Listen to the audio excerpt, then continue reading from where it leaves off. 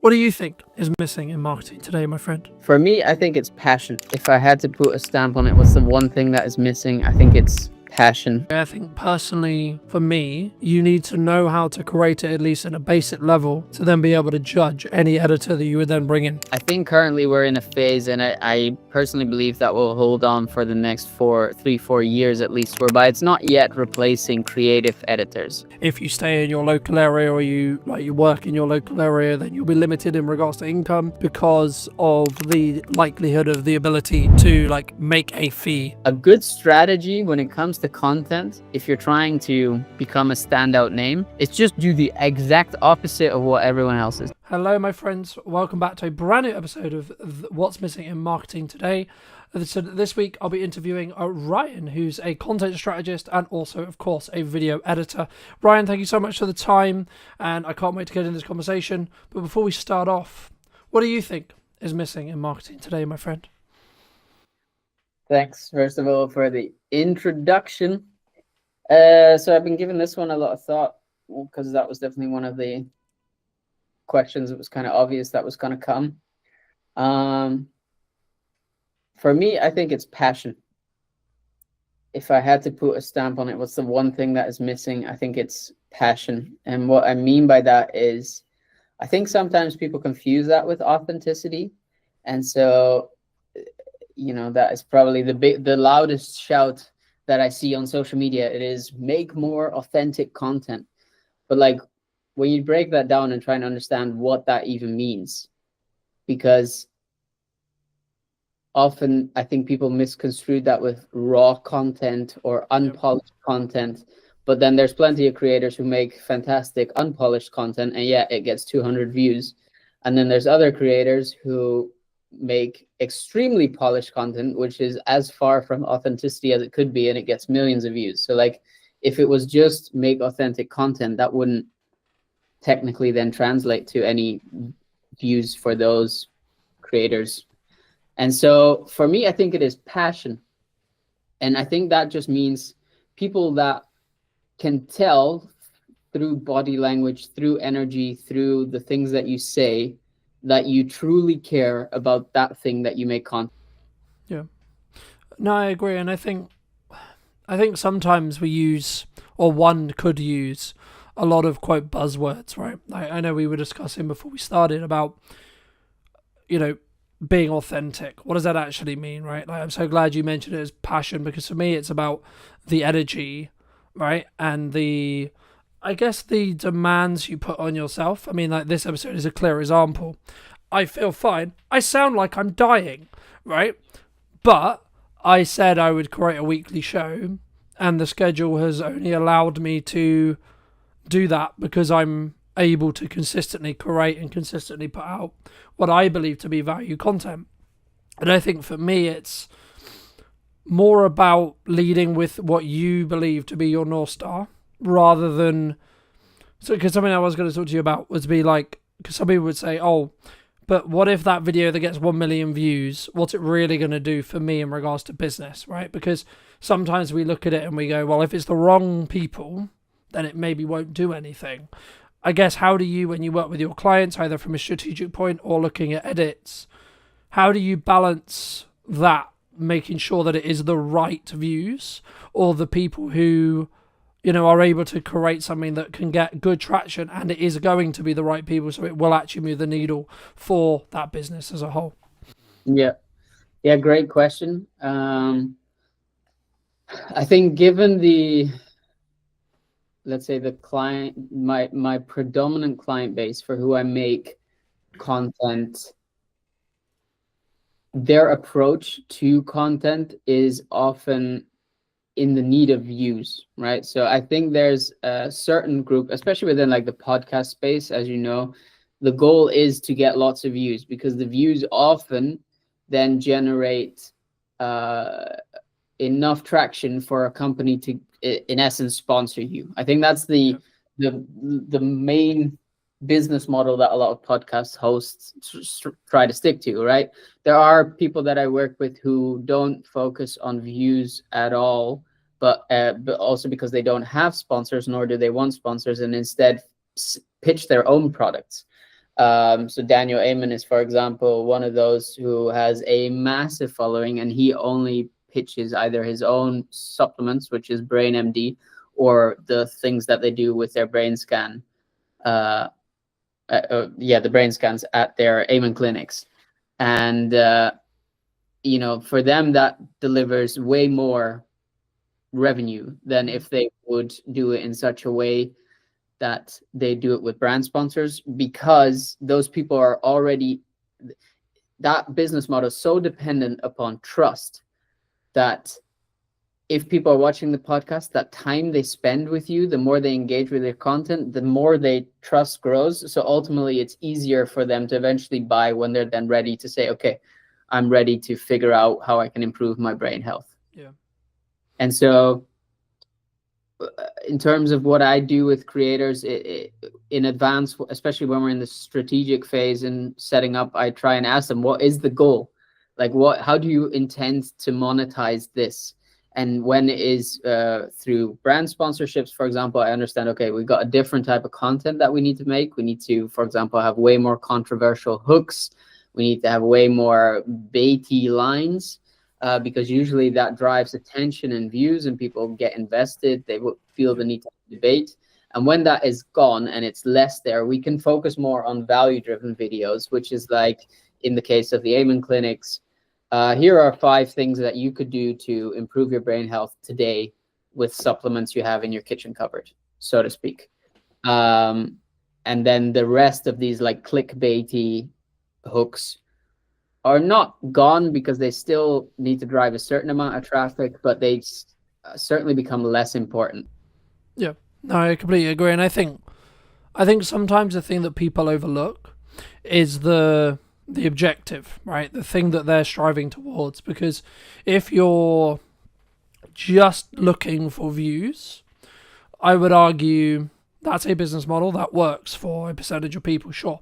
But if you're looking to build trust or build authority or etc. off the back of your content, then that should, in my opinion at least, come second, because you need to make sure that you're not, I'm trying to think the best way to describe it, but I guess it's twisting stuff to be a little bit too controversial, right? Like, just for the sake of, it will get, because it's a better hook, so it will get better clicks, etc. But then also, like, when you, I guess, acquire that audience or get served to that audience, you're then more likely to be serving it to the wrong audience, because they're going to care about the maybe the drama or etc.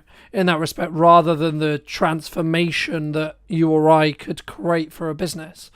I guess, I mean, you've had those who maybe know you through your content, etc. I mean, you've spoken quite openly on social about how good your year has been, and this is in a context for maybe longer term people who are listening, where there's a lot of people saying the creative industry is very hard right now. Being in video is very difficult, whether that's strategic, whether that's editing, whether that's production, whether that's a combination of the above. How do you look at it from a perspective of maybe what should you do, and or what do you think has allowed you to stand apart when others are maybe struggling? Yeah, great question. I think first point that I'd want to say is I wouldn't be the type of person to tell you should do anything. That's first of all. I've just done a bunch of stuff based off of what I've seen other people do. I've taken advice where I felt it was necessary, and I think where I got good is getting advice early on in my career, especially when it comes to content creation, to double down on the things that are driving results. And so early on, at some point for me, it was, I need to make money now or else I'm going to be broke, and I have a kid on the way, and I need to do something. And that was either, and I filled out the form, and I've spoken about this before, like I had a job ready to go in a supermarket. I was 25 probably at the time, maybe 26, graduated with a master's, and here I was applying to a supermarket job to like fill the shelves. And luckily, literally the same week that I decided to do that, I ended up getting my first client, Joe Bidender, who invested who basically took me on as a part-time editor, and and because of his support and his demands, I realized I kind of found what some people refer to as their niche. And so I saw the opportunity in making more podcast trailers. I saw that podcasts were growing as a general form of media. I knew that with Diary of CEO being the leader, they will have set the standard for what you need in order to make your podcast successful. So I knew that would be more people looking for trailers. Hence, I just doubled down on that. And then kind of growing up in a hotel in Scotland, I saw in like a luxury 4-star hotel, I saw what it takes to make high quality stuff, the commitment and the dedication to it. And without tooting my own horn too much, because it's definitely what it sounds like at the moment, but like I understood that if I just cared so greatly about this each video, and not focus too much on, is my personal brand growing, am I going on enough podcasts? Like the first 2-3 years, I posted, you can track record this, there was a period in which I was posting every day on my own channels, and then at some point I just stopped because I realized, okay, I need to make money. If I need to do that, I need to become one of the best podcast trailer editors that's out there. So in order to do that, I need to put in the reps. And I had Joe as a paying client, and next to that in the evening hours, I was just taking podcasts that were already existing, sometimes Diary of a CEO podcast. I downloaded it and just tried to replicate what they made as a trailer. And that kind of ultimately led to this point now whereby, yes, for me, it's been a tremendous year. But if you ask me, what's the hack? Just work 3 years at the thing that that people or the industry or feedback is telling you are great at, and then just produce that, and be willing that if it doesn't pay you out right away, to take that job, right? To take some side hustle, knowing that that is the kind of longer term vision to focus on. No, I completely agree. And I think, for me personally, again, I've had like another incredible year. And I guess the moment where it changed was middle of May, when I decided that my answer to marketing was yes and, right? So yes, you should have a podcast. Yes, you should have trailers. Yes, you should be doing ad value content. Yes, you should be doing live streaming, so on, so on, so on. And I guess the key there is, again, it comes back to that effort point we were touching on at the start, and that passion and the core. And I guess to an extent for me, it's always been, I'm going to try and lead with my brand and show you what's possible with your marketing using my brand as an example, right? Like, but also the byproduct of me doing that, of course, is I can prove to any client asking, yes, I know what I'm doing because I do this every day for me and number of clients. So I can speak in real terms rather than theoretical. And I think sometimes people, wrongly or rightly, or whatever they end up having, they speak in a really good theory, especially in the space of like video production, where there's like this subculture around like, we're going to train you to be a really good video production professional and etc. And like, I'm not trying to smoke on those people, but like for me, it's like, if you're not in the trenches every day, what worked for you 10 years ago or what worked for you 5 years ago or however long ago it was may not necessarily work now.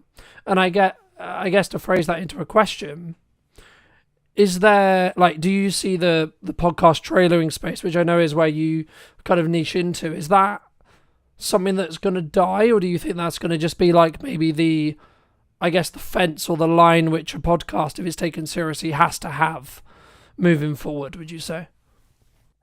Good question. Again, I don't think there are absolutes. I don't think every podcast needs to make a podcast trailer. I think there are certain ones, especially these ones which are like an hour and a half, 2 hours long, in which it makes sense to do that, right? Like the way I often pitch to clients is podcast. You probably wouldn't go to the movies if you haven't seen something in advance to get an idea of what you're going to watch. There are some people which do that.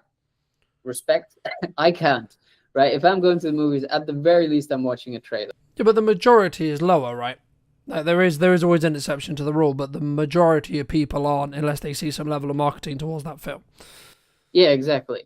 So that is a little bit my philosophy behind podcasts as well. Is like, if we're going to get people to commit even an hour, but especially for the ones which are 2 hours plus of their time to watch this episode, don't you think at the very least we need to warm them up to give them a bit of a feeling in advance as if what they clicked on or what they're committing to is going to pay off?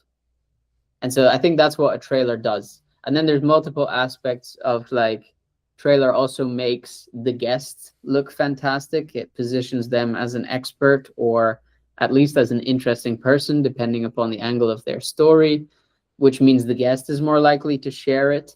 And so I don't know. Yeah, to answer your question, I don't think there's necessarily, it's not going to be a must, but it's certainly going to be kind of a minimum threshold. And the argument that a lot of the time I fall back to is, you cannot do it, but you have to be mindful that the Diary of a CEO, the James Smith, the Daniel Amen, the you name it, they're all doing it. And so you're already, by choosing not to invest into that, you're already one step behind. No, I agree. And I think as someone who does do trailers, and I'm sure we'll get onto that conversation as well, but I think for me, as we are moving more and more into interest graph based algorithms, and in a world where whether you're service based, as in you're trying to establish an audience, establish rapport, establish trust to then potentially sell to a small number of them, or you're looking for larger numbers to then apply sponsorship and add revenue and etc., whichever model you're looking at, the concept of having a strong hook that then tells YouTube or whatever platform you're on that this is a good piece of content will always benefit you in the long term. And I think for me, I guess it's some way, if you were going to put it into like A, B, C, D, T tier, you need to ask yourself, do you want to start at B and then work your way up? Or do you want to start at C or to start at D or whatever, or do you want to start at A? And or do you have enough resources, bandwidth, etc., etc.? Like, if you're someone who's just starting out their business, they've got zero budget, and they're doing all of it bootstrapped, and they're doing all of it themselves, should you have a trailer? You should have something. Yeah, right? I think. But exactly. So as someone who had a podcast, who bootstrapped it, who didn't have any resources, I just learned how to make the trailers myself. By the very thing that I just said, of just copying to some degree what other people were doing. And that copying, yes, it might mean that it's not original content, or it feels less original, whatever. But it did mean that it gave me the skills to start learning and understanding what works versus what doesn't.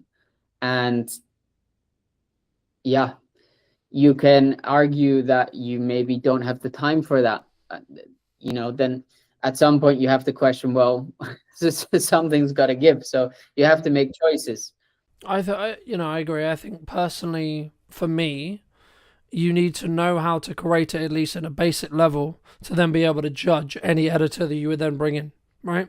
Like, because for me, otherwise, and this is the same with any marketing, this is the same with anything you do, you should be able to do it yourself. A, because when shit hits the fan, you might have to, right?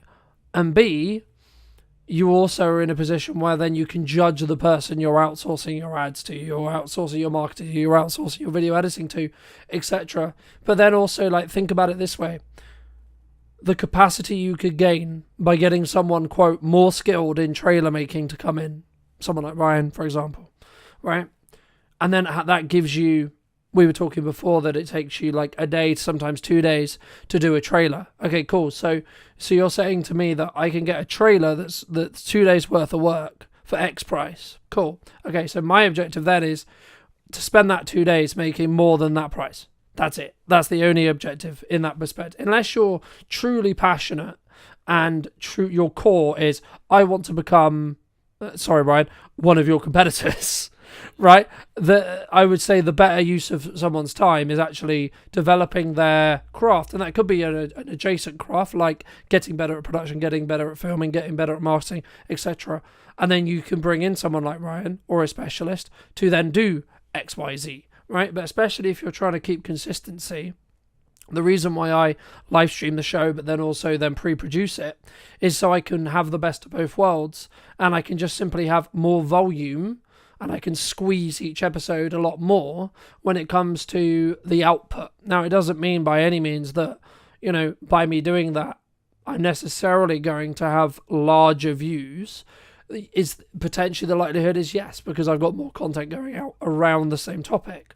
But actually, again, it comes back to that overarching strategy and what are you looking to do and how are you looking to do it. But I guess, in the research I did around yourself, it's actually, you said you aspire to be a Netflix documentary editor, right? I mean, how does that, I guess, there's kind of a two-part question here, which is like, number one, how does that influence your mindset if you haven't already touched on it today? But then number two, I would argue that that's I won't go as far as dying job or dying field, but it's definitely not as, I would say, or harder, you could say, like to get into or like to keep, because that industry is in transition at the moment with a lot of AI and etc. etc. In that respect, I mean, has your views kind of changed as you've had that kind of want and that core, from when you wanted that at the time? Yeah. No, I wouldn't say it has changed. But main reason for that is more so because I tend to be the type of person that really enjoys giving themselves a goal, and until I achieve it, I don't, yeah, it doesn't leave my mind, basically. So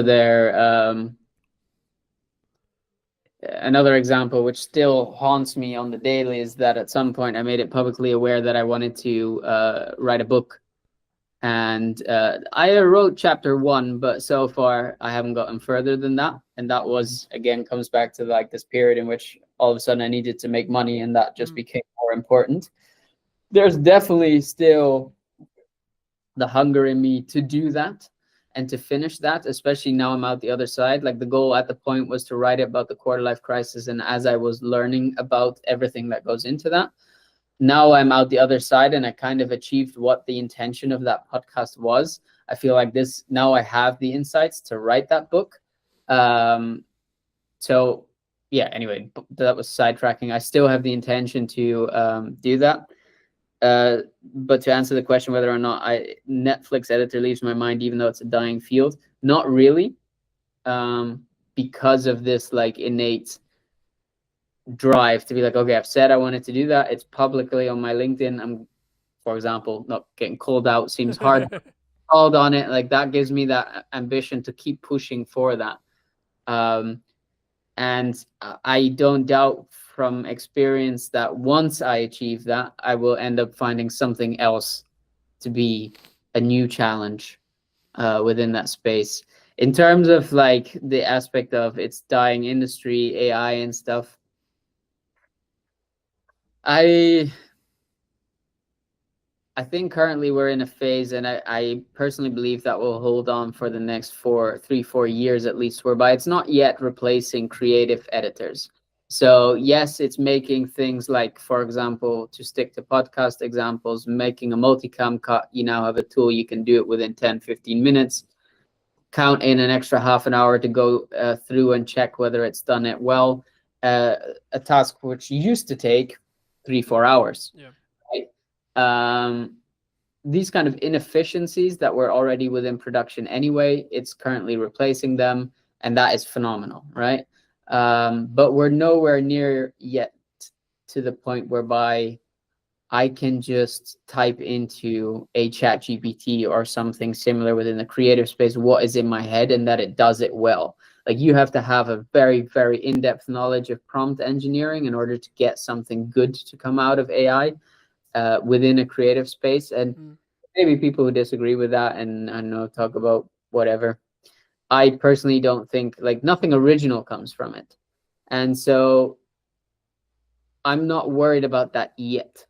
That being said, I've also talked about it before. That is my intention to do this for, let's say, the next 5-6 years, and continue building and kind of see how far I get, and around that time look into pivoting to something which is more offline heavy. My partner and I have always talked about setting up a retreat center, and I could imagine at that point we'll end up doing something like that, because I do believe as AI develops, as social media becomes more and more cluttered with AI garbage, I do think there is an element of people wanting to be more in person, because it's the only thing that their eyes will believe, right? They can't believe anything on the internet anymore at some point. And I do think the like social validation, these things which are innate human psychological things, that we will default back to those more. And so rather get out while on top than kind of sit it out and then be at risk of staying at that point in a dying industry. Yeah, and I use the word like loosely when I say dying, right? Like I think like many industries will pivot, will adapt, will change, and we'll see, you know, because there's a lot of speculation around like, is AI actually going to get to the point where it can replace you or I or etc. Right? Maybe, maybe not. Right? If you talk to the people who are quote making it, of course they're going to be like, yeah, yeah, yeah. Of course they are. Right? But in reality, are we going to get there? I don't know. But it kind of, to an extent, I guess it does lead on to my next question, which was going to be, you've been very fortunate to work with, I would argue, some high performing clients, right? In regard to their clearly successful in the monetary definition of the term, but and or even like health and balance and freedom and etc. Right? What would you say makes them either different, or even like maybe some other examples that you've studied yourself, like when it comes to their either their work ethic, how they show up, what they do, that I guess has allowed them to rise above the quote average in that respect? Yeah, I think for everyone, the main thing that applies is they know one rule to be true, and that is that quantity brings quality. And so they are just unapologetic about posting insane, and it is truly insane, volumes of content, and often repeating content which is performed really well several times, and they just do that day in, day out. So like I think currently for the Amen team, we're putting out like 300 pieces of content a week.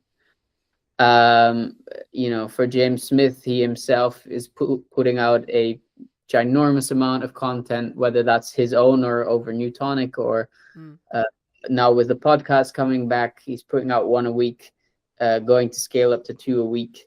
You know, those long form podcasts, they get cut down into at least 2 to 3 clips, which are like 3 to 10 minutes.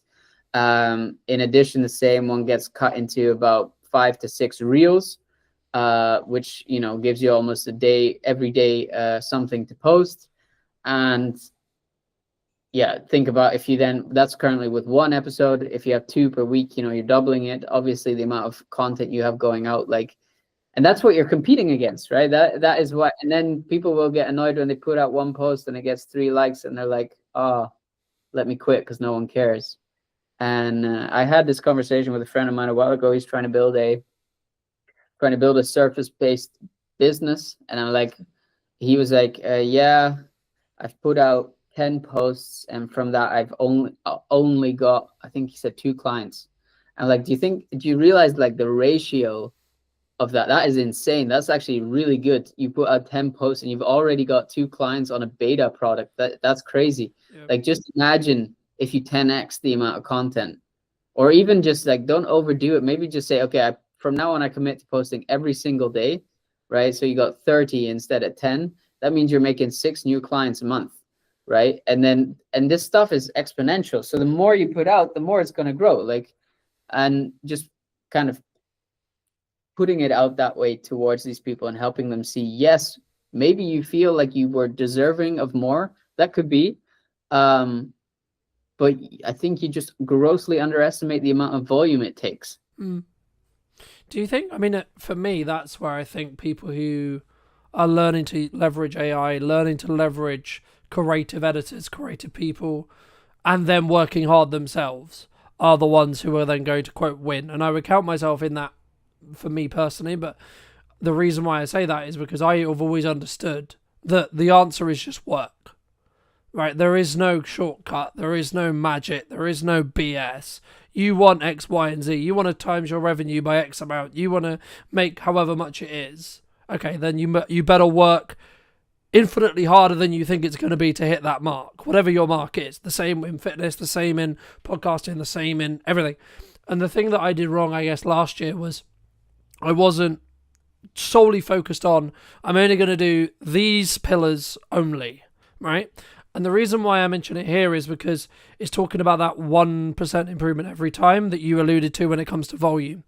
And the way behind it, for those who may not know, is it comes from, well, many things, but it comes from a pottery study, which is the most used one, which is a semester was cut in half. One was only asked to basically create one pottery item, so I think it was like a pot or etc. And then the other half was given the opportunity to create as many as they possibly could. And the outcome was the ones who created the most learnt the most from the mistakes they were making as they were creating them, which in turn meant they were able to then create the better pot. When if you just had one chance, you're not going to be able to, you're going to go make the chance, make the mistake, but then not be able to learn from it and then fix it in the next term. And that's why for me, anyone who says, oh, I'm only going to post once a week or I'm only going to post 3 times a week struggles because they don't have that compounding learning. And yes, it is hard work. I get it, right? I do. But since daily posting for the last, I would say 3 or 4 years, it doesn't, I then don't, this is going to sound horrible, I don't care specifically about each post. I simply care about, is it going to get me from point A to point B, right? Whatever that is. I mean, I guess, is there, especially when you were early starting out, was it simply just, I'm going to create a tailor today, I'm then going to create another one tomorrow, I'm then going to create another one the following day, to allow yourself to learn what didn't work? Yeah, so not quite. So just to give people, I suppose, an accurate understanding of just how long I've been doing this. I started as a DJ publicly in 2016, right? So in a couple of weeks, that'll be 10 years ago. And so I wasn't posting at the same intensity that I do these days, but that was like my first taste of social media. I was positioning myself as a local DJ, reaching out to local clubs, making my own music, putting it online, taking press pics, putting that online, making like kind of behind the scenes vlogs. So then I started the side project, which was a let's say a platform for DJs and producers to ultimately give them more exposure, especially for beginning producers. And I posted, I mean, the channels are still up, so you can always check, but I think on that channel we posted 400 videos, which I did for a year and a half. Then came the Quarter Life Crisis, a podcast, which in a year we posted over 400 videos. Right, and then that's not including, like, that's just on Instagram. If we include like YouTube and the clips and all that stuff. So like at this point, I've been in the business for 10 years. I've been doing this actively for like 4.5, and just put out so much volume, at least one post a day. And that was just for my own stuff. Let's like in the past 2 years, if we include client work, we're talking like 2,000, 3,000 videos. You can't tell, like, you're coming around the corner making your 10 videos and you're like, oh, but I don't have the same results Ryan has. Yeah. What do you expect? And so help me, what was your question? I mean, it was more around, I guess, like, is there a struggle around people simply understanding that it's just going to take them time, right? Because like when I started, there is this culture, especially at the moment, which is like instant. I want Ryan's views. I want X success. So on, in that respect. And I think for me, I've always understood, for as long as I can remember, that as long as I'm showing up every day, focusing on how can I get each thing I'm doing to be slightly better every day, by the time I get to the quote success marker, my success will change in respect to what my definition of it is. But I guess it would just be advice around like people who are struggling, or people who are saying, yeah, but Ryan, posting 3 times is hard because I've got a business to run, I've got this, I've got that, I've got a family, I've got so on. What would you say to those people? It is hard. It is. You're right. But if you want the upside of it, if you want the reward, you're needing to be willing to put in the work. And that is going to like, this is what I find tricky, because for me, the main reason why I did all of that I just explained was because, for me personally, the fear of needing to go back to my 9 to 5 as someone who is allergic to authority and being told what to do and when to do it, more importantly, like, that fear was more motivating than anything I've ever felt to this point. And so, and I still fall back to that now, whereby I think, if I don't know, if the business is like having a month whereby revenue is declining or something, I'm like, I need to do something, because I'm not going back to the 9 to 5. And I think there's a large group of people who want the upside but do not have anything driving them. They're waiting for that motivation. And sure, I could lie now and say like, oh, just put in the work and you'll eventually get the results and it'll be as motivating, but that motivating is gonna leave. Like, you have to have something that is driving you, something that you're scared of. For me, it was, and no disrespect to people who have 9 to 5s, but for me personally, that felt mediocre, and I felt like I could do better, and I didn't want to, like, be in that situation anymore. I was genuinely scared of it. Like, I was depressed, and so that has been the motivating factor for so long to ultimately go and put in the volume, because it wasn't more scary than that. Yeah. And so that made me come back time and time again to just put out another post.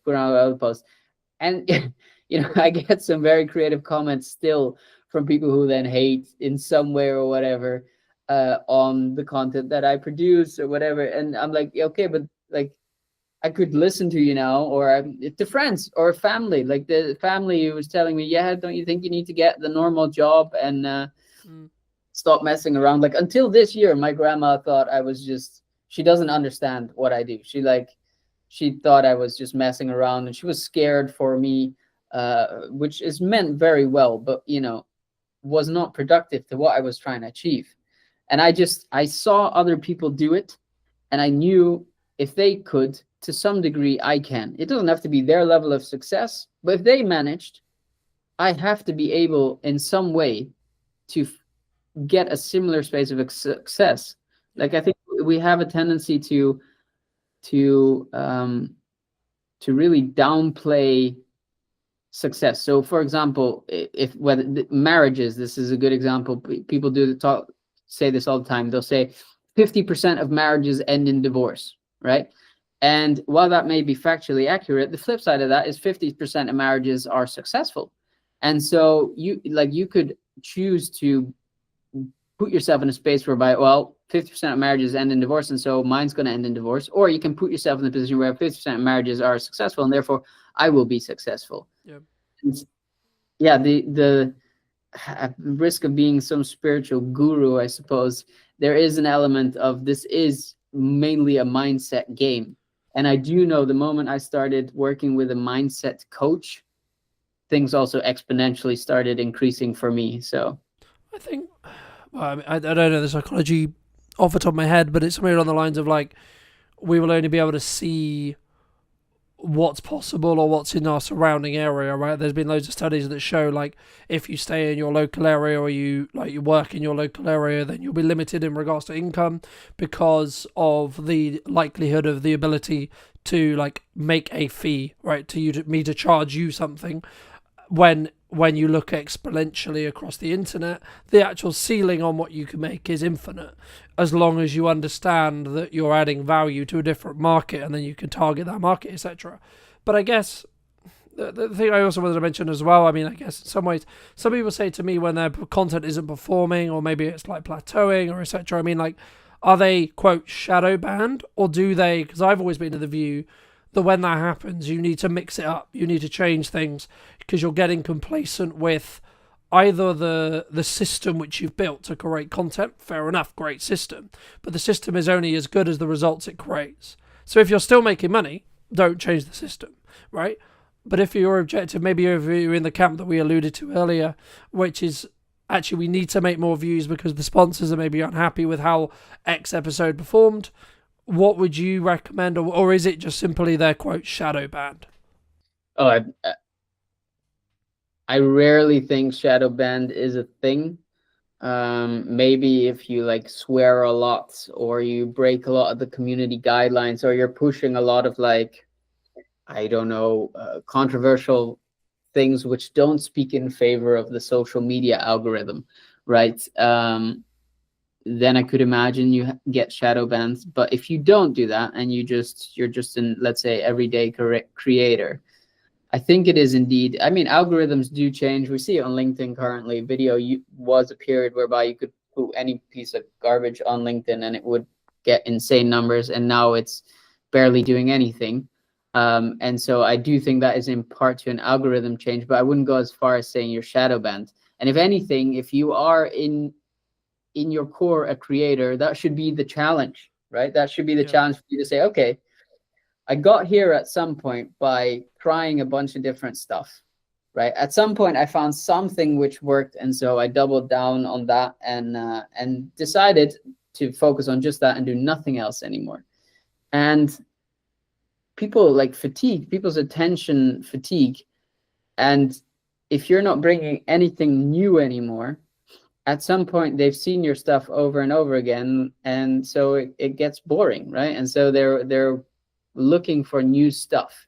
And so if you are a creator in your core and you find yourself in the position you're talking about, I say a good ratio to stick to, especially in the beginning, is just 50% test content and 50% of what you think personally will most likely do well. And as you grow, you'll see certain videos do better than others, and the ratio kind of adjusts. And so you'll at some point be producing for 75% of the content that always consistently does well. But I still think you should have that 25% of content whereby you're just testing new ideas, new formats, new iterations of stuff. And sometimes it doesn't have to be extensive. Like I produce a weekly show in which I break down how edits are made, right? And so I've been doing this now again for about 2 months. And in the most recent episode that I recorded last week, I decided to add a segment in which I basically give strategic advice when it comes to content. It's like a 1-minute thing in which I basically give a strategic tip of the week. And so that show expands, right? It's gone from just me reviewing 3 videos to my strategic advice plus the 3 videos. And then the week after, I added in a color grade segment. So I take like a scene from Stranger Things and explain these are the color elements that go into creating a scene like Stranger Things. And so the show builds, and I've given myself here with 2 new segments that I can test and see how they do. So I'll put it out on socials as an individual clip.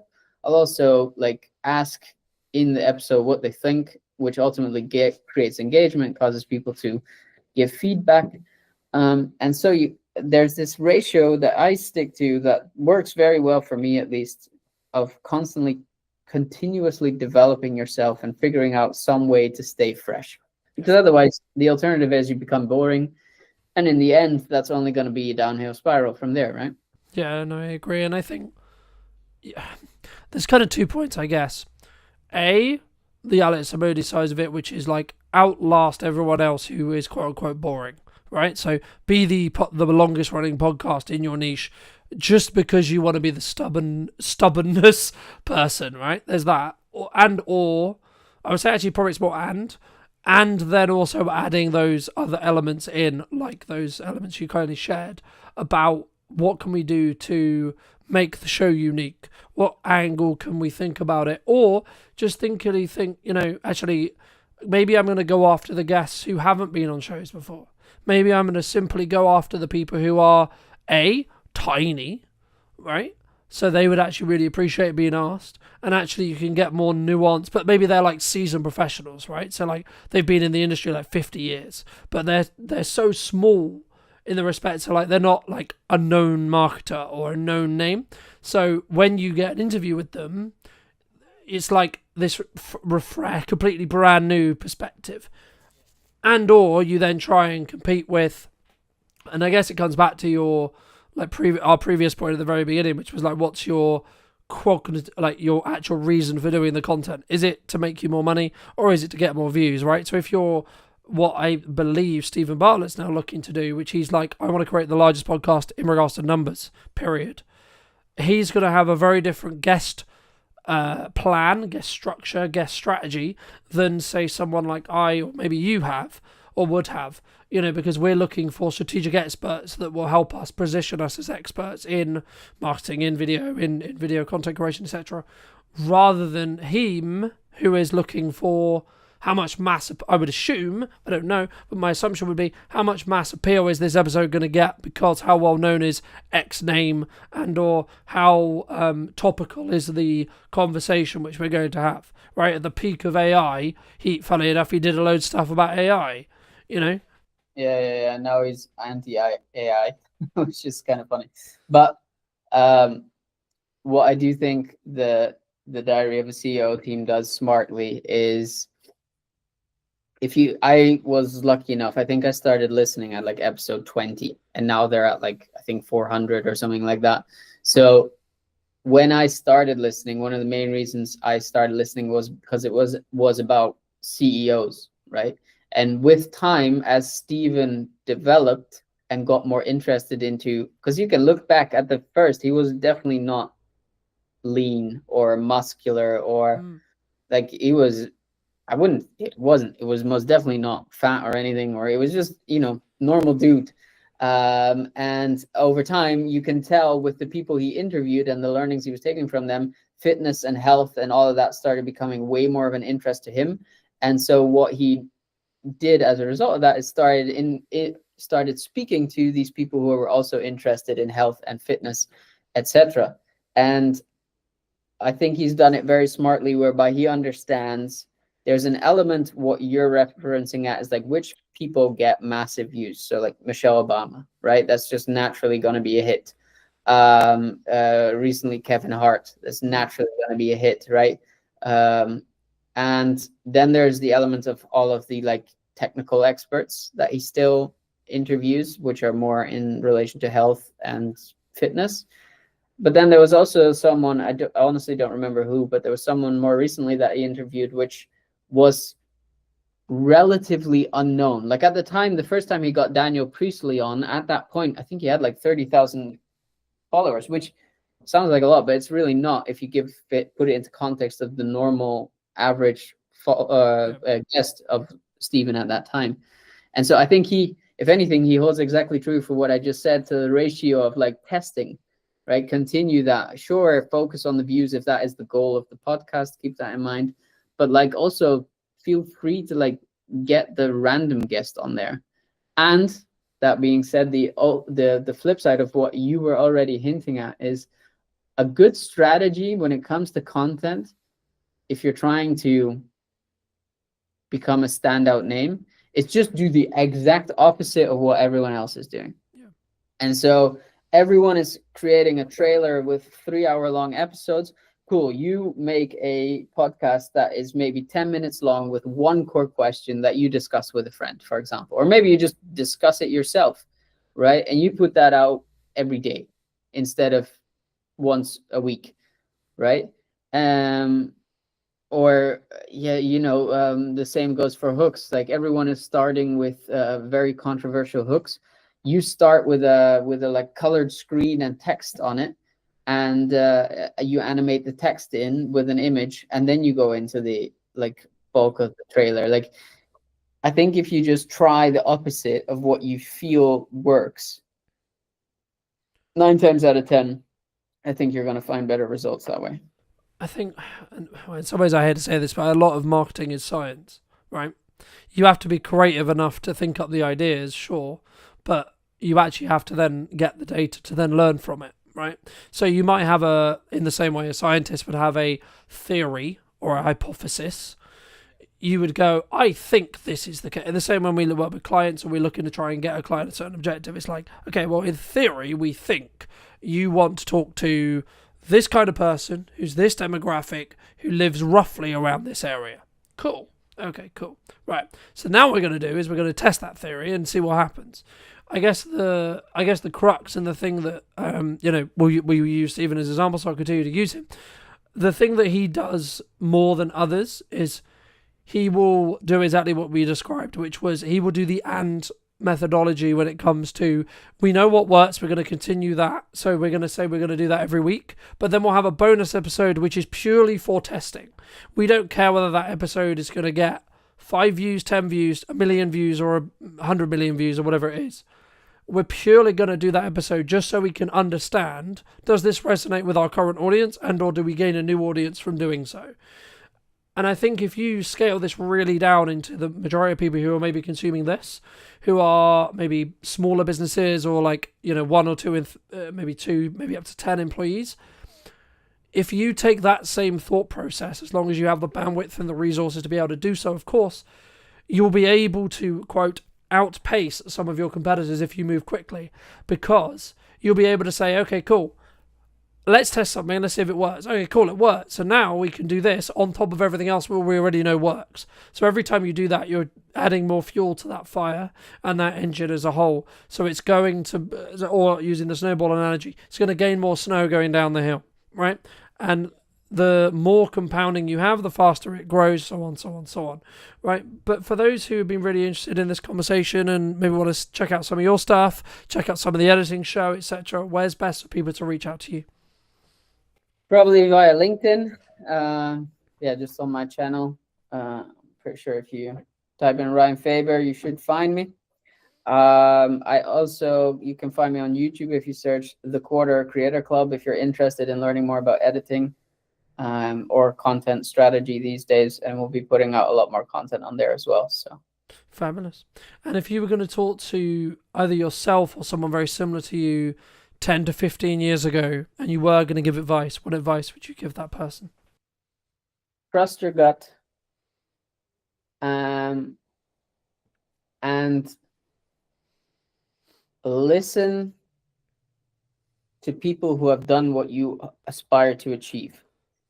And so my whole podcast, the whole thing that got me to where I am now, and arguably I still have a long way to go, but the main philosophy of that was I knew I wanted to be an entrepreneur.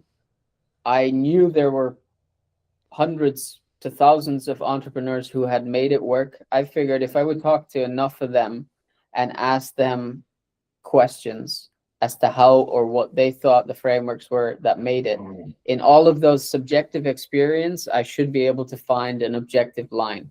And you don't need to start a podcast. I'm pretty sure if you send a bunch of LinkedIn DMs, if you DM me after watching this and you're like, I want advice on how to become a better editor, for example, I will respond to that. And I know for a fact, because I've done it, that there are plenty of people out there who are the same. And so if you just speak to enough of those people, at some point you'll see the patterns in what all of these people have in common, and then you know what you have to replicate. No, absolutely, I can agree more. And I think it's sometimes about not like trying to reinvent the wheel, but if you're going to take the bits that you really want to emulate and like.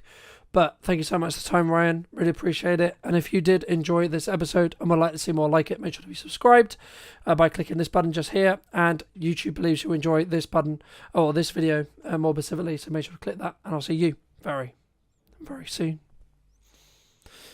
Thanks.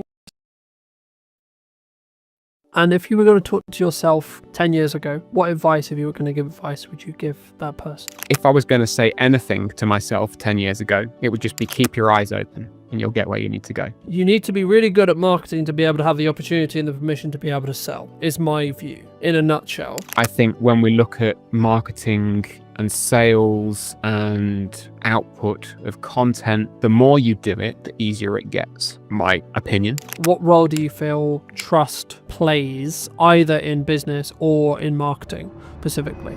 Hello, my friends. Welcome to a brand new episode in What's Missing in Marketing Today. Today, we're going to be talking to Tom all about his opinions on marketing.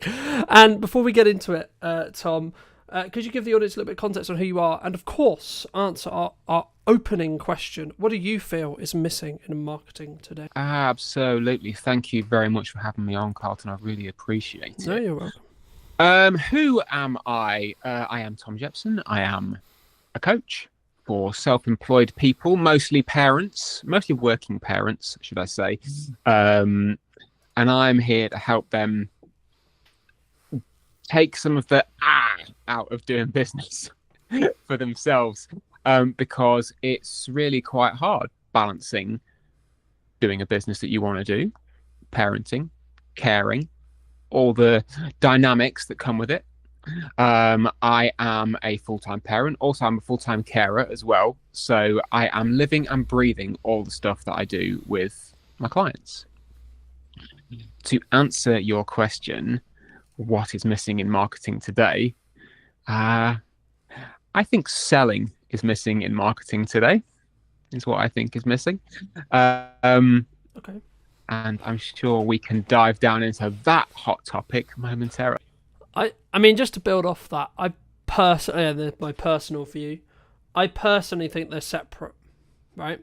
I think they are mutually exclusive. You can't have one without the other, right?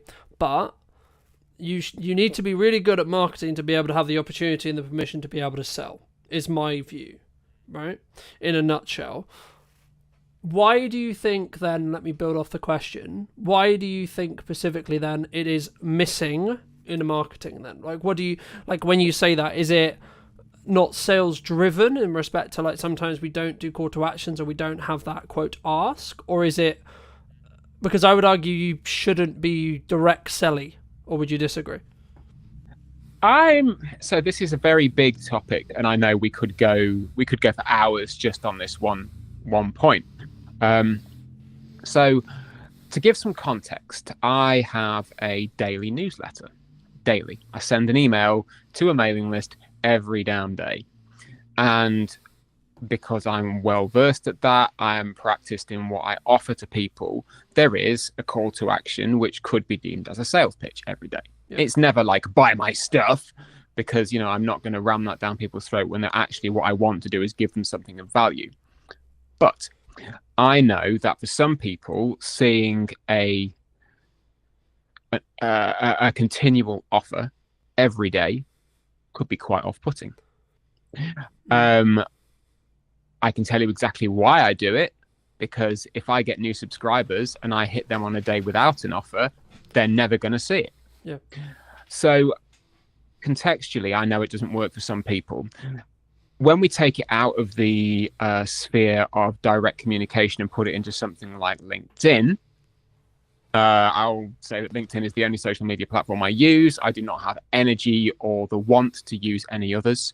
Maybe I'm wrong, maybe I'm not. I don't know. But I don't have the energy for it.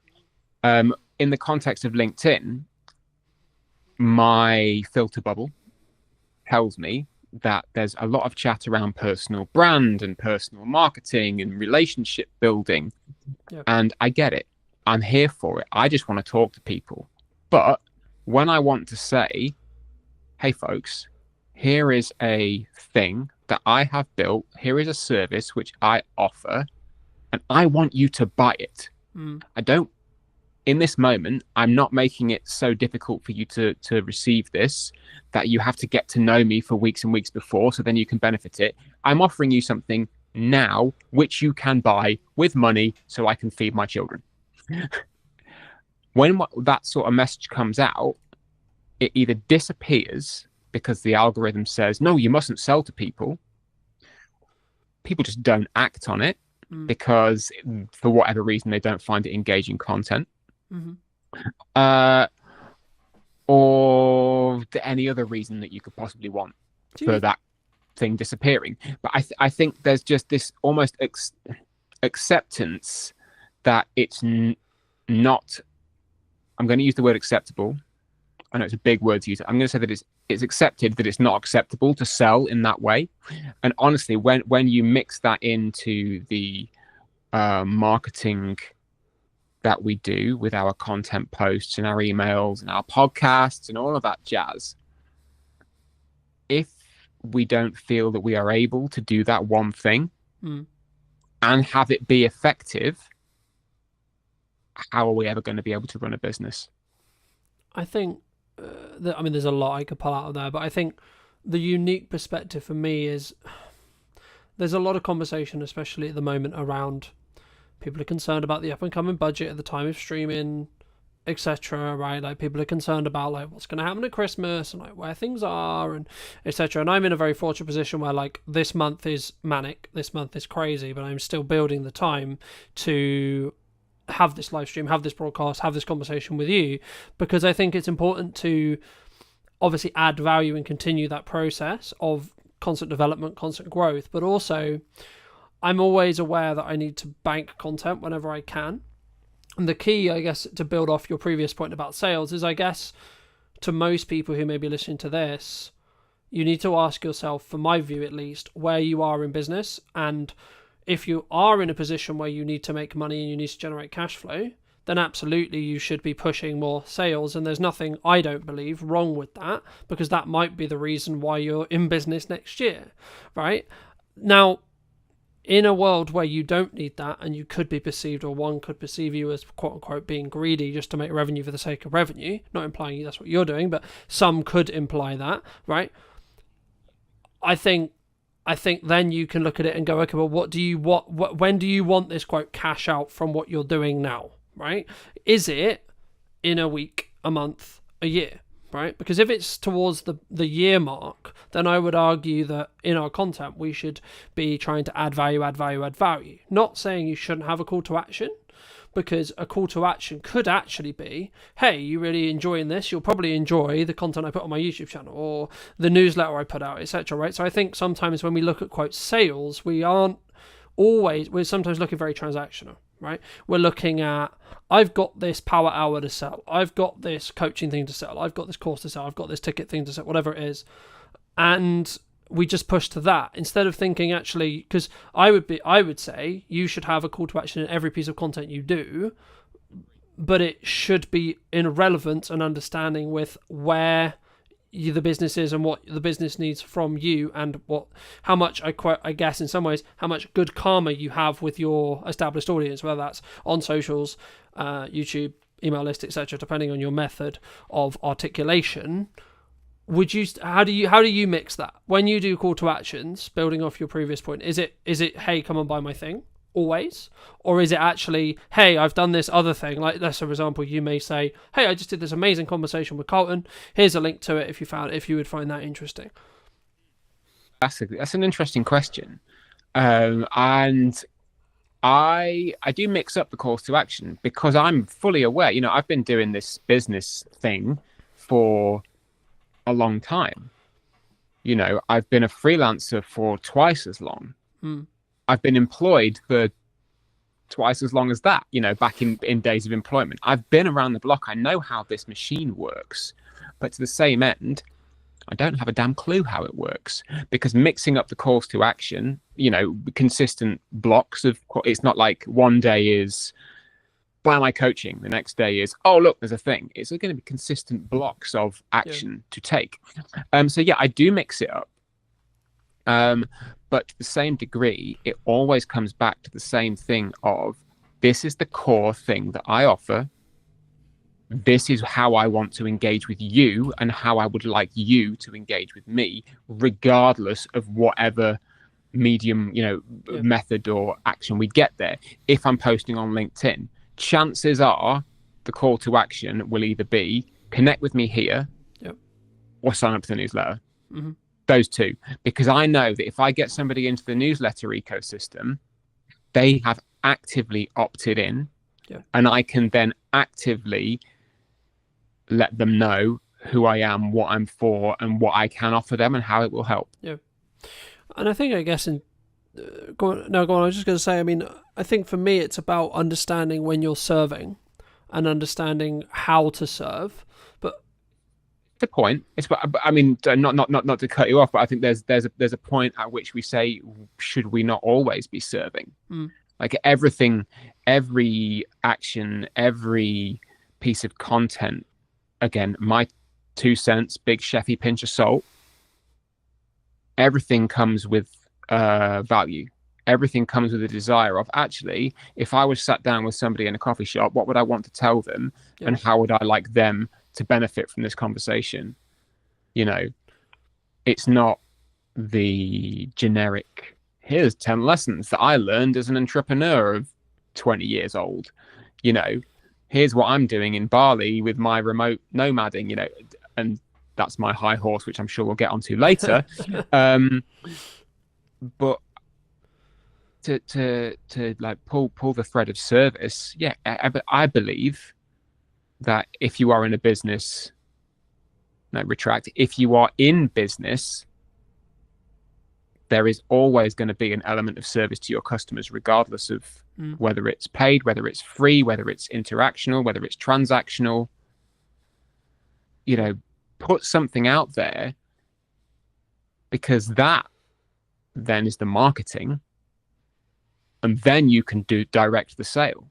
Yeah. I'm not an expert in sales. People know this way better than I do. As if they make jobs out of it. I haven't.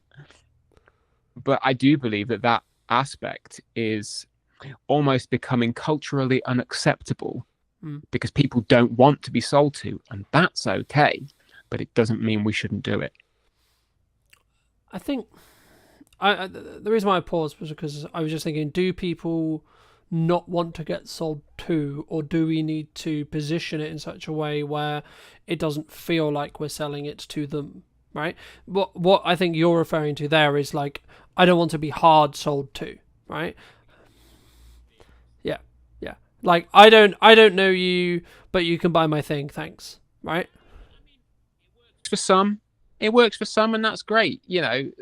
People. I don't think it's ever going to work for me personally, so I probably would never do it. But in terms of, I don't want to feel like I'm selling to somebody. No, absolutely. I have to feel like I'm selling to somebody. Otherwise, what am I doing? I'm not. Otherwise, it's a hobby. Yeah. Like, at some point, I need to be in selling this thing mode. Yeah. I'll offer somebody 45 minutes on the phone with me for free. I will pay attention to them. I will direct that conversation in a way which is pure coaching. I won't sell to them in the service element of that call. Yeah. They're gonna know at the end of it what I can do to help them if they want to take it further. But the service comes first.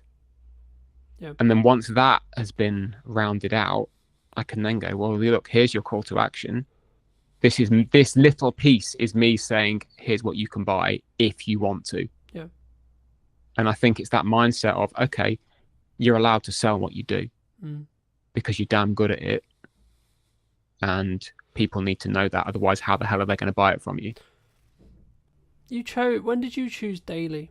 Because I think so many people, they struggle with, I'm going to spam people, right? Like, I post when I'm not in like crazy work mode with lots going on, etc. Like, I would post like 4 or 5 times a day, etc. across socials. Like, I'll be very visible, but I'm aware of how interest graph works rather than social graph. So I'm interested to see how kind of like you thought about daily like email marketing. Why daily, right? Because I guess some people are going to listen to this and say, well, Tom, that's spammy, right? That's too much. That's crazy, right? You don't want to oversaturate your audience, etc., etc., etc. It's not for them then, is it? That's my answer to that. It's not for them.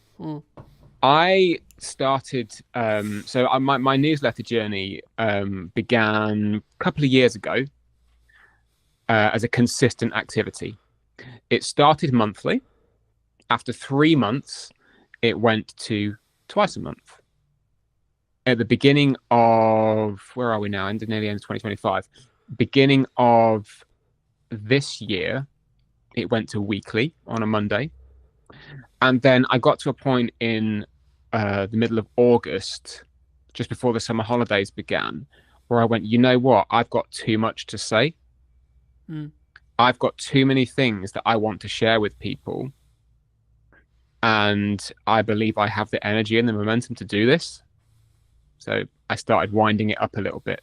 And as of the 1st of October, every day, it's 250 odd words of a story, something that's inspired me, something that I found funny or interesting, a life thing. It might be a straight sales email. They can be peppered in. It's a business newsletter. Yeah. But I found that from the beginning of October to today, when we're recording this. Sorry for suddenly removing the evergreen content barrier, but we can say over the course of the last 5 weeks of doing this consistent daily activity, I have found that my writing has gotten better. Not to toot my own trumpet, but it was pretty good before.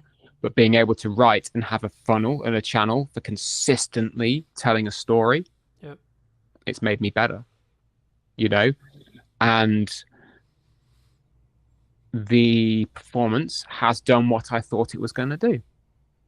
I gained a handful of subscribers and I lost a handful of subscribers. About as many, it was about parity for the in and the out.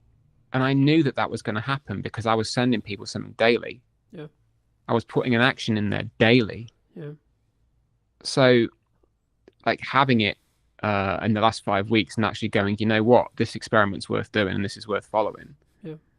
And I'm going to keep pressing on. From my view, speaking about like daily posting reels or daily posting on social across all platforms, blah blah blah blah. I think for me it's very similar, right? Like I remember I did a workshop in September, and an old friend, but also someone whose wife followed me, said something along the lines of, "Fucking hell, Carlton, you're everywhere," and she ended up tuning off and like unfollowing me, and I was like, okay, cool, but would she ever buy from me? And the answer was no. I was like, okay, well then, in the nicest way possible, thank you so much for the time you spent with me, and thank you so much for the support you gave on the content, but you know, actually maybe you're not the right person. And I think that's the key. And I think sometimes, like, I could quote a million people, but the crux of like any marketing is just a shit ton of work in a window of time to get a result, right? The work as a whole is probably going to be the same whether you do it across 6 months. Like if you want the result, you can do it across 6 months and get the results in 6 months, or you can do it across 2 weeks and get the results in 2 weeks. But you have to have the same amount of like output than you would have in that 6 months, in that 2 weeks. And that is going to annoy some people. That is going to quote, "Oh, fuck's sake, Tom, you're there again," right? "Oh, fuck's sake," etc. But like also just to pick apart a little bit what you said, the key I think for the person listening who's maybe considering something like this, whether this is daily posting on YouTube, daily posting shorts, daily posting Instagrams, writing an email, whatever it may be, writing a blog, etc. For me, it's, can you make that 1% improvement? Right? Because what you're talking about there, the reason why you're getting better is because, and you may not feel it, right, at the time. It's only in hindsight when you look back. But if you go, like, if I look at where the podcast was and arguably, like, why is what's missing in marketing today, quote, successful or, quote, doing well? Actually, it's because I've 1%ed it every episode since June. Right? By the time this pre-recorded version of this episode I expect comes out, it'll probably be 5 to 7, maybe 20 times better than as it sits today. Right? Why is that? Because every episode I'm functioning and I'm saying, and it comes with practice, right? Like anything, right? You can't expect to be in great shape if you don't work out every day, right? In my opinion, right?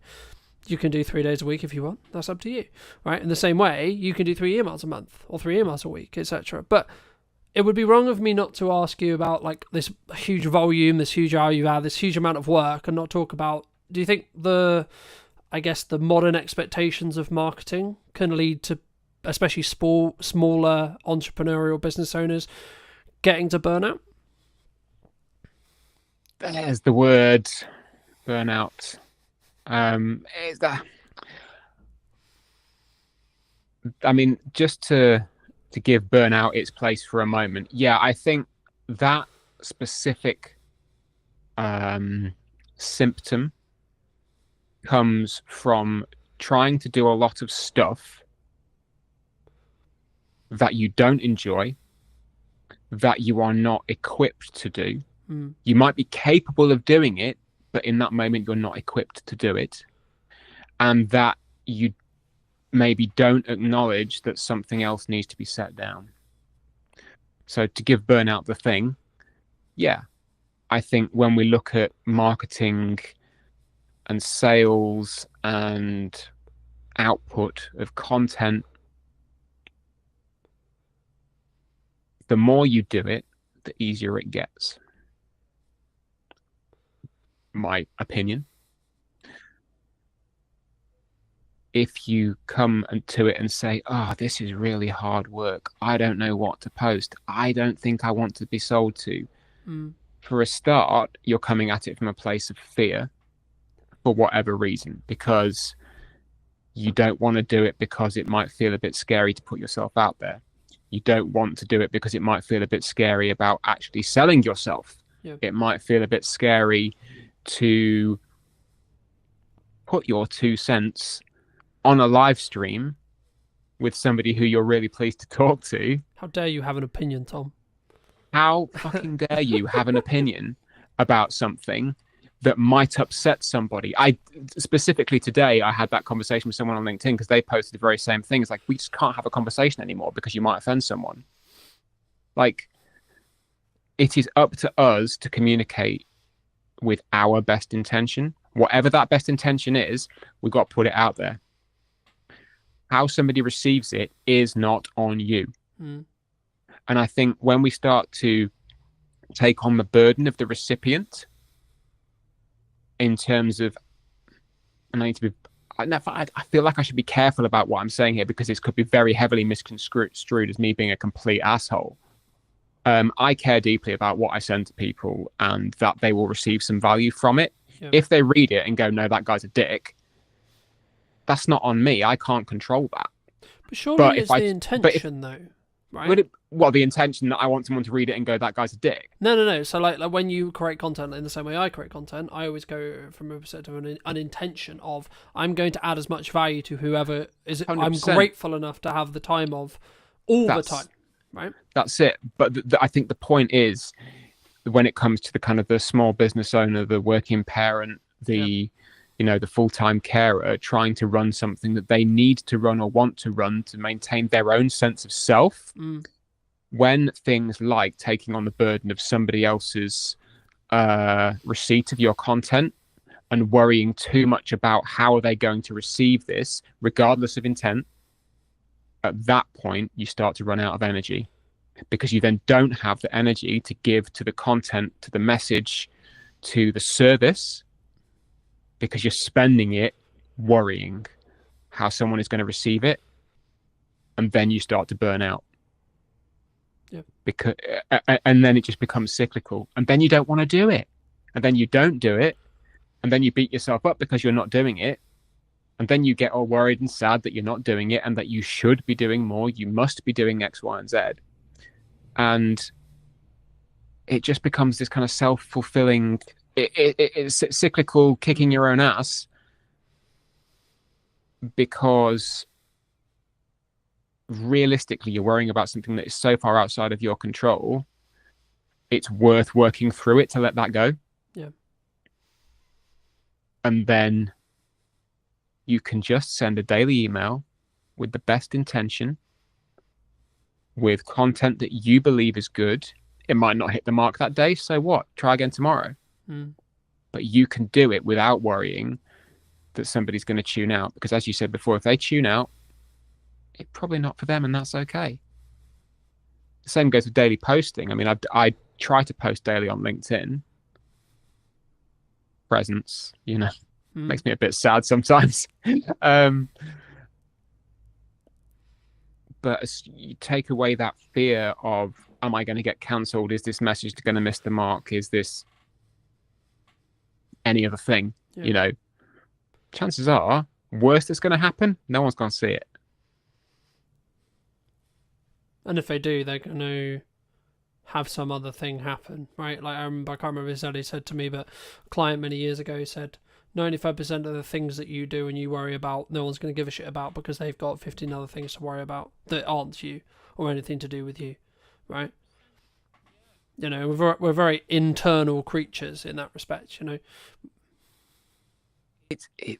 It's almost like being a little over empathetic, and again, not being a dick. Caring about how other people are is incredibly important. It's the crux of my business. It's the crux of me as a human being. Yeah, I care about how other people are. I was going to say, you could arguably care, but I also, I'll give you an example. I care about how your business is, right? I care about how everyone's business is, even if they're a competitor of mine. However, it's still none of my bloody business how their business is, right? Whether it's going well, whether it's not, whether it's whatever, whichever end of this spectrum we're talking about, right? Whether they're doing incredibly well and incredibly successful and they have a record-breaking months, or the opposite end of the spectrum, they're about to go bankrupt and they're actually like swimming in miles and miles and miles of debt. Okay, right. I can care and I can empathize as a human to a human and a business owner to a business owner. But the reality is it's still got nothing to do with me. Right? The only things I should focus on is me, my business, and what I'm doing. And staying in my lane and moving myself forward. Do you agree? I like the awareness. I'm very much attuned to being aware of what is going on around. Because then you know, if you see a strategic opportunity to make a move, you can make a move. Yeah. You know, you see a gap in this is how the best products come out. You see a gap in the market, you fill it. Yeah. You know, but as you say, how somebody is doing day to day, if they are not publicly putting it out there on the line, telling their story all the time, because they want it to be seen. And I mean, like, not a curated version. I mean, the whole nine, just open book stuff. Then no, you're absolutely right. It's none of your business. You can be interested and you can still care. Every person that I know on a personal level, I care about how they're doing, how their work is, how life is, you know, how the family are, how much detail they give to me is up to them. Because some stuff just ain't my damn business. Yeah. But understanding that they're at least there, being empathetic to that is good. But you know, to circle back around to the over empathizing, as you say, when you get to the point of actually that's not your damn business, then you can stop. You can go, all right, I've used my energy to this point. I can put it back into marketing myself. I can put it back into selling myself. I can put it back into serving other people who are actually on my doorstep waiting to be served. Yeah. I think it's knowing where and how to channel that energy to build the right boundary and really to keep yourself safe. Do you think business owners struggle to give or set boundaries, either with clients, with colleagues, with friends, with marketing, with themselves, with family, with friends? Yes. I'll elaborate on that. Well, there we go. No, there's the answer. No, And if so, why? No, that's a really good. Is it? Sorry, that was a veiled attempt at humor. Yes, absolutely, I do. I mean, everyone does because they're creatures of service. You know. Does it come from that? If I don't say yes to this job, there's not going to be another one coming thing. Do you think, in some case, like in that specific nuance? It's part of it, yeah. I mean, I've been reworking a workshop that I ran eons ago, all about saying no to things, which is, you know, coming down the pipe at some point. Hopefully, by the time the published version of this comes out, people will actually see it and it'll be live. But I think that because prioritization is hard. Separating yourself from your work is hard. Separating you from the public version of you can be kind of hard. Separating different facets of work and life is hard. Just establishing boundaries and maintaining them is hard. Like being able to go, you know what? I'm stopping work at 3. And I'm not going to answer my emails till tomorrow morning because it's family time now. You still get the little itch, you know? Sat down, scrolling on TV, like while the TV's on, you get an email pings and you go, oh, I'm just going to answer that now. You could just not because nothing's going to happen. But it's maintaining that boundary because you get that little itch of if I don't do it now, somebody else might get there first, or I might forget. I might be busy. You know, it's difficult to maintain it. And again, a lot of the time, in my opinion, it comes back around to being afraid of something. forgetfulness, busyness. And sometimes you just kind of need to go, okay, well, if something happens, it happens. That's kind of a future me problem. Right now, I've decided that this is my boundary, and that's more important. Yeah, and I think as long as you can reflect on every situation, every job, every etc., like whatever it is you're doing, whatever you're trying to achieve, whether you're trying to launch a podcast, newsletter, work with a new client, do marketing, whatever it is, or do sales or whatever it is, as long as you can actually hand on heart say you did your best and it was in line with what you were or wanted or needed at the time, and or like, I think it's interesting, right? Because I think sometimes we act as if we're busy, or we imply that we're busy, or we are busy, or etc. But actually, in reality, what we're actually saying is, at the moment, the thing you're asking me to do cannot be a priority. In crux, if someone ever asked you, in my opinion at least, oh, I'm too busy for that, what they're actually saying is, no, right now that's not a priority. So personally, something I've done the last couple of years is whenever I have a situation which is like, hey, I know I said, or I know we said, or I know you're expecting me to do X or Y, I will give you a realistic timeline regardless of how that makes you feel in the short term. And that might be, etc. But it's actually, I'm not doing you a good service if I don't give you clear, concise, and transactional or transparency within my communication style.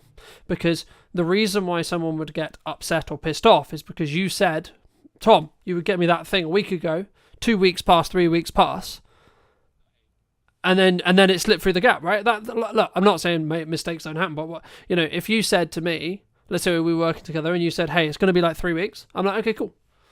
But then I'm not expecting it next week. I'm expecting it in 3 weeks, I mean, that's almost kind of a side point, isn't it, really? That's just being good at what you do and doing what you say you were going to do. Yeah. But do you think we struggle sometimes? Because, like, especially when we win, like, the client, right? The client of my dreams, or the project of my dreams, or the money of my dreams, or the project is amazing because it pays me X, or it's actually a great opportunity, etc. We have this, like, want to, I'll do it tomorrow. Oh, it's done tomorrow.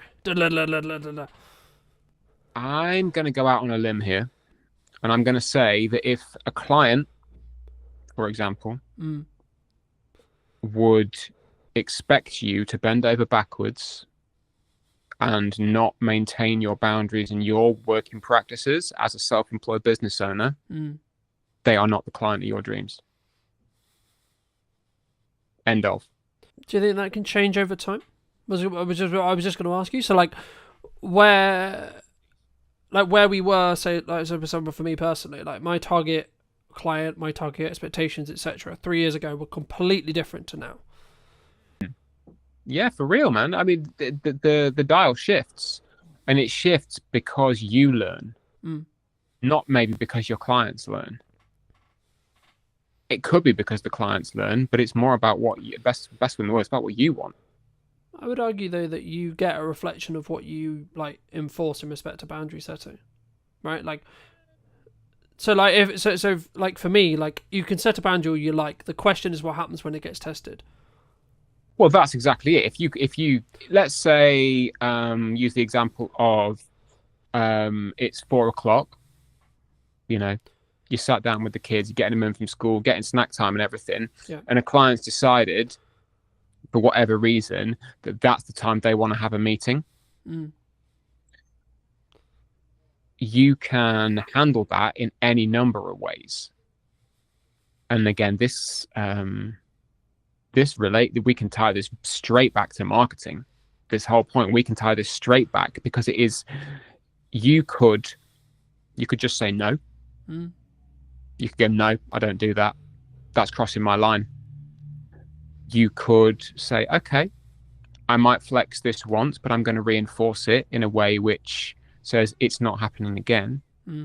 Or you could set it up from the outset by positioning yourself with your marketable material, with your boundaries, with the expectation setting from the off that says, actually, this is never going to happen because my priorities are this, this, and this. Serving you is within those priorities. but this is the line. Mm. And as I said before, if their client decides that that's not good enough, they're not your client. Well, yeah, and the nicest possible, they can go somewhere else. You know, They like, can go. Somebody else will flex you. for them. Somebody else will flex. And I know that context is everything. Yes, there have been times when I have had to completely smash down my boundaries because the project scope of something has changed. Mm. Like, it was it's happened recently. It was very painful for me. Like, it wrote off days of time, weeks of time that I thought I was going to be able to spend with the family, but I had to do it. I had to because money would have been lost. And in today's economy, at some point, yes, you do need to go. I was going to say, does that come back to kind of what I opened with, which is like, you need to understand what the business is required for you? Like sometimes you need to eat the shit, so to speak. Sometimes, but at the best one in the world, I'm 42 years old. I've been doing this for eons. I ain't eating shit for anybody. I'm not doing it. Yeah. But in this occasion, I went, you know what? The scope of this has changed. You've acknowledged that it's changed and that the work you're asking me to do is borderline unreasonable. But I'm going to do it because A, I'm not a diva. I'm not going to throw my toys out the pram and say, oh, screw you guys. That's bad business. But the acknowledgement from everyone is that actually this is crossing a line. So yeah, context is everything, but being able to control that yourself is what is important in this. The client, because they know how I work and they know my boundaries, we've worked together for a long time, I marketed that to them from the beginning. Yep. I don't need to sell them on that. They already know. So having that within your control, I think, is also very important as to how you can put yourself out there and say, I'm the one who's saying when this line moves. Yeah. I mean, that kind of bridges onto my next question, which was going to be like, what role do you feel trust plays either in business or in marketing specifically? So if it's in a marketing context, it would be building trust with your ideal client, your ideal audience, etc. And if it is in a client context, it would be then how do you utilize and or keep that trust? Brilliant question. So I'll put my coaching hat on now. So for me as a coach, through my marketing, people need to know a small number of things. I mean, the first thing is obviously that I am a coach and that I am good at what I do. They need to know that from the off. Once they know that, we can kind of go, okay, that's the functional practical. We'll just cast that aside. I know this thing about him now. After that, it's then getting to know me. What do I bring to the table? Who am I? Who is this guy? And then through the stories, through the communication, the conversation, it builds this rapport. It builds the camaraderie. And eventually the camaraderie and the rapport turn into trust. Because that kind of communal safe space has been built through the messaging, through the back and forth on email, through the DMs, through the networking. And somebody knows they could rock up in a one-to-one with you and you'd have a great chat. Because at least the space you hold there together for that 30 minutes or whatever, you've established that and it's good. It does take time. You know, it's not just a case of me going out to people and saying, hey, I'm a coach. I'm really good at what I do. Look, I'm a nice guy. You're a neat guy. So it takes work. It takes a lot of trust in yourself as well to be able to go, you know what? This is what I stand for. This is who I am. And who I am is okay. I don't really need to flex or change or bend for anybody because this is who I am. How that is reflected into work once effectively you have somebody pass the post, so as we said before, that's just showing up and doing what you do to the best of your abilities. Yep. You know, I hold safe space for people. When we get into a coaching call, effectively this little oblong window, that is our safe space and our boundary.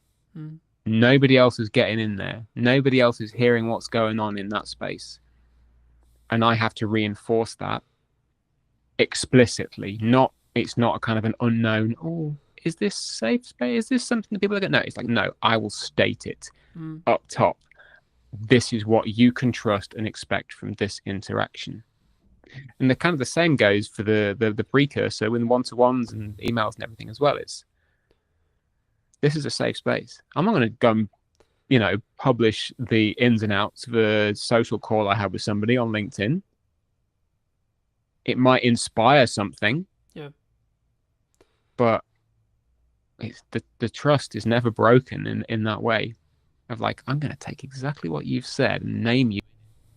I think it's different, right? Like, again, it's context, right? Like, being inspired by a action or showing a behind the scenes process, like, for example, for me, like, people ask me all the time, how do clients feel about the behind the scenes process? Well, like, me sharing production, me sharing how I do it, etc., right? Like, a lot of people, the honest answer is actually they like it. They like that extra exposure. They like seeing it from my point of view. But it's just part of my sales journey, right? It's something that I have a conversation with very early on, and I establish very quickly what kind of project is this, right? Is this going to be a collaborative project where we both win? They get great content, I get great content, and I get paid, happy days, right? Or is it going to be a very stringent, very NDA'd or non-disclosure agreement, very contractual, very show up, get paid, go home, F off, right? Kind of agreement, right? And, I guess, what do I do more of now? Probably the more collaborative side, right? Just the nature of the business, etc. Cool. But that's also, and again, I had a reality this morning, which was the same, which was like, actually the old of me would have been like, this annoys them, but the person I am now is like, no, that's just not me anymore. And obviously I won't go into detail on that specific thing, but it leads on to my next question really nicely, which is like, how do you either help people, or maybe someone listening to this, if they're looking at their marketing or etc., and maybe they want to move into that next stage, whatever that is for them, that next season, whether it's we have a 9 to 5, we're looking to do our own thing, gain our own freedom, gain etc., and all the benefits that come with, but also all the stresses, of course, that come with working for ourselves, and or we've been working for ourselves for 3 years, 2 years, 1 year, whatever, and we're looking to scale up. We're looking to do that scary, we're going to up our prices, change our value perception. What would you say to those people who are, as I say, kind of, I think there's two camps potentially who are listening. A, in a 9 to 5 who are looking to make the jump, or B, maybe they've been doing it, they built good momentum, but they're kind of like, if I up my prices, I'm going to lose on my clients. I mean, that's a very specific scenario, the whole upping the prices, losing the clients thing. And it comes up more often than you'd think. Broad strokes, I would always ask the question, who are you now? And then, who would you like to be? And then, who now can help you become who you'd like to be? And it always comes back to the self, the understanding that the person in the middle of this storm in a teacup, in fact, the teacup in a storm, is you. You're the one who is steering it. You're the one who makes the decision at the end of the day. You have, I have, pretty much everyone we know collectively who is self-employed has had to have that pull yourself up by the bootstraps conversation and go, you know what? I'm leaving my job. I'm going to go and do it for me. And at that moment, you say to yourself, well, okay, this is who I am today, leaving my job. But tomorrow, who do I want to be? Do I want to be the person who's just left their job and is now running around like a headless chicken panicking? Or do I want to be the person who has gone, I've started something new? Yeah. Still scary. I talked a lot about fear in the last sort of 45 minutes. But it starts with you. Yeah. And I think just to build on that from a marketing context, I had a realization yesterday when I was talking to a client at the time of broadcast, and they were like, it's how they react. So we were talking about their brand in specific, and for obvious reasons I won't go into detail, but we were talking about how I perceive their brand. And what really stood by to me was then how they reacted to my feedback on what I was saying about their brand, if that makes sense, right? Because it was like, hold on, this person sees me as a pinnacle marketing voice, and that's why they value what I'm saying, right? It doesn't actually matter, in a nutshell, what I said, right? It was actually, and it was something along the lines of, hey, we really appreciate that because you're a strong marketing voice, etc. And yet, like, clearly, and this is the thing I was going to bridge in when you communicate, when you market. If you want the clients that are going to send you around the country, you want the larger scope, you want the larger projects, you have to ask yourself from backwards, and this is exactly what I did, that's why I'm bringing it up. You have to ask yourself, what content would they consume? How can I get their attention for long enough to build trust with them? But also, how can I show them that I'm worth the call? I'm worth the investment. I'm worth the, because etc. Not even like, first it's the time, then it's the money, right?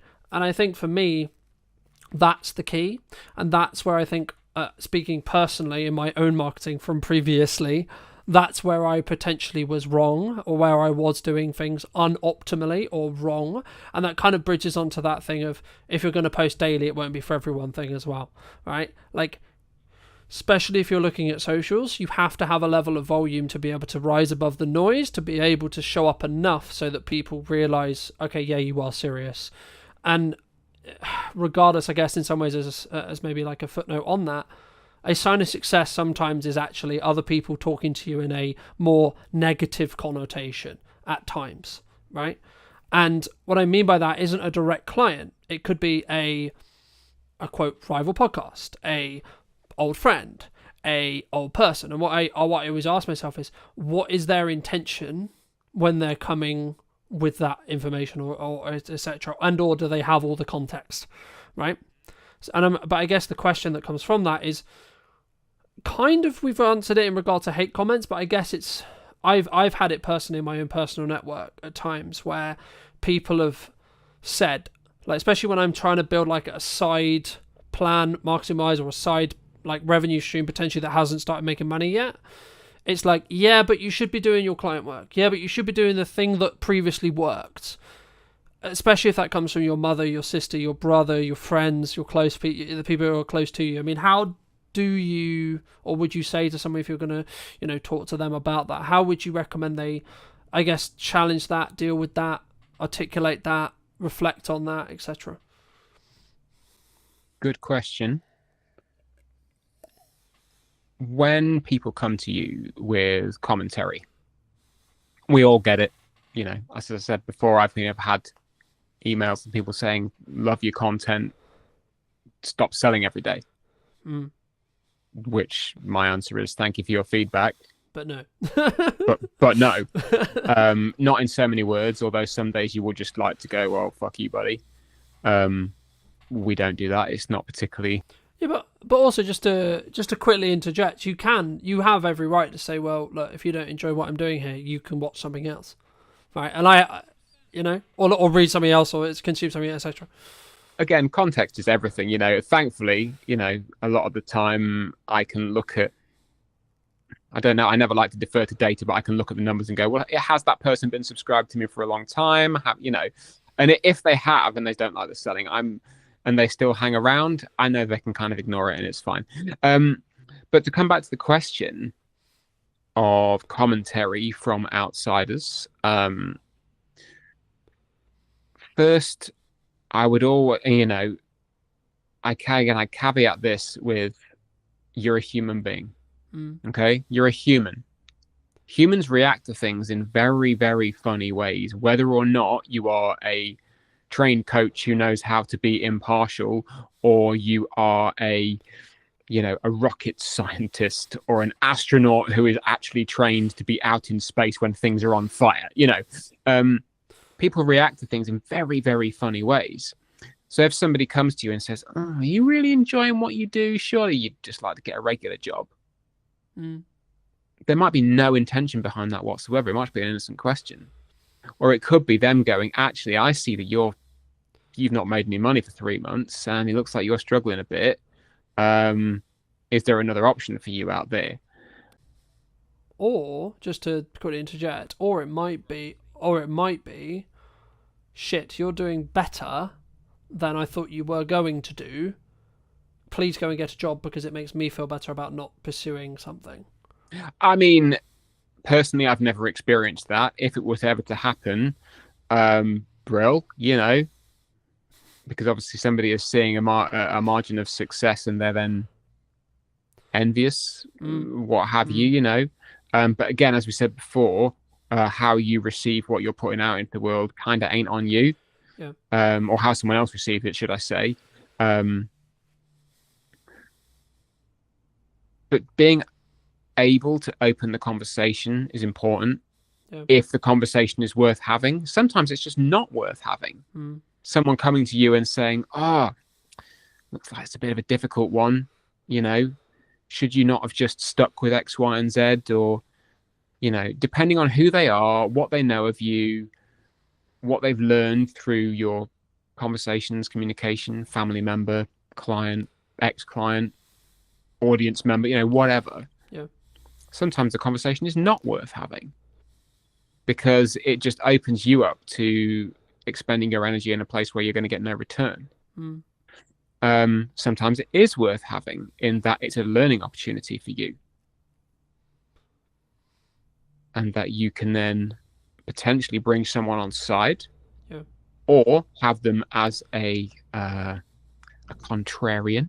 Everyone loves a contrarian, but that, because again, they can teach you things. And that then immediately weighs into, well, if somebody is being a contrarian and at some point they could potentially become a client, now I can learn something and I can then talk to them better. And well, that's what I was going to add. I think it's really contextual, but like for me, if it was maybe someone you connected to personally, like family or someone really close to you, in the nicest way possible, you need to, like, I always strip that line personally, where I want to make sure they're heard, but also in the nicest way possible. Again, it goes back to that, it's not really your concern, right? Like, what I do with the business in the nicest way possible, unless they're like directly involved in it. But like, if it's just like my mother, or like, and this is not aiming at any of these people, like, but just examples, right? If it's my sister, or if it's my brother, or it's my mother, or girlfriend, etc., boyfriend, so on, normally it comes from a place of care. Normally it comes from a place of, hey, shouldn't you be doing something that pays money, right? Or shouldn't it be like, in some ways they're saying, actually, hey, that thing you're currently doing, I don't personally believe it's going to do what you think, right? Because they look at the evidence, and it's ironic because at the start of a business, when I remember when I was having the idea of product media in my head, I was like, everyone was saying to me, "Oh no, go get a job. Oh, it's not going to work because you don't have the track record." But now I have the track record of making it work across the period of time I've made it work. I'm like, I just personally ask myself, is this going to move what I'm trying to do faster, forward, or is there a level of learning that can happen, or both, right? And when I ask myself, I mean, I'll give you an example. At the time of broadcast, it's incredibly busy with client work. There's lots going on, blah, blah, blah, blah. And I'm like, okay, nearly every single day is uncomfortable. This morning it would be like, actually, me doing this conversation with Tom, however valuable it may be, it's uncomfortable because I should be doing other things related to client work right now. However, in December, in January, when I'm going to look back and go, in November, when you could have done that, when you could have weaved it in, and yes, it would have been uncomfortable, but you didn't. I can then not complain that things weren't busy if I don't keep things moving forward while simultaneously working everything else out.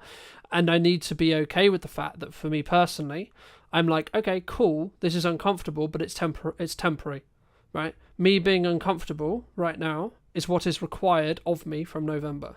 Okay, cool. So when we get to December, it will naturally become, because Christmas coming up, people are spending time with, so on, right? I'll naturally have that release. So actually, me leaning into this comfortability is a learning opportunity. Yes, it's uncomfortable, but it will be a learning opportunity to go, okay, well, what is too much for me? Do you think people sometimes, I guess, stop before they hit that glass ceiling? Because I've always been of the view of you're maybe one email away when things are harder, especially looking at the current quote climate, right? Where people are like, oh, you're one email away, you're one post away from the opportunity that completely changes your business. Or your life in some ways as well. Oh, absolutely. You know, you never know what's going to come around the corner. You never know. Because you are never around the corner till you are round the corner. I have hit the wall a number of times. Overloaded with work, overloaded with life, you know, bogged down by terrible employment, you know, whatever. And again, this cycles back around to understanding who you are today and who you would like to be tomorrow. It comes around to a boundary.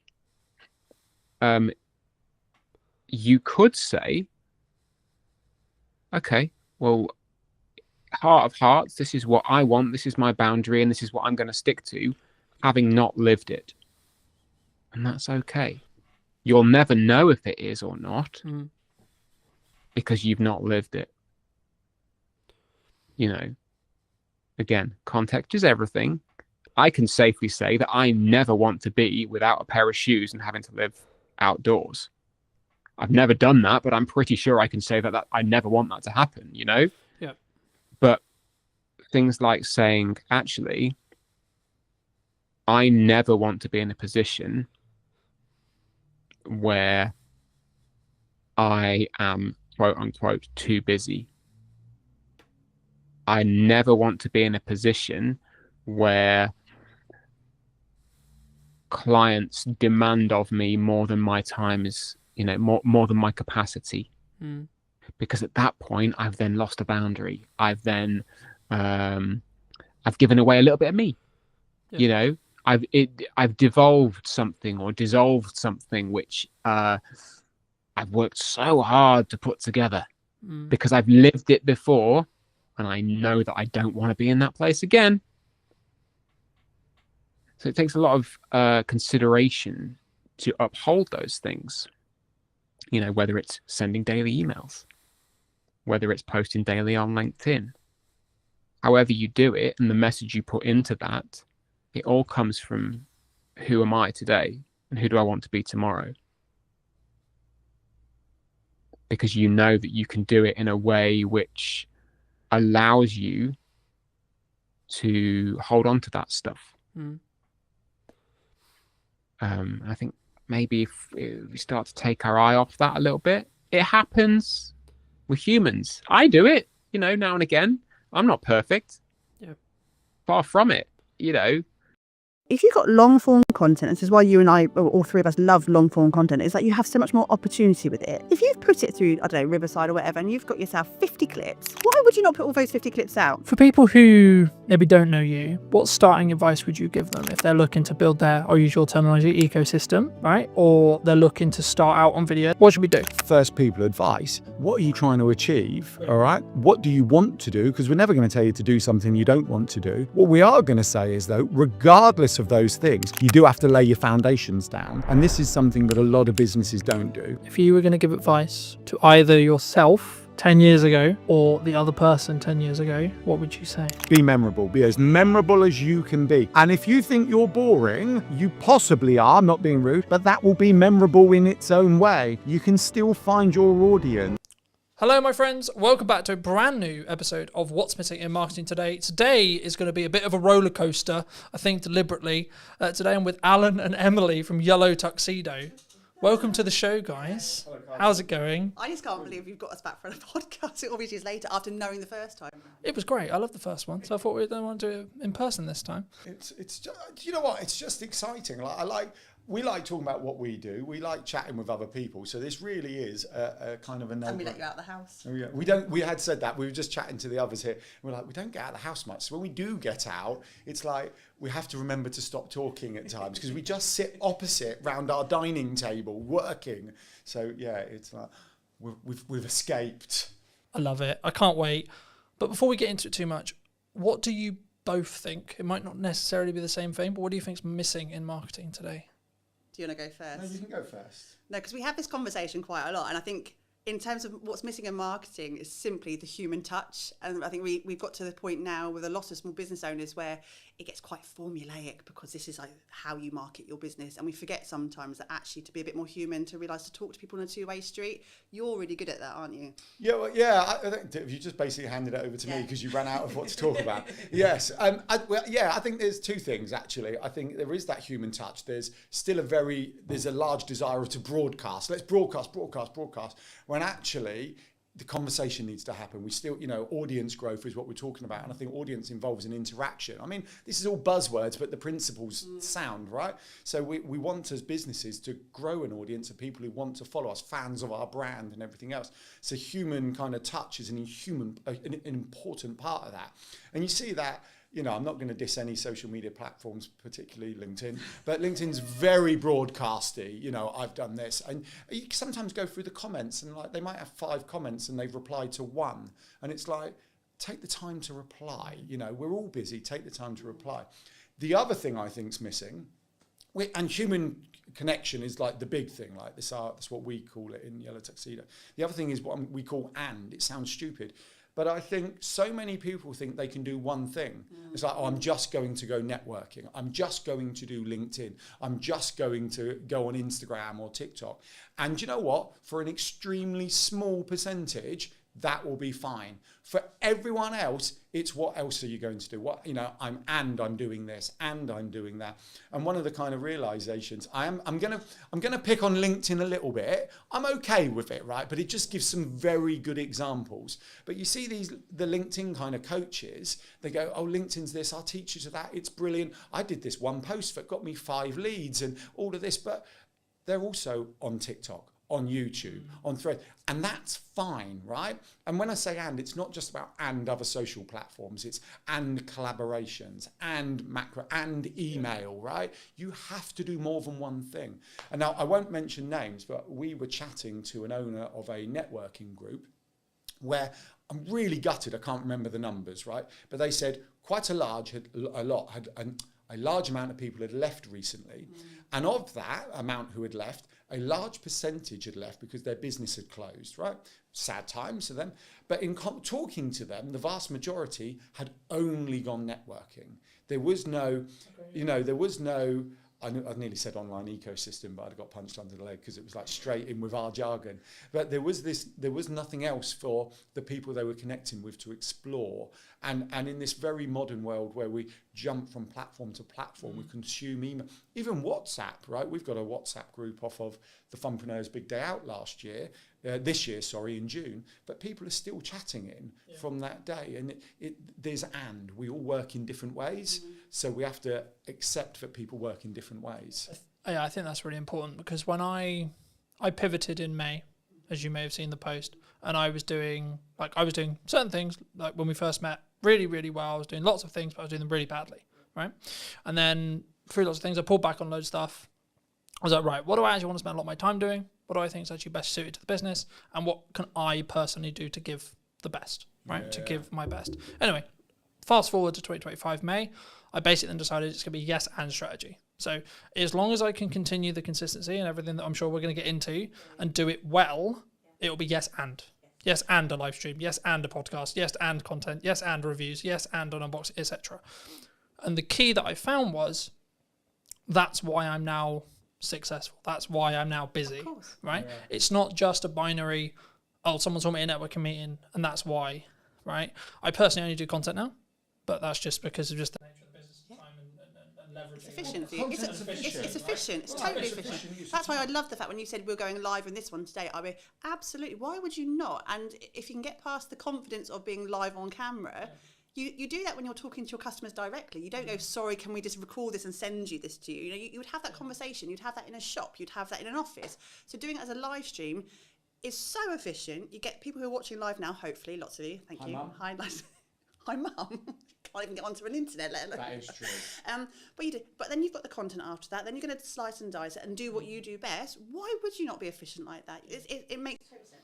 People asked me the other day, they were like, why do you just not live stream it?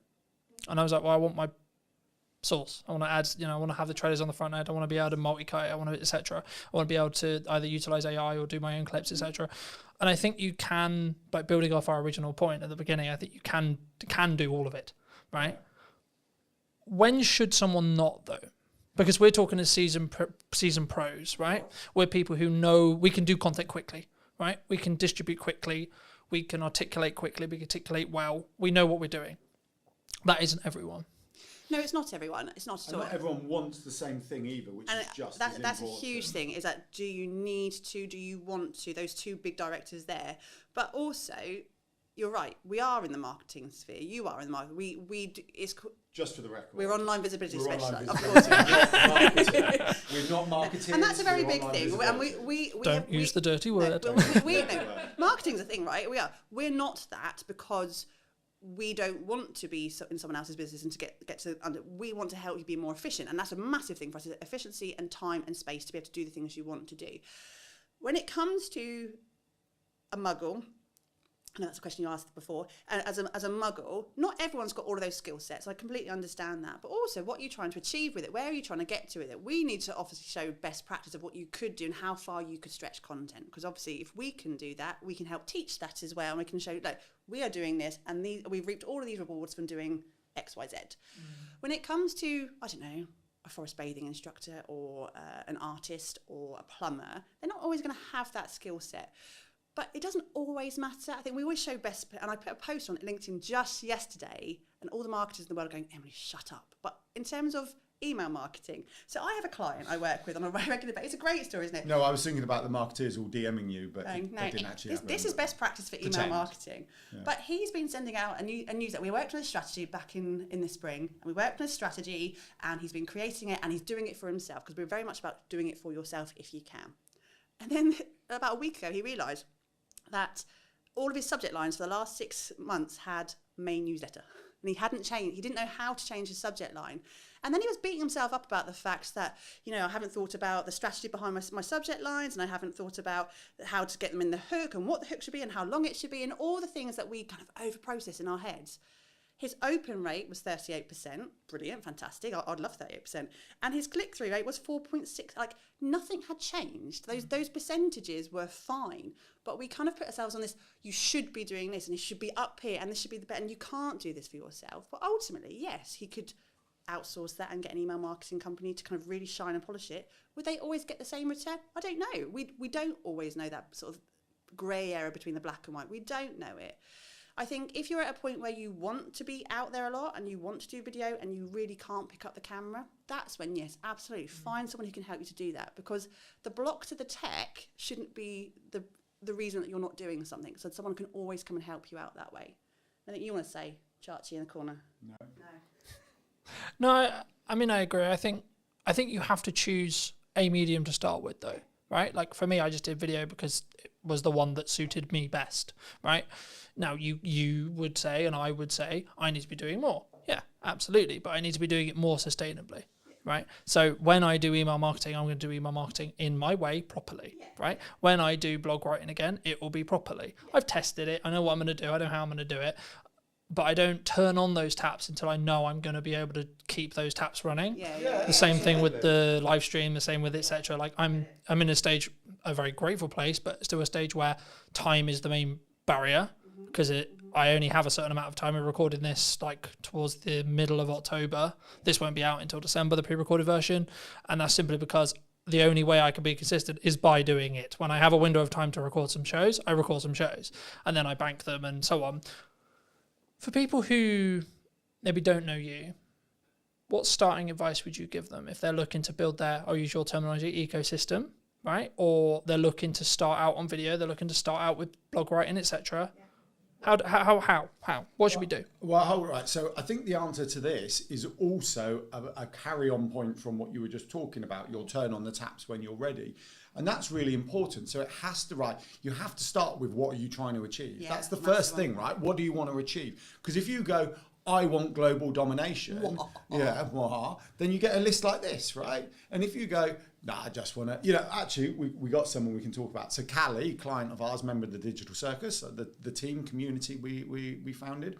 And I remember when we first started, she said something like this: I'm just trying to make enough money to take the family on holiday, right?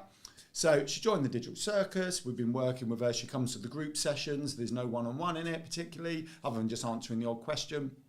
And recently she's got, it's all kind of kicked in and working. I'm getting so many inquiries organically now that she said, I don't need to post on social media.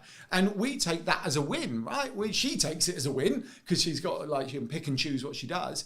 And we're going, we don't see social media as a bad thing, but it can be a bad thing if you're feeling you have to do it to help you get to where you're going, right? Because then the mindset's different. But for her, she's like, well, I just do the odd posts for the people who are trying to validate me, but actually everything's coming in through the online ecosystem she's built.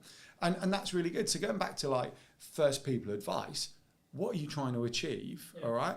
What do you want to do? Because we're never going to tell you to do something you don't want to do.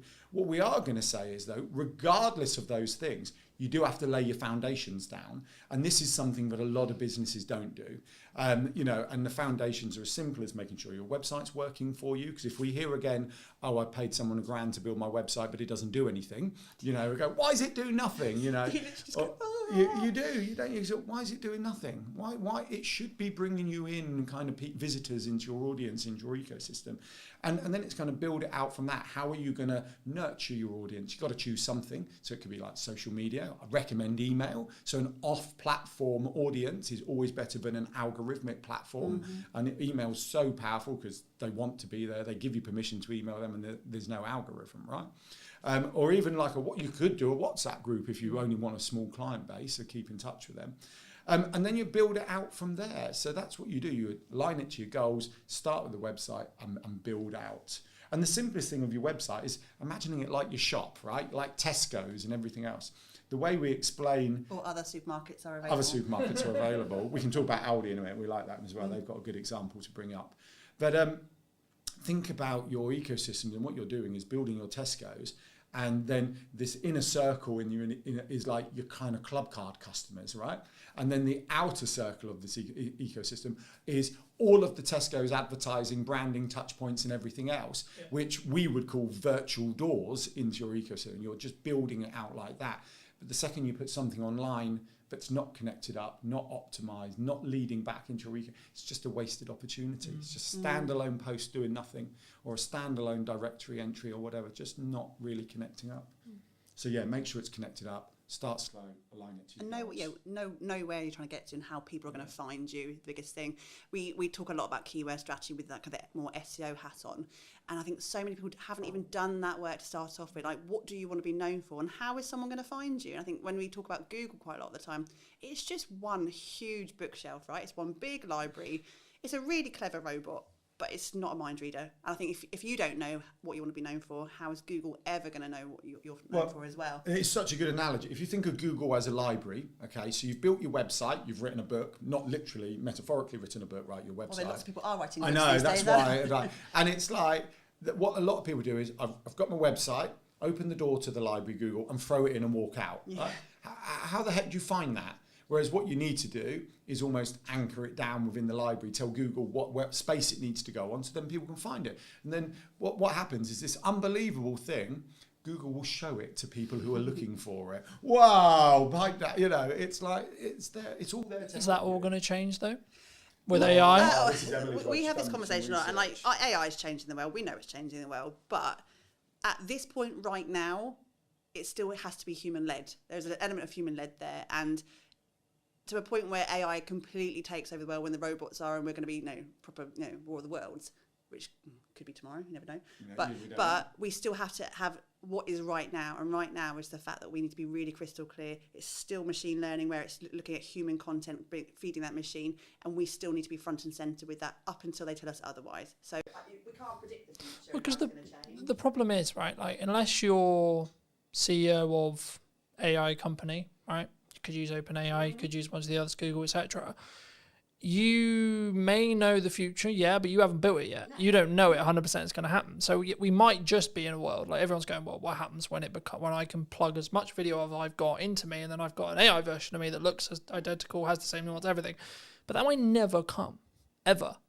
It might, sure, and you should be planning in some ways with your head Get and the go. crystal ball out, everybody. Isn't this like 3D TVs? They said 3Ds were coming, they came, and then they disappeared. And then they disappeared, yeah. Yeah, because it didn't actually. I think. Sorry. No, I say in terms of what AI especially from the Google platform is right now, is that if you're looking for a short, sharp answer, absolutely front and center will be the AI generated answer, and it will give you that. It will still give you the links to play. If someone's looking for an in-depth conversation, or they still need to have that human at the other end of that website to interact with, they're looking for a videographer, they're looking for a plumber, they're still going to have to get to that website at some point, and they're still going to want to interact with you, and they're still going to want to ask you questions and look at your FAQs and all of the things that we should be doing anyway. That's not going to change even if AI takes over the world, because they still need to talk to a human at the end of that It's transaction. different intention, isn't it? Asking AI to write you a blog is very different to going, I'm looking for a plumber, I'm looking for an online visibility specialist, I'm looking for... People looking for online Yeah, visibility yeah. specialists. And the other thing, I think there's a huge opportunity for... We touch on lots of things in our model, but we can talk a bit about SEO and email marketing, content marketing, but SEO in this one. So if you don't optimize it, how does it get found? In our library analogy, it can't, or it can, but it will take a lot longer. The other thing is, I saw a fascinating post about AI shopping, which, to be honest, I hadn't quite explored until I read this post, and it was like the opportunity for the small businesses from AI shopping, because the AI is using different search terms. So when you go local glasses to me or something like that, rather than it going glasses, it's going best glasses for 2025 in Hampshire and things like that. So it's using broader search terms, which is the world of the small business, because the big businesses own all the short tail keywords. Our small businesses, we want the long tail, because we get a narrower audience who will be more engaged because we're answering their search query. Whereas, supermarket, going back to supermarkets, will be owned by a supermarket, right? So a small supermarket won't own that, but a supermarket specialising in local produce in Hampshire, best in 2025, all of a sudden, AI is liking that. So there's a huge opportunity by ensuring you're there for when AI is looking for these answers. Yeah, that AI shopping was new to me. I find it quite interesting. Do you think marketing's too complicated for solo people now?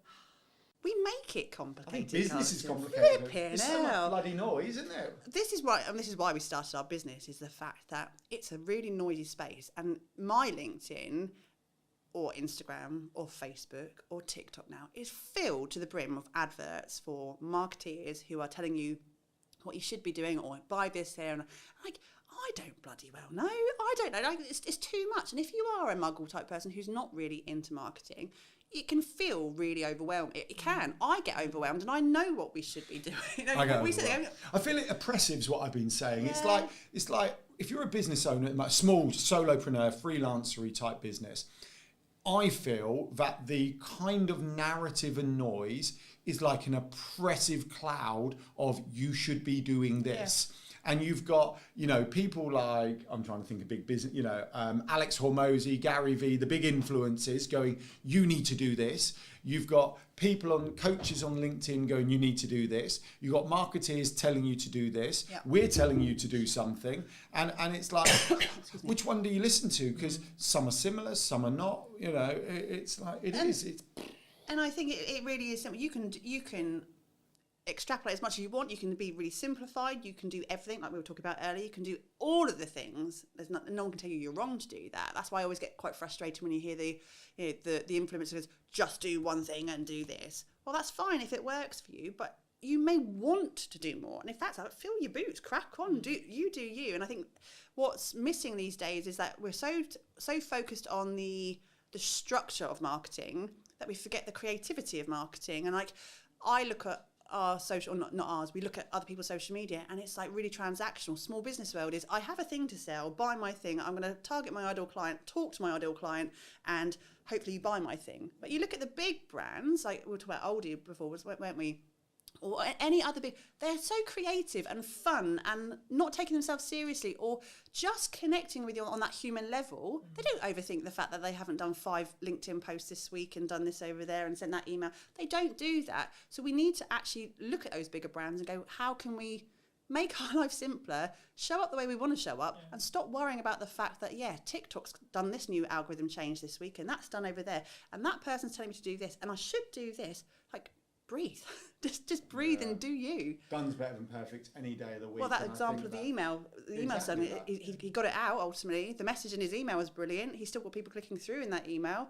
Yes, he could have been shiny with a really profound, opening statement. I got really excited on our email. So we send a weekly newsletter on a Thursday. It's a kind of, we share some thoughts on kind of the business world and what we do with some hints and tips and some other and community news and blah, blah, blah, it goes out. And I started adjusting the subject line, and I noticed the open rate went up by 10%. I'm like, Emily, I've worked out how to increase a 10% open rate. You hadn't. No, I hadn't. And so the next week I followed the same formula, 10% increase, next week 10%, week after 10%, and then week after, same thing, no, back down to normal. So I was like, well, hold on, what's going on here?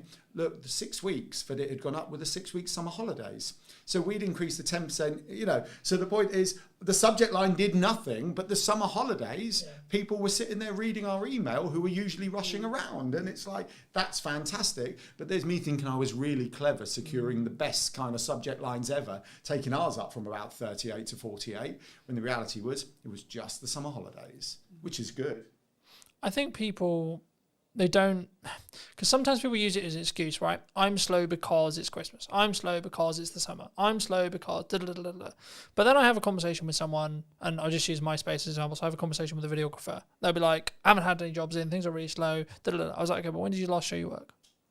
When did you last write a blog? When did you last make a YouTube video? When did you make a passion project? So on, so on, so on, so on.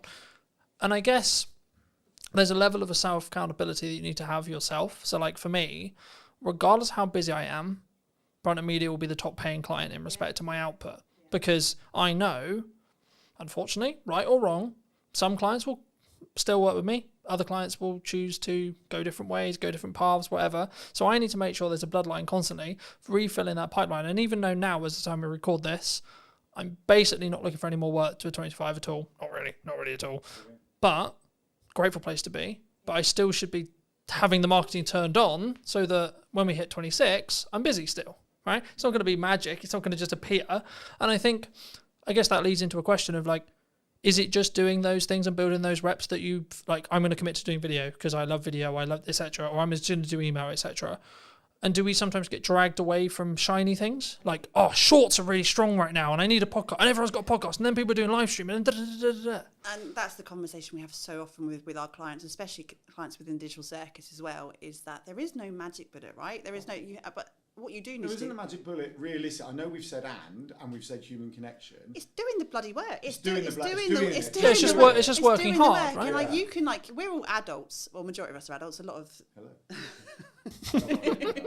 Hello. Mantra. Adulting is the biggest con in the world ever. Well, we can tell. We have a structure and it works for us, right? And we're not going to say it doesn't work because but we spend a lot of time doing those things. It does take time. And yes, there are 2 of us. I get that. But it still takes time. We still run a family around it. We still try and do other You have to things. make twice the wage. We have to make twice the wage in our business. There is no plan B. So we have to do the work. And like, I can repeat it over and over to someone going, yeah, but you haven't done that. And you keep saying, I will get round to it. Just have some self-discipline and do it. And if you do the thing and it doesn't work for you, at least you can come back and say, I've tried. And then I'm going to maybe work on the next shiny thing if you really need to. But until the point where you just sit down, commit and go, this is going to take time. I have to find the time in my week. I only have these amount of hours in my day, but I'm going to have to sit down and do it at some point. Just do the thing. Do the thing. And then stop getting blindsided by, TikTok or Clubhouse. Is Clubhouse even still alive? No, it's not, is it? But we all run to it. But it's okay when it fills a space, because we know people who did quite well out of Clubhouse. Of course, but it's so not. it's fine. But it's not long. Thing is, I term. think it's a bandwidth thing though. right? Like I had this conversation with Chris a couple of weeks ago. We were talking about like you should be doing the authenticity, the add value piece, etc., stuff like this. But if you can trend jack on top of all of that, then absolutely you bloody should, right? Because it will add into your overarching the number of views I can obtain, which means conversion, blah blah blah blah. But if it's to sacrifice the value add, just can it off, don't do it. Right, is my view, and it's purely a bandwidth question, and that's why I think you've got to have some level of tough love either from someone else or yourself, which is I think what you were talking about like you've just got to get it done, right? I don't think, and maybe you've had this in friends and yourself as well, but like for me, unless you're close to me, I don't think people quite realize how hard I work. Right, everyone's like, "Come on, you're invisible all the time, you're everywhere." Da, da, da. Yeah, but that's because I work literally every single fucking hour of the day, right? And it's not that I'm just like, because there's then the smart versus the working hard argument, right? But the thing is with AI, if you're working smart hard for the same amount of hours I am, and it's just compounding on top of it, right? So I think it's not just a binary of, oh, I use AI and then I can go and chill for the 5 hours, right? Because it saved me 5 hours. What you should actually be doing is, it saved me 5 hours, so I can do 5 hours more work of the work only I can do, right? And then you actually 5 times more or etc. Yeah, or the thing you love, like within it. So, you know, networking's a great example. And it's like, actually, even driving here. So we live half an hour away and we're chatting to you for an hour, let's just say. And so that's 2 hours, but that 2 hours doesn't factor in walking, parking, popping out, you know, so it's 2.5, it's possibly 3 hours. Yeah. It's actually, if I'm brutally honest, an inefficient use of our day, right? Yeah. Right? Because we squeeze everything in the school run. But actually, we want to do it. We want to do this, and those systems, those automations, and the AI, whatever you're doing, allow the things you want to do to happen. So yeah, whether you're replacing it with something else or adding more in, or you're going, actually, I just want to talk to people. So I was chatting to an AI guy, James, I met from Ireland the other day. And we were talking about an AI CRM that looks at your entire online Stop presence. giving the idea away, because someone's going to go and build it. Yeah, and but we're I'm quite miss happy that someone one. else built. We're not about to build it, right? But it was kind of, I don't actually want this, because it does something I don't want. I'd rather do so. But to the extent where it looks at your entire online presence, so it will factor in likes on posts, comments, email open rates, previous stuff, bookings, DMs and everything. And if someone went past a trigger using AI audio, it could send them a voice DM, because that's our thing, voice notes, and it go, "Hey there, it's Alan here, blah, blah, blah. Would you love a virtual cuppa? You know, I haven't spoken to you in ages, or would love to get to know you. Here's a link." And as much as I would feel that's not quite cool, what that would actually allow me to do is just focus on the chatting to people rather than working out who to chat to. And I really like that idea. I don't know how happy I would be with it sending a voice AI note, but we've played with it. At least to trigger who you need to go and send a message to. Absolutely. So if someone wants to build that, just give us a shout when you've done it, because we've got other things to do, like go on adventures, take people to Ponce Park for the day. We have to talk about some fun stuff at some point. Absolutely. I mean, just quickly on the voice cloning note, like that you can, like now, as of today. We use Riverside we've played with it. It's brilliant. Alan said to me, absolutely clone your voice. I could period. not tell the difference. Yeah. He played something to me and he said, "Do I sound alright? Does my microphone sound a bit tinny?" And I went, "No, it sounds really good." He went, "Yeah, it's not me." I put a post out on LinkedIn with it. I put a post out. So I got the audio, and then over the top of it, I did a video of me doing like a phone jacker voice out. Like this, and put it out, and people go, "No, it sounds just like you." That's what I thought it did as well. Scary. You know, so I think, I mean, moving back to what we started the conversation on, like we might get to there with video, right? We might, right? But the thing is, then I go back to my previous conversation about working smart. Okay, well then technically, if we've all got that ability, I could technically script this entire podcast if I wanted to, or get AI to, and then we could have a 45-minute podcast we weren't even there to do. Now, should we? That then becomes a question, right? Because is the energy going to be different? Yes, AI can mimic us, but the nuance, is it ever going to... We don't know, right? No, and also, in terms of your own sort of self... It exists. Come back to it. It exists. I watched a video this morning on it. But forgetting on the output, it's surely about your own sort of, I don't know, self-gratification of enjoying to do these. As I was going to say, but surely if you enjoy podcasting, you want to surely that's counterintuitive. You wouldn't AI it out if you enjoy doing it. No, but what we're saying is like we can get so far from it, but ultimately, what is the end of it? What's the ROI? You know, the ROI would be, yes, getting some efficient content created, but the ROI also has to be you're so businessy. I'm sorry. You said ROI I did. and ideal I client wrote a blog today. that had ROI on it this week, and I kind of felt dirty. Honestly, who I'm even sorry. are you? You've changed. Yeah. Yeah, it's like it's what you're trying to get out of your business, and I think something Alan and I have been exploring recently in terms of time and space in your business and what your bigger picture is. Actually, we don't get into business to go, what else can I do to be really efficient today? Like you go Unless your goal is, yeah. But also, you choose your chosen field because of your love of the field, or the fact that you want to be outdoors more, or you want to chat to people, or you want to, whatever that is for you. I don't know what everyone else's sort of end goal is, but for me, I like humans. I really like humans. Well, some humans, not all humans, won't they? But yeah, I want to. No, we like chatting, I think don't we? in a world where I could not chat to another human being again, I'd be really, really flipping lonely, and I don't want that. So yeah, AI might be efficient, but I'm still going to want these kind of interactions. Yeah, but that's for me. That right? Hold on. AI video. So I watched a Casey Neistat on YouTube this morning. I think it only came out last night or this morning. And Damn it. there's a new TikTok.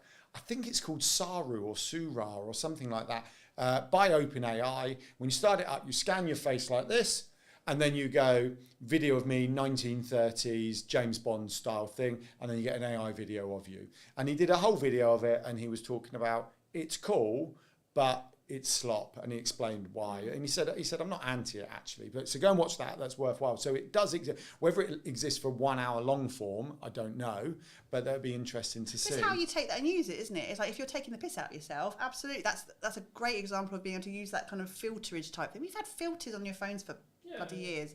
It's just not using that as gold for your business, and that's not expecting that's going to be the magic bullet. I think there was also, there's lots of trends that me and James talked about for ages. James Gale, whose space we're sat in. But like for me, we talk about like there's a monkey vlogging and like stupid shit like that. There's this is actually really creative, and this is actually part of the creativity process, right?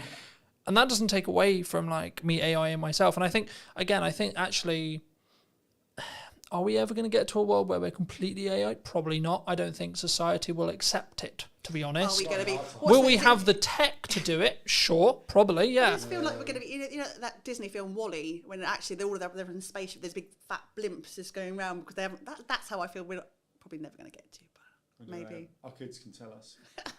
We won't know. What's the other thing I was going to say? You're not the interviewer, by the way. No, I know. It was just following on the points. But the AI thing, I think, is still, it's there for the things that aren't in your zone of genius or you don't want to do. And I think that's no different to outsourcing, right? No. People outsource their social media because they can't get their head around it, don't know what to do, don't know how to do Or it. just have no interest in doing Or it. don't have any interest. But they understand they need it for the business, right? They want the Yeah. visibility. They understand that opportunities will come if they're on it. Yeah. But the idea of them doing it is like, no. Especially as, going back to, like, whatever your goal is probably the most important thing, with your why and everything else.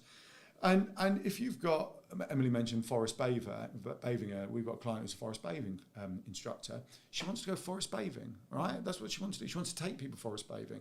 Does she want to sit there doing short form, blog, SEO? Probably not. No. So why would you not utilise what is about to do it? Now, we always say to a certain extent you should still input, because actually if you truly outsource your social media, It's never going to be you. It's never going to be you, right? It's really difficult to get it right. And actually AI would probably be more you than outsourcing it to an individual, right? A human being, which is... Especially if you become skilled at training it, AI, yes. right? Which is the important element, right? Yeah. A lot of commonalities is people open ChatGPT, Perplexity, Gemini, whatever you're using, and go, write me a social media post for X business, right? And then they're like, why does it sound robotic? Why does it sound weird? Because what they're not doing is saying, here's stuff I've written, here's what I've said, here's my terminology, here's the words I use, here's the word I don't use, etc. And then once you do that, it's like, well, it actually will be pretty close. And then you should tweak it and you should read it and you should adapt it, right? And you mentioned Gary Vee earlier. He still writes 95% of his posts right now, right? So yes, he's a big influencer, he has lots of team, but if he's capable of doing it, what's really your excuse for not doing it? Like, really? Yeah. And this is exactly it. He's like probably the most hard-working person on the planet. I don't think he ever sleeps, does he, at Gary Vee? He never does. Don't know. But it's like, Do you live with him? no, I'm close to one with the energy level. Thank you very much. I don't even know what my point was. Oh no, it's like, there is no excuse. And if you want it bad enough, you bloody well just do it. Thing is, I think he does, because he talks about sleep all the time. He says I get 8 hours, but that doesn't matter. The 16 hours I'm awake is what matters. That's what is mattering with it, right? exactly. His output within the 16 hours is so efficient and so well done that he can outperform And he's also been doing it a billion years, right? There is that other point, right? If we're going to talk about social media for a second, and you know, okay, so I'm one of the believers that volume is key. Actually, I'm okay with vanity metrics. I think they're an indicator. So if you've got one like and you've got 1,000 likes, I think it's fair to say that there's a potential that your 1,000 like account may bring you in more kind of inquiries. Could, right? Probably will, could. Depends on how engaged that one person is. I know, because someone will prove me wrong. You are right. But if you were taking a broad generalization, you would say if I'm hitting 100k, like I am right now, roughly every month, and someone's hitting 10k, I'm probably going to have more inquiries, probably going to have more people talking about my brand and my business and me than someone who's 20 or 30k. I think that's fair to say. What was my point? But I think one of the challenges, especially if we're going back to small business owners, solopreneurs, is the long post, right? A lot of posts are long, whereas going back to Gary Vee, lots of his are extremely short, and they're a repurposed piece of content. They're not fresh content. They're a video he did 5 years ago that whether he's got AI editing it or he's got an editor editing it, he's bringing back out, he's repackaging and everything else.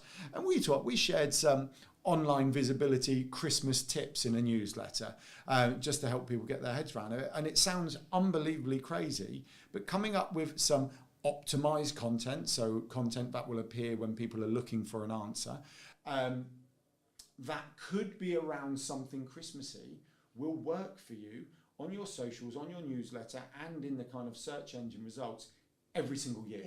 Every single year. So it's once again, we're back to efficiency. And it is efficiency. And I just think we, in a small business bubble that we all kind of sit within, there's this kind of almost we protect our mental health. Where we go, it's okay. You're going there. You're brave. No, it is because we protect it from being. I went to vanity metrics. You're going to mental health. Protecting your time. You know, you don't want to overload the system. Don't do too much more. You don't need to put 50,000. Quality over quantity, all those things that we hear. Is that an excuse though? It's not an excuse. No. I don't believe it is. The anti-hustle noise drives me up the wall. And I just think if you've got, and it comes up to being efficient, so if you've got long form content, and this is why you and I, all three of us, love long form content, is that you have so much more opportunity with it. If you've put it through, I don't know, Riverside or whatever, and you've got yourself 50 clips, why would you not put all those 50 clips out? You know, so hold on, let's break that down, right? You do one video, okay? So you film an hour-long conversation, you put it on YouTube, gets 10 views, okay? Fine.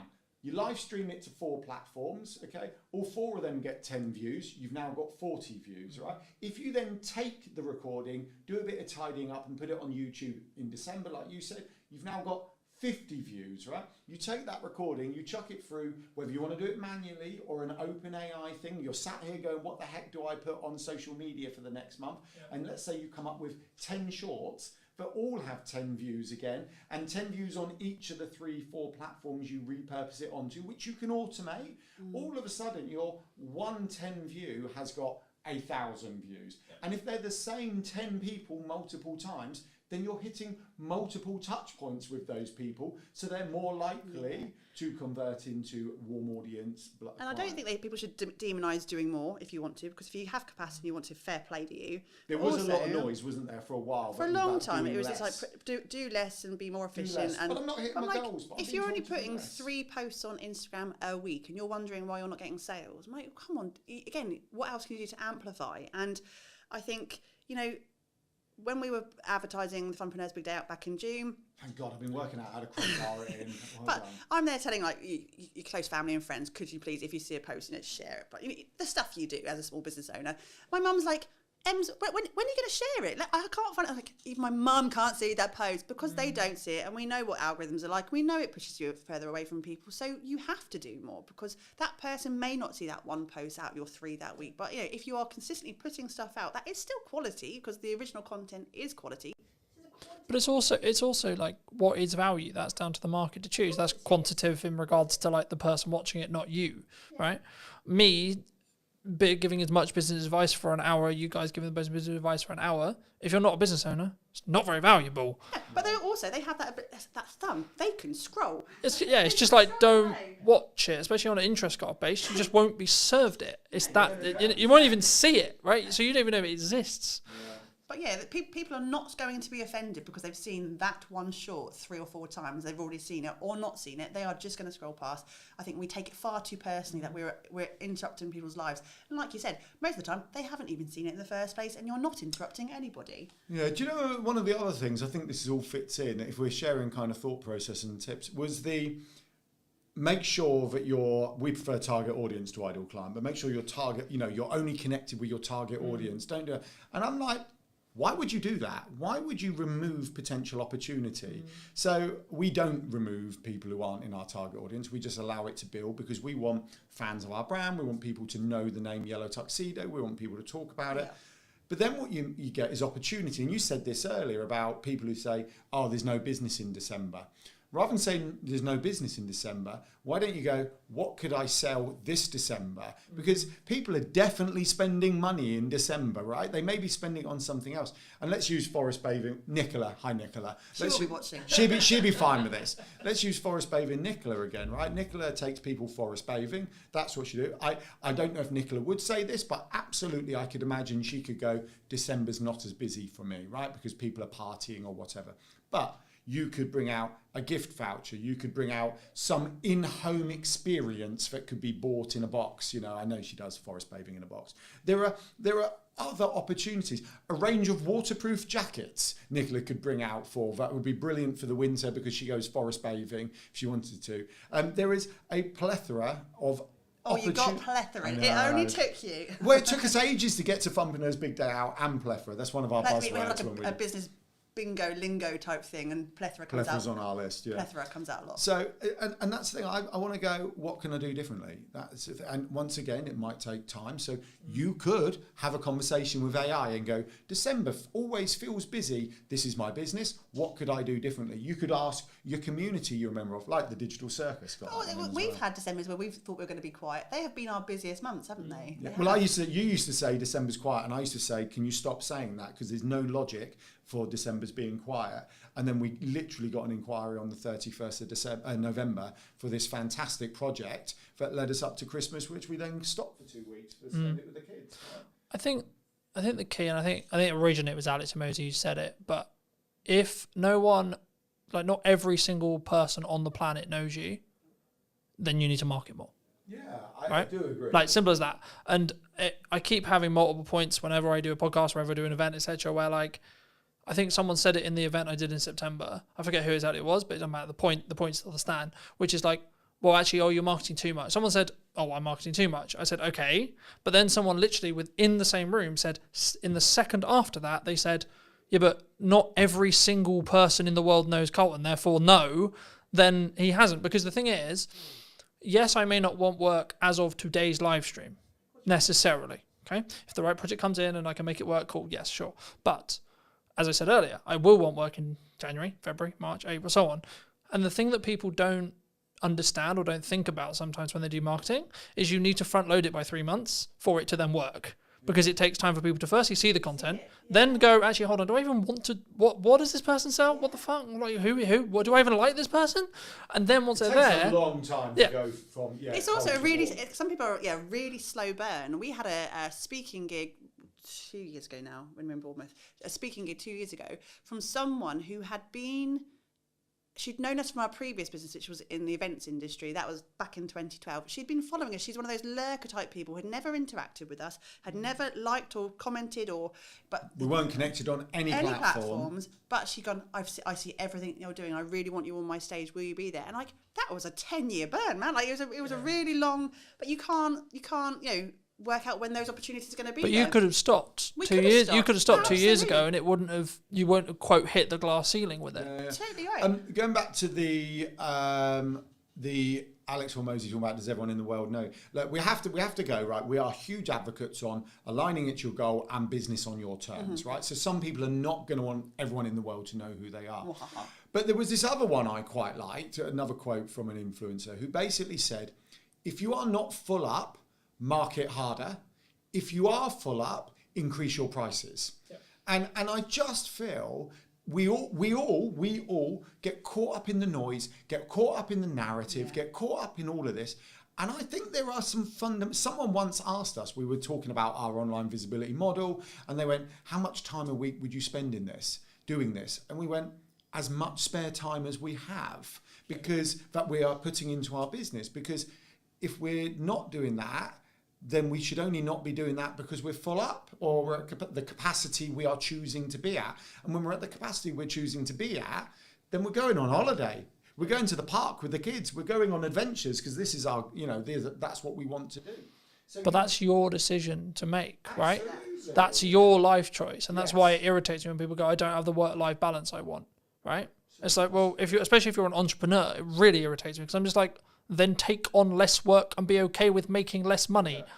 Adjust what you do, change your business plan if you need to, come up with a slightly higher ticket item, potentially, right? That might help with that. I mean, there's a reason we're not in Barbados just yet. No, of course not. Yeah, but do you want to be on Bobby? Do you want to I'm be? not going to say no if someone buys me a flight ticket. Okay, no, I don't want. You know we don't. We don't want to, but we've designed it, and we talk about it's again so buzzwordy. We talk about what life work blend, and it's going to be very much incorporated our lifestyle. And we can't, we don't have capacity to be 1,000% all the time. We can't. We'd burn out. But we do get the time with our kids. We do get to spend time together. Alan and I work together as best friends and partners, and lovers. All that. That's really. Oh, I know. We've chosen that. However, if we want to be more, we have the tools, we have the knowledge, we could really scale it up if we wanted to, but we choose at this point to hold back a little bit. But when we want to be, we will be in Barbados. Yeah. Well, what we have done, we've integrated, so we're evolving Yellow Tuxedo a little bit as well. So not only do we show people how to do online visibility, which really is about them having efficiency, simplicity, time and space. So when they are marketing hard, it's actually working harder for them. It helps it become more efficient. Yeah. So rather than throwing Higher leverage, yeah. Yeah. But the other thing we're bringing online is back to this kind of whole time and space and efficiency. We're bringing on some events, right? So we do the Funpreneurs Big Day Out, which is about solopreneurs, freelancers getting together. It's kind of a day focused on fun to get out of your business. But what you actually get when you focus on fun is stronger relationships, stronger connection, creative thought processes. You get so much more when you're not focusing on those things and you're focusing on over here. And I sort of was chatting to someone recently about who they'd come to the Funpreneurs Big Day Out this year. We'd never really met them before. They were completely cold. They just came along, brilliant, winning. And I said, oh, how was it? She said, oh yeah, I sent some business over to such and such recently. And I said, oh, that's cool. She said, if I'm not honest, she said, once you've screamed next to each other on a roller coaster, your kind of trust level goes up monumentally with them. So it was easy for me to do. And that's complete, contrast to delivering an elevator pitch around a table. And we're looking, Emily's got a retreat coming online in March. Not online, it's not coming online. It's already not online, there. it's in person. 2/3 full up. So be quick if you want to go to March on Look Emily's at you retreat. crowbarring. No. I'm crowbarring it all in, Emily. We're putting a trip to Morocco together. We're taking people up Pen y Fan because actually our love is adventures. We've always seen business as an adventure. So then it's like, well, actually, let's bring the more literal adventures in for the people who want them. And I think that's coming full circle. Oh, sorry, full circle. You are. Did you? I'm sorry. You're such a coach. But it's about going back to the online ecosystem and getting your online affairs in order and having those foundations in place. It makes your life simpler. Once you've got that in place, you can go to Morocco, right? But you need to stop whinging when it's not working because you're not taking that time to build what's going to lift you up. And you have to put that effort in. And it comes right back to... Sorry. We can't... we could do it for you if you want to. But, you have to... Kids do need shoes. do need shoes. And it's Christmas coming up. We need to buy presents. No one's going to do it for you. You have to put up your big pants, like Gail Tong would say, put up your big pants and just do the thing. Even if it was really awkward, even if you don't like the camera, if you're doing content, even if you don't like pressing buttons because you're worried you're going to break the tech, go and either find someone to support you doing those things or just get over yourself and do it. Well, really. Ricky's Ricky Locke, long-term friend of Yellow Tuxedo, member of the Digital Circus. He's a great one. I was catching up with him this week. We're just kind of hanging out, chatting. And he's evolving his business. He's been doing it 5-6 years. He was a wedding and events magician, still is. But he's evolving into confidence speaking around the world. He's done a TED Talk recently. And he basically said, it's difficult to deliver this because it was basically telling us what we taught him was brilliant. But he basically said, the years hanging out and kind of proactively building his ecosystem have allowed for him to evolve his business now in the direction he wants. Because what he's seeing is, on a random blog post that he optimized 3 years ago, he's getting 3 inquiries a month just off that one blog post as an example, on top of everything else, because he's done he's done and some collaborative stuff and some social media over the years and completely built ecosystem. It all has its place. As people need those multiple touch points, they get to watch a video, listen to a podcast, read an email, do X, Y, Z. So his conversion rate's gone up, his inquiry rates have gone up. He's over here doing his TED Talk, becoming a confidence coach, working with, I can't remember the other team, he's CEO of the Confidence Club. How could I forget that? And all this other stuff, it's the direction he wants to evolve to. But his magician stuff, his wedding stuff, is just ticking over nicely for him. Well, I think the equity you gain by being visible and being on marketing, you know what will work in the market because you've got feedback from yesterday. Right, so I can tell you what the best performing reel of this week is because I look at it, because I put them out and I see the views. But also, in a time, I think Gary Vaynerchuk said this mostly, like in a time when things become harder, right, economically, either like where you are or just your own business because of XYZ, are you willing to put the extra work in to make sure that that is not the case, right? It would be wrong of me to not look at the market right now and say I understand that people are finding it difficult. Right, I get that, sure, okay, but then my question is, how do we fix that problem? Not, people are struggling. I was having a conversation with my partner yesterday, and I was like, people like, because I think on the news it said like people are worried about their job security, and this sounds horrible to say, but I was like, are they? And it's not that I don't understand. Problem, you watch the news, just don't watch the news. Well, there you go. I guess the crux though is where I was like, I'm so engrossed in my world and I'm so engrossed with, quote, how well I'm doing and what I've got going on that it kind of took me, I was like, shit, fuck, really? Because I was like, I like empathetically, I'm like, shit, that's really bad. And like, I wouldn't want anyone to feel that way. But like, for me, I'm that. Then also, if that is you in that position and you are listening to this and that is you in that position, what are you doing as a backup plan? Are you online? Etc. Like, don't talk about, like, if you're at a company and they've made very clear to you, don't talk about the company. Here's an idea: don't talk about the company. Might be a good idea, but you have a load of other stuff that you can talk about, and that was going to be my next question, which is like, how do we weave that line of talking about personal, talking about the person, right? Colton, Emily, Alan, etc., and then the business, and it's still being, quote, authentic. Buzzword. Bleh. I don't like authentic. I don't, because I just kind of think if you're not being, surely you are surely you're just being you, right? So if you're having to say that you're being authentic, you're not being authentic. I'm being my authentic. Right. So I'm going to be devil's advocate here. So let's be honest. Some people don't find everything simple and easy, right? Clearly, we are happy being ourselves, sitting around the table, chatting, right?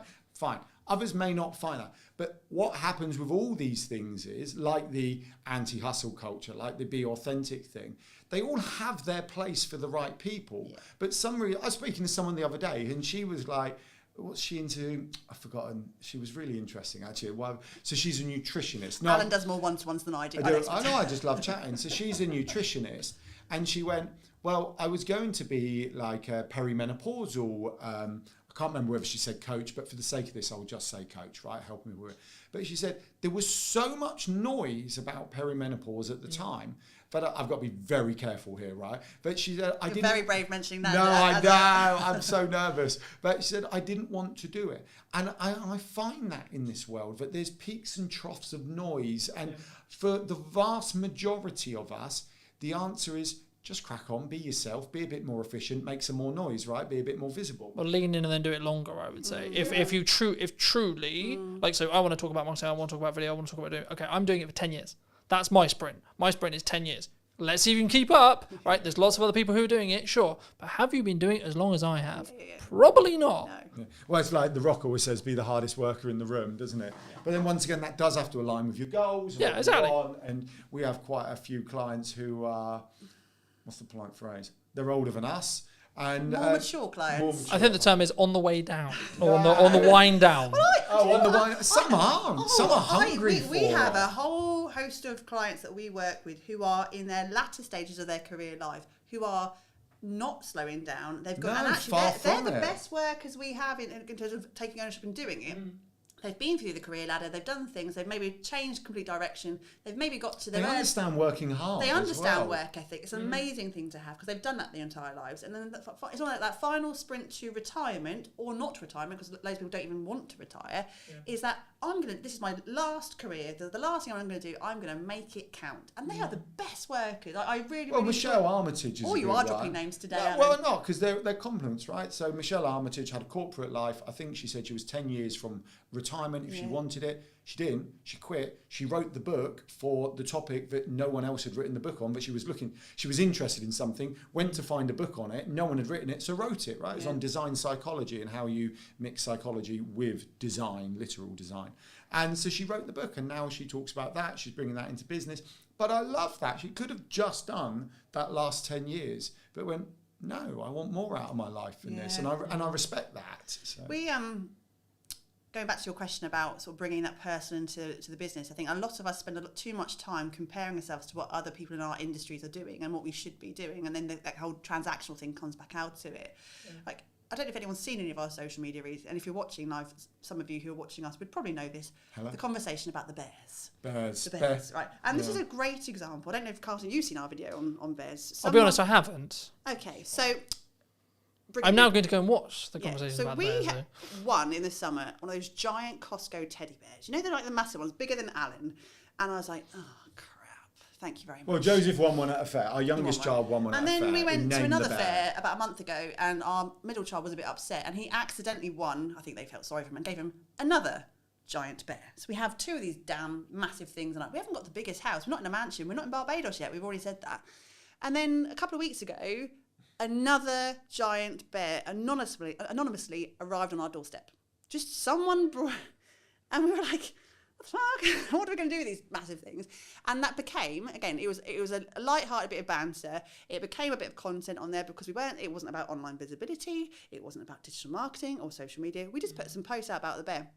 And then what we couldn't have accounted for after that was the conversation from people outwardly who were watching our stuff, sending us bears in the post. We have had mini bears put, we've had Care Bears through the post, we've had people, and the conversation and content that came on, it's been hilarious.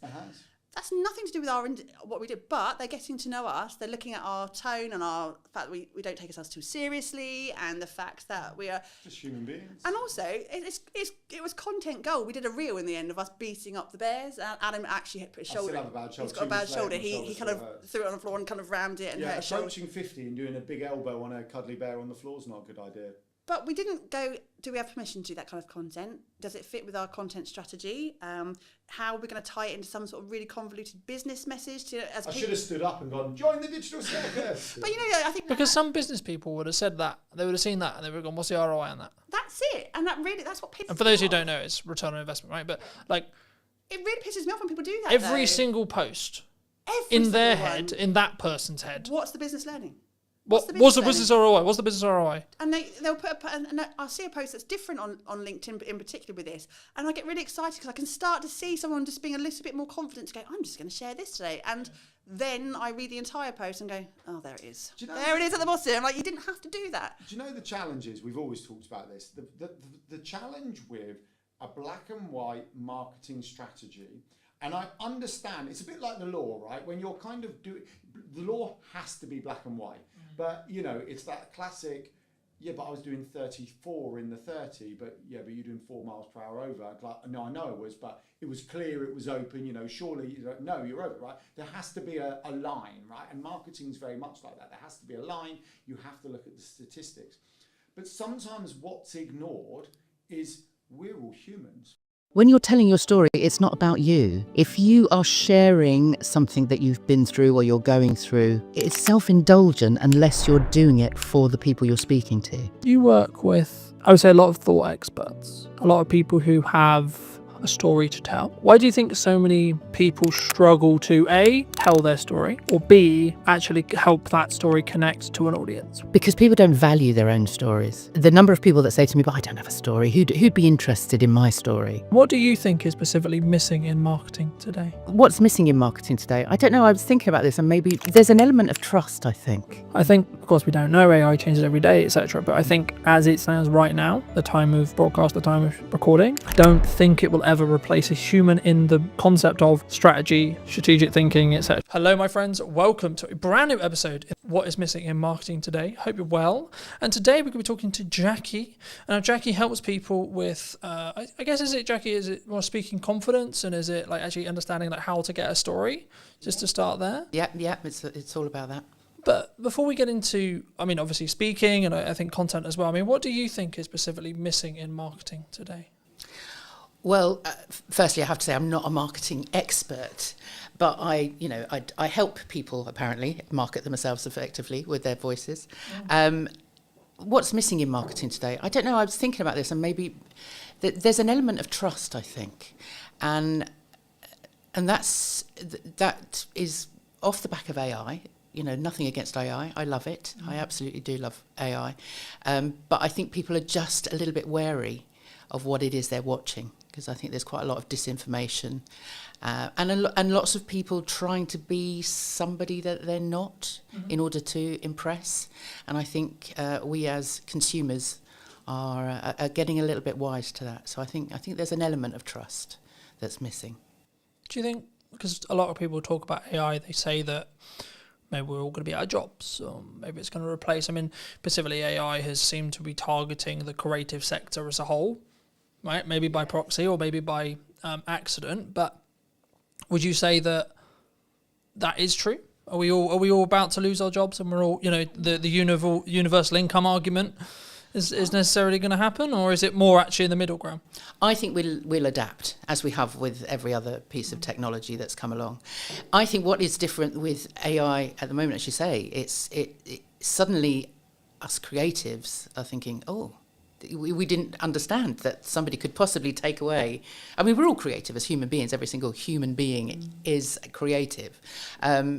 But if that's your job, if you're a writer or an artist or a singer, songwriter, whatever, there suddenly is something that could take away that element of creativity, your IP, your intellectual property, and I don't think that's actually happened before.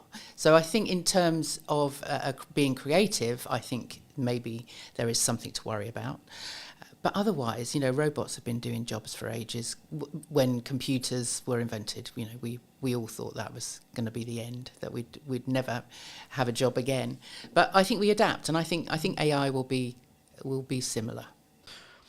I think there's kind of two camps right now for me personally, right? From the people I speak to and the people I connect with on a regular basis, there's kind of the ones who are using it to become more efficient, and they're utilizing it, and maybe they are using it for research, and they're using it to help them write, and etc. And we can, I'm sure, go into a bit more use cases. But then there's also the other camp, which is like, no, I'm not going to touch it.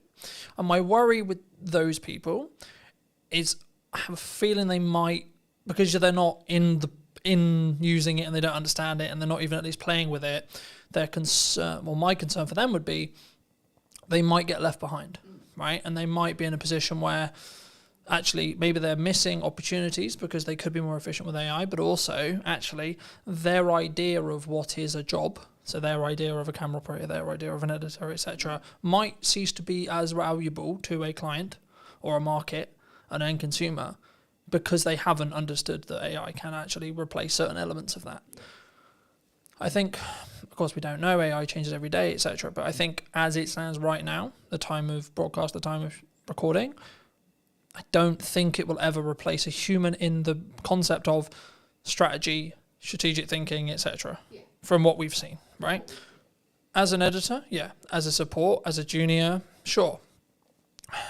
Would it? I mean, there's a lot of conversation in the video space about, am I ever going to be able to put the hours of material I have of me talking on camera into an AI, and then it will be able to basically give me this infinite feed of me, then it will look and sound and have the same mannerisms and etc. And actually, should we have that? Well, I guess is the question that comes from that. Yeah, but that is the point, isn't it? That there is that element of trust. Is what you're watching actually in real time? Is that actually the human being that's thinking on the spot in that moment? I mean, those are the things that we won't know as consumers. That then you kind of end up feeling duped somehow. And I think the people that don't touch AI, exactly as you say, will get left behind. But it's an element of fear. It's an element of touching it and it all falling apart. You know, certainly my parents' generation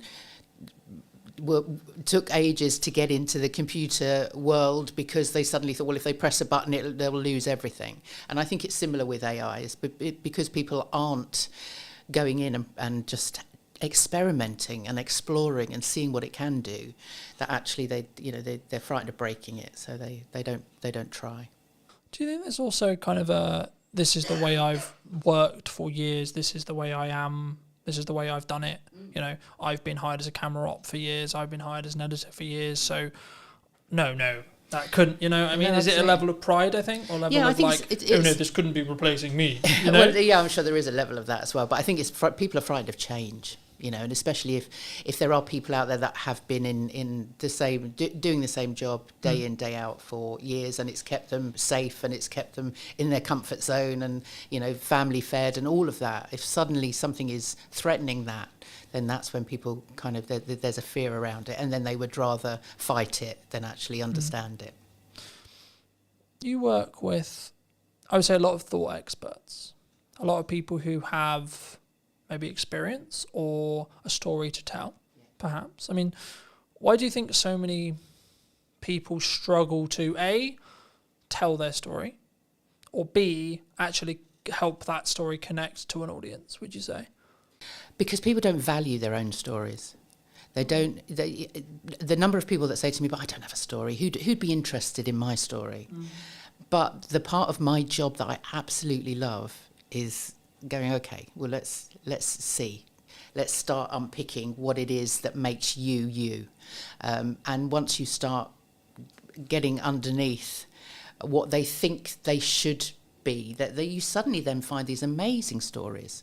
And then one of the very first questions I always ask when I'm working with clients, no matter who they are, what experience they've had, you know, the age, gender, whatever, you know, culture, whatever, it's, you know, what were you playing when you were 9 years old? What were you doing when you were a child? What lit you up then? And usually I find that whatever that is that they were playing in the playground, you know, whatever they, you know, for me it was grabbing everybody, right, we're going to put on a play, let's, you know, and I'd write it and direct it and star in it, obviously. And then we'd play it, perform it to the class at the end of the week. So that was what I was doing, and that I can see that progression in me from that moment. And I think everybody has an element of that, no matter what they're doing, even if it is a sort of a day in, day out kind of job that they've done forever. There's a reason that they get up in the morning. And usually, especially with thought leaders, thought experts, subject experts, they are expert in that area because there's something in there that lights them up. There's something in there that they're passionate about. And you can follow that story.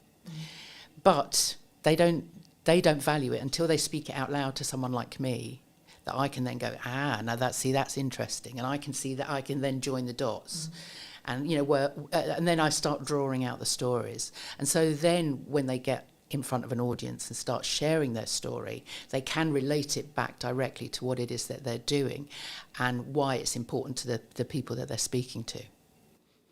Do you think?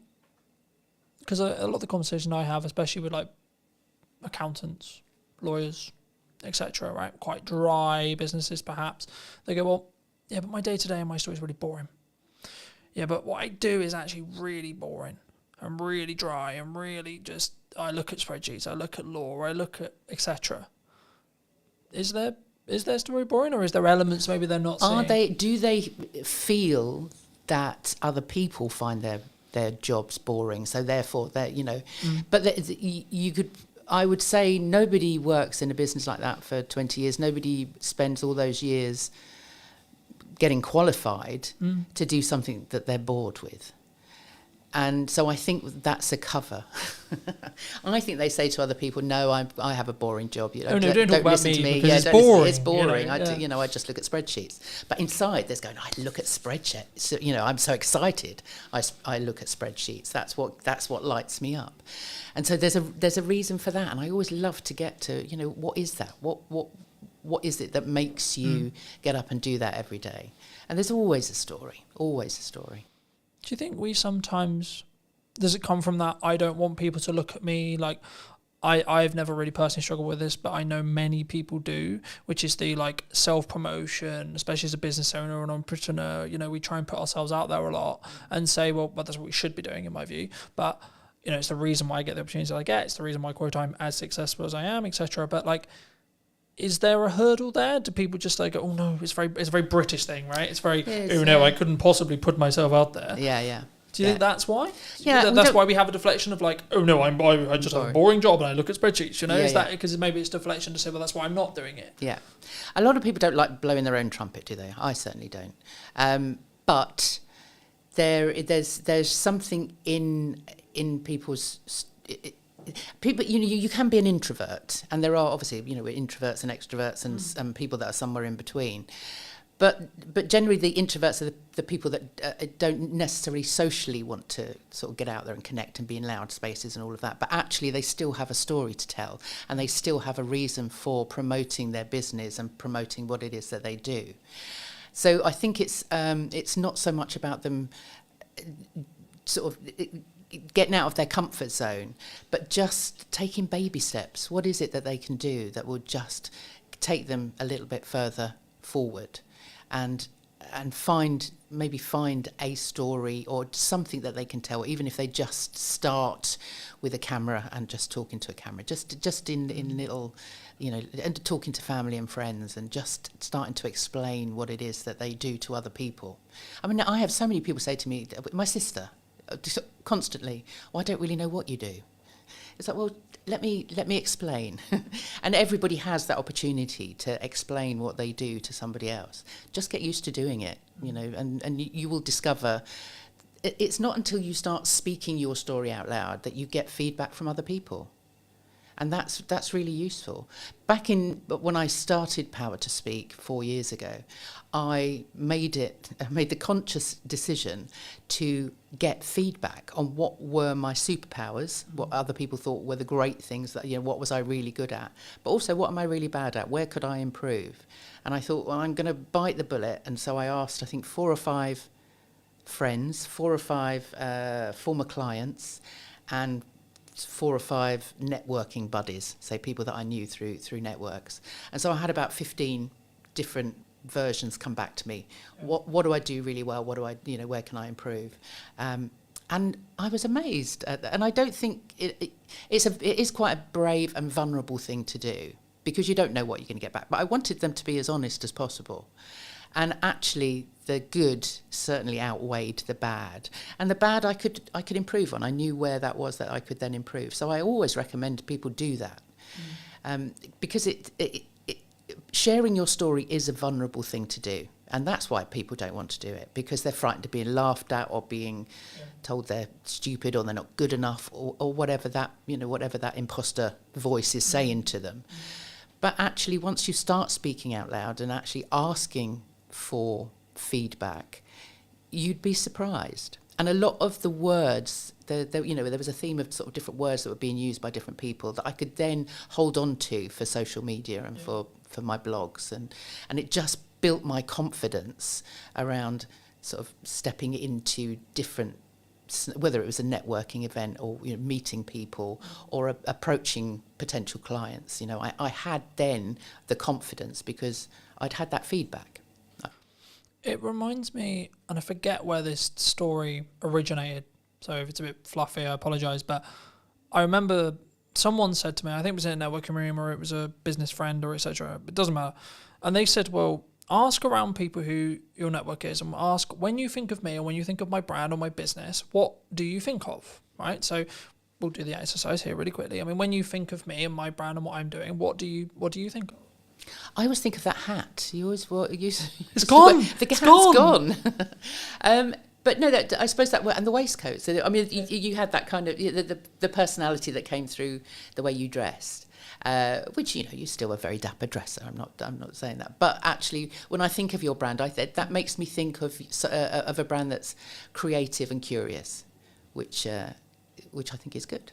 And I think the reason why I asked you is I didn't necessarily want to put words in your mouth, but I think that's a key example of like how I've positioned a lot of what I do and how I do it to imply what I am, right? And what I feel like, and hopefully it will then, if you did choose to work with us, you did choose to trust us to do some marketing or trust us to do some filmmaking or etc., then you would understand that it would be to a level, to a standard, etc. In the same way, if we flip the table, if I come to you, I'm going to think, okay, well, Jackie's going to go deeper into my story than maybe I would have done, because she isn't going to have the hookups that maybe someone would have, right? Speaking personally, or anyone listening, they might have, but I can't talk about that because maybe that's a bit too raw, or that's a bit too much, or maybe I'm oversharing. I mean, how do you ride that line? Because I think sometimes we should share certain things that have happened. My view on it quickly is like, if you've healed from it, happy days, use it as a story. If you're healing from it, no. No, absolutely. And that's absolutely right. Those stories may well come out in a session with me, but I will always say to people, that's not something that I'm going to say to you, well, you need to tell people that. That absolutely not. No. If you're not ready to tell everything, then when you're telling your story, it's not about you. If you are sharing something that you've been through or you're going through, it's self-indulgent unless you're doing it for the people you're speaking to. If you're just wanting sympathy or wanting people to know what a terrible life you've had or whatever, things are really hard. It's all about you then. And actually, really business, things really hard. And but what you need to, that's fine and relevant if it's relevant to your audience, because if it's not relevant to your audience, they'll switch off. Well, you could tell the same story to someone. This is how I overcame being, I've discussed it in podcasts before. I've discussed it saying, well, 24 was really challenging and really difficult. Okay, but here's actually what I was doing wrong with marketing. Here's actually what I was doing wrong with networking. Here's exactly what I was doing wrong. And this is how I've done it better this year. And this is why, funnily enough, this year is a lot better than 24, right? So I think it's within that context, right? But it was wrong of me not to, hint at your story a bit, right? You began in fashion. You then moved into acting. And then you help people, shape their voice, understand their voice. Would that be fair to say? Did you always want to? Have you, the question that comes from that is, in your current career path, is it where you expected it to be when you were maybe acting or in fashion specifically? Is that like, you go, okay, well, this is the path I'm going to go on and this is where I'm going to end up? And if so, how did you sort of get to where you are now? Yeah, does anybody actually end up where they think they're going to end up? When I, as I said, when I was 9 years old in the playground, I was writing, directing, acting, literally producing. I was doing all of that. And then when I got through my teenage years and went through grammar school and O-levels, as they were back then, and I went to my careers teacher and she said to me, what do you want to do? And I said, well, I want to be an actor. And she sort of head tilted to one side and went, I don't think so. She said, do you go to the theatre? And I was like, well, no, not very often. I lived in North London. I wasn't anywhere sort of near that sort of places, those sort of places. And I wasn't doing a lot of drama. I was doing sort of bits and pieces at school. And she said, no, you don't want to be an actor. She said, if you wanted to be an actor, you'd live, die and breathe the theatre. What else can you do? And I'd said, oh, well, I'm not bad at art. So I ended up, and I loved fashion, I always loved dressing up. So I ended up going to fashion college because, for better or for worse, the woman had just literally crushed all of my dreams in that one meeting. It was like, well, obviously I can't do it. That's me done. I can't do that. So I became a fashion designer, which was fun at college. Once I actually got into the business and I was I was in the sort of rag trade end, so I was literally churning out stuff for Topshop and Miss Selfridge and H&M and all of those sort of places, and just they would fly me out to Paris and to copy the stuff on the catwalk to then come back and reproduce for our high street. And I thought, this is no fun, this is not creative at all. And a friend of mine was working at the Royal Shakespeare Company in costume. So I kind of moved sideways into costume and I worked there. But obviously, I was at the Royal Shakespeare Company, so I sort of was literally looking through the curtain, watching the actors on the stage, going, "Oh my God, that's where I need to be." So I went to drama school when I was 28, actually. Well, actually no, I was closer to 30. So I went off to drama school then, came out and did the Fringe. I did Edinburgh Fringe and all of those things, London Fringe. Did a couple of bits and pieces, went off to auditions, did some acting. But actually, to subsidise that, I got into teaching, and so I was then teaching kids drama and doing Lambda exams and all of this stuff. So I never taught drama in a school, but I was acting coaching basically. I was running little clubs and things like that. And I think I am a natural teacher. There's something in me that wants to actually put my hands under people and kind of guide them. Guide and teach. Yeah. And not so much in that kind of curriculum, this is what you need to learn and this is how you need to learn. But everything that I learnt at drama school, over the years, I've seen how fundamental the training is to everybody. Whether it's the breathing, the voice, when you're taking on a character, you need to find out their motivation. What's the intention of everything that they're doing? What's the story you're telling? Who's the audience? And everything now comes back to what I do now. So in lockdown, right up until lockdown, I was still running. I was working more with adults then. I was acting coaching with adults. Also going into schools with adult theatre companies and doing sort of work within schools. Lockdown happened, all that work finished. And I then thought, no, I don't want to go back to that. I want to do something different. And so I took a coaching course, because I knew, as I say, there was something of the coach in me. And it was during that course I was in a breakout room and we had to explain. By then I was working with people, thinking, how do I work with people with their voices? Because I'd been in lots of Zoom calls with business owners. I think we met on one of those, in one of those sort of networking spaces, and everybody was like, "Oh no, we have to make video now. We have to put ourselves in front of a camera. We're on Zoom all the time. People want to know what my 60-second elevator pitch is." And I could see that there was a fear there. Yeah. And so when I did the coaching course, I knew by then that that's kind of where I was going. And the exercise within this room, there was only 3 of us in this breakout room, and we had to explain to each other what it was we did for work, or what we were planning on coaching. Mm-hmm. And so I explained what I did with people, and I said, okay, that's my minute. I've told you what I do. Now explain back to me, what did you get from that? What did you understand from that? And one woman said, "You help people market themselves effectively." And I thought, I hadn't even considered that I was helping people actually market themselves. And the other woman said, "You help people show up powerfully in the world." And I thought, I like that.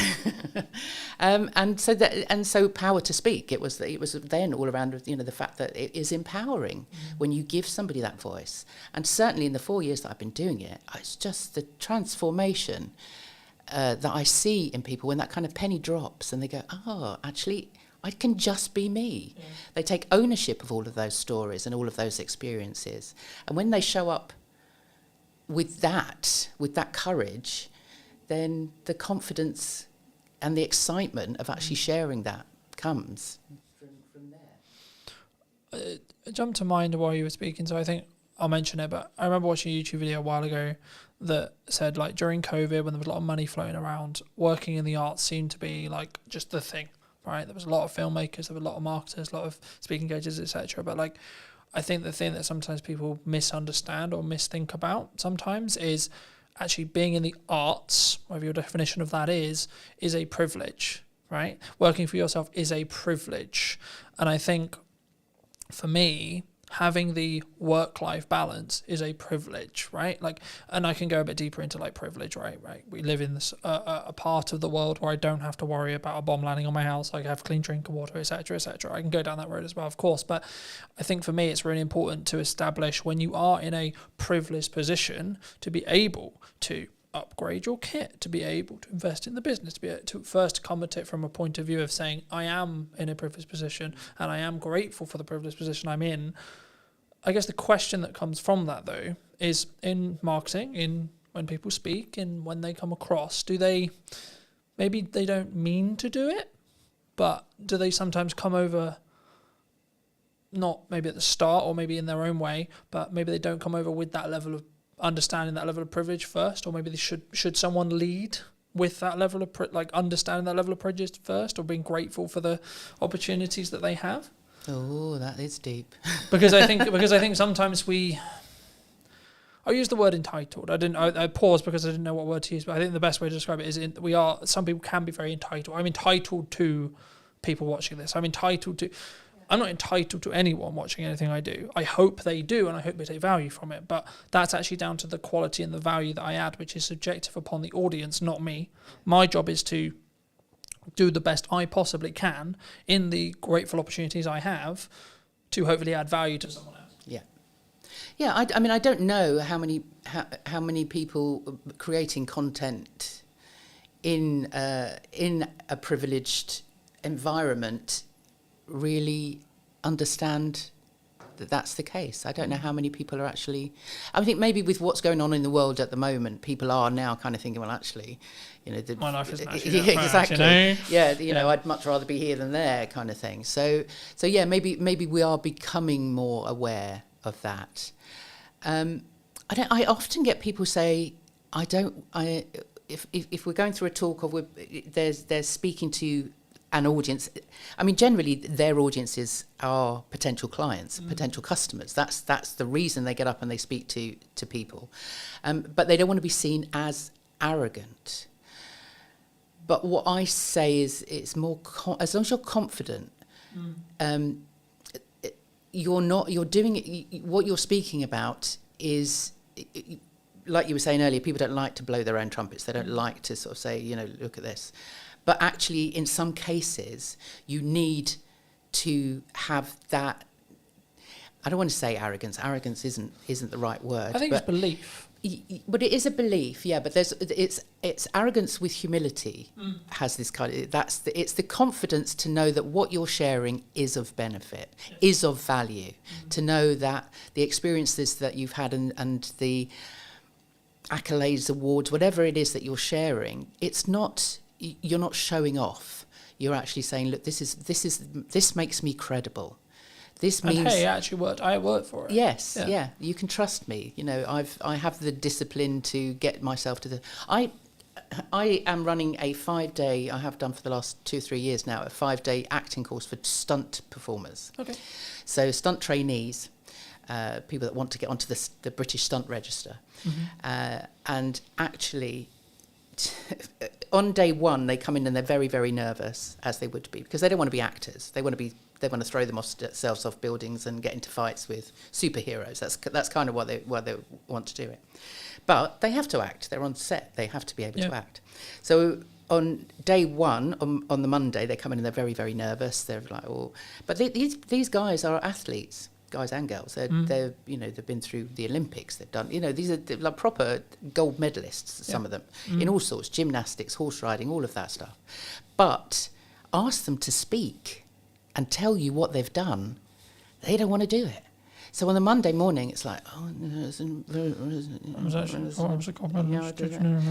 it's like, hold on a minute. On Friday, I'm going to get in a stunt coordinator to talk to you on a Friday afternoon. By Friday, you need to have your 60-second elevator pitch. If you got in a lift with Steven Spielberg, what are you going to tell him that's going to make him want to work with you? So through the week, so by the Wednesday, they have to do it again. By the Wednesday, they're now speaking their stories out loud. So we're now finding out that they are, gold medal. One guy had been training with Tom Daly for the last 7 years. Got to got to the Olympics, gold medal, parkour, European champions, all of this. And as soon as they speak that out loud, they get the reaction from the rest of the group going, wow, that's amazing. Didn't know that on Monday. Yeah. And so by Friday, they've now taken on all of this feedback, and they've seen people kind of go, lean in and listen. They want, the people want to know more. And so it's not arrogance. We always say to them, name drop. Don't name, if you've just worked on Tom Cruise's film, don't go into a pub and start mouthing off about how great you are and you've worked with Tom Cruise. That's not the right place to do it. But if you're on a lift with Steven Spielberg and you've just worked with Tom Cruise, that's going to impress him. Not like, oh, aren't you great? But actually, I can trust you, because if you've worked I think they'll with that, see them as a colleague. Then it's that quick.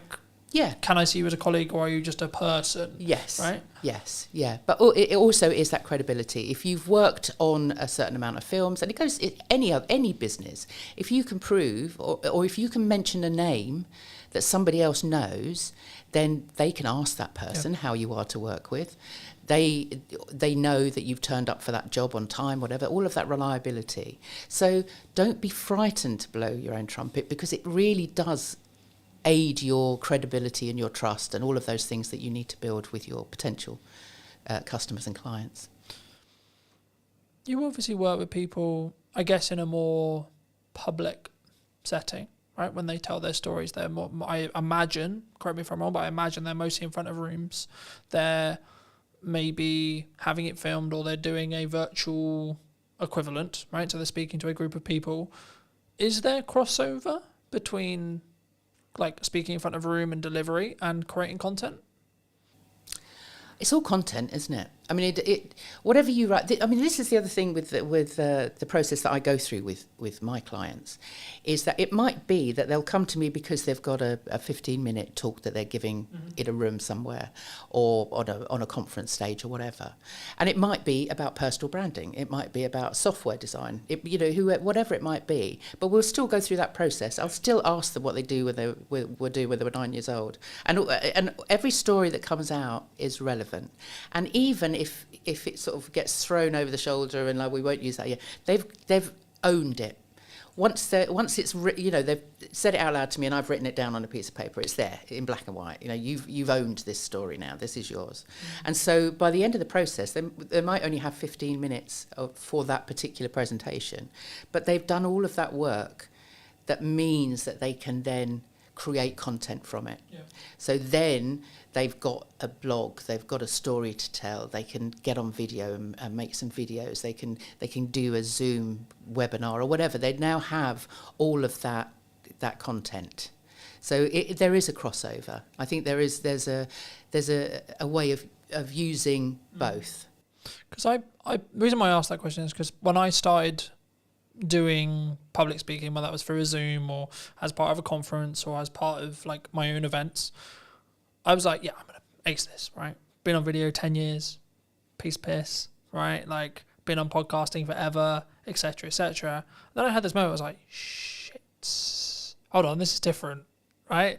This is not the same.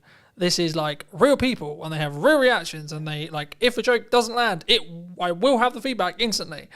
And I think that's why I think sometimes there's this, like, I think they're more adjacent skills, but I think for me, I think you should develop both, right? Because I think there's obviously byproducts of what happens across, but when does it go wrong? Do people focus too much on perfectionism, would you say? Because I'm speaking as a content person who helps people with content a lot. Everyone's like, I'm not going to do that. I'm only going to overthink it. Can't do that. I don't have the podcast. Don't have this because it's not perfect, right? I don't have the perfect live stream. I don't have the perfect camera setup. I don't have the perfect microphone. So should I still do it? Yeah. Oh, yeah. I mean, done is better than perfect, isn't it? And there's no such thing as perfect at all. But having said that, I am the world's worst. I should be making more video. And I do make video, but they're still all on my phone. So I'll do it and then look at it and go, oh no, that didn't come out right, or my hair doesn't look right, or it's a bad day, bad hair day, or whatever. And so a lot of those things still sit on my camera. So it's a very vulnerable thing, but I think you do need to just do it. As I said earlier, just a little bit at a time. Just you know, just get feedback. I used to hate seeing myself on screen. Most of the acting stuff I did was on stage, so I never saw myself on, you know, it wasn't until Zoom, it wasn't until lockdown when we were all confronted with our own image on on a screen. Oh my God, is that how I look like? Oh my God. Exactly, is that what I sound like? All of those things. But over that year on and off of lockdown, I saw myself a lot on the screen, and you get used to yourself, you know, and actually now, I don't look too bad. I can get away with that. But going back to what you were saying about how you started out in that sort of space of suddenly standing in front of an audience, having done video for so long, I'd been on stage as a character for so long that when I then had to stand in front of people as me, then that was like, when I used to introduce the kids shows or the adult shows or whatever, you know, we'd put on a performance at the end of the term or whatever, I'd have to stand up and introduce everybody, and I'd got that. My heart would be going, I'd be the sweaty palms, it's like, I don't know what to say, I'd have to read it all. But over the years, and especially now, when I started Power to Speak, I thought, well, now I'm going to have to walk the walk. I'm going to have to talk the talk. So I have now pushed myself to do as many podcasts as I can and get onto stage if I can, put together talks for myself, just so that I can say to people, look, I've been there, I've done it. Yeah. And so it just takes practice. It just means that you see, so many people I think end up procrastinating over what it is that they're going to say because they don't think they're going to be good enough. They think they're going to be judged, that they're going to bore people with their story, and so they don't practice. They're worried about actually saying it out loud, or they put off for so long what they're going to write is that they'll do it all the day before with their visuals and all of that stuff, and then suddenly wonder why on the day it goes down a bomb because they just haven't given themselves enough time to really work out what it is that they're saying. I think, for me personally, anyway, like, I think the only reason, so there's a couple of things. Like, one is focus on that 1%, right? Like, for me, I would rather have imperfect action that then leads to a 1% rather than I'm actually comfortable, I'm actually good, because then I'm not moving forward, then I'm not doing something unique, I'm not positioning, or even if you just look like marketing positioning, I'm not then marketing myself or positioning myself as the go-to expert of what's missing. Like, that's why the podcast is called What's Missing in Marketing Today, because I want to talk about what's missing, not what everyone knows, right? And I think for me, it probably will be the same 5 chunks throughout the next series, but it will be the nuance of each guest's input or my input on the day, etc., that will be the reason why someone will potentially then go, okay, we should what we got. But I think the reason why I think some people stop is, I guess the way to think about it, and this will be in your position as well, like, they want to do it perfectly and they want to be consistent because maybe they hear, like, for me, you had to be consistent for it to work. But I would rather someone started, got some feedback, stopped, then carried on, then rinse and repeat, rather than they just don't do it. And the way potentially I would maybe rewire, like, having stuff on someone's phone, because I'm sure, like, you're not the only person, right? Like, I'm sure there's lots and lots of people. For me, this is going to sound really weird, but, like, I don't even think about the concept of posting it, because by the time I thought about the concept of posting it, I could have already posted it and I could be moving on to the next thing. And I use market data to tell me what's good and what's bad. So something I'm doing right now, because I've got a hub strategy with the podcast, is I'll put all the podcast clips out before the episode is actually live to test which of the clips is actually the best in regards to an audience reaction, and then the best 1 or 2 will go on the main account. Because of the nature of having 2 accounts, you can sort of test bed it. So I'll give you a quick example. At the time of filming, Sarah's episode came out at the start of this week, and a couple of the clips did really well. So there was 2 outlier clips. When I put it on the main account, it got 4 times what it did on the other account. Now, the other account's new, and it's deliberately designed in such a way where it's just for podcast clips. It's also a test bed, etc. But the thing I found really interesting is when I did that, I think it was like 500 on the test account, and then it got like 2,000 on the main account, right? But it was because I didn't need to question whether the creative or the clip was any good, because I already knew, because I knew it had already overperformed. So it was like, okay, cool. So now I'm going to serve it to my audience as kind of a test bed already, but also I experiment a huge amount. So I think the reasons why I'm quote a good marketer is because I experiment. Because when I get something that works, I run with it, but then simultaneously I'll experiment with another 4 things. I guess the question in your space is, if someone's listening to this and maybe they have a talk coming out and they have maybe an instinct during their talk performance. So they have their prep, because they have that preparation, they know that they should be preparing, but they have an idea, right? They have, maybe the audience, this would be really valuable, this idea would be really valuable, but I haven't prepped it. Should they use it? No. I'm thinking you've done that, haven't you? I have. and it So I'm partly asking selfishly, because exactly. I have done that. Yeah. And lots of people have. It really depends on your audience and what you need your outcome to be. Because what happens in that moment is that if, for example, you've been given 15 minutes and you're on a whole raft of other speakers, you've got 15 minutes, you've honed your talk, you've prepped it, you've practiced it, you're there, you're doing it, and then suddenly something pops into your head, you speak it out loud, and then you've got to find your way back to where you were to finish in that 15 minutes.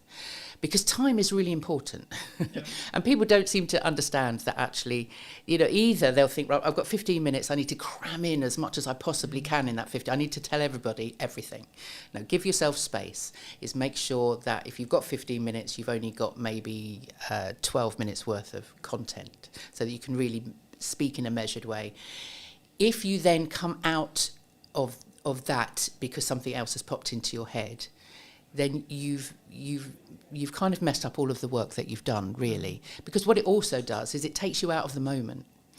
And the whole point of putting together a talk that is structured is the whole thing is a story, from beginning to end. It's not necessarily a series of stories, but if you've prepped correctly, you should have the hook at the beginning. It's that whole journey that you take them on. If you suddenly come out of that, it would be it would be like if you were watching a film and then suddenly the lead actor stopped and turned to the camera and sort of said, actually, I was just thinking about this. Sorry, where were we? Let's go. But it kind of takes the audience out of that journey that you're taking them on.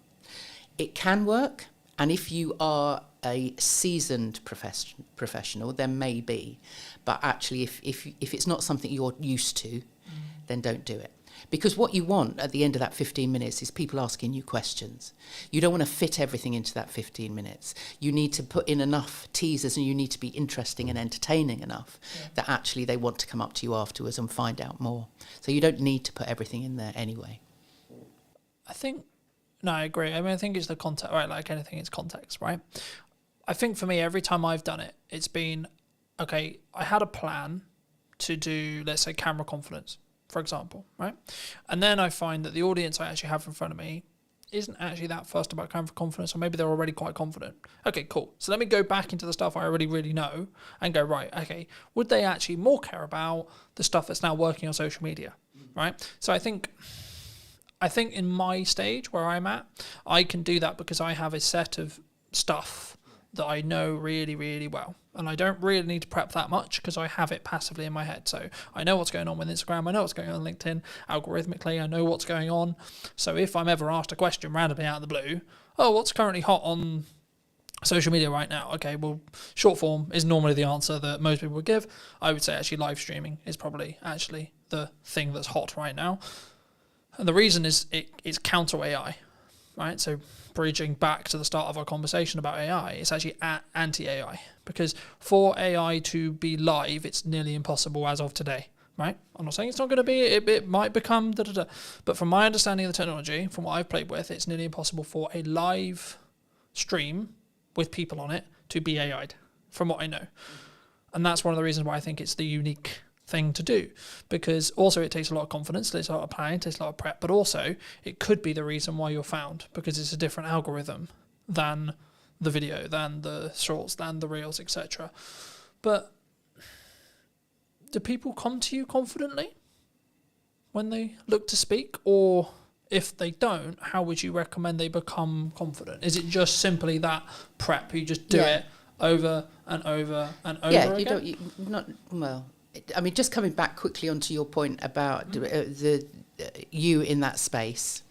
Like me, if you are running a sort of an interactive workshop presentation type of thing, then yeah, read the room. Always read the room. The number of times I've been into a class with with everything, a workshop with everything noted out. This is like 5 minutes for this, 5 minutes for that. To throw it out the window every time, because you are interactive and you're feeding back. You're getting that feedback. So then yes, and we have that knowledge. We can answer those questions. If you're in a Q&A, then obviously you're talking off the top of your head. You're improvising. Absolutely. And that's fine in those situations, absolutely. But if you have a structure, if you are a keynote or part of a speaking presentation, you've got a certain amount of minutes, you want to make an impression, stick to what you've planned. Is that style, though? Do you think people, because I really love improv. Oh yeah, no, improv is a big. I personally a big part prefer of it. to do improv. I If I ever can, I'll do improv. I will always say, memorize to improvise. Yeah. And improv is I'm an actor. It's one of it's one of my favourite things. And the number of business people that I get improving in one of my sessions, because I run a monthly speaker club, and it's a big part of that. And people are uncomfortable with it, and I understand that. But actually, it is a big part of just getting people to understand that it's not about reading a script. It's not about learning a script. It's about telling stories. It's about, if you've got data even to put in there, nobody's going to remember your data, but they will remember how you made them feel with that story. That Maya Angelou quote, which is fabulous. So improv is great, and if you have been doing speaking as long as you obviously have, then maybe yes, but that's because all of that is memorized. Yeah. It's second nature to you. And so people don't come to me confident. No, they don't ever come to me confident. That's the whole point. And I think even the most confident, outwardly confident people, when they get into a room and we start sort of digging down, it's like they everybody has those voices in their head that tell them they're not good enough, nobody's going to listen to them. So it is all about, I like to say that I get people comfortable and confident with what they're about to say. And that comes from really it's a self-awareness. Confidence comes from within. And in fact, the word confidence comes from the Latin confidere, con being with, fidere being trust. So confidence actually means with trust. And that trust has to come from you. I was going to say, it's that. So that we trusting. I trust in my ability to be able to do the thing, whatever the thing may be. In this case, it's speaking, but it could be driving, it could be backflipping, it could be etc. So it's a self-awareness. It's an inner confidence because you are self-aware of your own being, your own stories. Once you've taken ownership of everything, all of those experiences, then it's easy to share them with other people. Because you've dealt with them yourself. Fab. For those who've enjoyed this conversation, who maybe want to see what you're doing and see some of your content, see some of your older content perhaps, where's best for people to reach out to you? Well, saying that, because we had a conversation earlier, I podcast myself for a good few years. So I have a YouTube channel, which is Power to Speak, on YouTube. And there's all my older conversations that I've had with lots of wonderful people, such as yourself. And I did a speaking about speaking live for a while. So they're all on there. They were the half-hour live streams. So yeah, I'd love people to go back and have a look. They can find those also on Podbean and Apple and wherever they want to find them. Otherwise, the website, powertospeak.co.uk. All my stuff is on there. You can sign up to my newsletter, which goes out every couple of weeks, with lots of tips, techniques, and stories of my life. And otherwise I'm on LinkedIn. Come and find me on LinkedIn. It's kind of where I live. Fab. If you were going to speak to yourself 10 years ago, and if you were going to give advice to that person, what advice would you give them? Oh, God, what was I doing 10 years ago? Somewhere in the middle of acting in fashion, I'm sure. Well, no, that was a bit longer ago than that. But thank you for that, Carlton. No, I think 10 years ago I was working I was working in arts development. So I was running workshops. I was teaching drama. So what would I have said to myself? You can do this. You can actually become your own boss. You can build a business around helping other people. And I do. That sounds really cheesy, but actually, what I do, I love what I do, and it's because I actually can see people taking that next step. And I think I don't think I ever envisaged myself 10 years ago with that ability. And maybe that goes back to that breakout room and just having somebody say to me, you get people to show up powerfully in the world. And I would never have known that 10 years ago, but that's not advice I would give to myself, but I'm very glad it's happened. Thank you so much for coming on. You're welcome. Thank you for having me. And if you did enjoy this episode and would like to see more like it, make sure to be subscribed to the channel. YouTube thinks you enjoyed this episode, so why not check that out? And I'll see you very, very soon. The only reason why it's consistent is because I'm being consistent with the output. I'm constantly looking at, okay, how can I up the quality? How can I do something different? I often just encourage people to use what they've got and start showing up and start posting video content with that strategy in mind and continue to, test and change and see what works. What do you think is missing in marketing today? I think there's a lot of distractions from different things that come up. So I think sticking to a strategy and being consistent in that regard, rather than jumping on this latest craze and hype and all that kind of thing, is definitely a trend I see happening. I'm focused on a very few set of pillars to get work now, right? From a marketing point of view. Paid ads, content creation, and testing my creative to then using paid ads. That's basically roughly what I'm doing. Hello, my friends. Welcome to a brand new episode of This Week in Marketing Today. And what is missing in marketing today, more specifically, today I'm going to be talking to Andy. He is someone who does a lot of video strategy. He's a filmmaker and also, of course, an agency owner. Andy, thank you so much for coming onto the show. Thank you so much for joining me today. And before we start off, before we get into your story a little bit, I mean, what do you think is missing in marketing today? I think there's a lot of distractions from different things that come up. So I think sticking to a strategy and being consistent in that regard, rather than jumping on this latest craze and hype and all that kind of thing, is definitely a trend I see happening. There's obviously lots of good people doing things there as well online, but I think there's still that hype that's been going on for a long time online, in the online marketing space, where it's like the latest craze, AI or whatever else. And lots of businesses obviously popping up recently with AI and stuff. And it's, some of it's free, obviously, some AI, but there's you see more and more people now like trying to monetize it and stuff and create their own AI, products and services and things. And so I think that can often distract marketers and actually do them a disservice rather than actually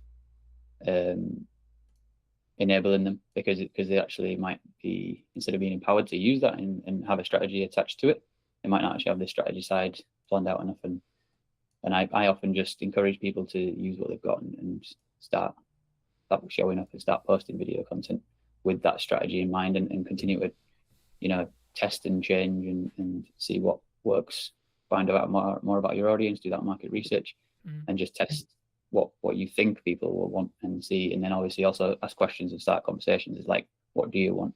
And those kind of things, that's the fundamentals of marketing. So I think if we just come back to the fundamentals of marketing, then that's just obviously a great place to start. It's the foundation, and then those other things can come into it and be useful. But I think a lot of time it's just people jumping straight into the. Yeah. Do you think? I mean, I guess my next question would kind of come along. I guess, like, should we trend jack? Because I think some people, within context and within like bandwidth, like my view on it very quickly is like, if you can do it whilst doing the stuff I'm sure that we'll touch on in respect to like the traditional marketing pillars, I think you should look for opportunities to get yourself out there a little bit more, and you should always try and be more visible, etc. But I mean, like, just building off your initial kind of answer, I mean, do you think people, they jump to trends maybe because it's easier? I think it's exciting and it's obviously shiny, and it's like it does get you more of your attention, and a lot of people talk about attention and like, oh, you have to do short form now. Yes, you have to grab people's attention, and it's like people don't watch for more than like 30 seconds or things like this, and it's people not understanding that if you understand the person that you're talking to, you can get them to consume long form content.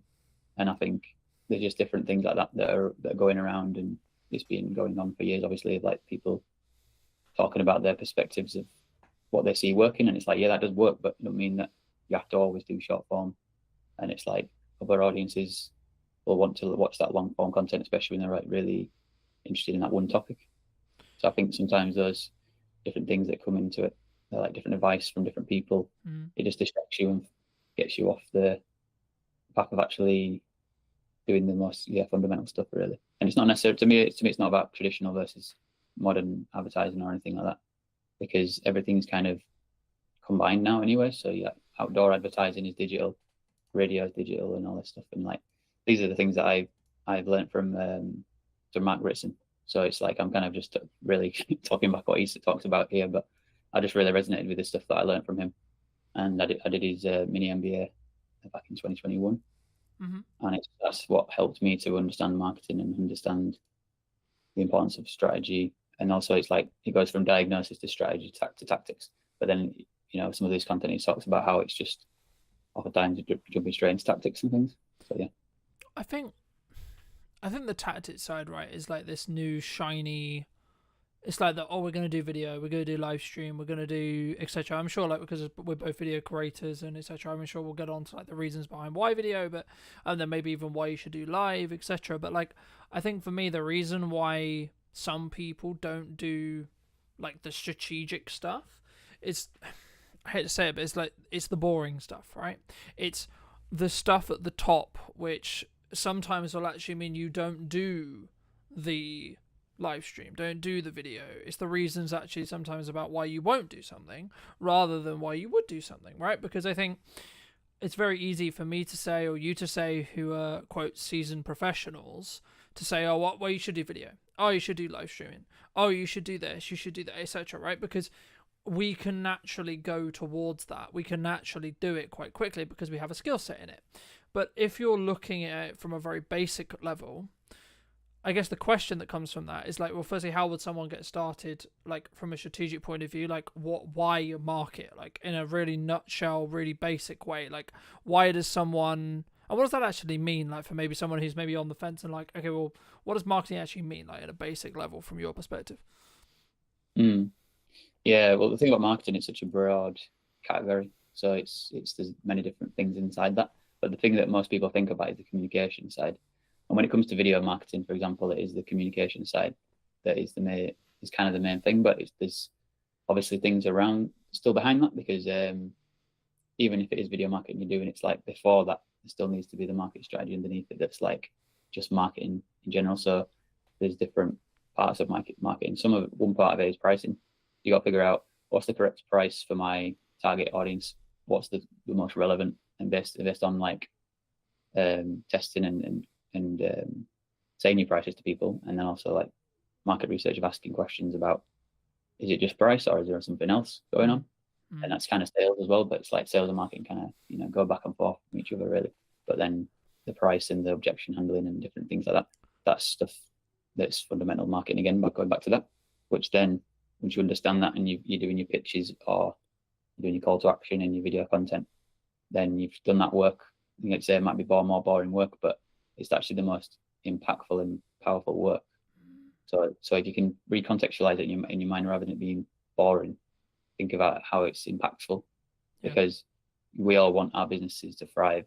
So then if you're passionate about building a business, remember that is a thing that you do actually enjoy, because you'll get something out of it, and you want to be in the process of building a company and growing it. So like if you just remember yourself that you're growing and building that company, I think that's the passion and the excitement that'll remind you that it's not actually a boring task I'm doing, because there's context to it and motivation to do it.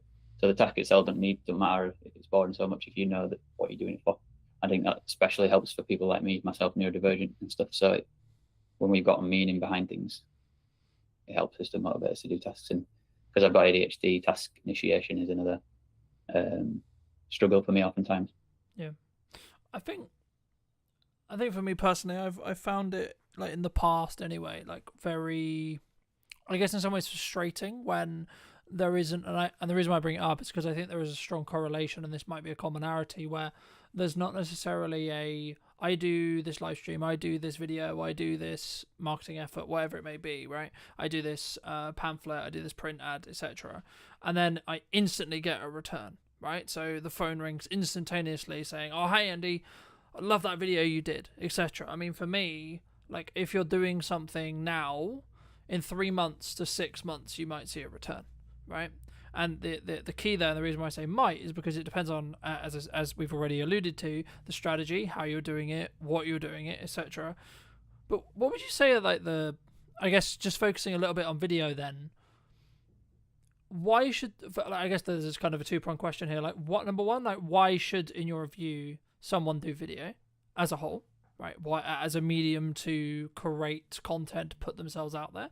But then number two, what would be the reasons behind A, why they shouldn't do it, or B, what are the hurdles they might run into when it comes to their fears, their worries, their concerns in respect to actually like doing this thing that we call a video, right? Because I think so many people don't do it because they're worried about it or because they're concerned about it. I mean, from your perspective, just to reiterate the question, why should someone do video? And then secondly, like, what kind of are the fears and the worries that they might run into? I think because something stood out to before what you said, I think I could tie it into what you said before, because obviously what you talk about before is ROI.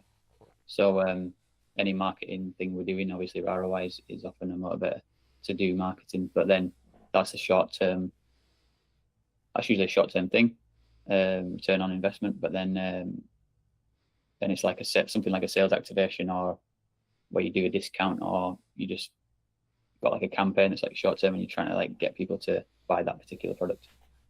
And then there's also long term, which is the brand building. So there's those two sort of objectives, like categories of like, we've got objectives in building that brand and long term value, and then we've got the short term of like just getting this product sold. If we've got loads of a particular product to sell, for example, it's like a physical thing that we want to get that sold, then we can obviously, one strategy is to do discount, but that's kind of like the last option you should really consider, because you want to think about what's relevant to the audience. Like we were saying before with pricing, if you set the pricing originally, then you'll know that it's the right price and you can just keep it at that price and keep just pushing it. And then this brand building side is more emotional and more what it feels like of the brand and what you stand for, values and all that stuff. And that needs to be a message that's communicated over time, and a story that people understand who you are and what it feels like to experience that brand, on either in the marketing or in the product itself. So I think those things are important, whatever marketing you're doing. But then if you're using video, there's some of the benefits are that if you're a person like talking on camera like we're doing, it's like it can humanize the content rather than just text on a screen.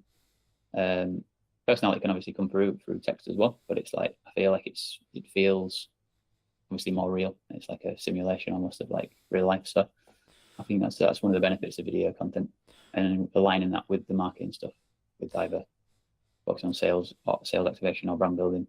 Yeah. Usually a combination of the two is the best approach. And then just to tie.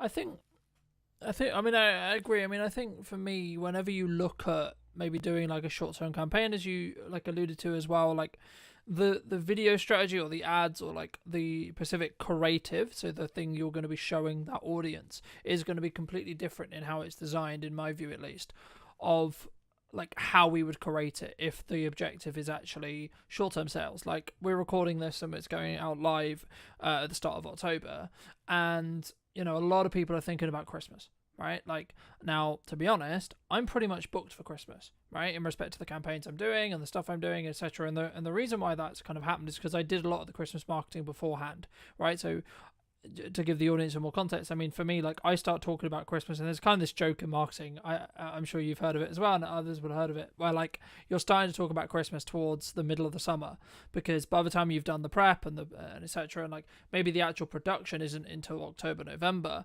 but all of the planning and everything else that goes into it will be towards that summer transition. But I think for me, like, the point that I really wanted to, I guess, echo but also add to is, what is your objective? Are you in a position where for whatever reason you're trying to develop cash flow quickly, you don't have a strong pipeline, etc., then actually maybe marketing isn't the solution.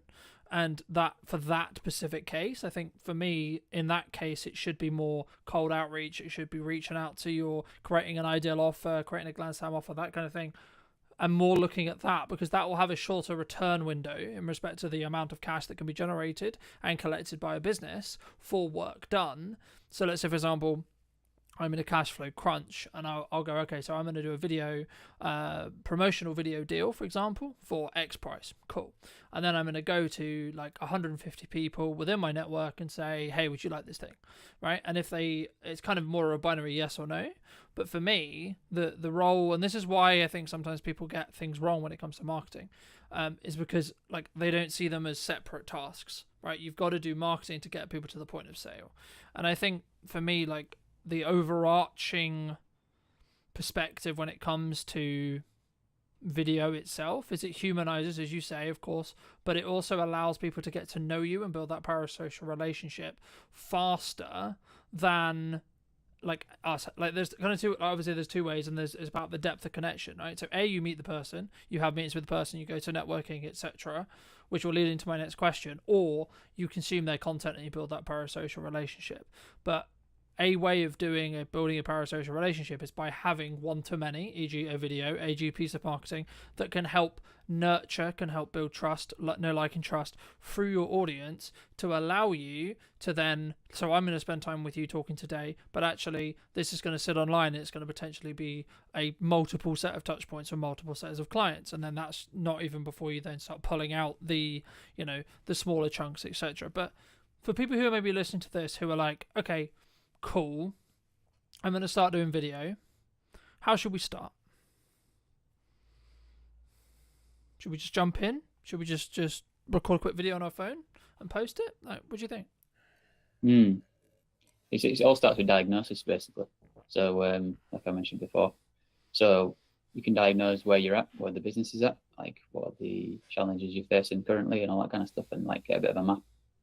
You can also then think about what you want to get to, and then map that out, and have use different tools. So like project management tools, I think can be useful, like diagrams and different things like that. And once you've had that, then you can sort of think about like what could be the quickest thing we could do if we wanted to do that. Like if we wanted to, we want to get like good at creating videos, so maybe we could like do something really simple that moves in the right direction, but it's not so specific at the moment to actually get into that vision. But it's us practicing the skill of it.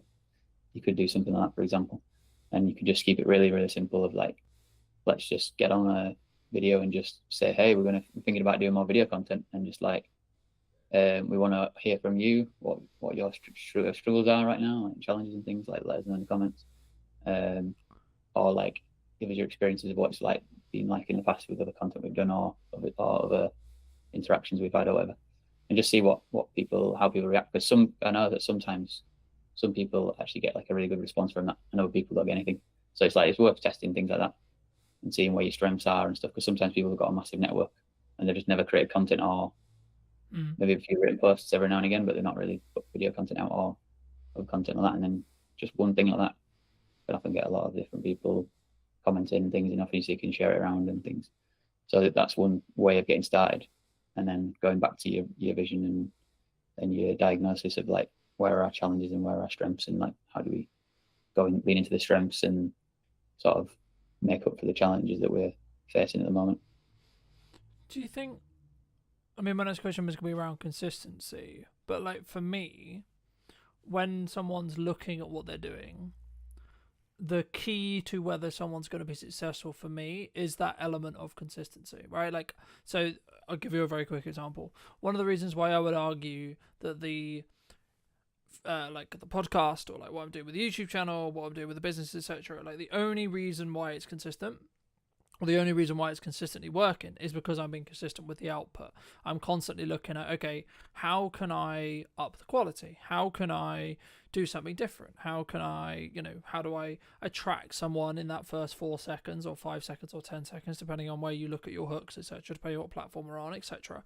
But from your perspective, I mean, is it just about having those consistent reminders going out and having that consistent content to show up for your ideal audience, or is there actually more to being consistent? And then if so, how would you recommend, from your experience, people actually are consistent when it comes to video or when it comes to marketing as a whole?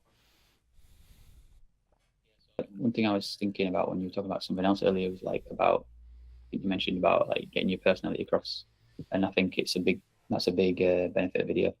And if you've been to like a networking event, which I've been going to quite a lot recently, and like connecting with people, connect with somebody, and then they see your content after they've met you in real life, I think it's a powerful combination.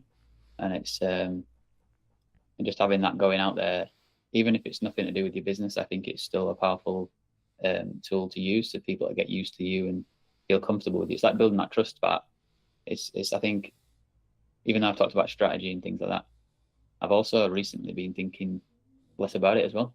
And I've actually been, and I think partly it might be to do with being neurodivergent, because I always like seem to find it natural to break rules and to test new things that people don't expect.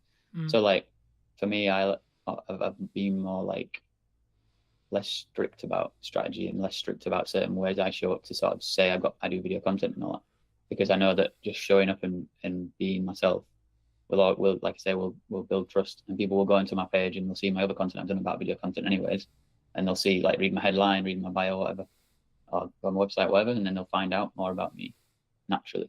So it's like having that faith a little bit that I don't always have to be showing up like a maniac talking about video content all the time. It's like I can just like be myself, and I can talk about the things I care about, which more of the stuff I'm planning on doing more content around is accessibility, inclusion, and leadership. So like these topics are the ones I'm interested in, I'm passionate about. So then me talking about that is just an extension of my personality, and it all motivates me to create more content. And then there's also going to be those moments when I go back to the expected thing that I talk about, which is about video again. But then because I always use a lot of video content anyways, and I'm filming myself, people will see the video content. So they'll see the quality of the content that I'm filming. And that's already showcasing my skills at the same time as me showing my personality. And I think for me as a video person, that's one thing I often remind myself about. So I don't need to stress myself out to think I need to be giving these video tips like everyone else does, or I need to do this, or like showing up in a certain way and like strategically positioning myself in a certain way. Like I'm still working on that, and that comes with time, I think, a little bit to refine things. But it's like I don't have to be too obsessed with that. And like I say, I like to break the rules and just test new things. I think, I mean, the things I'll just pull out of that I completely agree with. I think sometimes when we look to either do video, we look to do content, it has to be in this model of like loads of people online, Gary Vaynerchuk, etc. Like people who I follow a lot, like they constantly talk about add value, right? But I get where they're coming from, and yes, you should, right? Is the answer, but the caveat is, actually, if you're looking for long-term sustainability and long-term growth, and it's kind of a cliche now, but people do buy from people, right? So I kind of, when I'm looking for a supplier, when I'm looking for whatever it may be, I'm looking for a position where I can get to know the person behind the brand, right? Yes, I need to know that you're a good, in your case or my case, yes, I need to know you're a good videographer. Yes, I need to understand that you're good at X, Y, Z. Sure. So personally, yes, you should have some of that content out there. Yes, you should be sharing your knowledge. Yes, you should be sharing. But I think for me, it comes back to, and this is something I touched on last week with Chris, it's just about bandwidth, right? We discussed at the beginning a little bit about trend jacking, and this is where I think you can really have that kind of creative spark and kind of that creative element. But we did mention at the beginning about, like, everyone wants to talk about AI, everyone's looking to use AI. I mean, are you personally using AI? If so, like, how? But also, should we? Like, why do you think it's such a big talking point online at the moment?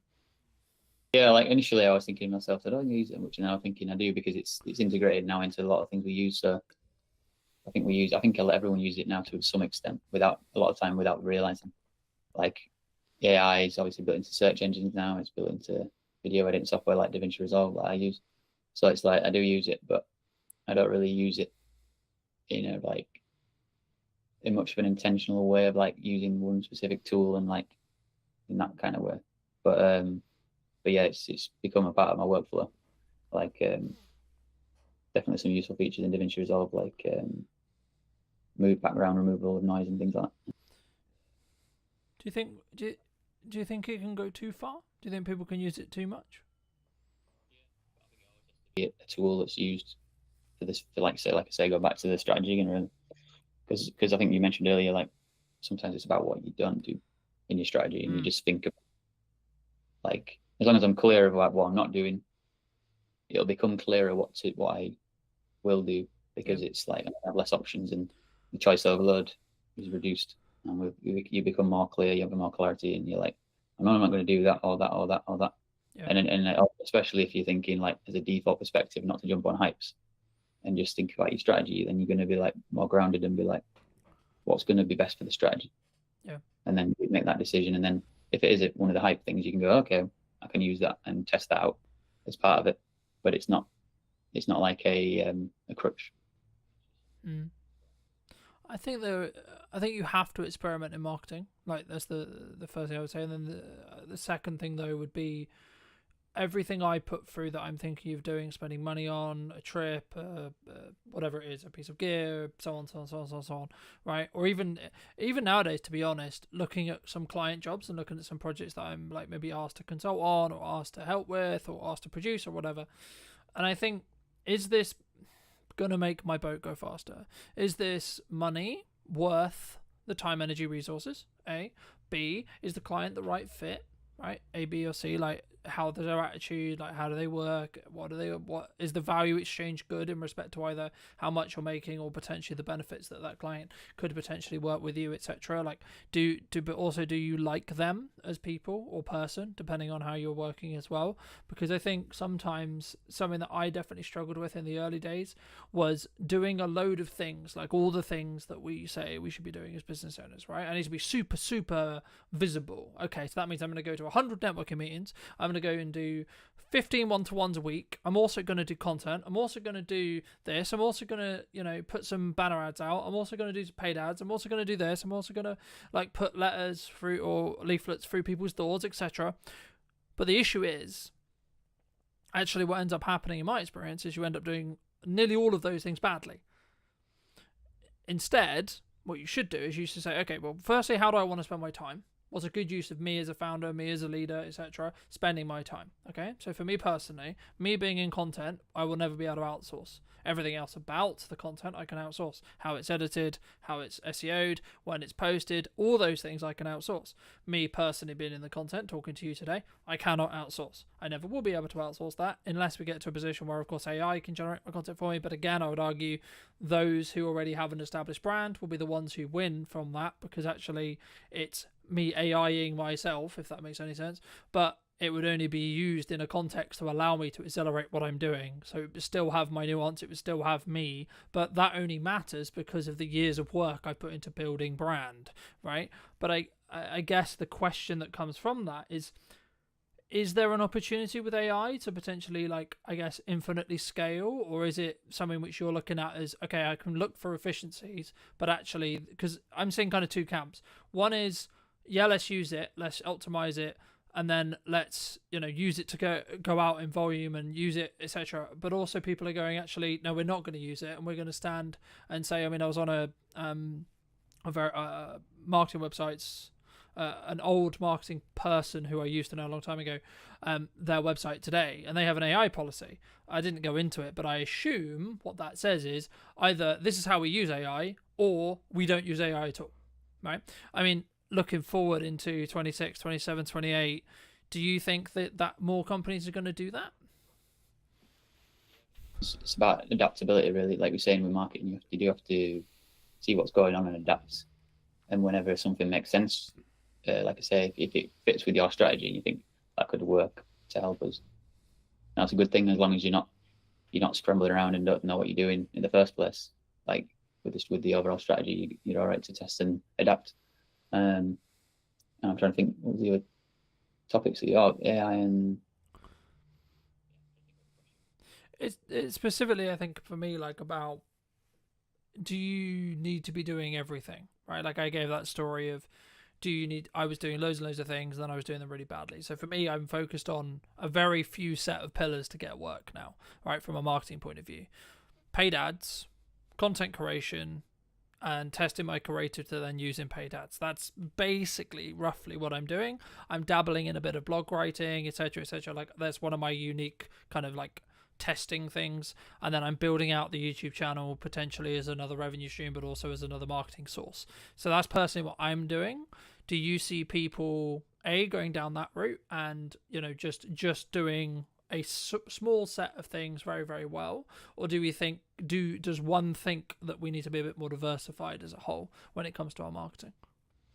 I think it's more the first version, but also thinking about with your company, Brunton Media, it's your name, but at the same time, I think your content could be still not featuring you because it's a business. And I think that's the way I look at my content is in the future, I want to get other people involved and it be a team effort. And I enjoy doing it, but I don't feel like it has to be always me on camera. And as I go forward, I want to do more collaborations with different people. I'm going to be like putting more events together and things like that. That's definitely a part of my journey going forwards in the vision of what I've been putting together. And different communities I want to target and create those movements together in a way that gives back, and then also do a way to get my name out there and promote myself. I think it's a good thing when you can find ways to do both those things together. You're having a positive impact and you feel satisfied by the interactions with people, networking and being creative together and things, collaborating. But then you're also obviously putting your name out in the brand building side of things. And that's what I'm thinking about, is like things like podcast episodes, but also like creative sketches, like comedy sketches is something I want to do more of. And I'm going to be working more actors and things like that. And it kind of goes into the filmmaking path, which something I've always found tricky to actually execute on, because you kind of need like a bit of a team generally to make that work, especially obviously you're working with actors or whatever to really bring a story together. And it's something I want to experiment more with, and at the same time like be building my brand and stuff like that. So yeah, excited to do that.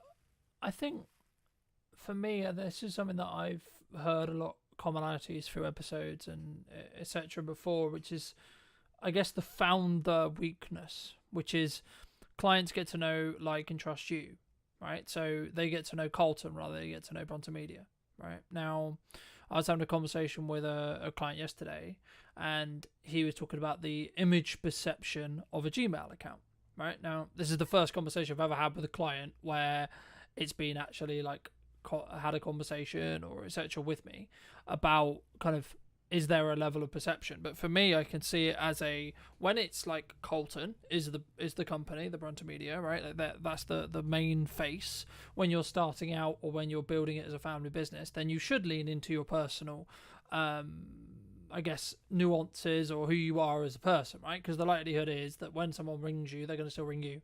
When they connect with you on shoot, etc., or like when they hire you, they're going to work with you, right? The interesting step will be what potentially I do or you do or one does when they step beyond that, right? So first employee, second employee, third employee, etc., and getting to a position where, yes, Colton is the, quote, managing director or the person who is the top of the company, but actually it's how you, I guess, manage that risk from like, if they're speaking about on behalf of Bronte Media in videos, for example, like how would one, because I know there would be a side of my head from like a comms manager point of view, which would be like, can I trust this person to represent the company, right? And I guess, would it be as powerful as me saying it in a video, like just building off your point, or is there a risk for that? So I guess the question that kind of, is that something you're thinking about? Is that like a risk that you can see other companies potentially run into? And if so, how do we maybe eliminate that risk or maybe bring that risk lower? Would you say? So the risk, what's the risk again? The risk of... So I guess the risk, I guess, like in crux is me as a founder. I have to be in the content. I have to be on the shoot. I have to be on the sales call, right? Which then can be, and also as a founder, I was just thinking when you're talking, as a founder, you create the kind of blueprint of the company and brand and everything because of your personality. So all your values become the company values, which then, and you're the leader. So then what you stand for and what you care about is how you create a culture. And then that's something that I've become more interested in, the idea of creating cultures and become more passionate about. I wanted to step into that and be a leader and stuff. And like in my past, I never saw myself as a leader. And over time, I've seen like what leadership really is and understood it more. And now I see how I already am a leader, because we all are a leader in some way. In like a leader of yourself is one part of it. A leader in your family, because you influence everybody, whoever you interact with, friends and family. Like you are leading situations, or sometimes avoiding leadership decisions, and you can when you know that, you can look out for the opportunities and to step into that. So I think if you have that blueprint of your business and brand and stuff, and the values, it just ends up coming across in your content if you speak. But then if you clearly communicate with the people that you work with in the business, and they're already in the business and understand the culture and everything, then when you point a camera at them, hopefully it's going to come through. And if it's not, you can. I think it's a new skill set. That's something that I've found as I've got to work with new people, and whether it's freelancers or whether it's internal staff, etc. And this is also true when you work with clients as well, right? Like you'll become, to an extension, especially if you're handling their marketing, handling their socials, etc. You'll become an extension, and you need to at minimum understand their tone of voice, how they come across, what their maybe prestige is, what their understanding, like how they want to be perceived in the world or in the market. And I think, for me, that's maybe where that deep work, like building off what we discussed earlier, like that strategic side, where sometimes people get stuff wrong, right? We don't go into depth enough into understanding who's my ideal profile, who's my ideal customer, but also what market, quote, sectors are we looking to target, are we looking to talk to? But for maybe, those who are maybe watching this and listening and saying, well, okay, I'm a small business, right? And I don't have like 100K or £1,000 or £10,000 or whatever it may be, right? They don't have that nominal, what they would perceive as a large figure or a large budget to get ahead. I mean, how would you recommend they either start or, quote, get ahead without necessarily just throwing money at it? Yeah, there's always something you can do, like I mentioned before, with that idea of starting with, you've got a strategy and you've got a bit of a plan and a map and everything, but then you just find like a simple thing out of that and think, is there something in there that we could move towards the vision, or something that's, I don't know, just anything really that you think in a way we could just start, and it can just be simplified and not overthink it, just to be like, let's just make a video about, even just a video about making a video, because it's the actual process that matters, not the actual results so much, because that'll happen eventually over time. And I think a lot of people too obsessed with the idea of being professional and stuff, and it's like sometimes people's content feels like AI, even if it's not AI, because it's trying to be overly professional all the time, because AI thinks in a structured way of like, very specific structured way of like, this is the way it has to be. So then it's like, it seems like people have that as well, like locked into it, these ideas rationally, rather than something beyond that could be more emotional, or could be more authentic and intuition going on and things like that. We step out of the fear and we just take action, and we just see how it goes, and showing up in a way that's not that you're not scared, and you're just empowered to take action. People will resonate with that, and they'll respect you for it.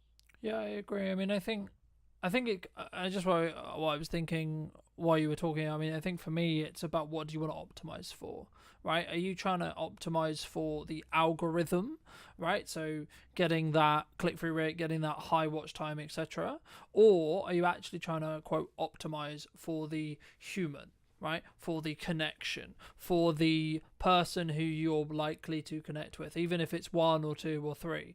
And I think sometimes we don't feel great, right? We don't start the podcast, we don't do the video, because the nature of it is going to be, when we start, it's only going to be 5 views, it's only going to be 3 views, it's only going to be, my mum and my friend and Andy who likes my content, right?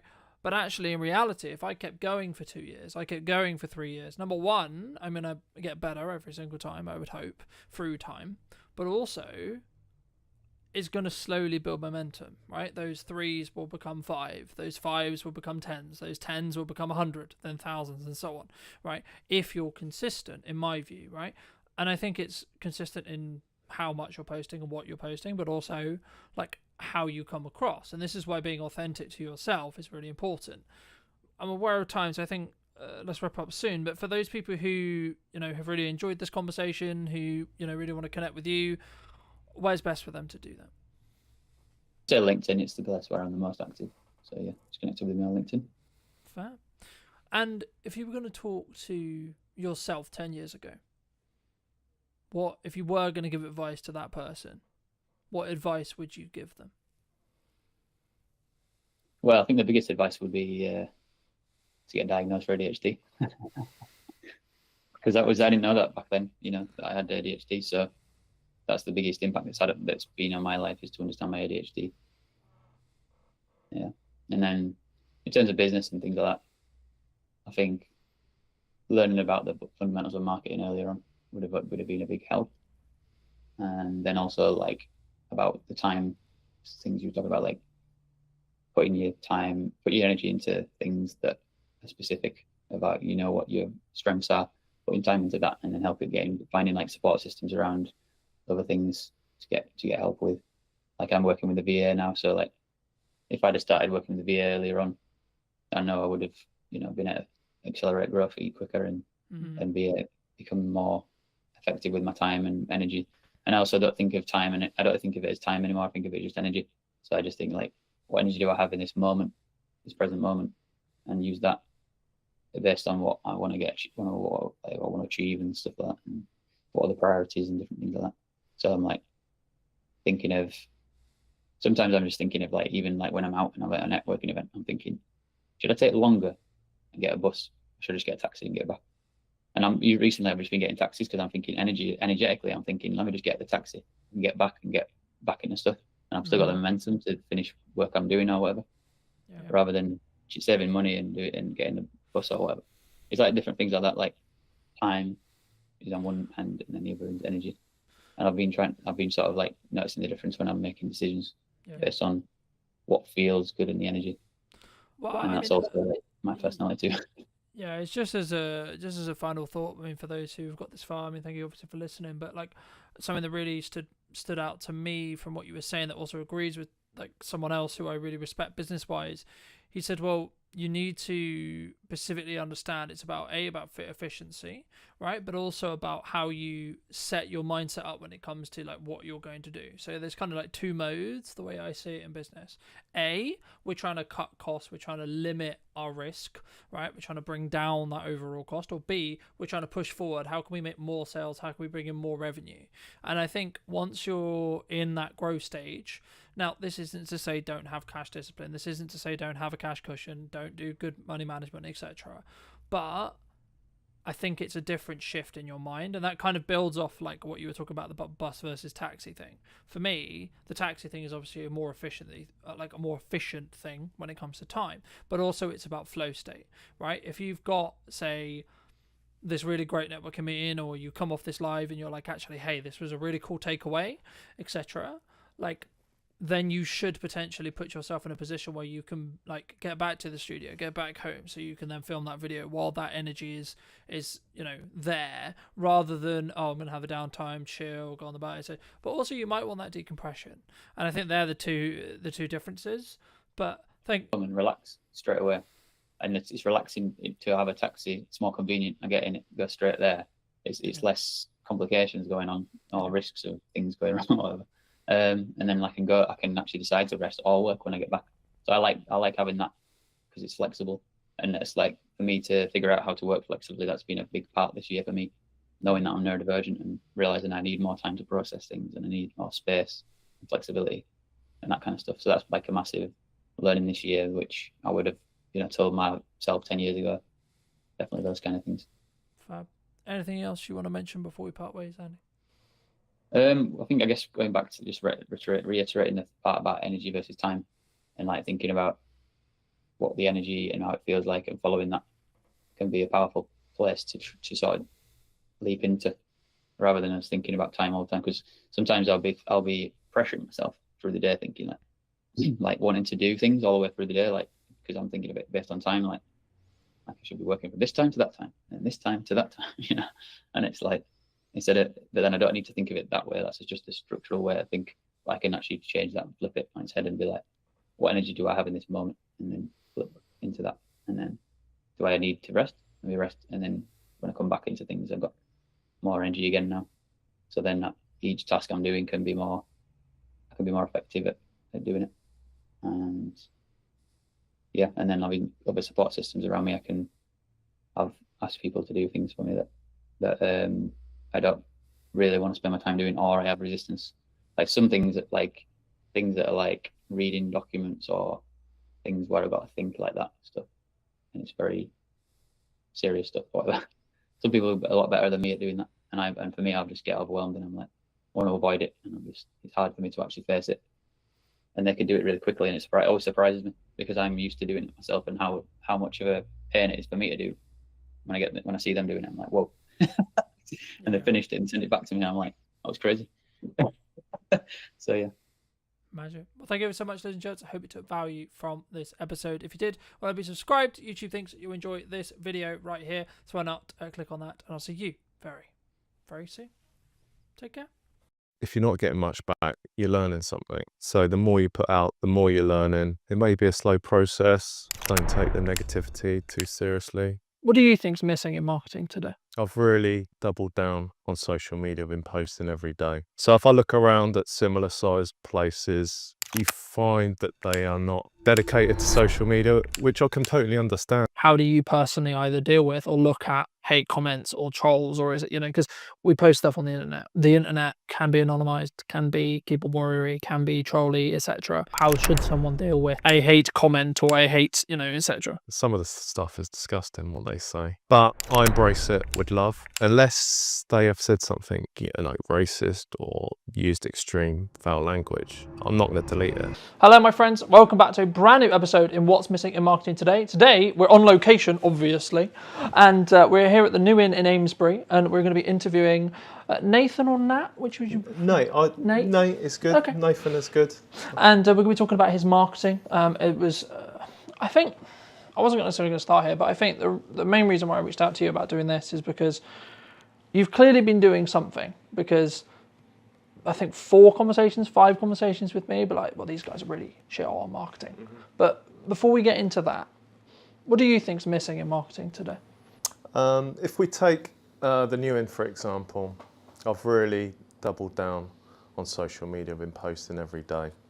So if I look around at similar sized places in the area or even further afield, you find that they are not dedicated to social media, which I can totally understand because it's time consuming. If you're going to do videos, you need a bit of self-confidence. It's scary putting stuff out because there's so much negativity in social media. So I totally get it. But I just think so many more places could benefit from concentrating on social media, being consistent, and not worrying if it's not perfect, because it's never going to be perfect. You just have to get something out and it will develop, it will snowball. So I think that is the main thing that is missing from similar businesses in our field, in the area.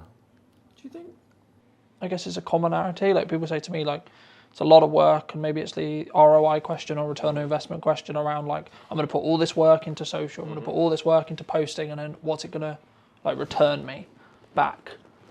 Do you think that's why people maybe don't? Probably, because in the short term, you might be posting and posting and posting, not getting anything back, not getting any traction. So I can understand that's why people may not do it as much, but people just got to realise if you keep on, then it will happen. And just by the very fact that you're putting stuff out, if you're not getting much back, you're learning something. So the more you put out, the more you're learning. It may be a slow process, and don't take the negativity too seriously. The negativity I see now as it's gold, because if someone's a negative troll person posting on your content, well, they found it. It means it's getting out there. And also, the good people, which is I'd say 99% of people are good, they would come back and reply underneath why they think that they are wrong, and they'd stick up for you. They might come back, but every time someone's commenting, more people are seeing it for what it is. So we're just honest, and people interpret it how they want. I think, for me anyway, I think you're, especially in the way you approach or have approached your marketing as a more document rather than create methodology.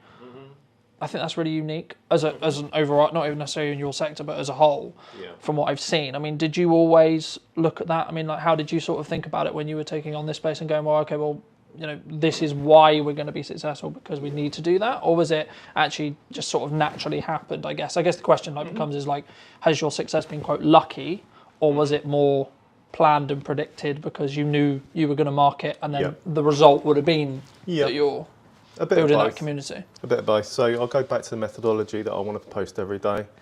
And from the moment we get the keys, I mean, you could have thought we got the keys, but there's nothing, you know, to film about yet. The pub's not open. But every day something's going on. We're painting, we're doing the floor. I mean, it might be boring to some people, but for me and other people, they want to enjoy the journey. So many people have come into me since the pub's opened and said we've enjoyed the journey and how it's developed. And some people have even said, well, we missed that part of the process. So that it comes from that. It's just posting every day and just things happen. We film it. I've got 5-6 things probably lined up in my mind that I want to do, because just make sure you got something lined up. But then things just spontaneously happen. I'm looking around and seeing someone's doing something interesting, like discovering the cellar, for example, was the big one, or even simple things like putting up lights or laying a new floor. There is a satisfaction to seeing something that isn't right, it's tired, strip it back, and then see the end process in a short video. People find that satisfying. I find that satisfying. Why do you think people don't do that? And then you can either target this at your sector or in general. I think because I think there's so many opportunities to document rather than create necessarily. Because you're in it and it's every day. It might be boring. People thinking, who's going to be interested that I'm painting this wall? Who's going to be interested that I'm laying this floor? But when you frame it and you look at it, and even the wall in the car park, a tired old wall, but to see it gone from a tired old wall to being brilliantly whitewashed, I mean, that's satisfying. And then the hanging basket's going up. And then that's just a small piece. And all these small pieces make up from a pub that had been closed for a little while. So it's tired, it needed a bit of work, it needed some love.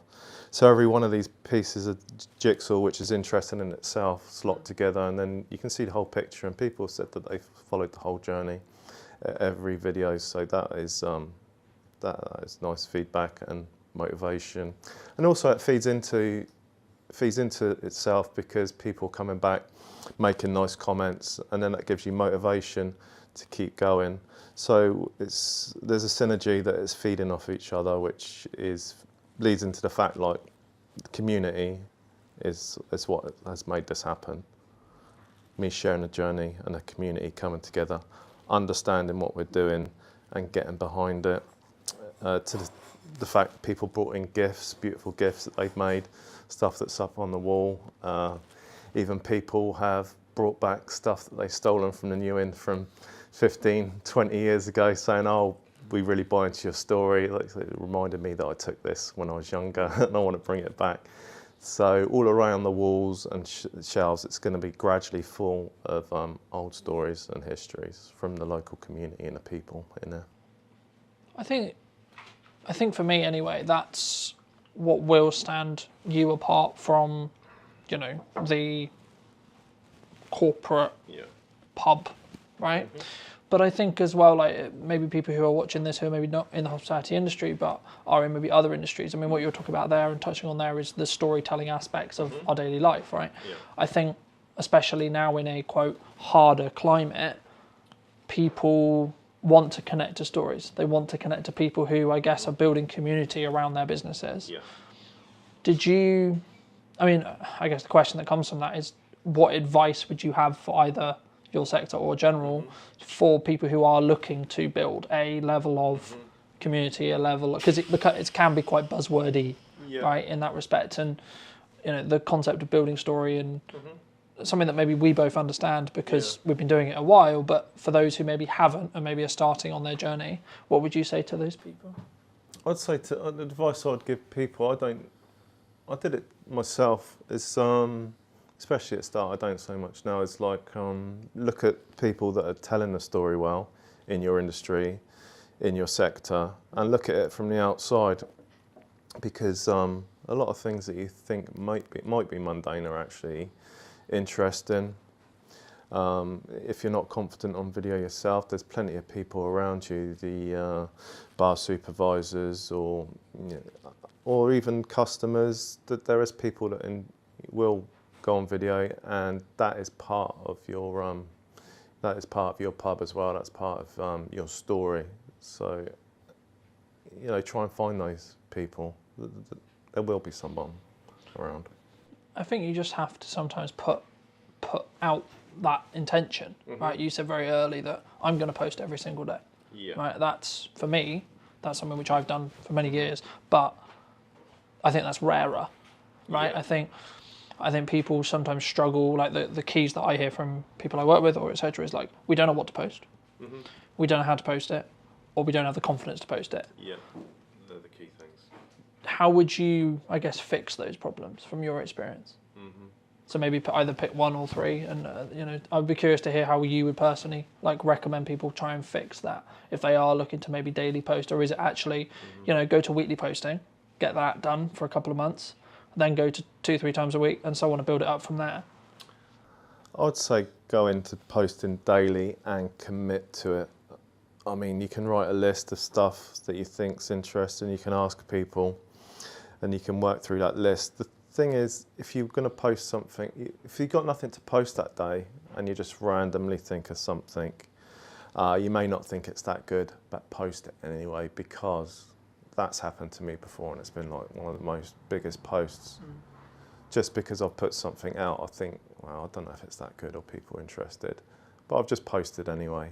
And occasionally they can be your best post. And conversely, you might have a really good idea and think, I got this story and I want to put it out there. You put a lot of time into it, and for some reason it doesn't take off. So I think you should commit to doing every day. I mean, everyone's different, but I think that forces you into actually posting and learning. And being in that, I guess, in unconfident action, rather than, oh, this post has to be perfect. This post has to be, the thing which is going to get loads of views. Yeah. Right. Yeah. Don't worry about it, because you're going to be posting the next day. And if it's not perfect, it's going to be buried within a week if you're posting every day, and you're learning every time. That's the beauty of it. No, I agree. Looking a little bit more towards the pub, then, when you reopened it, was this the vision you had for it originally? Or has there been, I mean, you mentioned the cellar, right? Yeah. I think it's one of your highest performing videos, correct me if I'm wrong, but I believe it is. Yeah, I think it's over 700,000 views on that one, and subsequent ones, yeah. Which I mean, is fantastic. it, was when you took it on, was like, okay, I've got this vision, I've got this plan. Yeah. Did that stay true, or has things changed and adapt since we sit here today? Yeah, I think it stays true, and it's been our vision. At which point I want to say that's my partner Gemma, who's the driving force of it, great business mind and organiser and manager. And then there's Kirsty, our other co-owner, who has a background in catering, and she's a chef, so she's been brilliant, like getting the kitchen organised. And her partner Adam, who's been doing some maintenance and some DIY stuff. So as we talk forward, I want just to acknowledge that it's like a massive team effort, especially Gemma being the driving force. But that being said, we have me and Gemma and the others. We have had a similar vision, and it has come together as we expected.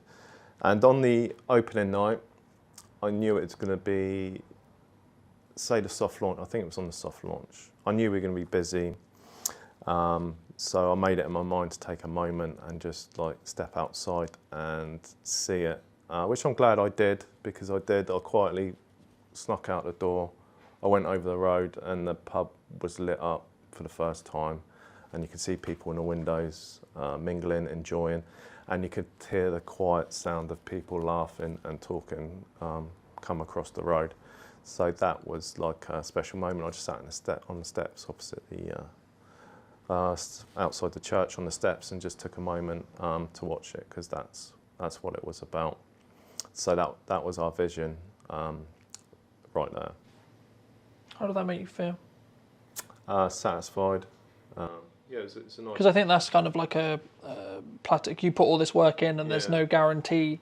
Like with a lot of projects, especially like with like in your example with the pub, you put all this work in beforehand, and then it's pretty piss. It's either going to work or not. Yeah. Yeah, that was a great warm feeling, and I was confident it was going to work because we had so much positive feedback from the community, and that fed into the fact that we'd work harder and get it open quicker and do more. So that was a rolling effect, which was great. And while we're working on the building, I'll be working outside sometimes, inside. The amount of people that walked past and said, "We can't wait till you're open. We love what you're doing. We love the stuff you're doing on social media." It's, you know, same people walk past every day and ask how it's going, popping in and showing their support, which was great. It was really, really encouraging. And even walking around the road to get a coffee, you'd get stopped 2-3 times. How's it going? To the extent it felt like I was like mini famous in Amesbury, which was really nice because it felt like people were getting the story, getting what we were doing, getting behind it and understanding it as a community and it's for them. We're just custodians of the place and this place is for them to come and enjoy, even if it's having coffee and cake during the day, if they're playing crib or they're playing pool or darts or whatever, or starting a football team or supporting local groups. That's what it's there for. I mean, that's really nice for me to hear, because obviously traditionally, what like a pub was a communal hub, right? That was traditionally what it was meant to do. And I think with maybe the advent of the internet or advent of like, again, like I don't like leaning on quite harder times, but it would be easier to say that, you know, pubs are maybe slipping away and out of the community. So I guess in some ways you're an example of, no, we can kind of, I guess in some ways is it more the community actually? Because then my next question was going to be around like, when you look at the marketing you've done, some would say maybe the uneducated percentage, but some would say, oh, you've been lucky. Right, but I personally believe you've made your own luck with execution and learning rather than, oh, you're lucky. But do you count it as that? I think there is bits of luck, but the thing is you need to capitalise on those bits of luck. I mean, for other people those things may have happened and they might not have seen the value of converting that into a story, into sharing it with the community and the public. I mean, even with the bad things that happened, I knew I was going to post, and I thought, I need to be honest. If we're going to have ups and downs, so in particular, I'm thinking about the day after Gemma fell down the cellar, and I was shaken up by it, and I was upset. But I thought, I want to force myself to do a video. I want to talk about it, see what happens. Because so many people said they enjoyed the journey, then I'm robbing people of the journey if I'm just saying the good bits that happened. I want to tell them everything so they can share with us the, you know, ups and downs. Do you think that's, I guess, natural? Because I don't personally think, because I think social media especially is known for, here's the highlight reel. Yeah. Here's the holiday, here's the car, here's the new camera, here's the etc. right?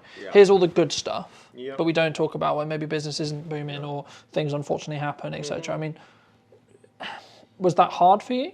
Like to actually capture those elements and actually think, actually, I guess in some ways, is there a moral question around like, yes, this is part of the story because it happened, but should we post it, should we not? Because the thing is, like, obviously you can capture it and then choose whether you use it or not. How was that sort of for you? I mean, I'd be curious to hear sort of, was it always something that's like, no, actually this is going to be just part of the story and we'll choose the right time to share it? Yeah, I had to step back and think about what my ethos was and what the ethos of the pub was. And that's honesty and transparency. So I thought we'd do it. I had to have the permission of Gemma. She doesn't like the limelight. That was the worst thing that could happen, her falling down the cellar. So the story is, we got a glass panel on the floor now, which looks beautiful and it's lit up. But there was a short time when there was a hole, it was exposed. We're still working in here, very conscious that it's there. Gemma was the person who was reminding people, watch out for the cellar, watch out for the cellar. And I just have this vision of her walking over towards to put something on the table, to decorate the table. And I can still see the image now of, I know what she's wearing, like black leggings and a black hoodie with the New In Amesbury written on the back. And just seeing her there 1 minute and just like disappear was like sickening, because I know it's like a big drop. It's probably 6.5, 7 foot, rough terrain down there. It's rocky, stony. So that, a real sinking feeling, and I can still, it's like an indelible image in my mind. So the moment she fell, I rushed across, and looking at that now, it makes me feel sick that like I actually jumped from there to the floor. I don't know how my back survived, but just jumped straight down there, and I was with her for the duration. And when I jumped down, I shouted for someone else on site, Tom the electrician, who called the emergency services. At the same time, I called a paramedic, a friend of mine who's retired on the Friday, and I'm calling him on Monday, and said, please get down there. And he was just down the road in Durrington, so he was here in about 10 minutes, which was reassuring, because I knew, you know, the basics of what to do to keep her still. Her breathing was really shallow to start with, and you know, she had a big concussion. So to have him there and to tell Gemma to stay still, which is a mission in itself, because she's saying, I've got a meeting in an hour. All this dead time, she said, I just need to get up. We've got a pub to get open. And we're saying that Des is brilliant. He's reassuring her to stay still. We need to get her out properly. So the ambulance crew arrived shortly after, and they said, we need the fire brigade to get her out that small hole. And the fire brigade arrived, and then they said, we need a technical rope rescue team. So over the next few hours, this pub was full of emergency services, and they were all fantastic. This road out here was just lined up with emergency vehicles. So of course, the jungle drums on the local Facebook groups were going wild with speculation of bombs or fires. You know what it's like. So that's also why I had to shortly after say, this is what's happened, just to knock that on the head. And as soon as we knew Gemma was okay when she went to hospital, I could put that out. And we had a great response. People that we didn't even know, so is there anything can we do to help? We'll come and we'll bring you this, we'll bring you that, we'll sit with Gemma. It was fantastic. People we know, people we don't know. The amount of flowers she got was incredible, which was really heartwarming. Yeah, and it makes me feel a bit emotional now, because that's what it's about, community. Yeah. Thank you so much for sharing that. And I think, I don't know if the response, I mean, the initial response as a human is always, oh my God, this thing's happened. Is the person okay? Mm-hmm. Right? But then I guess it takes another level of, you know, leaning into your values, your trust in your community to say, well, this has happened. Mm-hmm.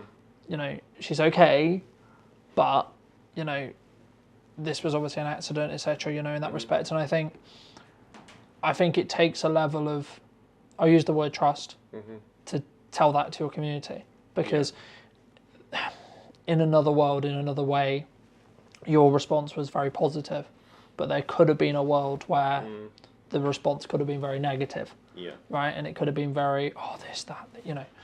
I guess that bridges me on to a nice question, which is like, how do you personally either deal with or look at quote hate comments or trolls, or is it, you know, because we post stuff on the internet, we put our, maybe sometimes our vulnerability, especially in this case, out on the internet, and the internet can be anonymized, can be keyboard warrior, can be trolly, etc. Can be, yeah. You know, in that respect. And I think if people haven't been, quote, seasoned on the internet, then they maybe won't necessarily know. Like, everyone reacts differently, right? But I mean, if you were going to give advice to people, what would you, how should someone deal with a hate comment or a hate, you know, etc.? I can understand why that would put someone off, because it is, some of the stuff is disgusting what they say, but I embrace it with love, unless they have said something, you know, racist or used extreme foul language. I'm not going to delete it. I'm going to leave it there, and I thank them for taking the time to watch the video, and thank you for taking the time to make a comment and put a heart at the end. Other people see it and that they would like it. I mean, your initial reaction is quite different, but over the years, that is the way to do it. Either they don't say anything more, or occasionally they say sorry, that, you know, oh, I didn't mean that, or they twist it back round. Very rarely do they double down. I mean, they can, but I'd just like double down on the love. And it's all good. You have to understand that some people are not, have problems in their own lives, and maybe they're using that as an outlet. Do you think that's a common reaction? To, quote, kill them with kindness? I don't think so, but it's the only way to do it. Because it would be very easy from an emotional reaction point of view to go, well, I'm going to start having an argument in the conversation now. It is counterintuitive, but it is 100% the best way to deal with it. Then don't give them the power to make you feel angry. Just accept some people are like that. And the thing is, you just got to just know that 99% of people are good, and they're going to say positive things, or if they don't agree with it, they will say nothing. So just, I mean, you need to have trust, but I can totally understand why people would get angry about it. My partner Gemma and other people would, but I was saying, it's a good thing. Someone's seeing it, making a comment, it's fine. Looking forward. What are you specifically looking forward to? I mean, we're recording this just before Halloween. Is it just Christmas? Is it going to be into the new year? Like, what's coming for those who may be watching this when this comes out, that it may actually have happened by the time this comes out? Okay. So every single event we're going to look at, and we're going to keep driving forward. We haven't just opened the doors and that's it. We got the sports bar open now. Sky TV just went in yesterday. So we'll start advertising that now. We're confident that's up and running, because it's a nice games room with a pool table, dartboard up there. There's more work to do in there, pictures up and bits and pieces. I think that the amount of response that we've had from the games room, sports bar, is been fantastic. So we got a bigger room that's a function room. So that'll be the next project. So potentially we'll start clearing that out. And I think that may be at the new sports bar, because it's bigger. We'll be able to get a lot more TVs in there, dartboards. The response for darts teams has been unbelievable. I think, you know, potentially we could have 2 or 3 darts teams and a pool team. So that's another thing to look forward to. And then over the summer, I showed you the garden, which we just made serviceable for now. It's all overgrown. That's a nice space. And by the time spring comes around, rocks around, then that'll be a beautiful beer garden. So that will always be stuff going on, and we're also led by, you know, what people want. So as people buy into it and spring comes around, we'll see what people want. You know, maybe a pizza oven out there, or do a barbecue, put the marquee out there, have an outside bar. All these stuff, you know, we got lined up in our mind. But if people are going to use it, then we'll do that. Do you think people? I mean, you're clearly investing time, energy, resources, money, etc., consistently here. Do you think that's rare in the hospitality industry, especially at the moment? Because it would be very easy for you to go, well, I put in X, so now I'm going to start wanting to pull some profit back. I think maybe I don't look around too much what other people are doing, but there are some people that are doing what we're doing. Specifically in Amesbury, there's a new owner down at the Kings. He's investing some money in it, making it better. That brings me on to with the pubs, you need each other. Coming into this area, I thought I'd need to work on everyone to like work together. Because I know in previous years there's been a lot of backbiting and people competing each other in Amesbury. But the thing is, if you just have the new inn by itself and there's nowhere else, people want to come to a pub and have a meal and go to another place and come back or go to another bar. So you need the whole of Amesbury to be working together.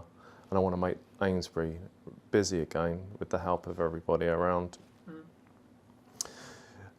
Because we're not competing against each other, we're competing against people going further afield, out for a meal and a drink. We're competing about people staying in and buying cheap supermarket beer. We're competing with the cinema, we're competing with so many things, the internet, everything, but Amesbury needs to work together because we're not competing against each other. We need 4 or 5 nice venues, which we have got here. And everyone has been so helpful. When you open the doors and everything's brand new, no matter how much you plan, you forget something. On the first day we opened, someone asked for a bottle of wine, and we were like, oh, we haven't got a corkscrew. That's one basic thing that we've got. So I popped over to the George over the road, and they were like, no problem, here's some, have these. And same with the other venues. I'll try and list them all, like the Kings and the Dunkirk and the Anthropos and the Bell, and sorry if I've missed anyone, Piazza. They've all helped us with things that we might have forgot or change or support or sending people here, which is great. Even the offer of, we'd take some menus, and it's been fantastic. And that everyone buys into the same thing. It's been a great community amongst the bars. As I say, do you think that's... I personally think in some cases that's maybe more true now, because things have got harder, because people need to band together a little bit more. But I think initially, the initial response, especially when people, I guess, first start, especially in like my industry, or the same would be true, I expect, in yours, where they're very self-focused, right? I've got my business to run. I need to make sure I'm making a living, etc. And I guess in some ways they don't appreciate or understand the reciprocity of, hey, there's other options, and hey, you should go and check out these other options. I mean, did you always have that mindset? And if you did, do you think that's rare in your industry? I think it's rare. I'm always trying to sell this point. Our background is security. Gemma runs our security company now from top to bottom, but I've done the security for 30 years on doors and bars and nightclubs. But I've seen so many bars open and close, and so many bars do well. And to see people trying to compete against each other like a club down the road, and like trying to undercut each other or go against each other on nights, you're thinking, this is crazy. If they just pull together, they're so much more powerful. If they work together on grouping together, putting on nights, working out who's doing what, they'd be so much more powerful and bring more people to that area rather than the next town or the next city, or doing something completely different. So that's something I've always believed in, because I've seen it firsthand, and that goes for anything, community. Why do I feel like with anything, it's so much more powerful working with the people around you rather than going against it. There's been a lot of talk, and you may have kind of already mentioned it, but there's been a lot of talk about, I alluded to it earlier, about pubs are dying, right? Community houses are dying. What's your view? Do you think they are? Well, it sounds like it. If you hear anything in news, which I tend not to listen to anyway, it would seem that way. But for me, I think that taking on a new inn, I just thought you know, that's all background. That's irrelevant. I know this pub is beautiful. It's historic. The community needs it. It's part of the British history and institution to have a pub, nice pubs in a town. It is unique, and it's part of the fabric of the place. It might go up and down, but it's in our DNA. So I just took this as like a separate thing. I mean, it may not have worked in other places. We live quite close to here, so we have people that we know in nearby villages and people in Amesbury we know. So we did have a head start in that way. So yeah, I think that's important.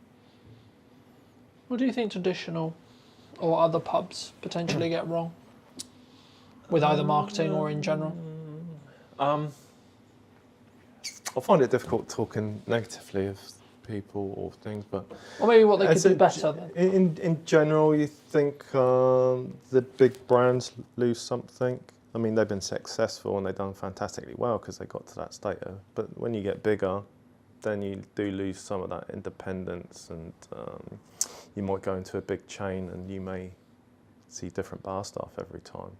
That's the beauty of having an independent pub, when the landlord and landlady and you have consistent bar staff and owners, and they're actually there on site, because that is a big part of the pub, following that journey, getting to know them and the characters, and knowing even if you walk down the road and you're just going to pop in for a pint by yourself, you've met your friends or people you know may not be in there, but they know the person behind the bar, or they know the landlord,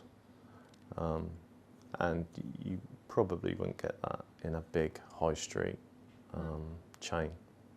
Probably not. You may do, but less likely. If people are interested to see more of your journey, where would you recommend they go? The big one has been Facebook, but also we've got Instagram, YouTube and TikTok, and they are all the new in Amesbury. Under that should come up top if they search for that. It's all documented on all four of them, but Facebook is probably the most popular. So yeah, they can follow on any of those 4 channels, and that'd be much appreciated. We've had people following from all over the place. A lot of American people said they've seen it and they've liked the journey, but you know, it's a bit far. And some people even said, like, when we come to England, we really want to come and see the place. And over the road to George Hotel, they have a lot of foreign visitors stay there, and they've been coming over to look at the cellar and some of the history. The history's always been here, but no one, well, maybe that's unfair, but no one's sort of showcased it for a little while. I've started to put pictures up on the wall of old pictures of landlords, landladies, what Amesbury used to look like, so people can come in and enjoy that. Fab. Thank you so much for coming on. And if you were going to talk to yourself 10 years ago, what advice would you give? Yeah, that's a difficult question, because you think if you told yourself something, then you wouldn't be in the place that you are now. And I'm happy. I'm really happy where I am now with the pub and the people around me. How this has panned out. With Jem and my partner, extremely happy and very much in love. So if I went back and changed something, then you know, I probably wouldn't. Thank you so much. And if you did enjoy this video or this podcast and you'd like to see more, make sure to be subscribed. YouTube believes you enjoyed this one, and I'll see you very, very soon.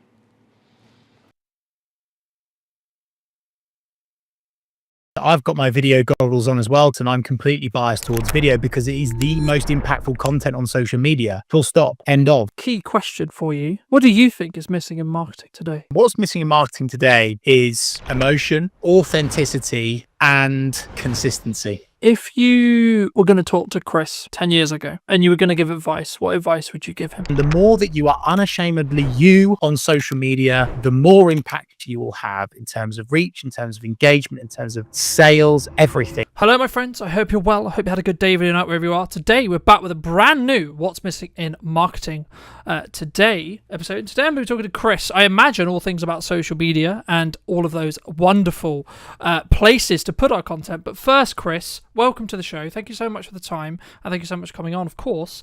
But key question for you: what do you think is missing in marketing today?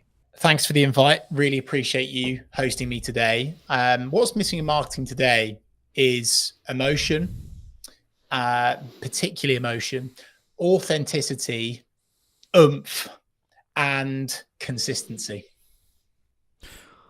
When you say oomph, what do you mean? Because I think sometimes some people will take that as energy, right? Some people will take that as how we show up. Other people will take that as, I guess, like the amount or volume or energy. Like, that's why, if you don't mind just unpacking that briefly, I think it'd be really helpful for the viewers. Yeah, absolutely. No problem at all, Carlton. I think by oomph, I do mean energy. I mean true commitment to the cause. I think for far too long on social, people have seen it as a tick box and not this kind of ongoing personal or business brand commitment. And if you are truly giving it your full oomph, your full energy, your full commitment, you will get so much more out of it. I'm so aware of the fact that might be perceived as fluffy, but I think, in fact, I don't think I know that people can see right through cold, corporate, boring, emotionless content. And so it's so important, and it's critical actually now that the content that you're sharing, you give it your all, you give it your full oomph. So that's what I mean. Magic. I mean, you're very seasoned. You know, you've been on social media for over a decade, starting out as a side hustle, creating your own agency. What was the turning point that you thought, actually, hold on, this could actually legitimately be the career of my dreams, so to speak? I became addicted. I became obsessed with the platforms, the algorithm, the opportunity, particularly because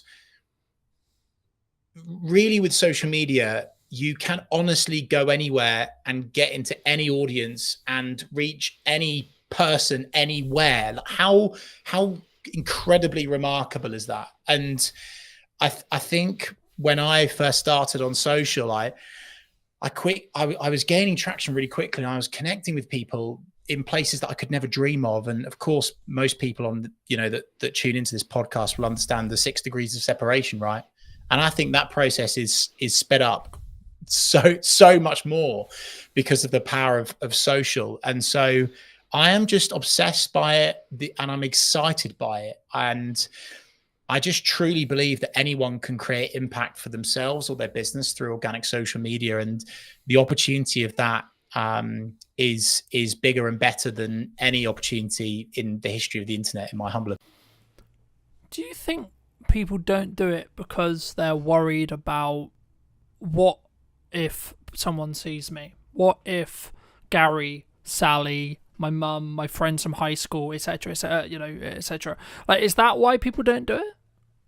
Definitely, Carlton. I think a huge amount of work needs to be done in terms of self-discovery and your why and your own self-psychology and having a coach.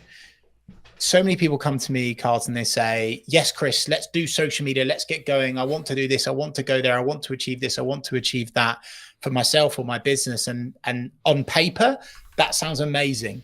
But often comes the stumbling block of getting themselves out there, seeing themselves on camera, being okay with how they sound, understanding how to, have some confidence in your conviction, and being okay with people judging you. And that's something that is really, really tough for so many people. And I actually think is a great place to start this conversation with, Carlton, because before you get into all of the technical, geeky social media strategy, tech, platform, algorithm stuff, content creation, how are you showing up? How confident in your conviction are you? Are you okay with people judging you? Are you not okay with people judging you? Are you way too tuned into the vanity metrics? Oh, this post only got 2 likes, therefore I'm never going to do it ever again.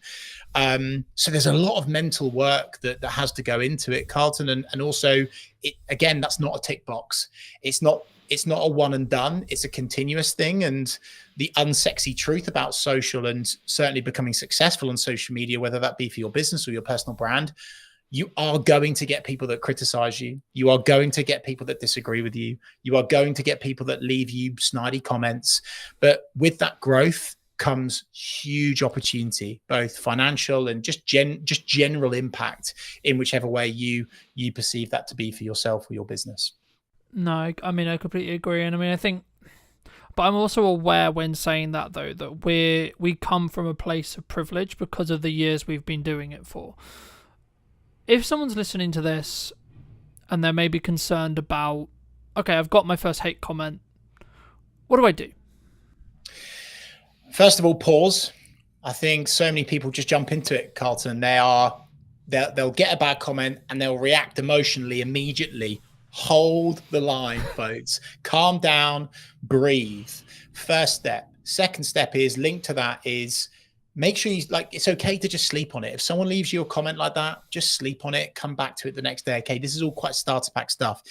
But where I think people then make the mistake is when they go back to that comment, they will react perhaps in a passive aggressive way, but perhaps they will hard disagree with that person.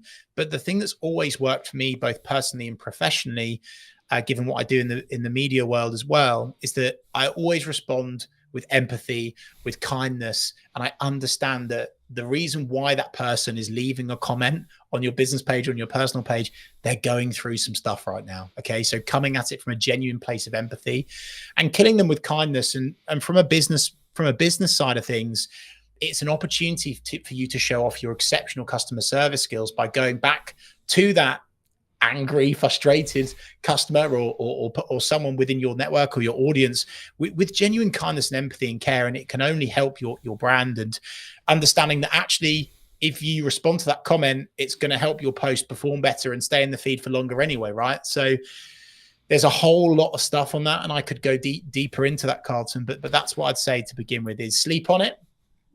Kill that person with kindness, right? And don't make any harsh, strong statements and react emotionally. Just create some space, have some digital downtime. I also I completely agree, but just to add to that for those who are listening, I think for me, it's about like whether you're willing to give that power back to them. I forget the initial quote, but it was something along the lines of when someone drops a comment on your post, on your video, wherever it is, if you respond to them, you're giving that power back. So if you can see it as kind of a power exchange, when they comment, they're giving you that power to see how you react to it, etc. And if sometimes you don't need to comment back. Sometimes you don't need to necessarily engage in that conversation if you don't feel it will necessarily be, I guess, mutually beneficial for the conversation, or like you're not. Like, there's a balance, I think, between building community and building real relationships with people, and then also having people who are just there to maybe stoke the fire, maybe get a little bit controversial, etc. They're there for maybe rage bait, right?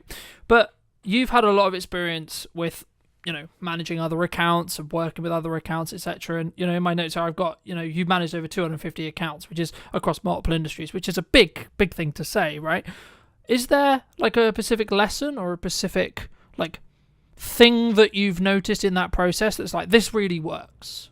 Or is it very specifically industry based? Is it very specific timing based, would you say? In terms of content, in terms of responding to criticism, what do you mean? In terms of, I guess the question comes is like what because then it's like maybe someone's listening to this and go, well, why is everyone on social media, right? Like, we want it to work for our business, okay? But some people have said to me, you need a niche, right? You need to niche down and do just content about X, okay?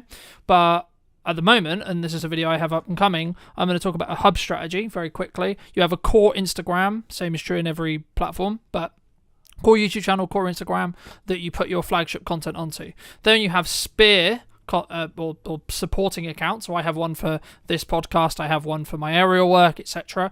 And they all then get invited as collaborators whenever there's a main post principle. But for me, like, you can niche, but because we're an interest-based graph now rather than social-based graph, in 95% of the case, I think LinkedIn's the only exception. Correct me if I'm wrong. I'd be interested in your thoughts on it. But like, for me, in most cases, we're interest-based, especially on short-form, infinitely scrolling feeds. In that respect, actually, followers become irrelevant. So actually spinning up these other brands, spinning up these other accounts, you could actually get some decent numbers. And even if it's just awareness traction to push to your main account, where you can then have more value-led content or, quote, conversion content, etc.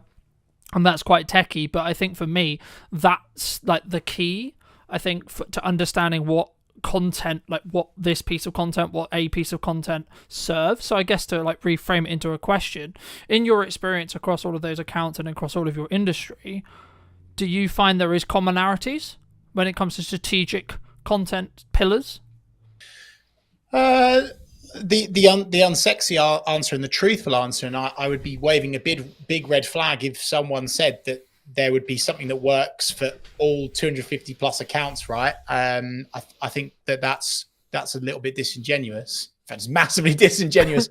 And the reason why, Carlton, is on social media, there are thousands of variables, thousands. And we're talking like the algorithm, we're talking about the type of content, the headline used, the question, the value, the audience, the timing, the media. I could go on and on and on and on and on and on and on, right? And so I think what I always like to do with our clients is, to begin with, you have to understand who you're talking to, the audience, right?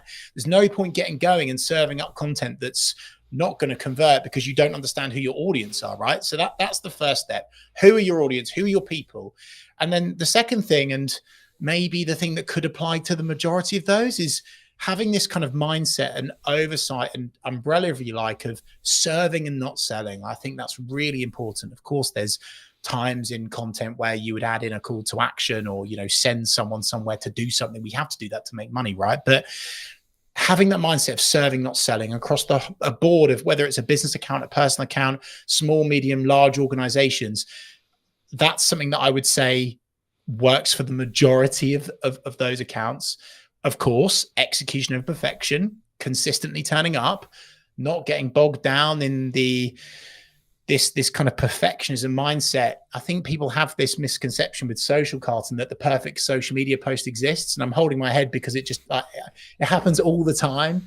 And someone's like, oh, well, that wasn't that good, or that didn't work. Yeah, but my feed looks beautiful, Chris. And we're now away from that, right? And I think, and I'm so happy, Carlton, that you have the understanding around, interest-based content and followers being almost not applicable now. Like, they look good, they make you look more credible, but ultimately, if you are leaving a consistent digital footprint, I'll call it, across a variety of platforms where your audience are hanging out, using keywords within your copy that people can hang on to and find you via, that is where the impact comes with social. I think across the board, some other things in terms of actual, you've mentioned, I think they're content pillars, Carlton. I always like to add in storytelling, tell a story, because people can connect with that. Brands don't do that enough. Make sure that at some stage you are telling someone to do something. If not, they will not do anything. Okay. So that's important to add in. Social proof is always good. So adding in, again, like what's worked, why has it worked, someone else talking about how good you are rather than you. I call it weeing everywhere, which is quite cruel. We do this, we're the best of that, we are number one, weeing everywhere. People are weeing everywhere all the time. Stop weeing everywhere, okay? And make it more your, and really address the reader. So that was quite rambly, Carlton, but I hope that answers that question. It's quite hard to give you a specific answer, but hopefully that. No, absolutely, it definitely does. I mean, I'm going to be quite biased, right? Because I've done video for like coming on 15 years and commercially for like 8 and 9, but I have noticed a trend across like either people wanting to do it or the platforms wanting you to create video, right? And I think, is that just the natural, like, it's the closest thing we have to me meeting you, me watching a video with you, building that parasocial relationship? or from your perspective, I mean, is there like other reasons or other things why someone should consider video as a format, and or why they maybe shouldn't? Yeah, I think. I've got my video goggles on as well, Carlton. I'm completely biased towards video because it is the most impactful content on social media. Full stop. End of. We could finish this podcast on that note, right? If there's one thing that people do today, film a video, even if it's a selfie shot, iPhone style, that's fine. Do that over a static. You'll see more engagement, reach more people, have more impact. I come from a commercial sales background. Really, I've always done social, but I that's kind of like where I've really made a dent. And when you show up on camera, Carlton, it is so good for demonstrating expertise. It accelerates relevancy, relatability, trust, because it feels real. And in this AI bot, cold corporate fake world that we seem to be drifting into, it is more important and more impactful than ever before to jump on video. So this isn't just me saying do video because it gets you more engagement, it helps you reach more people. It's, well, actually, even if you only had a LinkedIn network of 4 people and you showed up on video, it would definitely be more impactful than just normal static stuff, right? Because of a sales piece versus an algorithm piece, if you like. So for sure, I'm a huge advocate of video of all shapes and sizes. I think there's a place for long form, definitely. I certainly think there's a place for short form. I think overall, though, Carlton, people are hugely overthinking it. They're getting bogged down in the tech, and they're not working with someone like yourself in terms of the tech setup, so they can just get going and talk about the stuff that they're good at and that they know about. And I just want people to get into this mindset of execution over perfection, and relatability, being real. Even if you're walking down the street, and I know it's brave and it makes you look a bit silly, but even if you're walking down the street and you're just sharing a few words about your day with your camera and you're posting that as your content, that's a good enough start. It really. Yeah, no, I'd completely agree. And, very quick story. I've been a professional videographer for, as I say, like nearly 10 years.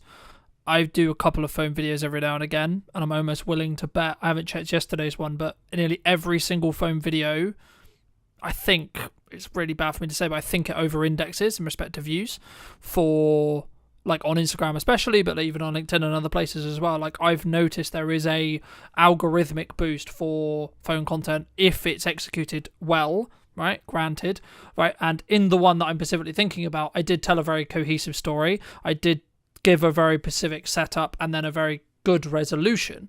But that was because I'm in the process of creating good content consistently and doing those reps. So whether I'm filming it on a camera, and the reason why I mention it here is because I think some people, they look at like what I'm doing with like the trailers and it looks good and it sounds good and I've got professional mics all the time and then I'm flying a drone and they're doing all this stuff. But it's like, I don't have that, so I can't do it, right? I don't have the microphone. But you do have a phone, right? And I think if you just, it's more of a psychology thing. That's why I love to talk about the psychology behind video, because for me, it's the main barrier for someone not wanting to or not being willing to put themselves out there, because actually you find about some insecurities, and it's actually a really strong self-belief and self-esteem and self-growth perspective yourself doing video, which is a kind of a byproduct of actually all the business benefits that we've already kind of alluded to. But I think for me, I mean, if you were going to, and I know when I come on your show, I went into depth on like the psychology, but from your perspective with your experience, I mean, what, outside of doing it, what would you say to someone who's like either maybe looking to start doing their first post, tipping their toe in, or they maybe want to start on video? Like, what would you say to those people? Talk about something that you're genuinely passionate about. Don't overscript. Don't write everything down. Be okay with buts, and maybes. You will stumble. You will stutter. You will. There will be a moment where you accidentally say something you shouldn't, and keep it in. Keep it in, because it's real and people want real. Again, back to my previous point, AI, robot, cold corporate world that we're drifting into.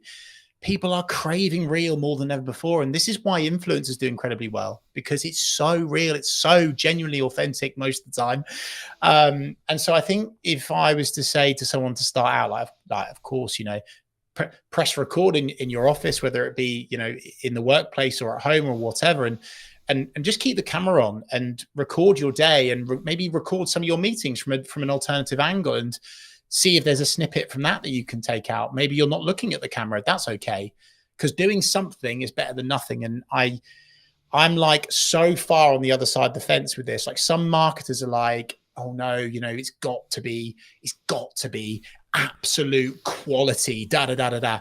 But the problem with that is it's too slow. It's a lack of speed. And just like a balanced diet, Carlton, like I'm a big advocate of doing professional stuff as we are right now, but then also for speed. If you are walking down the street, if you are, you know, out and about somewhere, if you've just walked out of a networking event, whatever, and you've got that moment, that spark, that energy, that inspiration to get on camera, don't wait, get going. I just think so many people are overthinking it, Carlton, which is quite basic starter pack advice, but they absolutely are. I'll tell you a quick story on this. One of my consultancy clients, I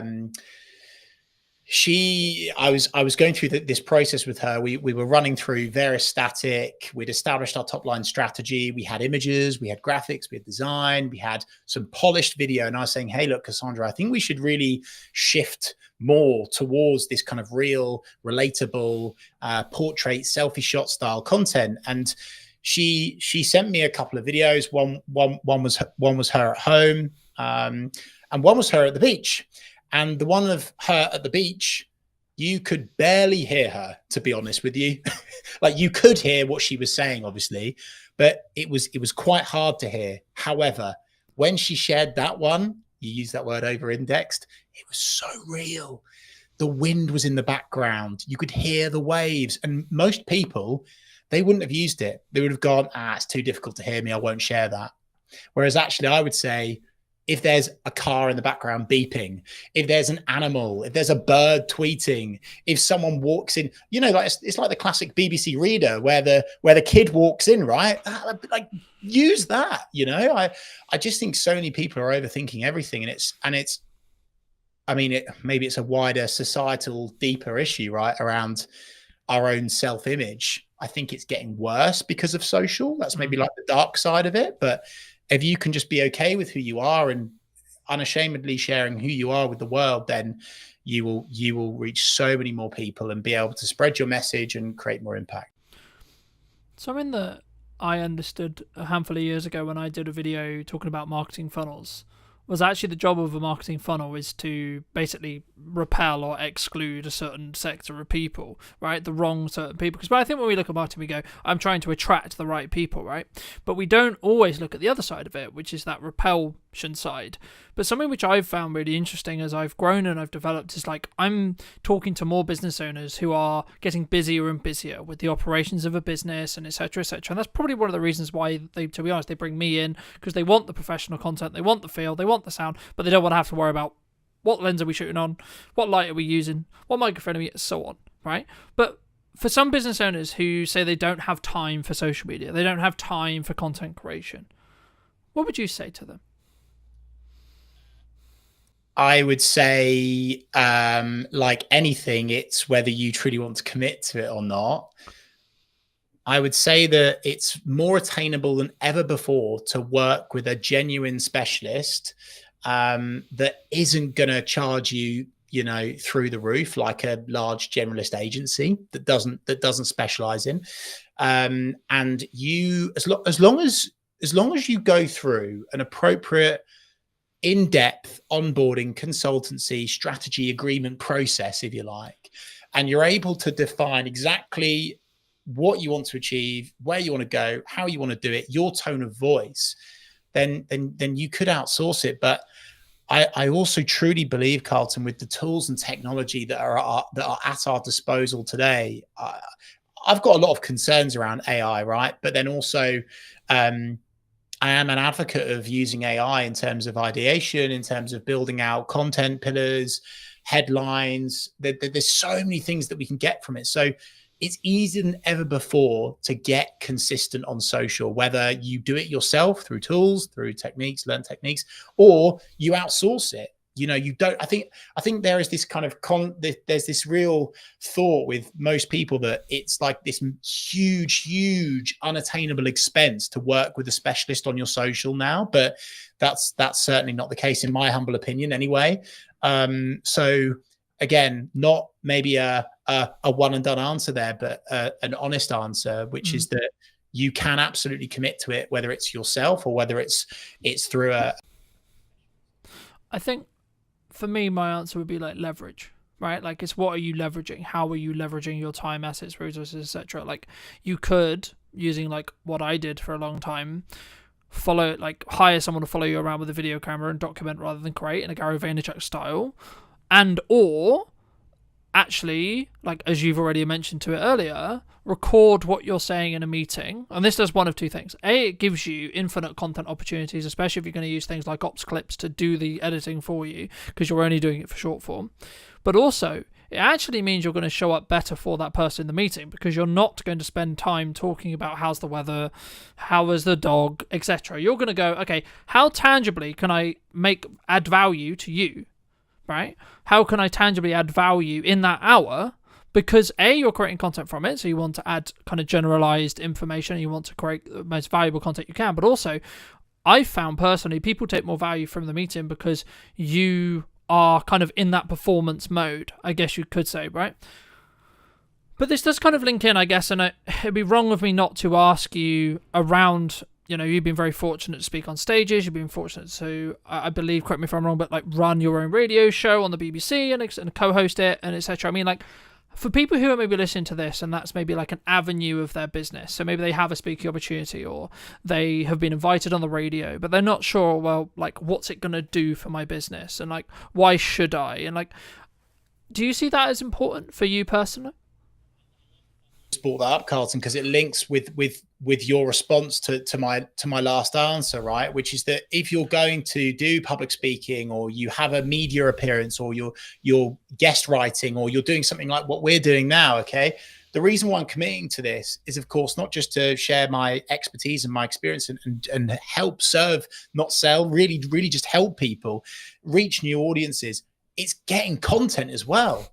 And you've mentioned Gary Vaynerchuk, huge advocate, very grateful to have met him a couple of times now, a really real massive inspiration for me. And one of the things that he talks about is content pyramids. And many people just, and it again links back to your having the time bit, Carlton, they don't realize that us doing this, what is it now, half an hour, 45 minutes, we'll do maybe an hour today together. This will give me content for weeks. I could pull out of it a long form video. I could pull out of it multiple blogs. I could pull out of it, I mean, with your help, especially Carlton, so many short form video snippets, right? That I could run evergreen on my personal or business account for maybe the rest of this year, for goodness sake, right? And it's a massive frustration of mine, actually, Carlton, as well, because when people get these opportunities, public speaking, media, podcast, etc., they don't maximize the opportunity and they don't use it to their advantage. So they do it, they reshare it, and that's it. And it just kind of dies or fizzles out. And they don't realize that actually by doing this today, I'm getting loads of content that I can use over and over and over again. And that is an incredibly useful trick that so many business people are well, not just business people, all people are missing out on the opportunity from. And of course, by me doing this appearance with you, it's going to highlight me as the expert, the person of expertise. Whereas if I'm doing this on my channel and it's just me and it's on, here you go, me, we, all of this again, people don't quite believe it. But the fact that I'm doing this on your show can actually create so much more trust, so much more respect, and really build you as the key person of influence. I think a book that I'd highly recommend to, and I'm sure loads of your community already know it, Carlton, but Key Person of Influence by Daniel Priestley is a brilliant book to read, to really understand and simplify personal brand. And it gets you in this thought process and concept and strategy of, using these opportunities to build you as a key person of influence so people trust you more. And if they trust you more, they buy more of your products and services. It's a simple mathematical equation, if you like. And so again, that's why I would hugely recommend that when you do these appearances, you really, really milk them for as much as you possibly can. And also, I think, I think sometimes people see like filming a talk at the front of a room or filming a podcast as like just a cost. And until you break that framework down and you look at the visibility that you're potentially going to get, and I think at the moment we relaunched the podcast account, I think it's now like 24 or 22,000 or so within like 2 weeks or so, just under 2 weeks in regards to like monthly views. Now, yes, we're using a strategy which involves a level of volume to create that, right? Each reel is maybe only getting 300 or so views at the time of filming, sure, but the point is, how many people, even if we take 1%, okay, that's close to 2,000 people that potentially could convert in my business within the next 3 months, right? And that's just on Instagram alone. You then add the potential revenue opportunities that come from having a monetized YouTube channel and etc., and like building side revenue, especially if you're in what I would call a up down business, so like you're very project by project based. You could build yourself an opportunity, and I'm personally doing this with the brands I'm building and in the content I'm creating, where you could have infinite marketing content because you're going to put it out on all your social media, linking out to your YouTube, etc. But also, if you strategically think about it enough, and you can build a strong niche for that YouTube clarity, which is what YouTube specifically cares about in all the research, all the people I've spoken to right now, and that's why I have a different channel for the podcast rather than Brightner Media, etc., is because algorithmically YouTube wants to have clarity over who to serve those videos to, right? But the key there is once it gets to the point where the YouTube channels are big enough, they will become their own revenue stream. And it might be £100 a month or etc. Sure. But that what does that do to your business? That changes your baseline revenue. So if you are project by project based, that means you can potentially pay for another SD card, or you can pay for another microphone, or you can pay for a bit of lighting, or you can pay for a bit of consulting, etc. Or just hold on to the £100, right? And it's about, I think for me, how you think about that from a longer term. But do you think people sometimes underestimate like the other opportunities that could come from like either that or the lurkers that could come on social media from creating content, Chris, do you think? Yeah, for sure. I was going to say, though, something that you've brought up there, which is a huge gap for the majority of people. Unbelievably, they are not using and making the most of the second biggest search engine in the world, which is YouTube. And YouTube Shorts right now are so hot. They are absolutely flying. They are getting so much organic reach. And so even if you were to set up your own personal YouTube account under your name, right? And you just share all of these little videos that you do from various appearances, public speaking gigs, talks, meetings, whatever, wherever, however, getting your name on YouTube and giving these AI tools, hey, by the way, something to grab onto because then you're the expert, boom. And that is a massive gap for so many people. So again, link back to your previous question, Carlton, we're doing this in a funny order today. That will hugely help people. So definitely jump on YouTube and really, really capitalize on that opportunity by using that video content. And the great thing is with YouTube is by tweaking, tailoring, optimizing, making something, amending something, is that it can go viral like that. Okay. So with LinkedIn, with Facebook, with Instagram, if you edit something, if you edit a social post, it will penalize you, right? YouTube is phenomenal because by simply adding a new thumbnail, changing the headline, adding more to the description, all of a sudden your video can blow up and it could completely change your business forever. And that's not pie in the sky, blue sky thinking stuff, right? That's very real and it's happening for so many people. And so again, another takeaway for people listening to this is please jump on YouTube. Please start publishing to YouTube.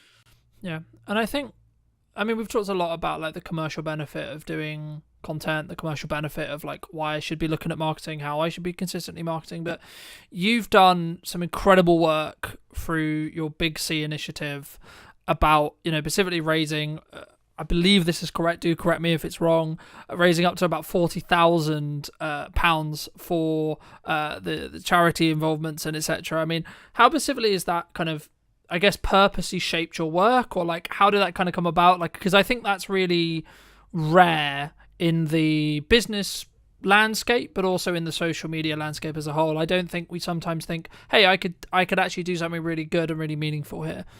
Love that, Carlton. And we're talking here about business and doing all this, but hey, actually, what charities are you passionate about? What do you want to change in society? What legacy do you want to leave?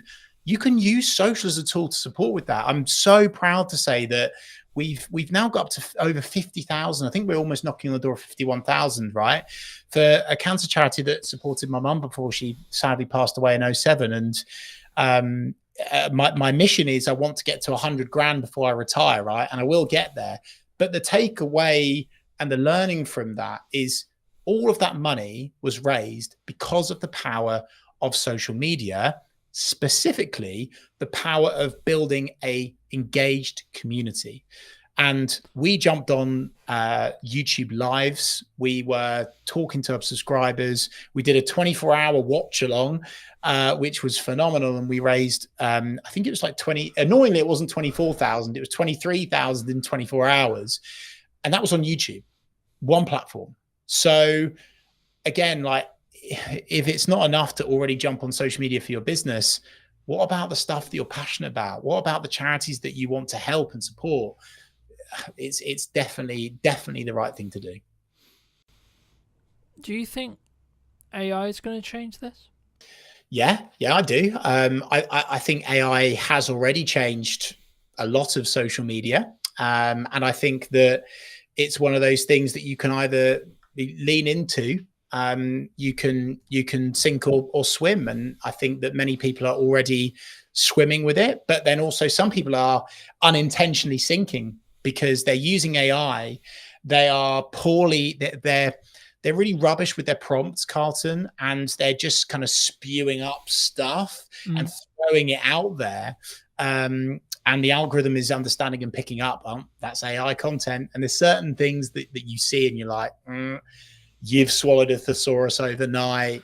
You're using the rocket emoji on every single post.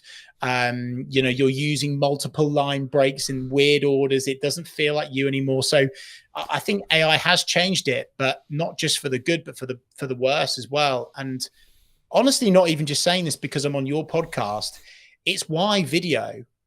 I mean, I didn't think video could be any more I didn't think it could be any more valuable. AI coming in has made video work even more valuable for you and your business. Because of course, AI tools are developing all the time, right? And it's going to get scary really quickly at what it can do, even in video. But right now, there's this opportunity where doing video as you, for real, there's going to be this nice soft squidgy stage where you can get so much impact now before these tools and technologies catches up with it and are able to dupe you to a quality where you can't tell the difference. I don't think that's going to be long, by the way, and I'm quite scared by that, to be honest. For the world, not for me or my business, everyone. But for the next year and a half, 2 years, I think there's a real moment where you can jump on video, make loads of money, create loads of impact, help support causes that you care about. I think AI has made things really good in terms of getting people going, ideation. But I actually also think it's really showing people up, and it's making jumping on video even better for showing off your expertise, your knowledge, your wisdom, your skills, because that's something that AI can't do. Yeah. How shouldn't we be using AI? How shouldn't we be using it? Putting it. I'm not going to try not to swear, just in case you're monetizing this. By putting a rubbish prompt into ChatGPT, copying and pasting any old nonsense, right? If you put rubbish in to ChatGPT, you will get rubbish out of it. And people aren't even proofing, Carlton. It's so scary how lazy humans are. It's so scary. They're literally putting a rubbish prompt in, getting a rubbish answer response out of it, copying it, whacking it in LinkedIn and sending it, Yeah, that'll do. fact checking it. And some of the stuff I've seen, it's like the worst thing to do for your personal brand. It can literally destroy your personal brand in an instant because the facts are wrong, the stats are wrong, they're not right. And it's because partly of the prompt, but also what AI is currently still latching onto. So as I say, I'm not an AI denier by any stretch of the imagination, but I think that's where people are getting it massively wrong. They are not understanding how it works and they are shortcutting it. They're thinking it's accurate and it's not. It's actually, you spoke earlier, Carlton, about, video / social attracting or detracting for your personal or business brand. And my goodness gracious me, is it detracting from some people's businesses right now? Algorithms change constantly, right? There's constantly a new thing, there's a new trend, there's a new, Reels have just launched, Stories have just launched, Snap Spotlight has just launched, etc., right? It's a full-time job on its own, right, that I'm sure we both spend quite a lot of our time because of the nature of our business. But to the person who's maybe not in the space every day, what advice could you give them as we go into 2026 and say, okay, well, this format, this trend, this idea, this concept, this thing is underrepresented and is the quote opportunity right now on social? Well, I think what's always going to be safe, is educational content, serving, not selling, especially when the content that you're creating is non-time sensitive. That consistency is going to be more impactful and work over and above trends. I'm really cautious with trends. Trends are fantastic at creating virality and going big, getting loads of vanity metrics. I'm not sure jumping on trends is something that a business should be leaning into too much, because actually I think it detracts away almost from your commercial objectives. Heck, I saw a competitor the other day post something on their social, which was so detracting away from what good customer service, client service looks like. And I was like, oh dear. And it's because they jumped on a trend that other people are doing, but you don't have to jump on every trend. So I think video works. I think doing lives works and will work very, very well. If someone is able to do content where they are getting connected, exposed, and accelerated into another network of people that they want to reach, is also good. So Instagram collaborations, live broadcasts like this, very, very good thing to do. But Carlton, I do fear that question will almost strike fear into people, and they will go, "Oh no, I'm overthinking it again. I can't do the right thing." So again, I just want to go back to basics: execution of perfection, give value. I'm creating now, as we speak, 52 videos, and I'm going to do one per week for the rest of next year. I'm practicing what I preach on that, and I'm not worried about the trend at the time, because I want to leave a digital footprint. I want to leave little magnets, branches for my audience to hang on to with keywords of service areas that I want to sell more of. That's what I'm all about, right?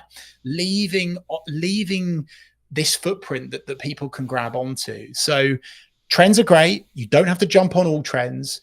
And in terms of what's safe for 2026 and what is going to work still in 2026 is short form video content. Make it real, make it authentic, whether you do it professionally with someone as good as yourself, Carlton, or whether you selfie shoot it. But again, balanced diet point. Do both. Why not do both? Yeah. Work with you, Carlton, or another video provider. Won't be as good, obviously, to batch create loads of video content, evergreen, non-time sensitive. So you're talking at least once per week, and build it and build it and build it. And that's how you can grow your account. No, I completely agree. And I want to build off just before we wrap up the trend thing, because I agree, but I also kind of disagree. And it's kind of a bandwidth question, right? So I'm going to caveat my answer with, if you have the bandwidth to do this and you have the systems in process to be creating all the polished stuff, all the value add, everything that me and Chris have been discussing for the last hour or so, then yes, do that first. That's always going to serve you. That's always going to be a good idea. However, if you want explosive growth from a awareness point of view, and you have the bandwidth to jump on a trend fast before it becomes saturated, then you can commoditize a load of attention that will then lead into your value-led content.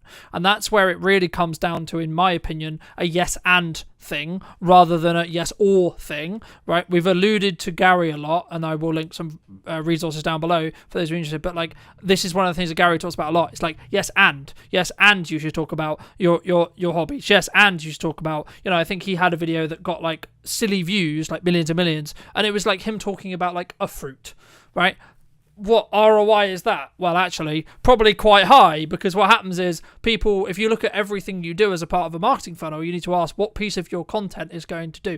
You can trend jack and get a strong piece of awareness content. No, it won't convert. No, it's not going to miraculously mean you get hundreds of millions of pounds in your bank because you've converted it. But what it will do is it could give you a boost in followers and or a boosted initial interaction. And if you have your leading to a book that's actually on Chris's bookcase behind him, where Gary talks about your profile hygiene, right? If you have your website, you have your email, you have your phone number easy accessible on those profiles, when you get something that gets 1 million, when you get something that gets 100k, there's going to be a percentage. Again, if you take 1%, you're going to be in a position where you're going to get some more work. You're going to get even 1 or 2 more people who potentially will become clients. So that's kind of my, I guess, counter argument to trend jack, and that's why I caveat it with the bandwidth thing. But Chris, for those people who, because I'm aware you've got to go very shortly, but for those people who want to connect with you, if you want to see more content, you want to see some of this video you've already alluded to,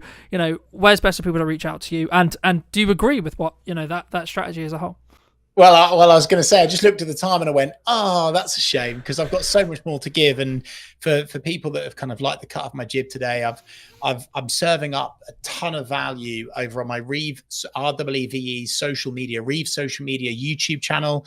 I'm doing live broadcasts, one of which is with this guy. Incredible value in terms of video psychology, which is the most important thing before you get going. We'll leave that alone for now.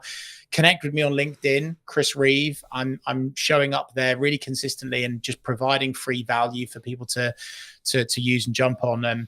And yeah, just back to your previous point, to I guess sort of somewhat finish on, Carlton, in a funny old order again, is we could have done an hour-long Gary V loving, couldn't we, right? But this attention thing, right? And I think that's something else to tap into, is without attention, nothing else happens. And so I would just say, like, preach to your previous answer, Carlton, bang on the money. I'm saying yes, and I'm not saying only do proactive, non-time sensitive evergreen content. This is my tap, by the way, that I'm turning. But I'm also saying turn on the reactive tap, which is the trend tap, the reactive tap. Just don't do only one or the other. Do both, but it has to be attainable with you and your business, Carlton, which is where I think we're totally in the agreement of. I'm just so fearful that some trends that people are jumping on detract and they turn off your ideal customer profile rather than turn on. But I'm in total agreement with you. Do proactive, non-time sensitive evergreen video content.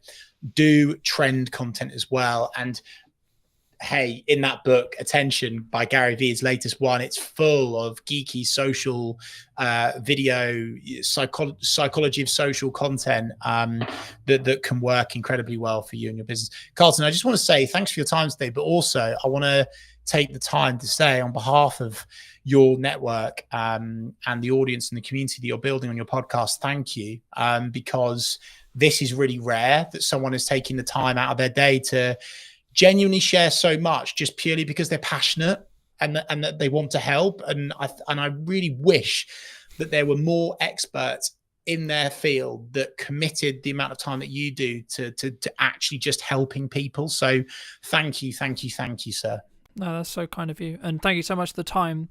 If you were going to talk to Chris 10 years ago, right, and you were going to give advice, what advice would you give him? Be more you. You cannot be anyone else. Stop trying to be someone else online. Stop copying your competitors.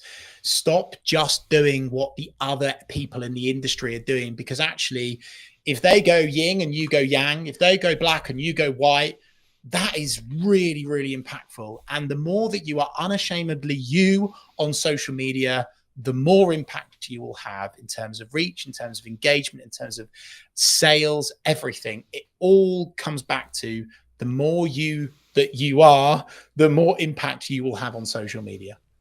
Thank you so much for the time, Chris. And if you did enjoy this episode of What's Missing in Marketing Today, make sure to be subscribed and all that lovely YouTube stuff and etc. as well. But thank you so much for coming back and joining me. I'll see you very, very soon.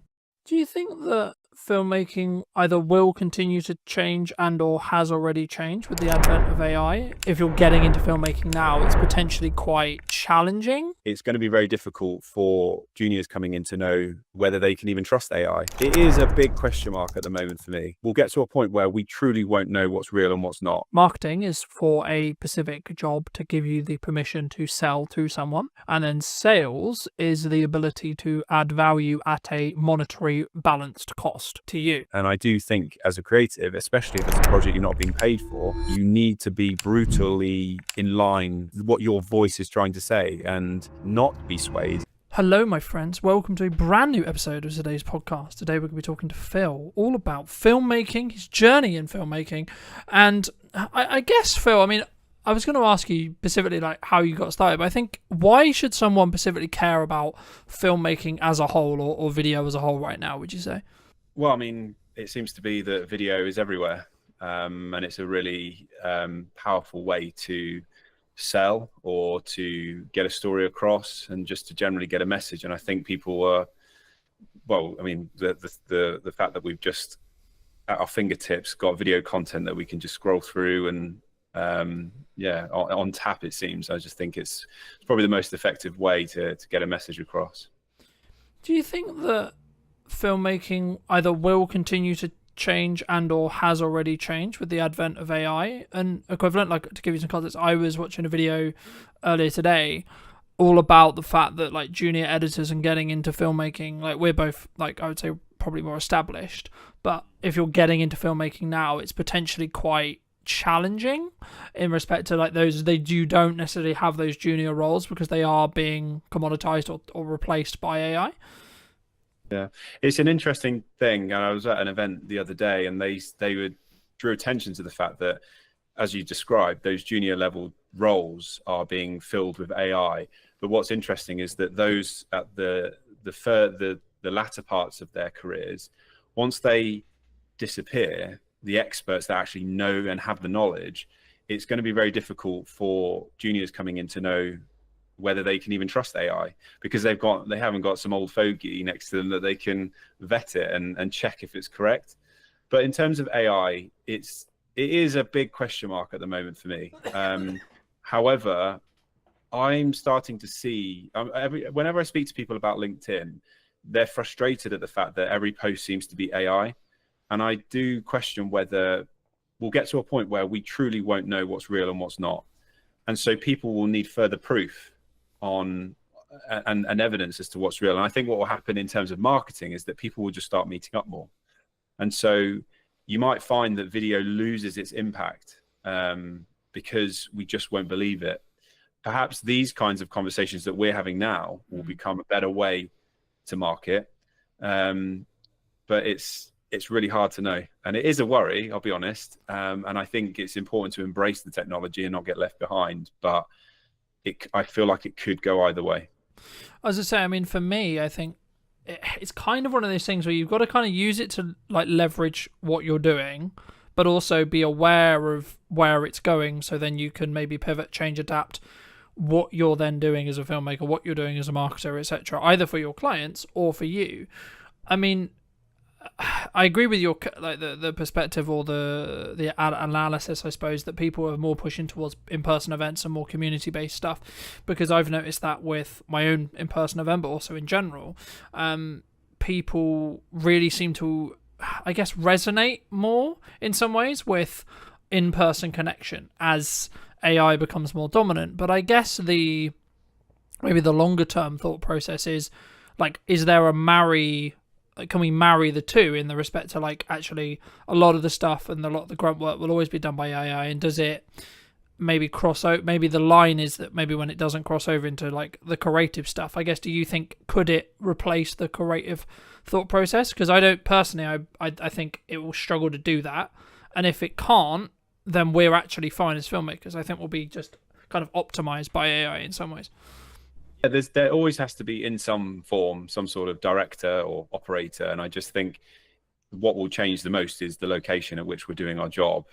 So rather than like today going out and filming in person, it might be that we're sat behind a desk and we're the ones providing the prompts. But we can only really get our heads around what we know today. And if you consider how advanced it is already, give it 20 years, it's just going to be so radically different. And I do believe that it will be advanced enough to do all of the creative legwork, but it's just whether we as a race will choose to accept that or not. And I think that's where we are unique, is that we'll be emotionally driven, and I don't think, and morally driven as well. I don't think, and people will buy into it and will accept that we're not needed anymore, and it will be automated. And I think something will come through, and it will mean that AI doesn't have the same impact as it does. But at the moment, embracing it and helping and using it as a support mechanism is really useful. And I'm using it all the time. ChatGPT is just, I'm every single day. Sometimes I'm using it for personal therapy. Sometimes I'm using it for my work, and I'm finding it's helping me to speed up the process, but it's not replacing me, because I still have to be the one to then decide, is this decision it's made or suggestion made, is it suitable? Yeah, I agree. And I think, I don't know if it will ever, because the problem with like large language models, right, is if they start embedding mistakes and they have mistakes in them, then they'll learn from those mistakes and then repeat them, right? And I think to an extent that's kind of why I'm maybe slightly more skeptical of whether it will become this all-seeing power. Is it going to be in a world where we have it and we use it? Absolutely. But I don't think it will. I'm kind of, it might be famous last words, right? But I'm skeptical that it will get to the position where it can completely replace a human, right? Will there be elements of, like, I can see a world in 5-10 years where the camera we use for work or the camera we have in our webcams have AI features built in, right? They can, I mean, that's what we're already seeing that with iPhones and etc. when it comes to like beauty filters and etc. And I guess in some ways the vulnerability maybe, if you're already in the beauty industry, I can see as a specific industry that will potentially struggle with this, because they already try to beautify non-reality, if that makes sense. The thing that AI will struggle with, for example, is like the detail on my beard, for example, at the moment, right? And I think as we move forward, I guess the question comes is like, is that a regulatory thing, do you think, of like stopping it from just completely obliterating like the entire industry as a creative industry? Or is it actually just going to be people will eventually just say, yeah, it was kind of a gimmick and we kind of use it as quote work, but actually we're going to draw a line and sort of say, well, we're not going to, it's not going to be used for this. Do you think? I feel like we are in such a capitalist society that sadly I feel that the need to create revenue will be so strong that I don't even think, I think it will just happen and we won't even notice. And for people like you and I, we know a world before AI, whereas in 20-30 years the next generations coming through won't know any different, and so it will just be part of their life. So I think that's when we'll notice the biggest difference. But I do feel strongly that we will just require that real human interaction, and for as long as we don't know, we'll crave it. It's just hardwired into us as a species to want real connection. So I do think in some form we'll seek it out, and I reckon a new art form will come about from it. I don't know, or it might be, as we see quite commonly now, things that are retro coming back in. It's because even the younger generation are looking at simpler times.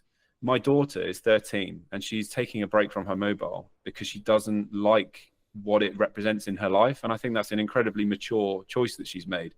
So it could go either way. It's so difficult to know, but what I do know is that we can't be those that turned our nose up at, back 100 years ago, the car versus the horse, because it's just inevitable. And you have to be, rather than just rolling with it, what I'm realizing is that I still feel like I'm behind the times, whereas what we should be doing is being a pioneer. We should be the ones perhaps steering the direction of AI, making use of it, and rather than sitting back and waiting for it to dictate our life, we can be the ones to say, well, this is how I plan to use it.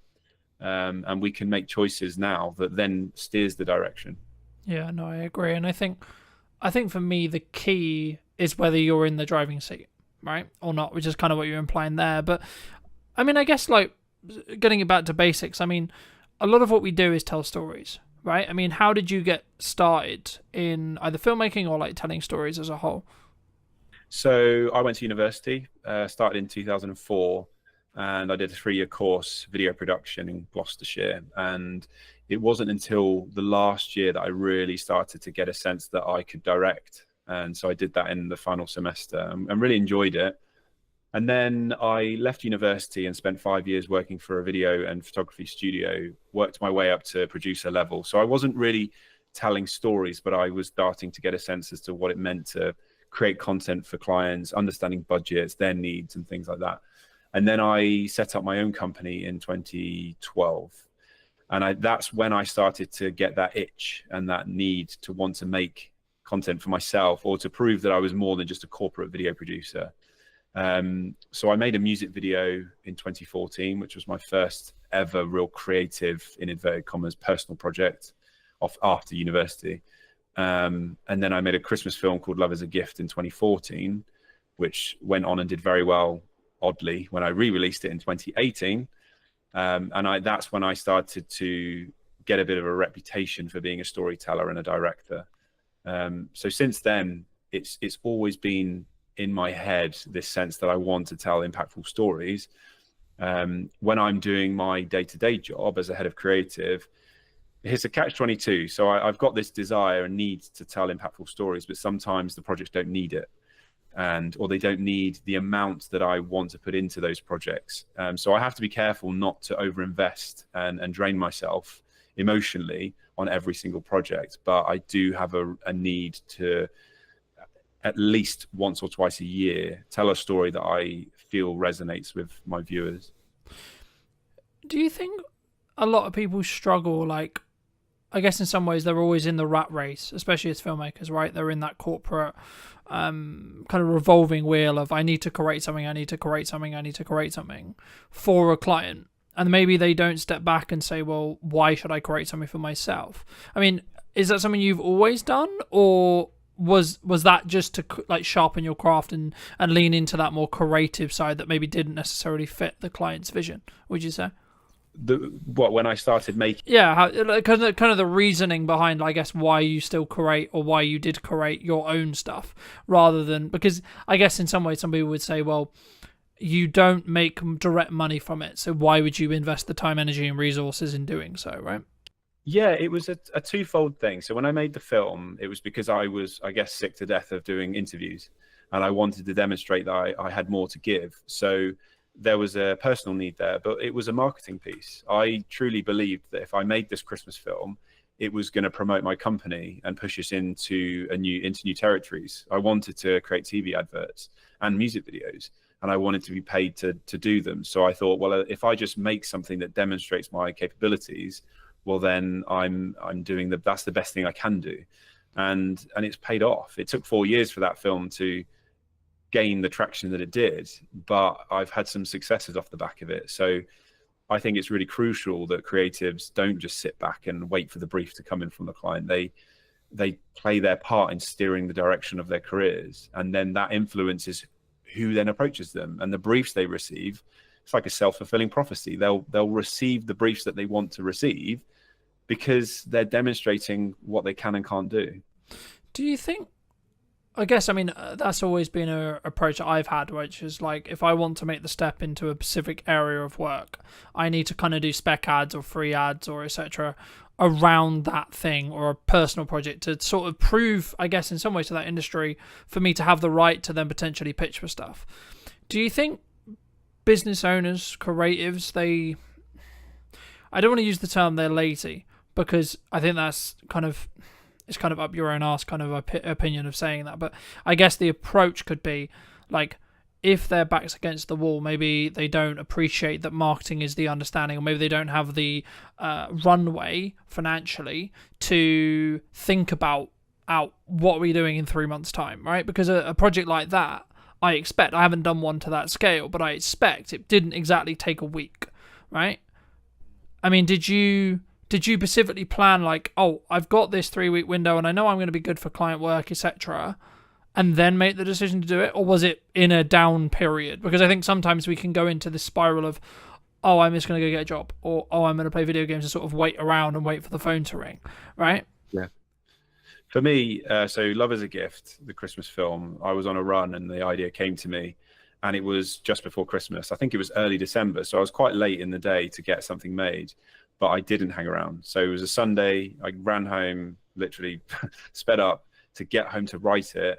And then I'm pretty sure it was the Tuesday that we just made it. So I'm very impulsive, which is a good and a bad thing. But I don't like to hang around. When I get excited about something, I just want to get it made.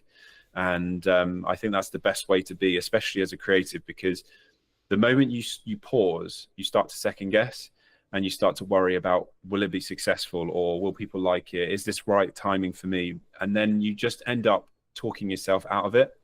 And there's a danger as well with the second guessing, is that you start to lose. When I was running, I wasn't thinking about who was watching it. I was thinking about the story I wanted to make, and it was all coming from a deeper level. It's dangerous to get into a place where you start thinking about how people will consume it, because you lose your identity a little bit. And I do think as a creative, especially if it's a project you're not being paid for, you need to be brutally in line with what it is, what your voice is trying to say, and not be swayed. And I think as creatives as well, we're all incredibly unique, and there's an opportunity there to do something brand new, rather than recycling what might have been successful by others. So in terms of fitting things in, I have to be really mindful, because I've got a job that's full-time and I need to squeeze things in there.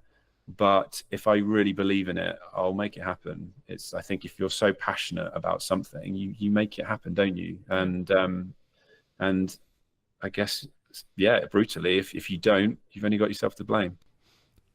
Would you have done it if there was absolutely no guarantee, or absolutely like the likelihood actually in general was that you probably wouldn't make any money off it or get any more projects off it? Will you still made it? Do you think, in hindsight now? It's a really interesting question, because at the time I didn't know, but I still made it.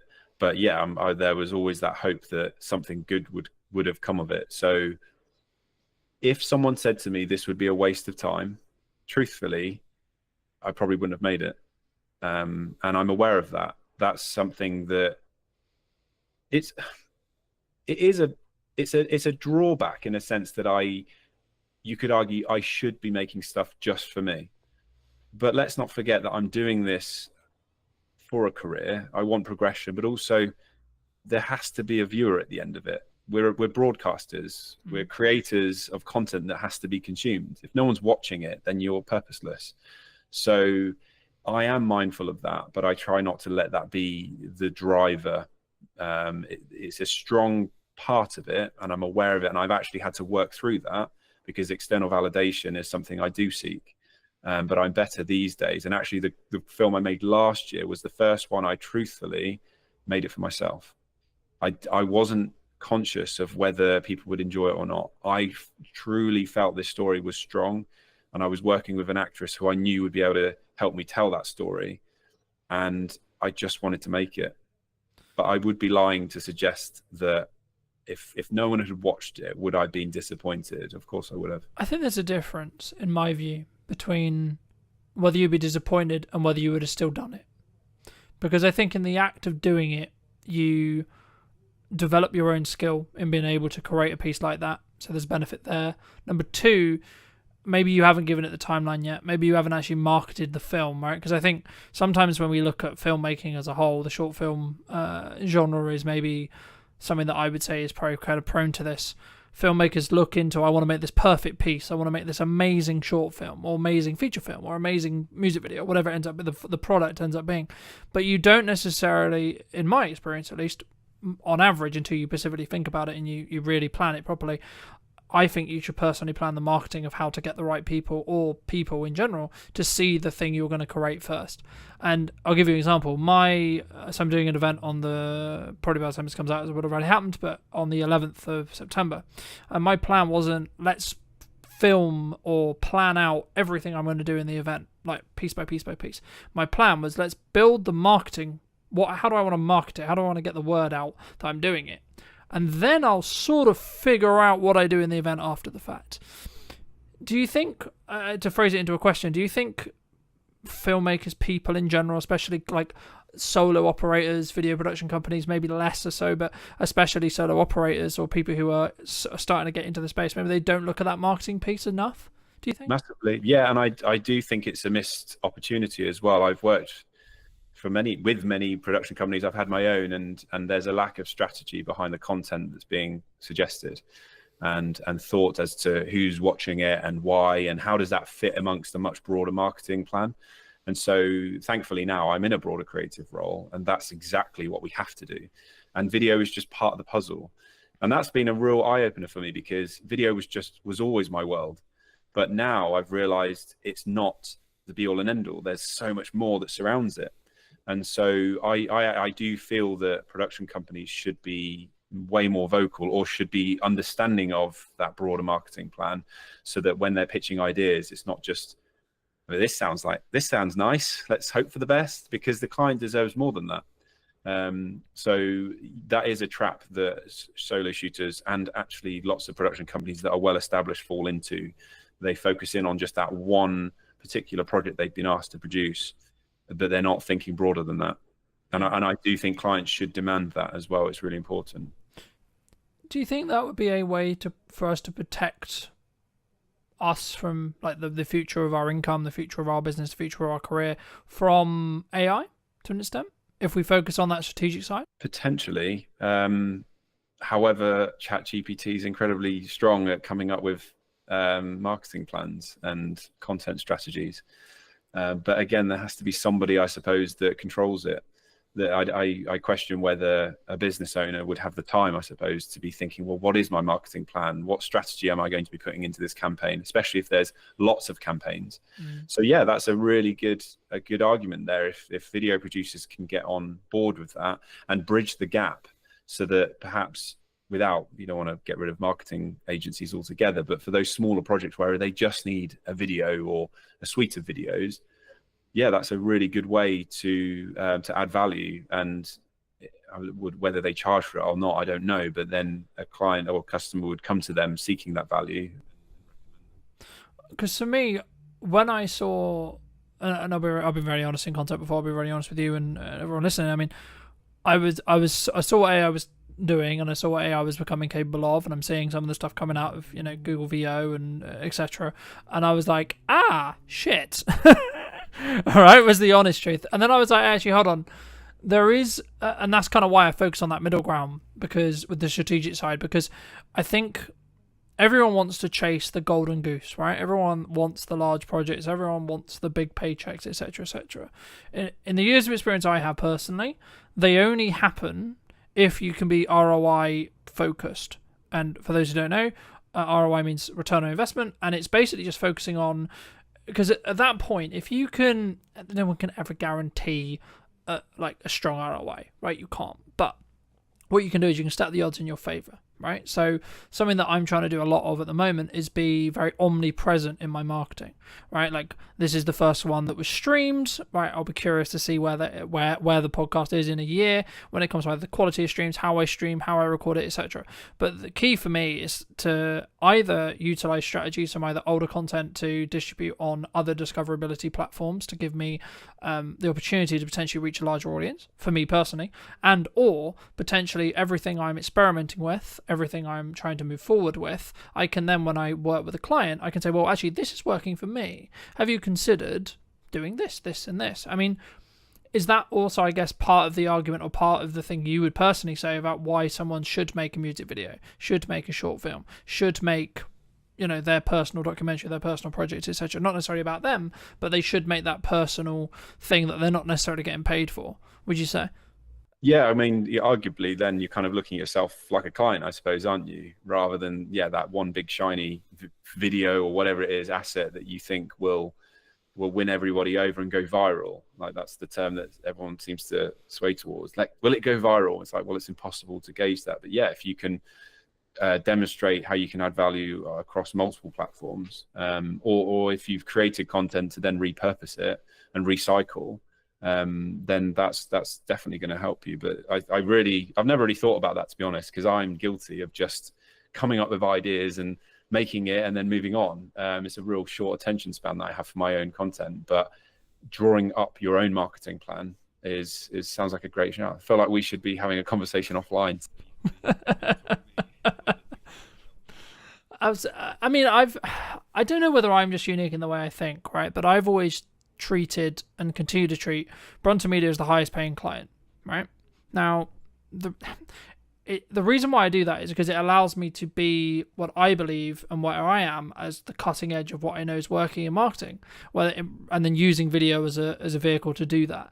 And I think for me, that's maybe one of the reasons why maybe I'll win a project over someone else, for example, right? But you've been very fortunate to work with some quite well-known names, right? One of which being Lewis Capaldi. I mean, how did that kind of come about? Because I think, especially maybe starting out people, they look at that and go, oh my god, wow, that's such a great opportunity. I mean, if you don't mind, just how did you sort of get that gig? Did you like put it into tender? Like, did someone reach out? Like, how did that all work? It's going to annoy you because I was just very lucky. I didn't have to do much. Well, so my Christmas film re-released in 2018. It went viral and I got a lot of press coverage. Then I was asked by Good Morning Britain to make some content for them. And I went on TV again, and that was broadcast live, which was incredible. And then I was approached by a director agent, and she started to toy with the idea of representing me as a director. But at the same time, what I didn't realize was behind the scenes, she was putting me forward for music videos. And one of them was Lewis Capaldi. And so from my perspective, I didn't know this. So all I had was an email from Lewis's manager saying, we've seen your work, we love what you do, would you be up for a conversation with Lewis to talk about creating a video together? So I actually then had a phone call with Lewis himself, and this was all before any of his songs had gone to #1. So he was quite an unknown name. And we chatted about a concept, and then over Christmas I didn't hear anything, and we're talking 3 weeks where I just heard nothing. So I just thought, well, that's not happening now, is it? And then they reached out again. And so I did have to put a treatment forward, which is a document that details how I'm going to approach the music video as a director. And they loved it and bought into it. So very quickly, I'm pretty sure it was like mid-January, we got the green light, and then we were filming early February.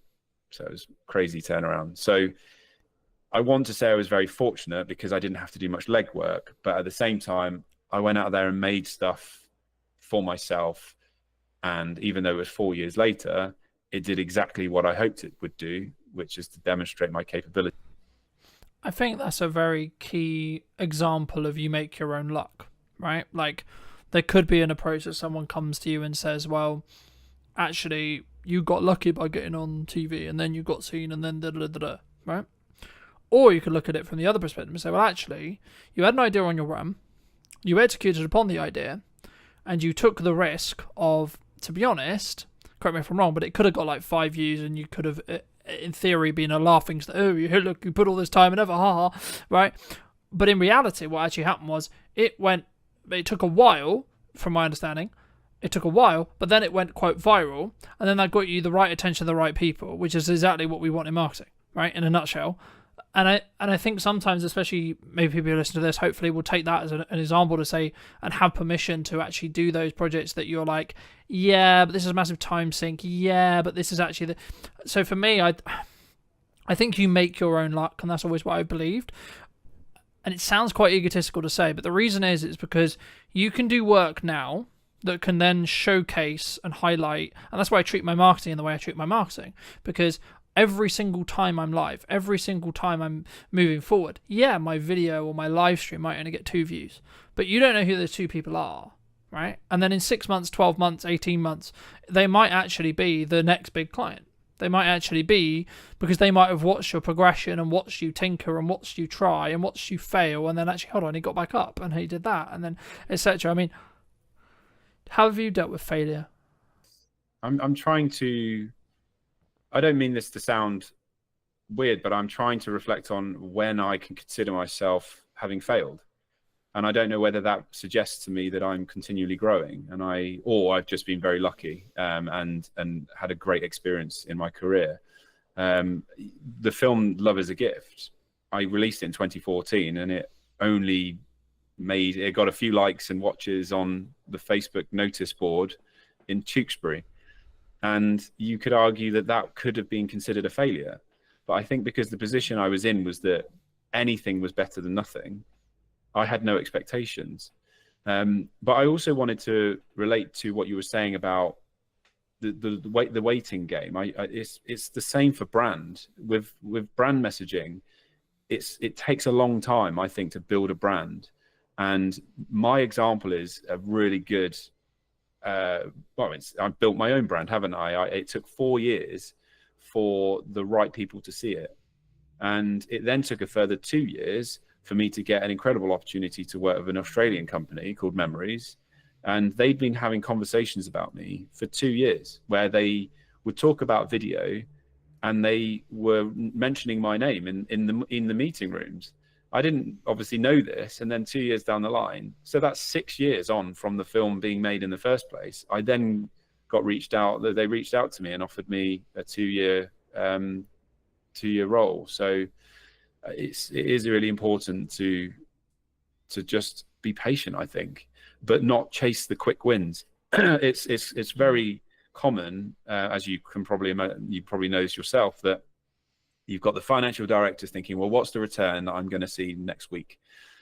And it's really hard to be able to say to them, well, I can't promise you a return, but as experts in marketing, we are very confident that this will gain the traction that you're looking for. But this is where data comes in really handy, because if you can demonstrate that you've done it before, then they're much more willing to take a leap of faith. And I think, again, as video production companies, which they don't tend to do, they need to be desperately clawing any form of data that they can get to show that what they've created actually had an impact. And without that, it's just pointless. And I've been in those rooms where I'm saying, yeah, I feel so great about this idea, but truthfully, in my head, I'm like, I don't know if it's going to work. I hope it does, but I didn't feel confident in that. So now we're really hungry for data, because it just gives us that extra bit of confidence to be able to say, well, check this out. We've done it before. I reckon we're going to do it again. Yeah. And I guess in some ways, it sounds really weird to say, but sometimes the litmus test is turn off stuff, right?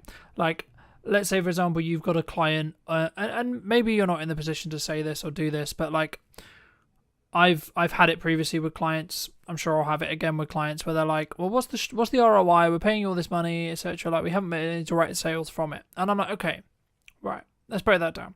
So you haven't got a trackable outcome necessarily. Okay, we can add something trackable into the video to see QR code, discount code, etc. Right? B, we can also look at it as a top of funnel understanding of, if you're consistent and you're consistently having a load of visibility, actually it's then not actually going to directly actually give you the ROI as in the sale, because it's not designed to do that. What it's designed to do is get you seen by a load of new customers that then take 3, 6, 12, 18 months to then convert. But then actually, and I guess the issue or the thing that marketing and sales always has is sales always gets the credit for the sale, even though arguably 70% of the work was done by the marketing, right? And I think as video creators, that's why we need to specifically structure our proposals, structure like how we work with clients to be, I guess in some ways, for them to understand, it doesn't mean that you're necessarily going to 100% like keep the client forever, or you're going to keep the retainer, or people are going to understand the content, because there is a window of time, unfortunately or fortunately, depending how you look at it, where you will just, like, you've added the value you can, right? Like when they've got the story videos, they've got this, they've got that. Maybe they don't need the ongoing support. Maybe they don't see it as valuable as they did, say, a year ago. And actually, maybe you've grown as well. And I think, just building off what we were discussing about like the failure thing, I've always been in the view you either succeed or you learn. You don't technically failure. Yes, it exists. Yes, the word exists, but it's not something to focus on, because for me, if you fail, it's because you did something wrong. You should take self accountability. To phrase it into a question though, in your career and your experience, do you think people, either you personally, should have taken more self-accountability in the past, or do you think more people should do as a whole? And do you think they would have a better outcome when it comes to what they're looking to do with their business, potentially? Yeah, 100%. And I think it goes back to what I said about seeking external validation. I think if you're constantly measuring your success of other people's metrics that come from your external viewer, then you aren't taking any accountability. It just becomes a bit of a blame game. But it's totally agree with what you've said about failure being learnings as opposed to actually deemed a failure. And it's quite empowering to hear you say that, and for me to reflect on the fact that I cannot pinpoint a time in my 20-year career where I consider myself having failed.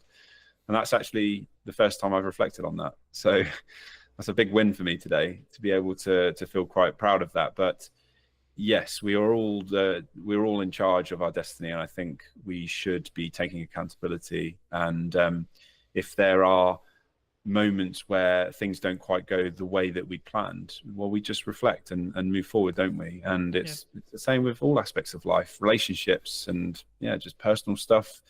It's every obstacle is just it's something you can look back on in later life and almost be grateful that it happened, because it just gave you some further clarity. That's how No, I completely agree. And I think, we talked a little bit before we jumped on the actual show, and I said that 2024 was really difficult. And I look in hindsight now, and I blame myself for why it was difficult, right? Now, some people would say, well, that's a bit harsh, that's a bit mean, but it allowed me to understand what I was doing wrong. And now I can look in hindsight and I can look back 6 months and go, okay, well, the reason why I'm where I am today is because of the work I did 3 to 6 months ago, right? In regards to marketing and output. So the thing that people struggle with, clients and like me and potentially you as well, is we do a load of actions. The analogy that's always used here is like the gym analogy, right? You show up, you do a good workout. Cool, sick. But I look the same. Okay, we'll go again tomorrow. Right, cool, sick. Do a good workout. Cool, feels great. I still look the same. Repeat. There is a day, though, where that compounding effect will get to the point where you actually see results, right? And that's then a motivator, of course. But I guess in some ways, is it the same, would you say, in filmmaking, in marketing, in output, in outreach, in any skill set that we're trying to build when it comes to business? Like, do we just have to keep going for long enough for them to reap those rewards across time with consistency, would you say? 100%. And I think being present and for a long period of time is, you're establishing yourself as any good brand should and does. But I do think you're being hard on yourself, because you're just one aspect of what might steer you in the direction of success, whatever that looks like for you. You can't control other people's behaviors. You can only control your own. And I think there of course there's going to be projects that you've created that might not have necessarily gone where you'd hoped, but there's going to be all these other people that will influence that direction. So I think as long as you're proud of the values that you have and the behaviors that you put into your work, I think that should release you slightly from, let's say it doesn't work out the way that it did. You can always stand back and say, well, I gave it my best shot, and I used the tools that I had to my disposal, and I put my best attitude into that. It's like kids, we say that even if they got an E or an ungraded on an exam, if they tried their hardest, that's the important bit. So I do think you should release yourself from some of that stress and blaming yourself for whatever it is that happened last year, because you're just one of billions of people in this world. And I do think we get lost in that a little bit, which is that we, as perfectionists, which a lot of creatives tend to be, imposter syndrome, we come down on ourselves like a ton of bricks, but that's not fair. And it's not, yes, there's many aspects that feed into why something might go the right way or not. And sometimes it is just bloody luck. My Christmas film in 2018 did very well because I was lucky in the way that I worded it, which was the Elton John Lewis Christmas advert. People didn't like it. And so what I said was, off the back of the John Lewis Christmas advert, here's one I made 4 years earlier. So the reason my video, I personally think, went viral is because they didn't like the John Lewis one and they were more receptive to something else. So the whole narrative was John Lewis, this guy creates a film for 50 quid that rivals John Lewis. There was that story there. I couldn't have dictated and controlled that. And I probably would have put the same type of post out had the video been successful. I wasn't deliberately writing it in that way to say, well, I know it's shit, therefore they're going to love mine. It was just good fortune. So I don't think I could have truly controlled that. No, and there is market, like to an extent, there is market conditions that do have a perfect storm, right? But the reason why I say luck is in our own control is because we prepare for an opportunity and then we can execute upon the opportunity. So, like flipping it the other way, if you're going to take maybe my point of view on it, I would argue by the fact you had the film and by the fact that you saw the way I actually remember the John Lewis advert that you actually questioned or that you're talking about. I don't know whether you saw it and that's why you made the post, or whether it was because I don't know timing, but like in a world you could make the argument to say, well, actually you saw the market's reaction and then you went, actually, let's put this post out and see what it does. I would say actually that's your preparation towards you so that's your preparation related to the opportunity. So we can't control necessarily the opportunity, sure, and that's the element that is lucky. But to give you some more context, and maybe the audience who don't know, in 2024 I was marketing mostly wildlife stuff and etc., which is still a passion and still a good thing, but I wasn't truly focused on who I was serving, right, as a whole, in respect to how I can help you with marketing, how I can help you with video, what's the ROI on video, all these things and these key things. And I think for me, in hindsight, of course it's in hindsight, right, then of course that would then have a knock-on effect to potentially the work I got. But actually, arguably, with that hindsight, I picked up a couple of clients who were in the more nature realm space that I'm still working with today. So actually, I don't regret it in that respect. So I think you have to look back to see what lessons you can learn, but don't hold yourself to this perfectionized constant. I mean, in business we're like constantly known for it. It's like, I turned over X amount this year and I'm going to try and do better next year and I'm going to continue to move forward and forward and forward. And I guess it's at what point would you say then there's more to life, right? Is it just covering your expenses? Is it actually developing a emergency fund or having some investments in building for the future, etc.? Or is it actually down to the person, would you say? Talking about like actually the focus on where we go. I think it stems back to purpose and having a sense of purpose and feeling that you're adding value back to society. I do feel that we're in an interesting time at the moment where even back at school, we're being fed this idea that we can all be exceptional, and it narrows it down to that one individual. Whereas we are a successful species because we were built on communities, and so what I want to feel in my life is that I contribute. And I get a real sense of purpose from this idea that it's not just about me, it's about how I contribute to society. But going back to what you said about preparation, you nailed it. I was thinking that word preparation and then you said it, because that's all you can do. And it's the same I'm well into my fitness. I used to be a pretty established runner, and training is all about just preparing for that race. I can't necessarily control what the weather conditions are going to be, how I'm going to feel that day. And there's lots of factors I can't control, but I can be very prepared. And again, using that as an analogy, every time I suffered in a race, it meant that the next race, I literally would be able to say to myself, I felt this pain before and I survived. And so I think we can use that in business and all walks of life, which is to say, well, that didn't work out how I thought, but I feel. Yeah, and I think when you change your mindset around failing, right, and that is your mindset when it comes to potential failure, I think it frees you.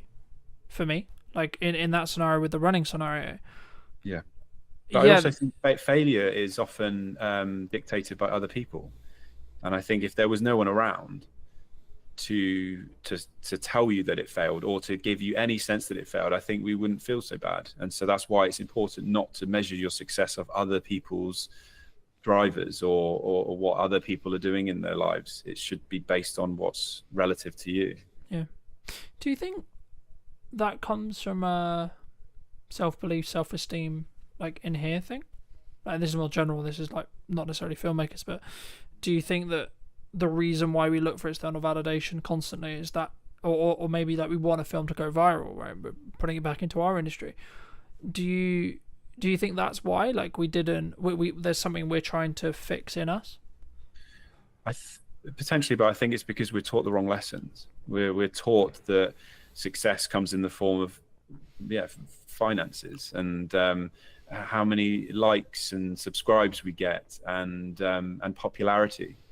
Whereas if we were fueled this idea that success came from making someone smile, it's just a whole different vibe, isn't it? And that's raw human nature. And I do think we all have it in there, but we're just being fed this dopamine hit constantly, and the need to want to be popular, which is just that again is a human natural thing, an instinct to want to be popular. We want to survive in our community. So I do believe that from an early period in our life, we're taught the wrong lessons. Yeah, I think that's true, and I think it takes some rewiring sometimes to, and also from speaking personally, like some internal work on why do I look for X or Y from that perspective. And I think you have to take it into two, just maybe lean a little bit back into business. You have to take it from two sides. One is, I'll use your example. I'm actually completely cool if this video gets 3 views. I've spent tons of time in it. I'm really proud of it, and I'm not going to tie what I believe to be a successful project on what the internet or the output or etc. actually deems it. So if it gets 3 views, still great project. If it gets 50 million views, still great project. Fabulous, right? And then there's the other side of it, which is like I'm doing it for a client or I'm doing it for myself, which is like, cool, I need it to push a needle somewhere, okay? So I'll give you, I've just picked up live streaming in the last handful of weeks, and I've weaved into what I was already doing into live streaming. So I'll give you an example. A handful of weeks ago, I knew that I got a couple of private texts from a couple of clients that I would call maybe on the fence, right? We don't have any open projects. We've done some projects previously. We're in between projects, etc. Cool. And the part of the text that really stand out to me was like, oh, your videos are really connecting with me, right? And I was like, okay, hold on. So I don't know what he watched. I don't know where he saw it. I don't have any context at all outside of he watched a video, at least one, and it meant something to him. It connected with him, right? Now, if I'm looking at that purely transactionally, that probably means they're more likely to use me in the future, or they're more likely to do a project with me sooner rather than later. Sure. But actually, on a nice level, actually, cool, I just made that guy's day. I made that person's day. I added some value to them.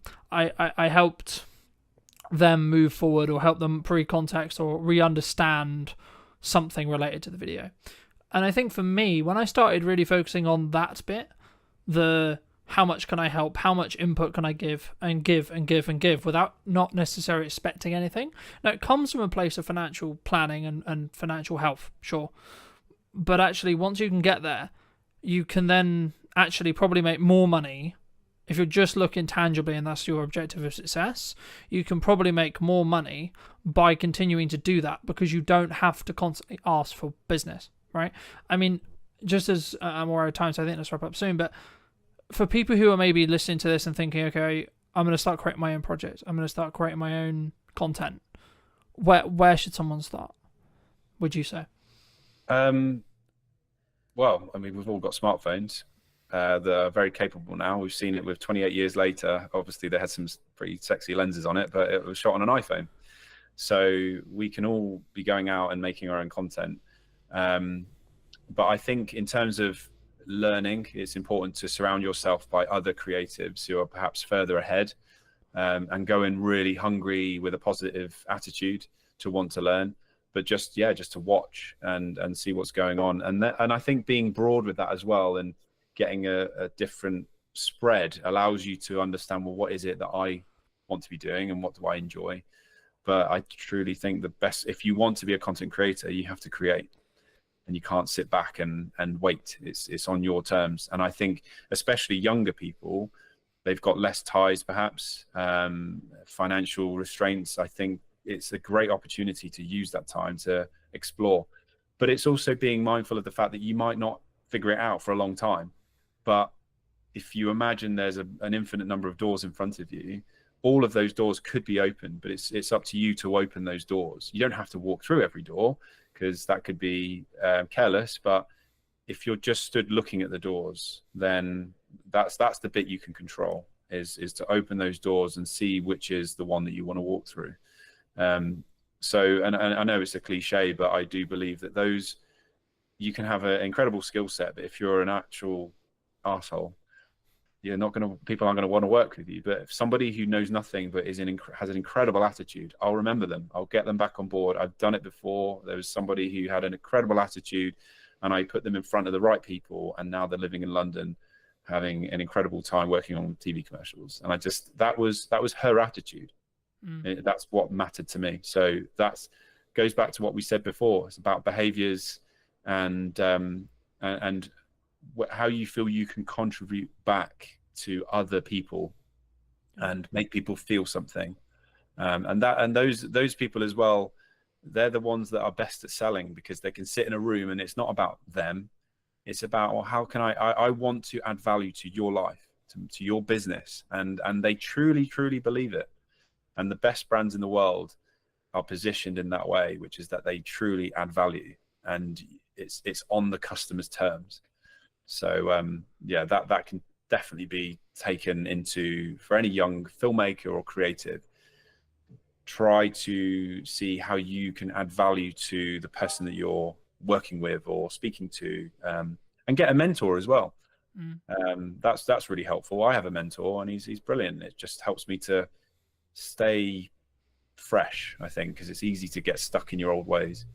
No, I completely agree. And I think also, like, giving without expecting a return, and just, I'm going to use the term like showing up repeatedly in a good manner. It comes from understanding where you are in your career, A.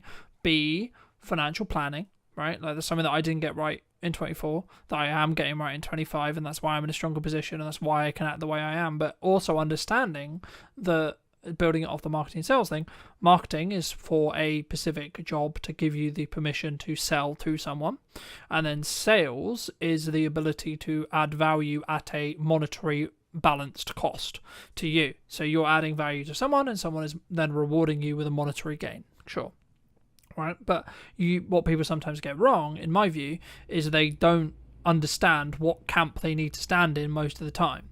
Because if you're really strong at marketing, you actually can be less strong at sales, or have an easier time selling, because you'll A, have more qualified leads, e.g. people who actually want what you sell, and B, they'll have less questions or less objections, right? And this is where you should know how to objection handle to an extent, but I find it a bit corny where there's a lot of content online going, this is how you objection handle, because that's just about, in my experience at least, pressure selling people, which in turn means they're probably not really going to get the value, and you're going to, like, the fuse on that client is going to be a lot shorter than someone who's consumed your content for say 6 months or 12 months and then understands completely what value you could add to their business, and then be like, actually no, we're going to give this person like 6 months to before we actually, like, they'll always look at ROI, they'll always look and judge it, sure, but they're going to maybe give them a little bit, like me or you, a longer window to actually add that value, because that's how long it took them to potentially convert, if you want to go down into the business road. But for those people who've enjoyed this conversation, for those people who want to connect with you, want to reach out to you, want to talk to you, want to maybe hire you to do stuff, etc., where's best for people to reach out to you? Probably the best starting point is to go to my website, which is philbeastall.co.uk. Phil with one L, Beastall's BEASTALL.co.uk. Magic. And if you were going to talk to yourself 10 to 15 years ago, what advice would you give to that person now? Chill the F out. I don't want to swear on this. That's the big F bomb. Yeah, just enjoy the ride and stop overthinking. Stop worrying about what other people are going to say. Do what feels good for you, but continue to work hard and show up. And thank you ever so much for coming back and joining me. If you did enjoy this episode and you would like to see more like it, make sure to be subscribed, follow, all those lovely things, and I'd love to hear what you think in the comment section down below. And I'll see you very, very soon. I think that's a really interesting observation, because a lot of people, I think, are maybe subscribing to the fact that things are maybe hard. A lot of people are finding or saying that the creative industry is hard, right? Or it's challenging. Have you found it challenging? Rejection is a fundamental within business. Then that's going to serve you within sales scenarios. That's going to serve you just generally in your life, right? I think it's a very fundamental just within life, just rejection in general. Do you think that many people struggle with that emotional side of video, like having it in there and or thinking about how to add it in? Because that's, for me, that's the key sales metric. Ultimately, how do you capture that moment? It's impossible because you don't know when that moment's going to happen. So it's very important to have as much coverage as possible, basically. It's what we always say to people is like, yes, one videographer or one camera operator can come and cover your event, but you are limited in terms of the moments that you can capture and the things that we don't know are going to happen, but will happen. We know they're going to happen. We just don't know when, we don't know where, we don't know how. Hello, my friends. Welcome back to a brand new episode of this week's podcast. Today, I'm going to be with Oliver, talking about all things video and also starting off with niching, because it's something that we actually both kind of do opposites, I would say. For those who don't know, Oliver, like, firstly, I guess, like, what niche do you operate in? And then secondly, why did you choose to go into that niche? Yeah, it's a great question, man. So first off, happy to be here. Thank you for inviting me on. Excited to chat to you for the next kind of hour or so about everything events and video and marketing and all of that sort of stuff. So ultimately, the question around niching, we've been doing this for nearly 5 years. We've dotted around a lot of different service offerings and niches and markets, if you want to call it that, and stuff. Really, the decision ultimately came because of the ambition that I have for the company long term.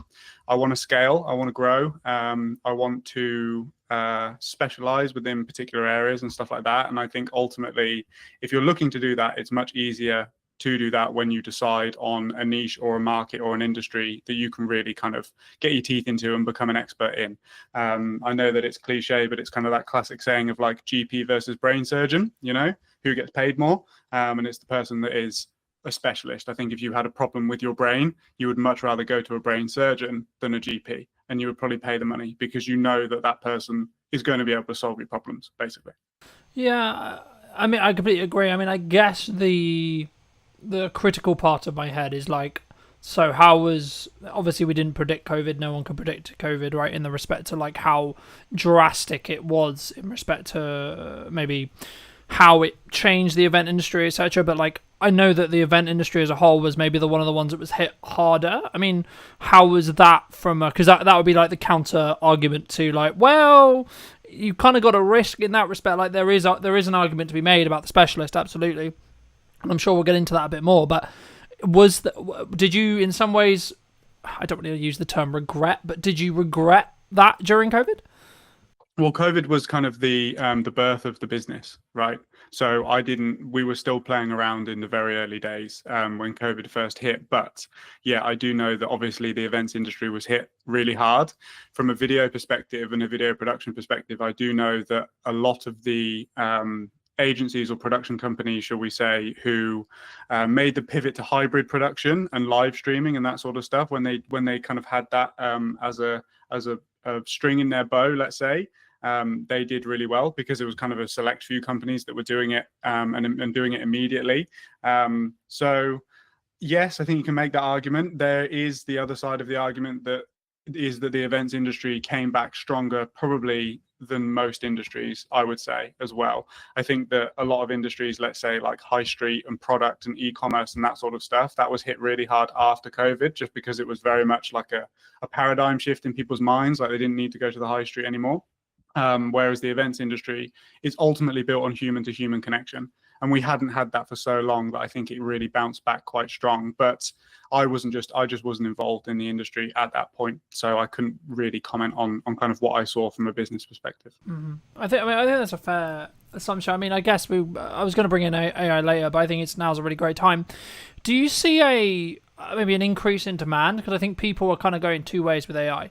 Like, a lot of people are utilizing it, a lot of people are using it for efficiency, sure, but maybe they're, I guess, in some ways wanting that emotional connection, wanting that human to human connection, whether that's in person or equivalent, maybe more, because things are becoming, I mean, maybe this is just a byproduct of what happened with COVID, right? Because we were all locked in our houses and talking through Zoom and this kind of thing. But for me, it was really interesting watching and relaunching this series of the podcast as a hybrid kind of approach, right? Some episodes will be like this, other episodes will be in person, etc.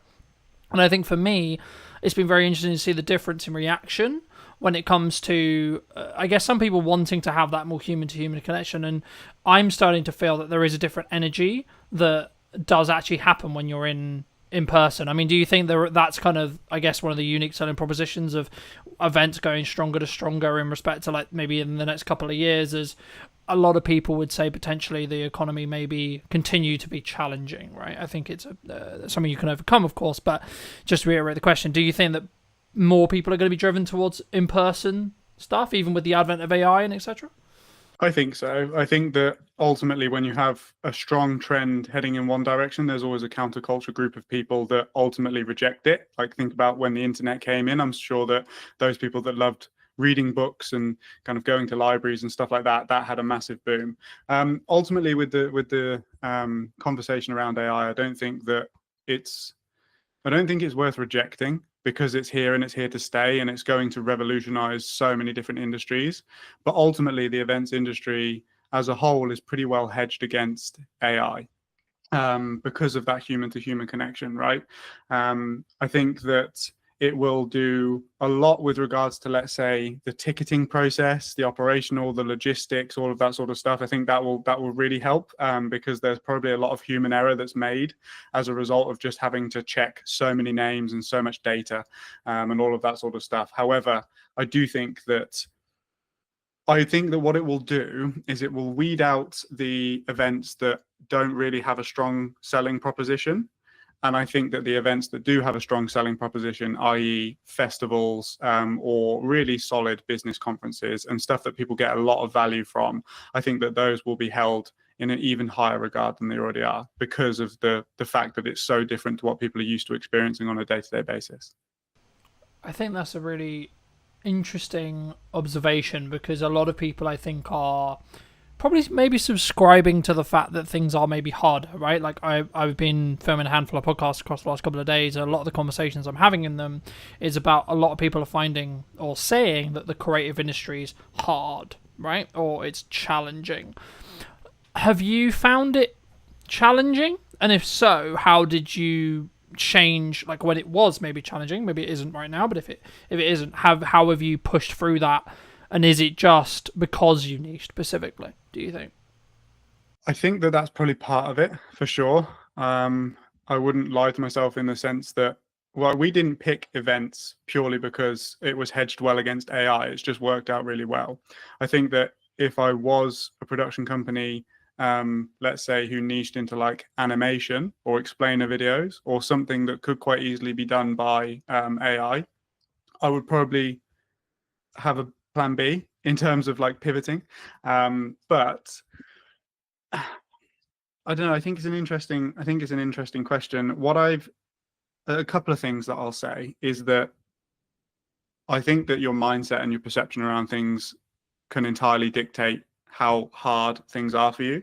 So if you believe it is hard, then you will unconsciously do things that affirm that belief. So I think that's something that people have to look out for. Ultimately, there is going to be, and there already is, a gap in the market for people that do things not with AI. Like some of the YouTube series and stuff that I watch, at the start of the video, they have a disclaimer that says like proudly produced by humans and stuff like that. And for somebody that values that and values the human input into creativity, for me, that's an even stronger reason to continue backing and watching that channel, right? So that's kind of just like a micro abstraction just there. What it's definitely done and what I've seen is on the post-production side of things, we're certainly less involved than we used to be. So I feel like internal marketing teams are utilizing, let's say, like AI short form editors. But in terms of being on the ground and actually filming the events, I think until it gets to the point where there's like robots and, you know, Elon Musk Tesla bots and stuff that can kind of run around with cameras and stuff like that, I think we're pretty safe for now, to be honest.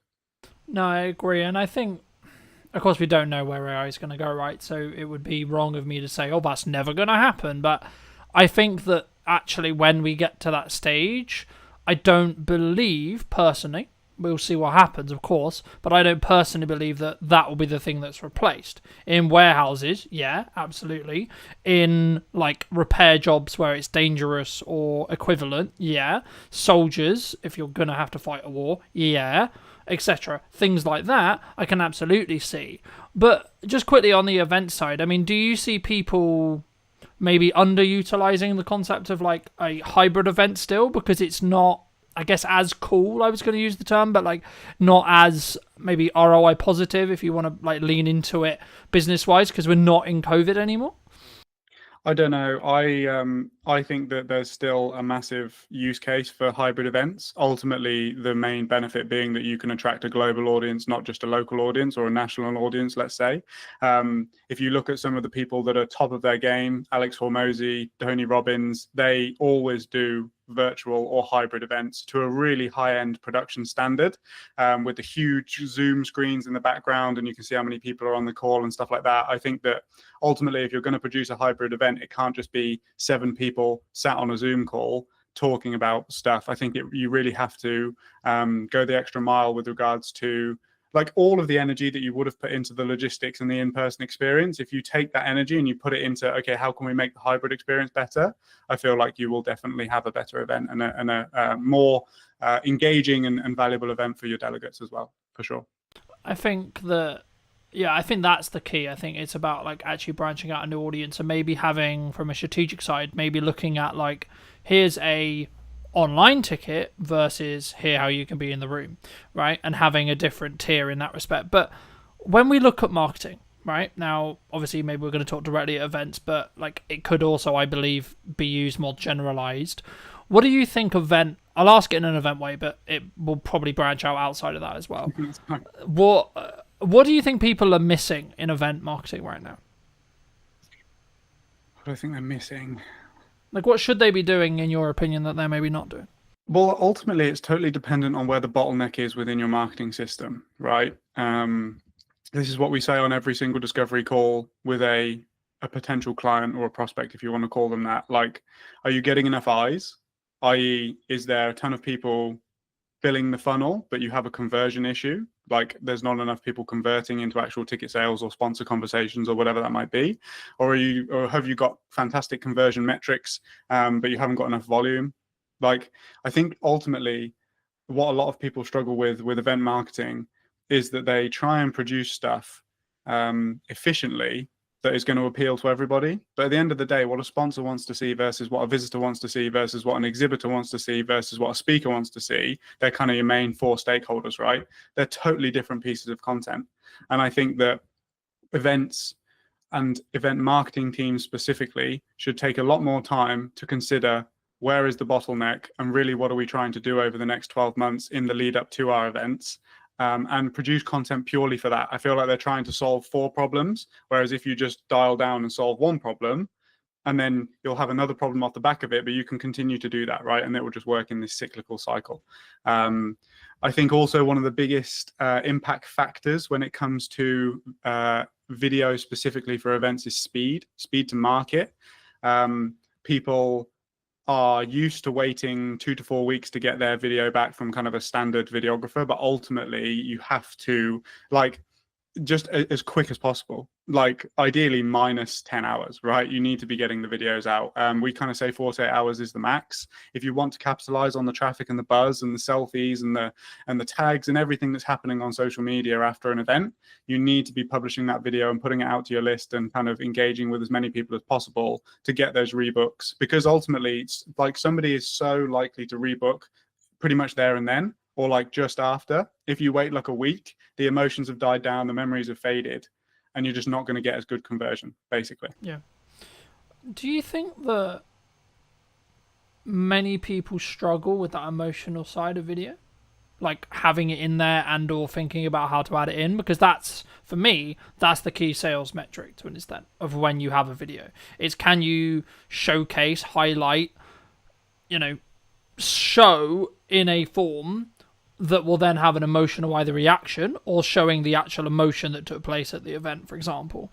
Do you think that's something that maybe some people lose, either because of the self-confidence of like, how do I capture this moment? Or actually we missed the moment because we didn't predict it, perhaps?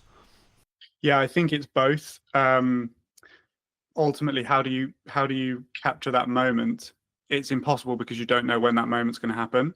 So it's very important to have as much coverage as possible, basically. It's what we always say to people is like, yes, one videographer or one camera operator can come and cover your event, but you are limited in terms of the moments that you can capture and the things that we don't know are going to happen, but will happen. We know they're going to happen. We just don't know when, we don't know where, we don't know how, right?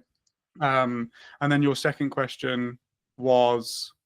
That maybe it's a struggle, like a struggling confidence, right? Because I think, like, so I'll give you an example. First time I ever filmed someone crying in an interview, I had this emotional, like, care reaction to them to be like, I should cut the camera. Now, in this context, it wasn't my set and that wasn't my call to make. So I was very, like, I need to be disciplined and not press the button. But my reaction was, this person, like, the human side of it was like, this person's clearly upset. Do you push through that? Like, do you, like, when it's more like emotionally charged or emotionally feel? But because I think for a content point of view, there's maybe a moral question, because yes, that footage is like really powerful to tell the story and really like useful from a marketing context. But also I think we have an obligation, maybe as videographers or directors or, whatever role you sit in production, to say, well, okay, but at what point do we say, actually, we should give this person 5 minutes? I'm a big advocate of forgiveness, not permission.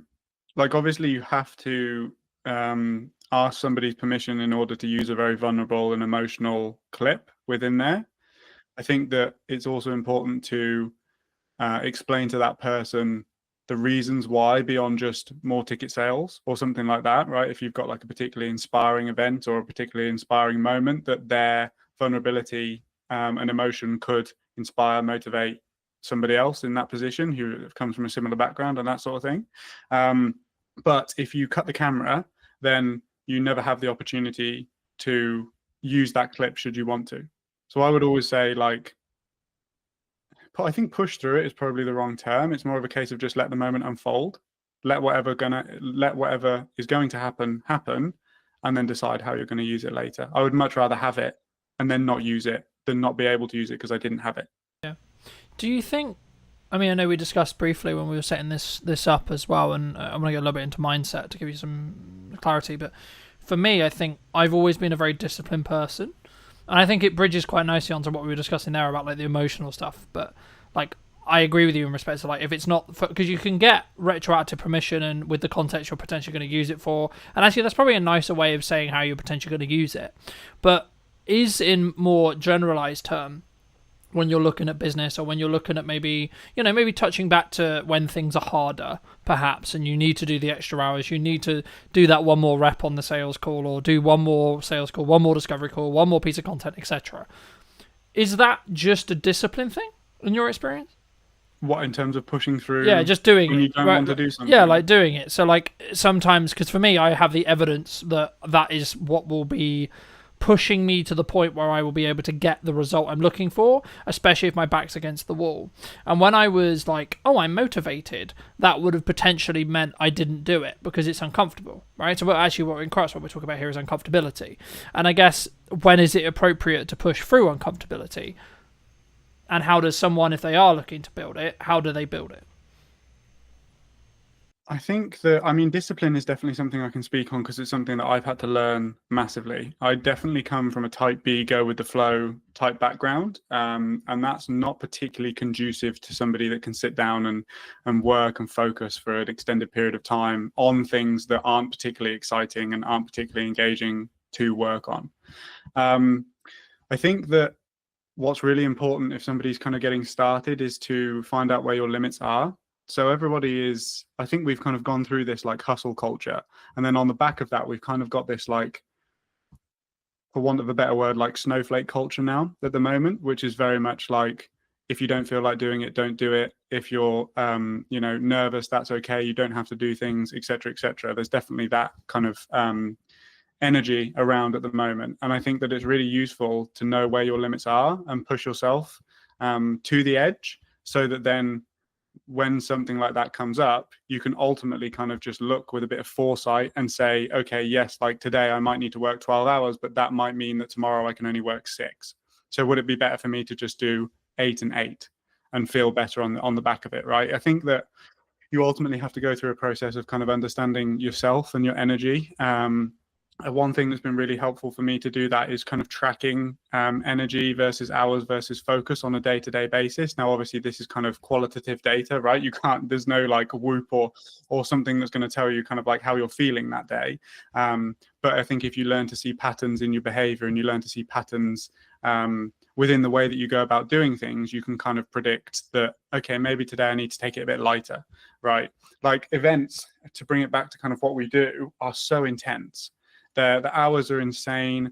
I'm lucky that I'm an extroverted person, but even I get kind of burnt out, speaking to so many, like running so many interviews in the day, asking the same questions and all of that sort of stuff. So when I come back from, let's say, like a 3 or 4 day event, I know that I need to take a couple of days, right? Just to kind of recalibrate. And I know that I need to fall back into a routine that is healthy and sustainable for me in the long run, So I think it's that push and pull, it's that balance. Ultimately, it's just a case of knowing yourself and kind of knowing where your limits are, but constantly reassessing those limits so that you are getting the most out of every hour that you put in. Does that answer your question? Yeah, absolutely. I mean, I think for me, there's different stages in your life, right? There might be, I'll use your example, like you've just come off an event, you're absolutely like, this is my 4th interview out of 5 this week, right? And I'm like, okay, I'm aware that like my performance may start to like pull or start to be not as sharp as I was in the first one, so I may pull back after this 5, right?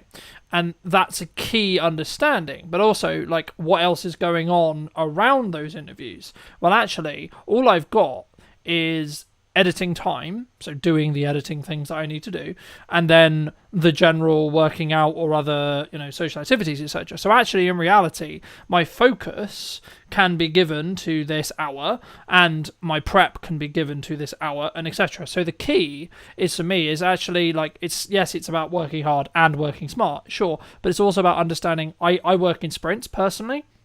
So I will sprint to the point where I'm like, fucking hell, I'm about to burn out. Then I'll stop, look at the data, and now analyze what I did, analyze how well the interviews did, watch them back, etc., make a debrief report, and then I'll go again, right? And rinse. And what ends up, I think, personally happening, from my perspective at least, is you end up getting more 1% wins. And something I wanted to touch on as well that I think your niching approach really, really focuses on and allows you to become very efficient at what you do is, and I've noticed this since I've really focused on like 2 main pillars of content for like a chunk of time. So previously, before I did this, I was very, I've got some podcasts, cool, we're going to post them, then I'm going to do this, then I'm going to do this, and then I do this.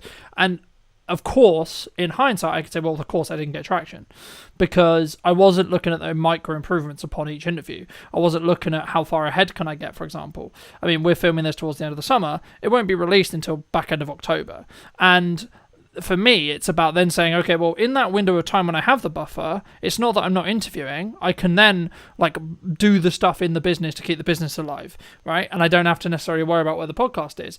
But just like looking forward specifically on ROI, because I think people will look at a podcast and maybe like think about, well, what's the ROI? And it bridges into how do you look at it from a perspective of why should a sponsor or a event provider or etc. Like, where does is it just a marketing budget that someone has for the event in your case normally, that's how they do the video work with you? And then if so, like, what's your ROI metrics on those?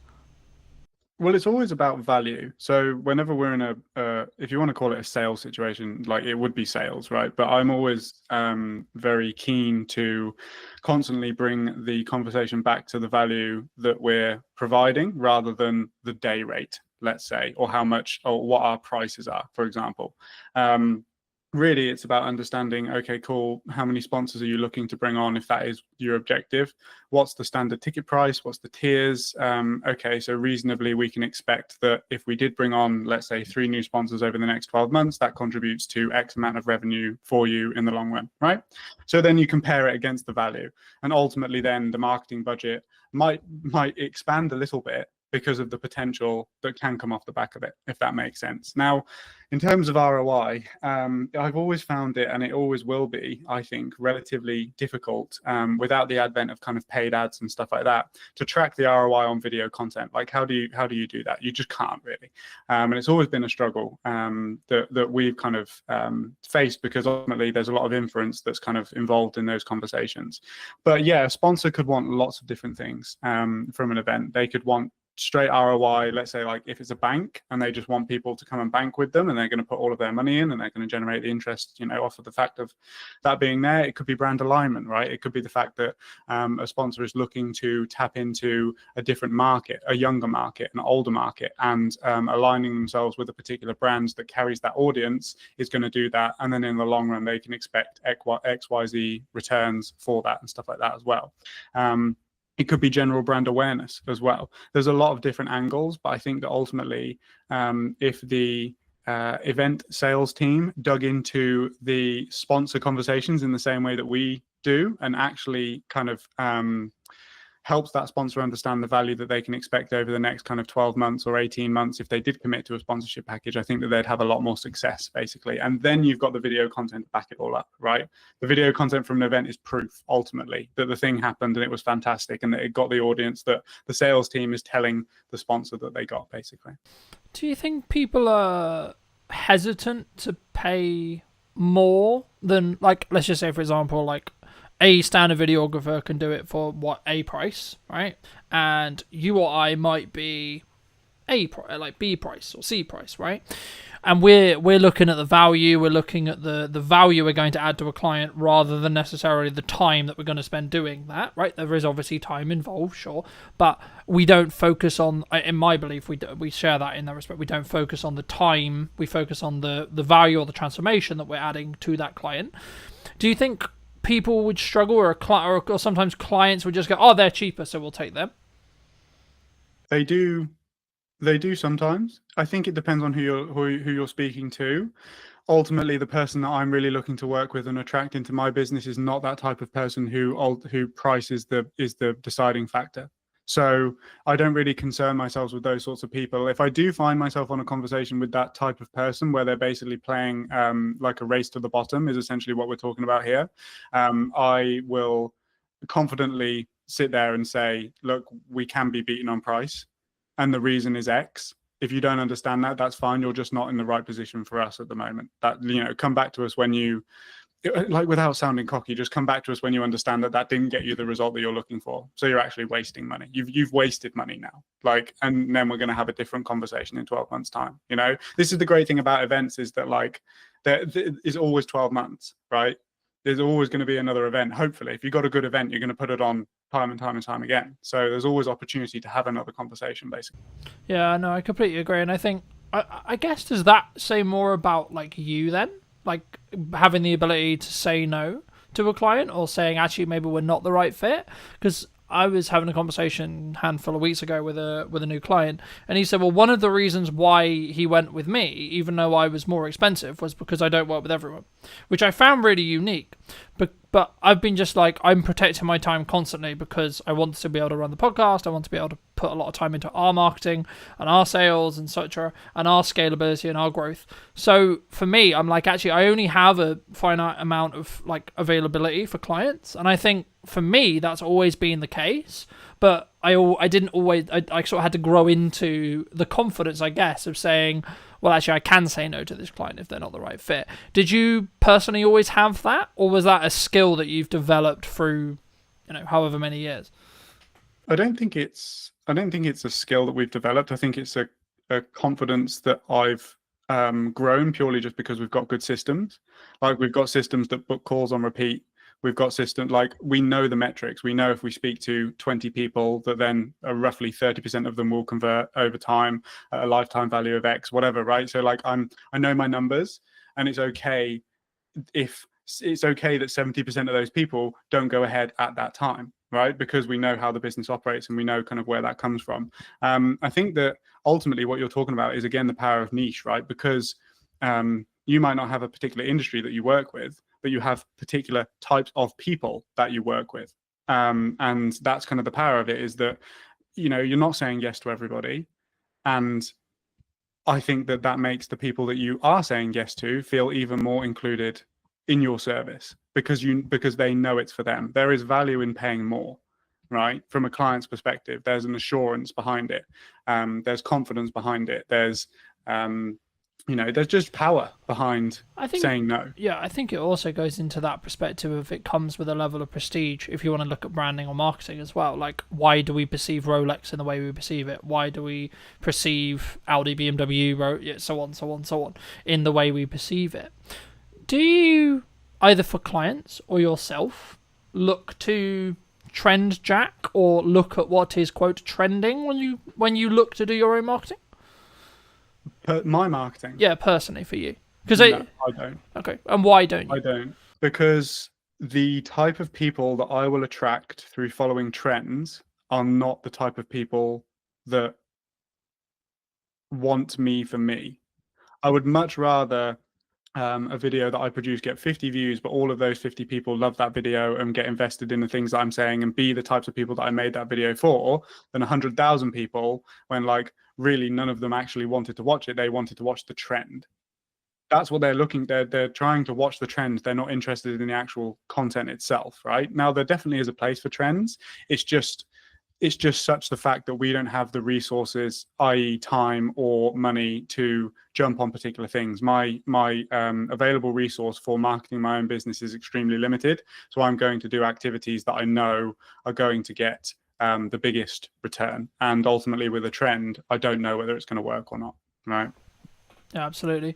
Because I think sometimes, not us maybe, but a person starting out, a videographer starting out business, they look at the potential likelihood that they could get something to like 1 million views, let's just say, for example, and they're like, oh my god, that's going to change my business overnight.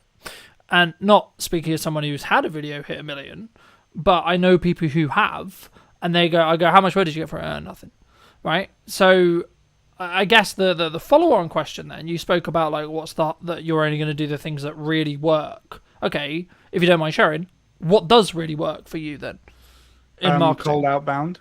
Okay. Has always worked for us, because I've always been a fan of outbound, because you go to the market doesn't come to you. I think there's definitely pros and cons to both, but essentially, if I message 20 to 50 people per week, they are the exact type of person that I'm looking to work with, right? Versus, let's say, we also do paid ads. So I don't want, we also do inbound marketing as well. But like, for example, I dialed up all of our inbound paid ad leads this morning. One of them was qualified. And I think I spoke to like 20 people. So you have no control over the type of people that are coming in, which is a bit more of a waste of time. But the flip side of that coin is that when you do find that person, they've already consumed your content. They already know who you are. They're already interested in working with you because they've clicked through. They've made that action themselves, right? Whereas on the outbound side of things, you probably have to do a bit more persuading, because it's a case of like, who are you? I don't know you. You've just connected with me on LinkedIn and now you're messaging me, right? Yeah. I mean, what I mean, for me, I love cold outreach because I want to have it as a skill set to have in my back pocket for when I need to use it or want to use it. What advice would you give to, say, a starting out creator, starting out videographer, etc., or someone in the creative industry who looks at cold and goes, "That's terrifying"? Because I think that's really common, right? And it might come from like the rejection side. It might just be the nature of they haven't done the reps yet. But what would you say to those kind of people who are like, because you're obviously a massive advocate for outbound cold outbound, right? I would say that rejection is a fundamental within business. So the amount of experience, if you can become comfortable with people saying no, then that's going to serve you within sales scenarios. That's going to serve you just generally in your life, right? I think it's a very fundamental just within life, just rejection in general. What I would say with outbound is that people severely underestimate the volume that is required in order to get returns. People think that they're just going to send like 10 messages and get 5 clients. It does not work like that. You know, for example, our metrics on purely cold people is like a 4% appointment booking rate, and then off of those appointments, I'll convert maybe 30% of those people into actual clients, right? So let's say that you did 100 outbound cold approaches. You're going to book 4 people, and you might sign 1 client. So it's going to take you a long, like it takes volume, it takes time. And then obviously with that volume becomes skill. You learn what works, what doesn't. You learn how to say things. You learn how to deal with objections in the DMs as well. Like a lot of people aren't saying no because they don't want to work with you. They're saying no because you're a stranger. It's just like when somebody knocks on your door, right? You're trying everything in your power to get out of that conversation. But ultimately there could be somebody that knocks on your door that could change your life. You just don't know. And I think you have to take the perspective of like, this client is going to benefit. It's the same as in a sales scenario, but like you've got to do everything within your power to get that person over the line, because ultimately you know that you can come in and change their business, right, through what you do, because you're good at what you do, right? Yeah. And I think for me, I mean, the mindset I heard from a fellow guest a handful of weeks ago was something along the lines of, I'm doing them a disservice by not allowing them to understand that I exist, right? Because exactly, and this sounds hugely egotistical. It does, right? It does. But the key is I know I'm really good at my thing, and I know I can create really strong results. So actually what I'm doing by making it appealing, obvious that they should work with us is actually I'm making sure they don't make a mistake on who they hire, because I don't want my potential client to lose money. Right? And with that rewire in my head, you then can approach cold differently, in my view. Now, there is an argument to say, like, is it in stages? Like, would you only do it when, because I guess the perception for cold is you only do it when your back's against the wall, you need to make money quickly, right? But actually, in correspondence to what you just said, that's counterintuitive because you just said it would take a long time. So, is that true? Or is it actually just something that you just gain the reps of and you just do consistently, and that's why it works? No, I think that it's for us, it will always be a system that we have within the business. I mean, again, it's purely just based on experience, right? But it's always been the thing that's worked for me the best, be it cold email or cold DM. The thing that people don't get is that, like, for one, you have to be intelligent about how you message people insofar as you're not going to piss them off, right? You're just looking for a yes or a no to essentially have a call and see if it could be a good fit to work together. You don't need to do like tons and tons and tons of follow-up and like ultimately just get that person in a position where they don't like you because you've messaged them so many times or whatever. But you have to look at cold in a sense that it's contributing to a larger overall system. So if you have content systems in place, inbound content systems, like let's just take somebody on LinkedIn, for example. So somebody could connect with me on LinkedIn. I could message them. That could ultimately be, no, I'm not really interested right now. They would then get drip fed my content over the next kind of 3 months. And then in 3 months, I will go back to I will basically then go back and I message all of the people who are now somewhat warm to what we do. And it's just that constant thing over time. It's like Chinese water torture. You're just slowly drip feeding stuff onto them so that they get more familiar and more familiar and more familiar. And don't get me wrong, 4 times out of 100, somebody will book a call cold, and that's fine because they have a low action threshold. But ultimately what you're doing is you're putting them into a maybe system that's converting them into a yes over time. And I've had tons of people reach out to say, hey, I know you messaged me 6 months ago, but I'd love to jump on a call now. And that's great. You know, that happens on probably a bi-weekly basis, right? Yeah. And I think for me, it's in some ways, even if it isn't the right time for that prospect, that person that you're messaging, actually what you're doing is you're saying, hey, remember me, right? Every time you message, and that should be the way. Or, hey, I saw this thing, hopefully it'd be valuable to you, right? Or whenever you maybe share a piece of content, I always look at it of going, how can I add as much value in the window of time they're going to potentially give me, whether this is in a short form clip or the entire podcast. And I think for me, I think that's what makes me maybe unique, I guess you could say, in the respect to I don't like to fluff around, and I try not to, if that makes sense. I don't like other people who do, and it's simply because you just don't respect the other person's time, right? But I guess the key, you mentioned Alex Hormozi earlier, and I wanted to ask you something specifically about, he's very well known for, you need to focus on doing one thing for an extended period of time.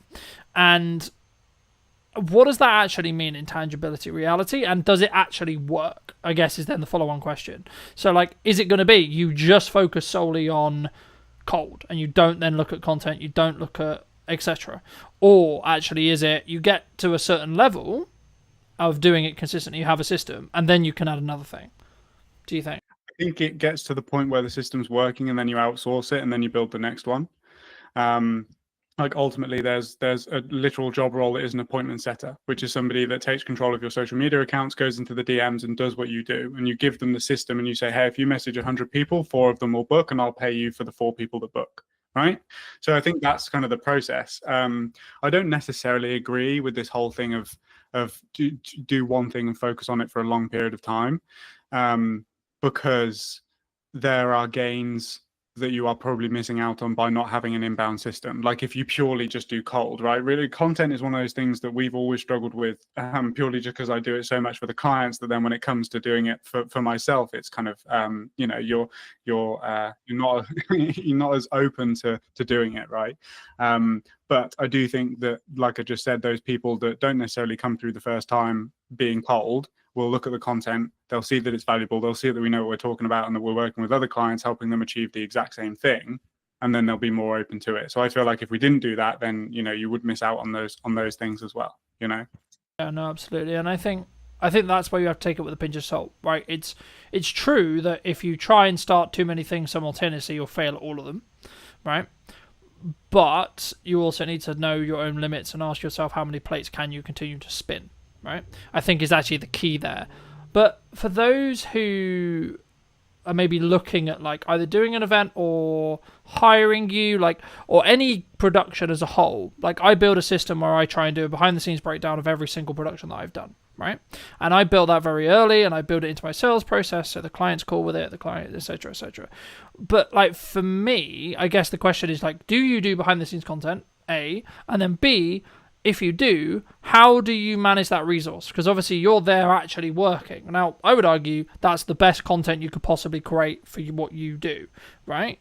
Because it shows you in your element, shows you problem solving, etc. Like, is it just a matter of like hiring another videographer and maybe you take a little hit on the profit to follow you around specifically, or like is it in more depth than that? Yeah, for sure. It's basically that. We have experimented in the past with purely trying to get behind the scenes from the crew that's already on site to do the job. But ultimately, I think that you're doing a disservice to your clients and to the crew by doing that, because that's not what they're there to do. The client hasn't hired you so that you can make an amazing behind the scenes film using the camera operators and crew that they've paid for, right?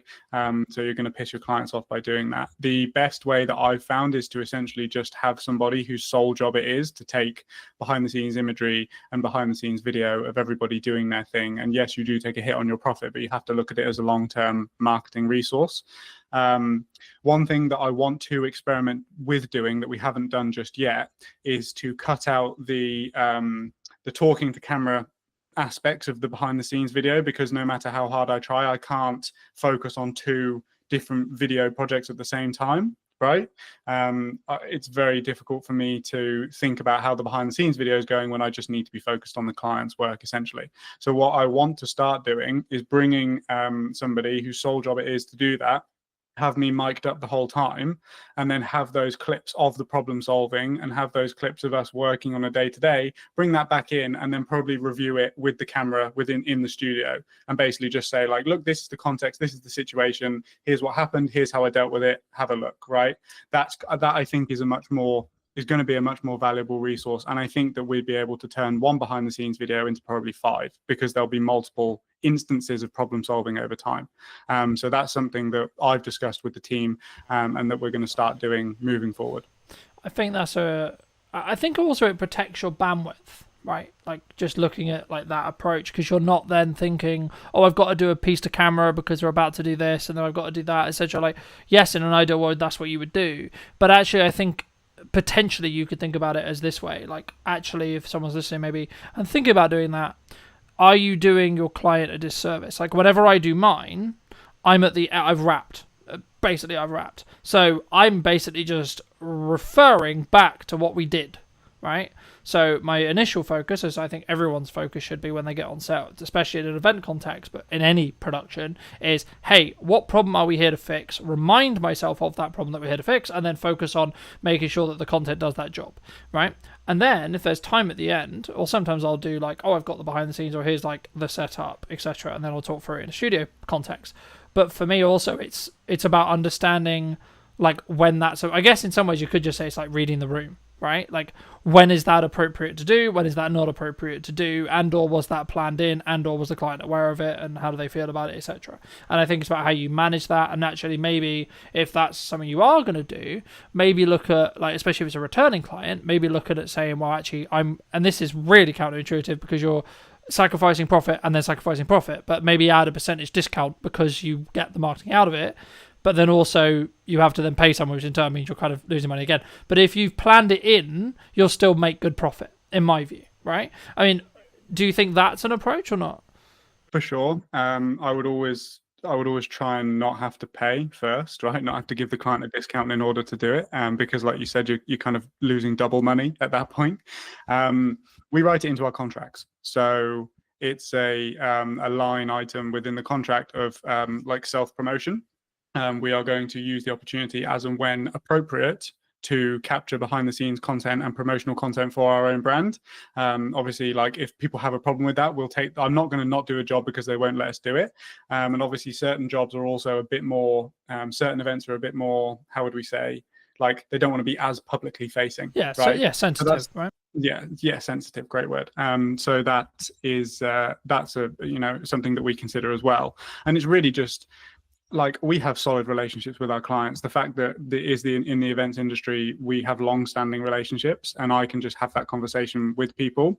But as you said, it's a part of the sales process. It's a part of the contract. It's expected, and I think that most of the points of contention within capturing behind-the-scenes content come from a place where it was a surprise.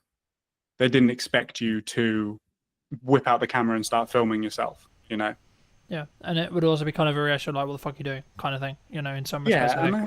And some clients love it. Some clients are like, it's almost double videos for them because it's showcasing their event and the way that you're capturing it and the behind the scenes and that sort of stuff as well. I feel like if you've got a good personality on camera, it's almost like having a promotional piece kind of for the event as well.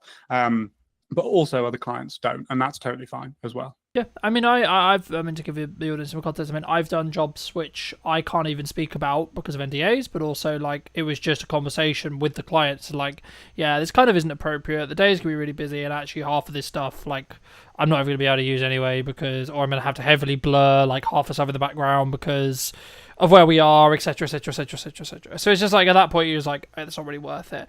But for those people who've really enjoyed this conversation, they want to see more of your content, they want to connect with you, maybe they want to hire you to do an event or talk about that, etc. I mean, where's best for people to reach out to you? LinkedIn, best place. That's where I am most active in terms of the content. You'll find me there. It is me that runs the accounts, so you are actually speaking to me if you message me. So yeah, just send me a message there. Like, we're very easy in terms of the way that we go about things. If it's right for you and it's right for us, then we can talk about it. Magic. And there's a final question I'll add on, but it just jumped to mind as something that maybe you're challenging that I'd be curious on your perspective on, because I've watched some videos where you're talking about it. I mean, a vulnerability potentially of both of our businesses, we are very founder led, right? Clients want us involved in every single stage of the process. Is that just like the nature of it sometimes? Are you just like, okay, it is what it is? Like, that's, I guess, what I'm going to have to live with to be able to make the money I make and be able to run the business I run? Or is there a way you can transition it? I think that you can transition it for new people. I know that you left a comment on my YouTube video that I made, which is basically, it's just like, it's not an expectation that we're there. But I think ultimately, if you have a strong personality that people connect with, and half of the reason why they go with you is because it's you, then you are going to run into issues doing that with certain people. I think like pre-existing clients who have always known you to be the one that's there, but then also certain clients are totally okay with it and they understand it's a natural progression within the business process, right? It's something that I can't necessarily speak on too confidently right now because it's something that we're still figuring out. Obviously, if we're looking to scale to the point that we are, then I can't be involved in every single project because I just don't have unlimited time. And I think that's my hypothesis for this, is that the brand, whilst it can still be founder led and come from the vision and the mission that the founder originally had, I think that the brand has to have its own characteristics and qualities and quality assurances for the clients and stuff like that as well. And I think that's where the leverage is with regards to me not having to be on set every single time in order for a client to sign with us, basically. Yeah, and I also think to an extent, in that respect, you need to be overly transparent with the fact that you might not be, right? Especially in your space, because obviously an event may be happening at the similar time to another event, and actually you may want to actually serve both, right? And I guess, I mean, feel free to weave that your next answer into this as well. Like, that might be just like an advice piece that you need to give to some people of how you manage that. But I like to end the podcast by asking the guest, and you in this case, of course, what would you say to 10 years ago, to the younger version of you now? What advice would you give them? I would say that it's going to be a lot harder than you expect it to be, and that the people that you look up to online probably aren't giving you the most accurate depiction, as I don't, of the reality of running a business and doing this. But ultimately, it's the most fulfilling thing that you're going to do. Like, I love this. There is not a single thing that I was having this conversation with my cousin the other day, because he's 19 and he's trying to figure out whether he wants to go to university or what he wants to do with his life. And I said, well, you have to ask yourself, and ideally you're getting yourself in a position where you would continue to do the thing that you do every single day, regardless of whether you get paid or not, because I would still do this, right? There's certain things that we wouldn't do, right? Like dialing paid ad leads and stuff like that. But, Yeah. like ultimately the goal and the end destination, I would continue to do regardless of whether I was being paid or not to do it. So yeah, it's just set expectations to my younger self that it's going to be way harder than you expect it to be, but it's going to be more fulfilling than you could ever think it could be. Magic. Thank you ever so much for the time, my friend. Pleasure. Thank you ever so much, ladies and gents. If you did take value from this video, you'd like to see more like it, I'll be back next week with a brand new episode. And feel free to let me know in the comment section down below what you thought. And I'll see you very, very soon. If we're doing things that push us outside of our comfort zone, we're naturally developing more and more resilience, strength, courage, all of those things. What do you think's missing in marketing today, from your perspective? I think what was missing then is the same as what's missing now, and that's really the understanding of buyer psychology and the way that buyers make decisions. Do you think trust can be built, quote, quickly? Or is it just the nature of you spend time with someone, whether that's through content, actually physically with them in meetings, etc.? Is that where trust is rooted? The way I build trust is understanding my customer really, really, like, what are their needs? What do they care about? What's their mission in their organization? How can I help them be successful? Did you know that 93% of you are not subscribed? So if you could please do me a favor and you're enjoying the show, then subscribing would mean the world to me, and it would allow me to grow the show and continue to get larger and larger guests and continue to bring what's missing in marketing today. Thank you ever so much for joining me, and I'll enjoy the episode. Hello, my friends. Welcome back to a brand new episode of What's Missing in Marketing Today. Today, I'm going to be talking to Mel about mostly pivoting, but also how we build resilience in business as a whole. Welcome to the show, Mel. And Before we start, I always want to open the podcast with, what do you think's missing in marketing today, from your perspective? Yeah, well, so I've actually had a lot to do with marketers in my career. So I used to, at Gartner, I was supporting CMOs, and I think what was missing then is the same as what's missing now, and that's really the understanding of buyer psychology and the way that buyers make decisions. So I think that there's a disconnect between products and services and what they do and what they actually mean and the outcomes for the buyers involved. Do you think that's overlooked? I'm sure we'll get into the actual psychology, but when someone looks to set up their business, do you think they overlook the human psychology element because they're more interested in the shiny camera, the shiny marketing technique?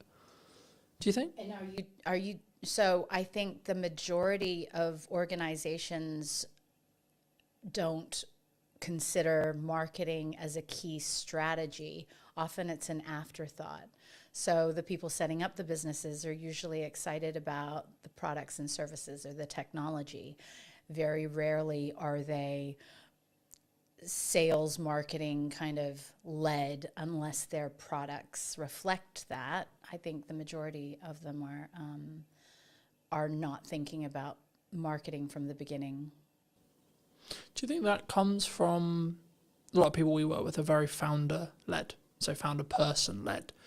Do you think that comes specifically from their identity as a whole? So putting their identity out and, quote, supercharging it with marketing? Do you think that's where sometimes people get wrong? Because maybe they are not confident at coming across, or maybe they don't want to put necessarily, they're not sure how they feel about putting themselves out there? I just think that, so I work in prop tech. Presently, that's where my startup is. And a lot of the people I know come from the technology, their technology background, that they have technology backgrounds. And so they just aren't familiar with what's needed in marketing. So they don't even know the first steps of where they should go, what they should do. And so often they just do nothing. What, I guess, is a stigma in the tech space then? Like, they don't take that first step, but is it because it's just they don't know, do you think? Well, you only have a finite amount of energy and time. And so, and a lot of these, you know, if you're a solopreneur or you're just getting something off the ground, then you're really, really good with what the product does and how, you know, to make that work. But when it comes to, I've met so many founders who have no idea. They haven't even tested whether or not anybody would pay for their service or their technology. Like, what's the use case for it? And they often just jump to solution without really understanding how to get from where they are, which is the solution or the technology product, to somebody using it. And so all of those steps in between, which, you know, obviously buyer psychology and the way people make decisions and how they can change from status quo bias. So what are they doing now to where you want them to be in using your products and services? That's a journey. And you can't just go from one to the very end. You have to kind of navigate your way throughout the entire thing. Do you think when we look at that journey that people underestimate the amount of time that someone needs to like consume marketing or etc., or that journey as a whole they need to go on, or they need their customer to go on, etc.? I think, and you're talking about the founders? In general, like when so say I'm a tech founder and I've just started this amazing thing that I think is going to change the world. Right. Would I potentially underestimate how long it's going to take for me to educate my target consumer to be educated enough to know why this thing that I've made is going to be the solution to their problem? Of course. And if so, how would you say someone can start peeling away and start on that process? Most people don't even know the amount of different layers that they have to get through. So it's not just ensuring that you're able to deliver a message that resonates with them to pique their interest? How are you demonstrating true value? What will their lives look like once they're using your service compared to what they're doing today? How is your service going to infinitely improve their situation? All of these different things, nobody really considers them. And so I think maybe they're like, okay, we'll do Google ads, or we'll hire a marketing manager that's very tactical and maybe just looking at how they can get clicks versus really penetrating that value that they're supposed to be creating in the mind of the buyer. We talked about psychology in the opening kind of statements of this episode.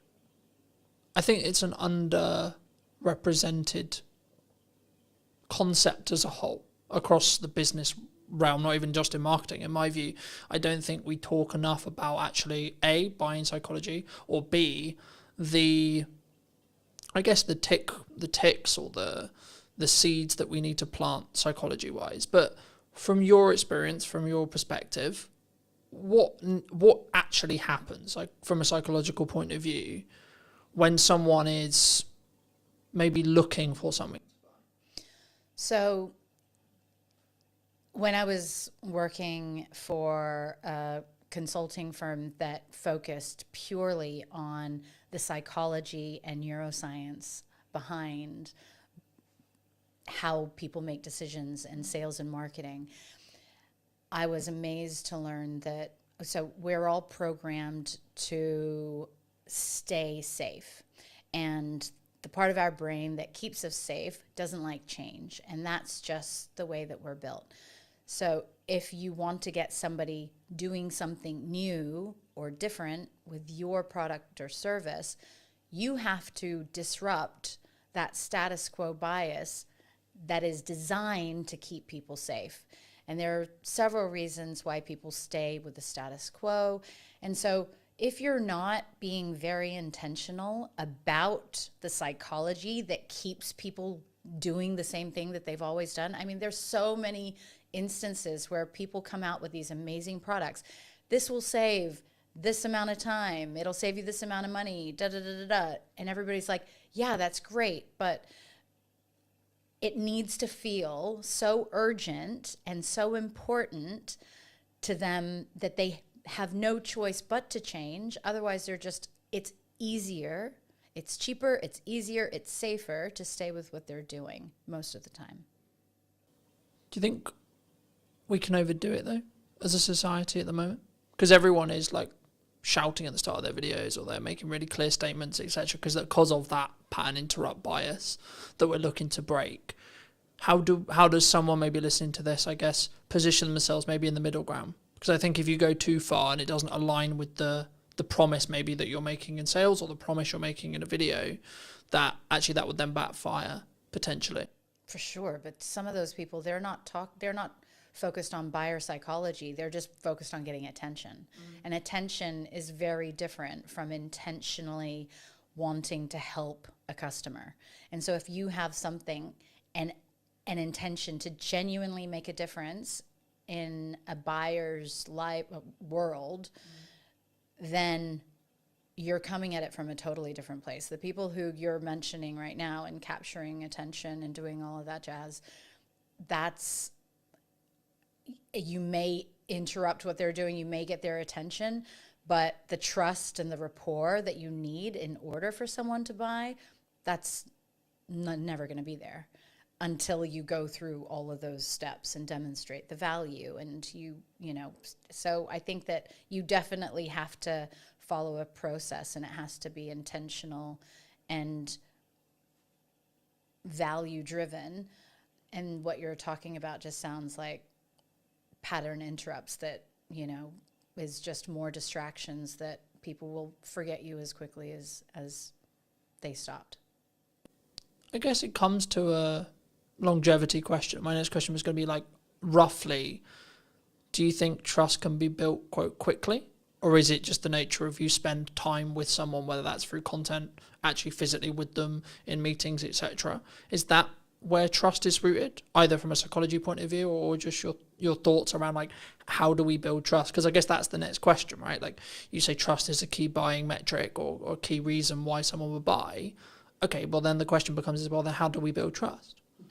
Well, so it just so happened that I took a different angle with this when I was doing performance coaching and sales consulting. And in the sales training for these organizations, we were actually helping sellers build trust based on personality profiles. So understanding different personality profiles and the behaviors that people would exhibit and how what they would need to see in order to feel most comfortable.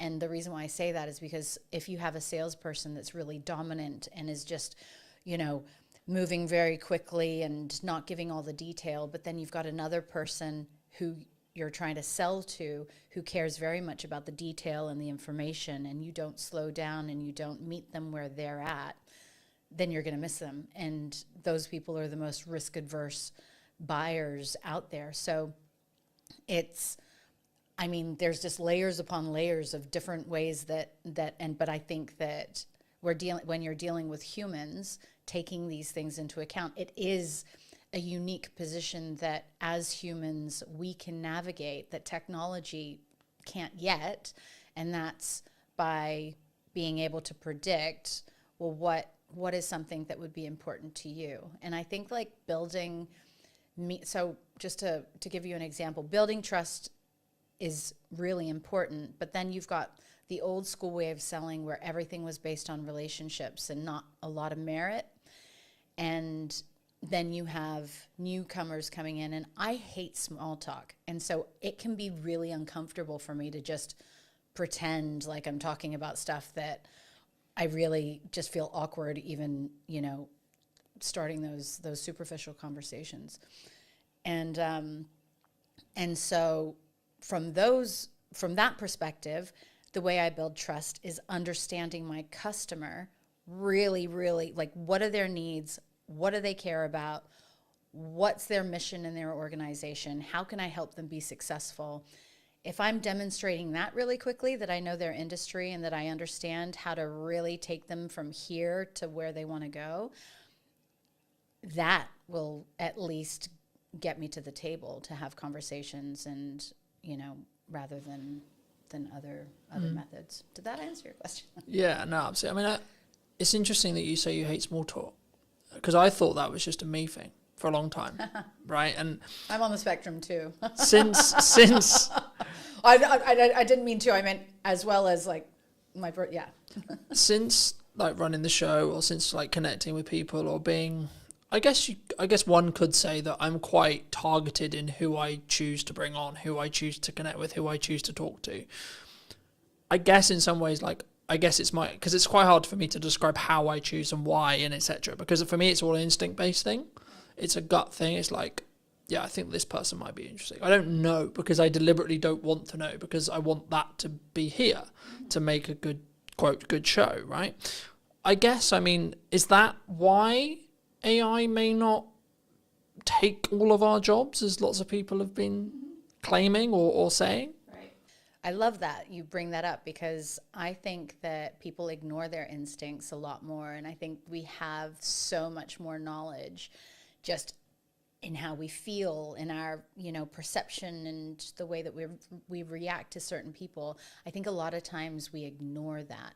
And so throughout my journey, as I've gotten to understand myself more and more and more, I firmly believe nobody, especially this year, has come into my peripheral and had meaningful exchanges with that haven't made me think that was absolutely meant to be. Like my energy field, if you like, AI is never going to, whatever technology is, it's going to be very difficult to replace that. And so you can use technology to do certain components of roles to, for efficiencies and cost savings and stuff like that. But when it comes down to actually going back to the truly building rapport and following your gut and you know, knowing whether or not you can trust somebody, that is very much a human behavior that I'm not sure that we will replicate in our lifetime. And I don't think we should. No, for sure not. You know, I think that's, I guess, if you're going to be corny about it, that's what makes us human, right? Mm-hmm. But I think for me, and we talk about a lot of this in marketing, like however you want to be tactical, right? We're going to do social content, we're going to do ads, we're going to do our podcast, we're going to do this, we're going to do that. The reality is that's the middle bit, right? That's how do you get me as a human to talk to another human? And that's why I'm interested and also like to talk to people about psychology, because if you get the psychological stuff right, actually you can have mediocre middle bit. Mm-hmm. Or if you really want to like do it well and do it scale, when you get the middle bit right as well, you then compound on those decisions. But just as you were like discussing that, and it jumped to mind to me, so I'm going to mention it. I think it was Alex Hormozi who said, there's some points where you have to push, and there's other points where you have to pivot. Mm-hmm.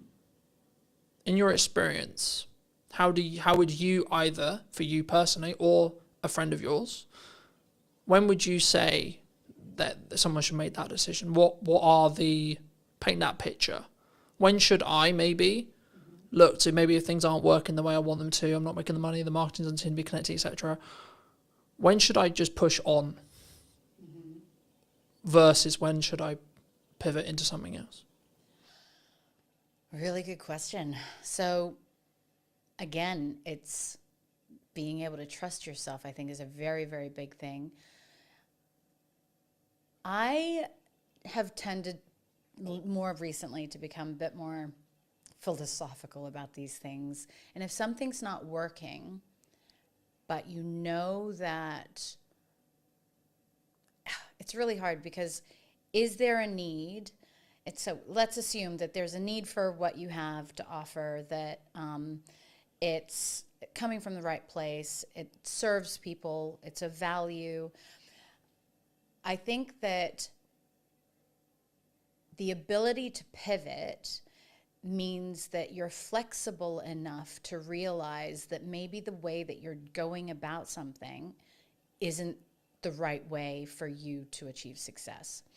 And so, I mean, I've pivoted so much in my life, but and in particular the last few years, but I think that a lot of people become really, so part of resilience and part of emotional intelligence is the ability to be flexible. If you're really rigid about, no, it has to be this way, and not curious as to, maybe I hadn't considered all of the factors, or maybe I don't know as much as I think I should, and then you go and get outside opinions or consultants to help you or whatever.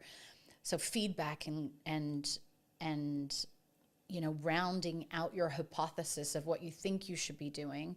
If everybody's telling you that you should be going down a certain way, then yeah, I would say continue on. But if you're not validating the direction that you're on or testing it, and then how do you know it's the right one? So you've got to learn how to be flexible and try different things. And do you think emotional intelligence is missing in marketing, in sales, in business, in human?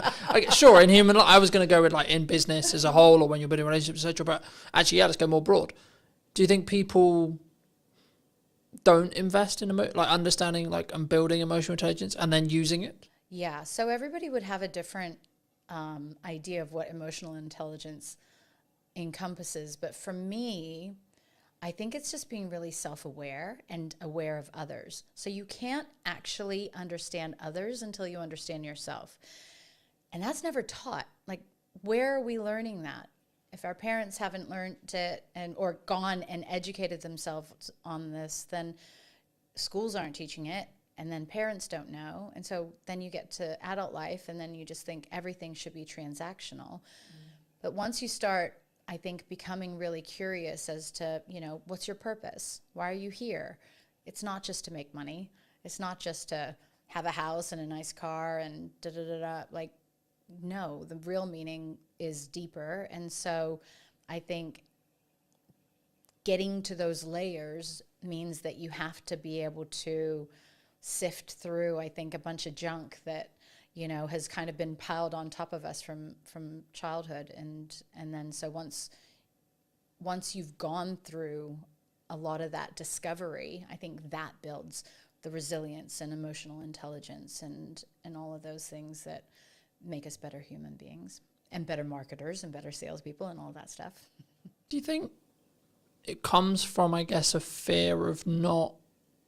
Because as you were talking, I was thinking, like, does it actually come from, I'm going to make decisions because I don't want to deal with the dark stuff potentially in my head, right? The reason why I can't be emotionally intelligent is because I hire you just to do the job, right? To jump to mind from a networking thing many years ago, when mental health came up as a conversation, it was like, well, no, I'm paying you to do the job, just do the job. And obviously I don't know in this person's case whether it was they haven't done the empathy work or the inner work to be allowed to be empathetic. And I know I have some people close to me who their view is business is business.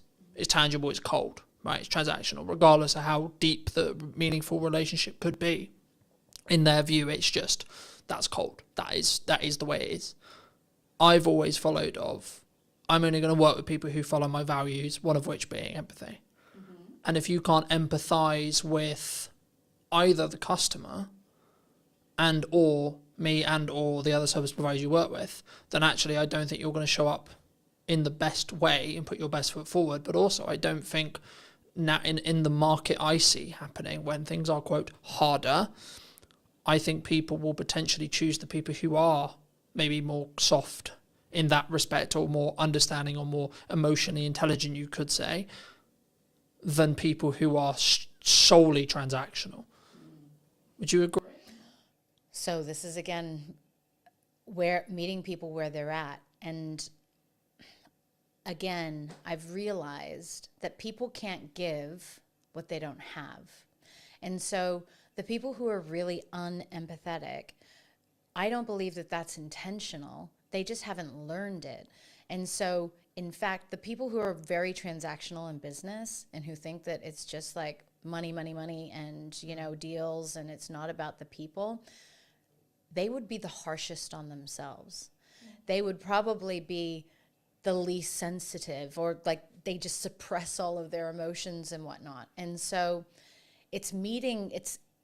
I think that enables us to be a bit more empathetic towards them and understanding, and just be like, wow, that's really sad. And some people have never even realized that they're going through life that way, right? So maybe they weren't allowed to express their feelings. And so seeing somebody in the workplace who's expressing their feelings is foreign to them. And so what lessons do they need to learn in order to become better leaders or better partners or whatever it is? And so I think that as we progress as humans and as we evolve, those are just, so you're a very empathetic person. That's why empathy is important to you. But the reality is a lot of people aren't taught that. You know, we're taught to hide our feelings or just get on with things, and you really never know. Be stoic. Correct. And especially in the UK. So, well, if I'm allowed to say in England, you know, it was interesting because my family are from all over, but my father's from New Zealand, and we spent a lot of time growing up in the States. And I came up with this theory of the different mentality that you have. Because in New Zealand, actually, people in New Zealand are super laid back, and they're very, like, you could meet, and literally billionaires who you would never know that they're a billionaire. They're super kind, they're very cool, and like there's not this class system, if you like. However, they're taught to not show their emotions. And if you think about, and then I was like, okay, well, New Zealand's still a relatively new country, so is the States. And I believe that the psychology, and this is proven, that if you're around negative people, you will naturally start to become more negative. When people were leaving on the boats to New Zealand, it was, okay, yeah, we'll do this much of the same, and we'll start farms and whatever. The mentality wasn't very different. when people were going to America, it was all of my dreams can come true. This is the land of opportunity. It was this positivity that I think you can see translate into the culture. And so it's going back to the, how are we teaching, and how are we teaching ourselves, and are we challenging ourselves to be more empathetic? And if that's not important, so that boss that you were talking about, or partner, the business partner, if they are at home like that, and if they're not empathetic, well, that's going to hurt them at some point, right? And then they're just going to start seeing that actually the happiest people are the people who show up exactly as they are at home, as they are at work, as they are in a coffee shop, and there's no big changes in their personality or their behavior. No, it definitely did. I mean, for me, I think that's what will allow you to stand out in a world where you can be perceived as like every videographer is technically the same. What we sell is the same. Every marketer is technically the same. We're going to sell you roughly the same thing, right? Roughly, in regards to tactics, we will. It's then, I guess, the approach and then how we do that from a customer service point of view, where maybe that's the thing that will distinguish us. The question that jumped to mind, though, for me, and this is something which I've toured with for a long time personally, but also in the people I want to work with and I work around, is should we look, or do you feel at the moment anyway, people don't have self-accountability, self-reflection on, so when something goes wrong, mostly this will be the context, like my reaction always is, what did I do? Why did it go wrong in respect to what I did? Not, oh, it went wrong and it's your fault. It's, okay, it went wrong. What can I do to make sure it didn't? Or how did I contribute to potentially that going wrong? And did I actually do my best or not? And the more people I talk to, the more people I connect with, I sometimes find that's maybe lacking or quite a rare perspective, because I think maybe it's a culture thing, I don't know, but it's easier to go, well, it's your fault. Do you think that's missing at the moment? For sure, but everything we've been talking about has to do with somebody's ability to self-reflect. And if you can take accountability for things going wrong, then you probably have a growth mindset because you want to improve.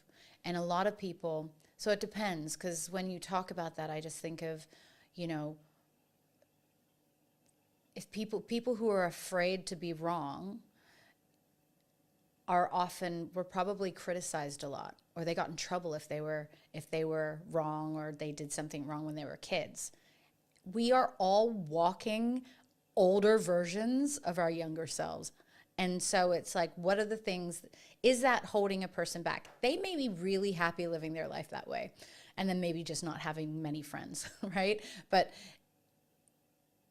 if you're really wanting to show up as your best version in work, for customers, for friends and family, then if you're not getting to some of the behavior that, if you're not questioning your behavior and how the way that you show up in the world could be a reflection of unhealed issues or traumas from your childhood, then I know it got kind of deep, but that to me is, you're only skimming the surface of what life can really be about.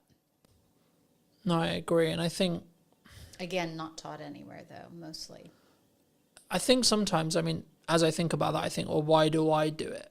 Right. And I think I've been very, very fortunate to have the mother I have and have the values I have instilled in me from a very young age. And that's, I think, why I am who I am now, right? And how I show up now. But I think that's maybe, like, I'm fortunate in that respect, but I guess in some ways my assumption is, well, why shouldn't that be the case? Why isn't this taught in school, etc.? That thought process. And I guess it's a resource thing. Like, if I really sit here and think about it, like, that's why it's not. But I also don't want that to be perceived as an excuse potentially why we shouldn't. And maybe if the right people are listening to this, then I think it should be something that everyone is taught how to do because of the stuff we obviously align on, which is once you can do that, you can actually empathize and fully understand. And actually, to be completely honest, if you're being really selfish, you will make more money. You'll be a better marketer. You'll make more bottom line revenue. You'll be braver. You'll have more courage. You'll back yourself. There's tons of benefits. Is it a resource thing, or is it just a lack of knowledge? You know, there are a ton of people out there that have done the work, that have invested in themselves to, and I guess that's one of the reasons why I built KindStay, right? So I have an incredible network of well-being experts, neuroscientists, psychologists, nutritionists, who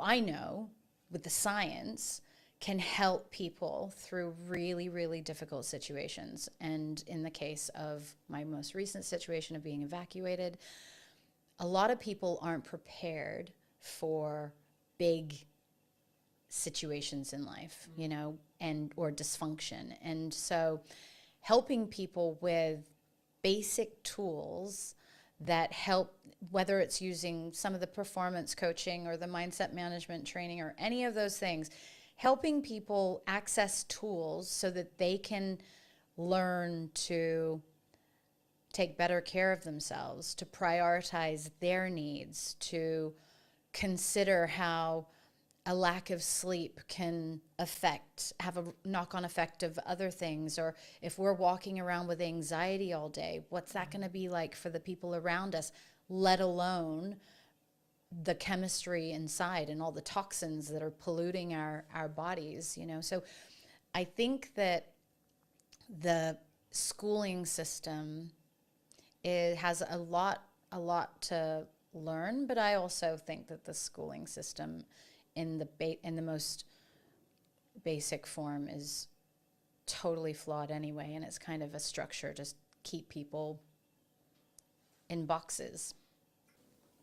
I think it's important, though, to, I guess in some ways, establish that if you look at traditional education, it's for the employee, right? And I guess for me, I mean, why would, I guess, a society build that? Is that because that's the odds that most people are? But like, and then I guess the follow-on question that comes from that is, for me, is it because I'm a dyslexic? Is it because of the way I'm wired? Is it because of the upbringing I had that was like, oh, actually, that's not going to be the case. That's not going to be why I potentially am going to be an employee, or why maybe I'm not best fit for an employee. Because for me, I've always understood that, yeah, sometimes I'll have to do that for a means to an end, but that's not where my, quote, calling is. Right. Is it natural? Is it something that we would always continue? So there are theories that, you know, the designing of schools is because it's not in the best interests of certain layers of society for everybody to be out of the box, to be creative, to be challenging the status quo, to question the teachers' That'd be easier, wouldn't curriculum. it? If you're going to go down the whole government like control thing, it's not government. I'm thinking beyond government, like much higher up. I think government's just in place for control. Now, just on the dyslexic thing, I was advised that I likely am dyslexic also, and school was very difficult for me, but I managed to BS my way through most of it. It's interesting that you say that, because I think that it's in the best interests of the haves and the have-nots to keep people ignorant. And, you know, it's until people start really digging deep into themselves and going, you know, getting curious, that we could actually break out of that. I think to an extent that's true, but I think people aren't I also stand by that not everyone should be an entrepreneur, right? We're in a world right now where so many people potentially did think it was cool, or maybe do think it's cool to be an entrepreneur. I've always understood that, yes, it comes with its own success archetype, but actually in reality, I wouldn't describe it as cool. I would describe it as it needs to be in line with who you are, and you need to be willing to do the work. Yeah, totally. There's never going to be a world ever, no matter what kind of education system, where everybody has the ability to be an entrepreneur. It's tough, right? And the only reason why I got into this lane was because I wanted to solve a problem that didn't exist, and I wanted to align my core values, which was standing up to injustice, helping people, and providing transparency and fairness. Those are my core values. I had always been ridiculously successful in my corporate career. So top performer, achieved things that nobody else could, was the first in many instances. And I had this really high self-belief that I could do anything. An entrepreneur, like starting my own company, absolutely humbled me.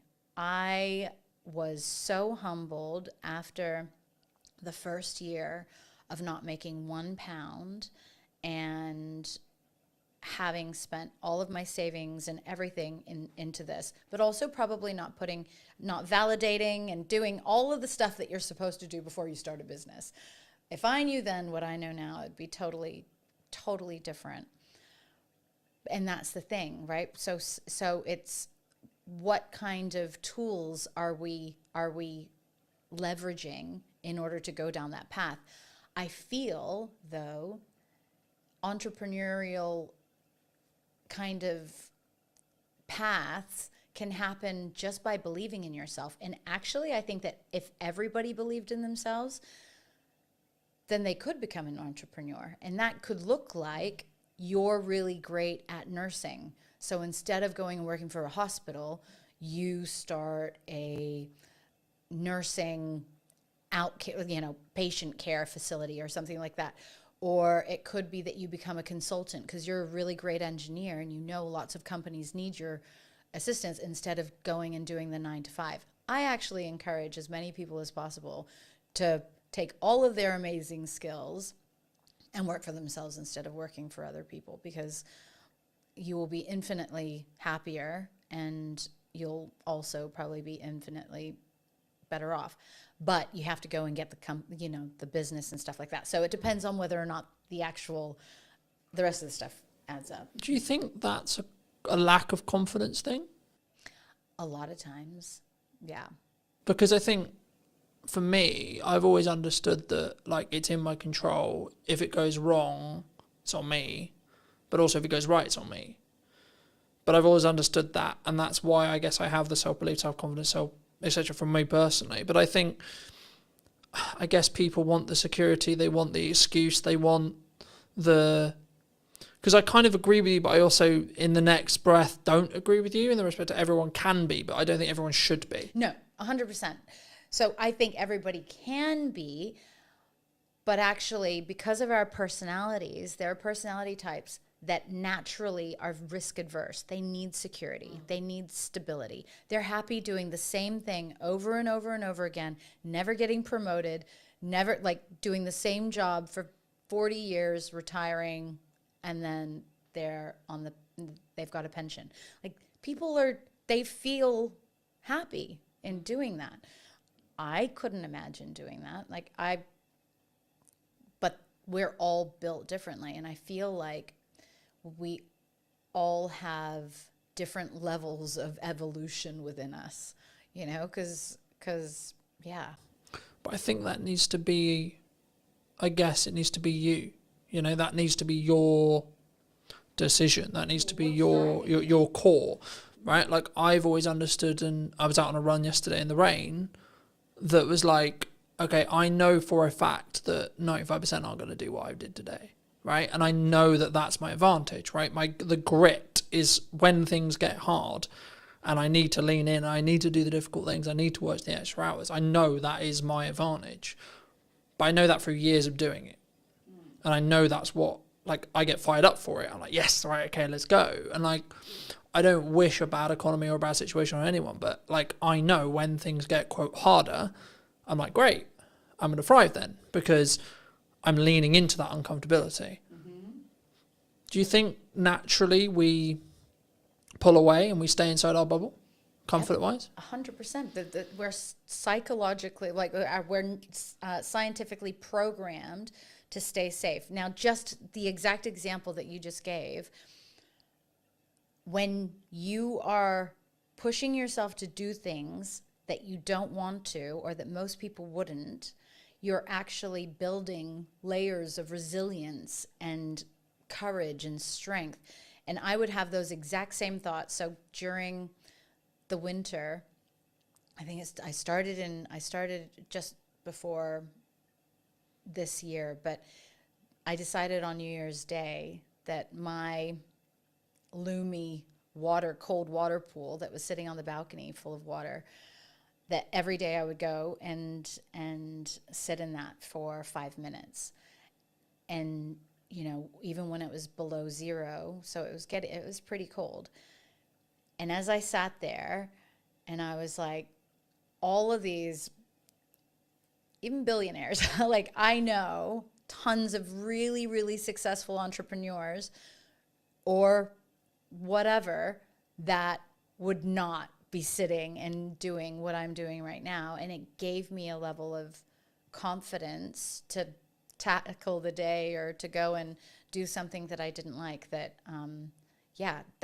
that grit that you're talking about, doing things that are uncomfortable, stepping outside your comfort zone, even doing this today, like, that's uncomfortable for me. But if we're doing things that push us outside of our comfort zone, we're naturally developing more and more resilience, strength, courage, all of those things. Is it a muscle? Yeah, well, I treat it like a muscle, but I don't know for sure. There would be parts of our brains that it actually supports, but I'm not. Because I don't know whether I read it being scientifically true. So I'm not going to say it is scientifically true, because I can't 100% confidently say that. But what I believe to be true is whenever we do that, we build new neural pathways in our brain, right? Correct. Which naturally will mean the ability to do the thing that we find currently uncomfortable. We have to do it long enough for that pathway to be, like, consistently strong enough built. And then once it is there, then it's inside your comfort zone.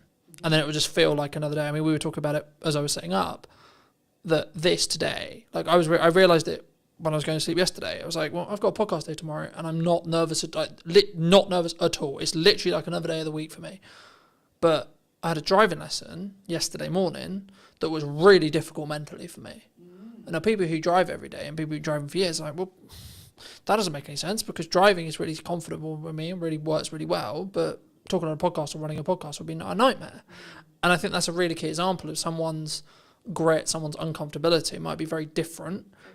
And I think that's why, to circle back to emotional intelligence, that's why if you have and you can lead and you can operate with empathy, you can then go, okay, well, I might find this thing really easy, but then I can go back to when it wasn't. And then I can say, okay, well, this is how I felt when I started doing it. Maybe that will help you.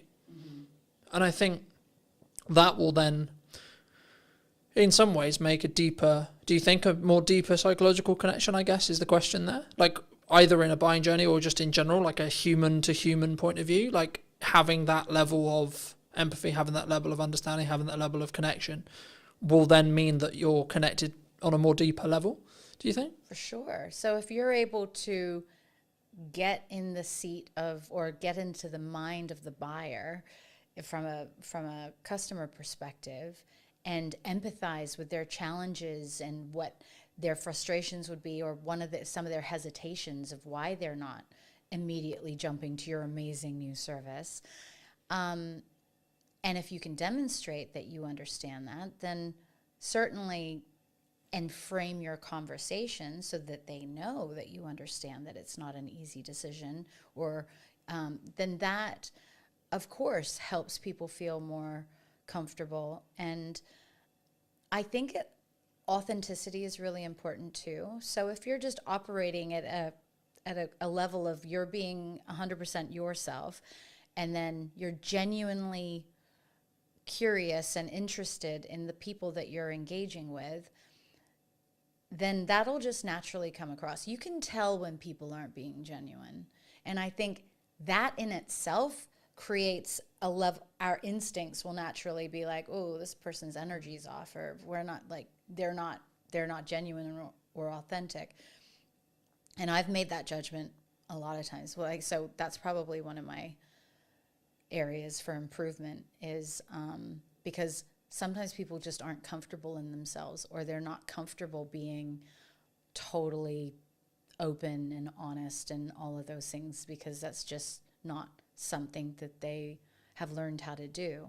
And so rather than just thinking that, oh, they're not on my wavelength, or I don't feel like they're authentic, maybe they just don't know how to be. And going back to your guy who wasn't empathetic, maybe he just hasn't learned how to be yet. For those who've really enjoyed the conversation, they want to maybe hear some more from you or see some more of your content, etc. I mean, where's best for people to either see that or reach out to you if they want to? Yeah, so, well, I would say that the two things that I've did some recordings on, which was intrepid thinking around how to be bold in the way that we're thinking and challenging the way that we're doing things in order to achieve progress. So the intrepid thinking, I did put that up on YouTube, and there's some cool clips on there. And then the diversity minded podcast too, because actually being diversity, like we talk about diversity in terms of maybe more aesthetic things, but I really love being around people that don't think like me or don't behave the same way that I do, so that they can challenge my own perceptions. And I mean, not too, so if they're like really extreme in their beliefs or their views, and I don't believe that they're right. I mean, we have to have, aligned values, but I enjoy people who think differently and who show up differently, because then it helps me be more conscious in how I move and behave. And I think we never want to get too comfortable. If we're just moving through life like an autopilot, then we're missing everything. And that's definitely not a fulfilling way to live, in my opinion. But kindstay.com. So that's my latest initiative, and I'm really excited about the disruption that I intend to cause in the housing sector for landlords who are wanting to make more income off of their properties, and then also the residents who need to consider their well-being when they're going through difficult housing situations. Thank you so much for the time. Yeah. If you were going to leave or talk to the person, Mel, 10 years ago, what advice, if you were going to give advice to her, would you give? Yeah, that was probably that was the beginning of my journey of doing the hard work on myself. It would be that you don't know everything, that a lot of your responses to the world are based on the challenges that you've had growing up, and the person that you need to really show love to, first and foremost, is yourself. So do it quickly, because then you could be really, really awesome sooner. And thank you ever so much for watching. If you did enjoy this episode of What's Missing in Marketing Today, I'll be back next week with a brand new episode. And why not be subscribed so you don't miss it? I'd love to hear what you think in the comment section down below. And I'll see you very, very soon.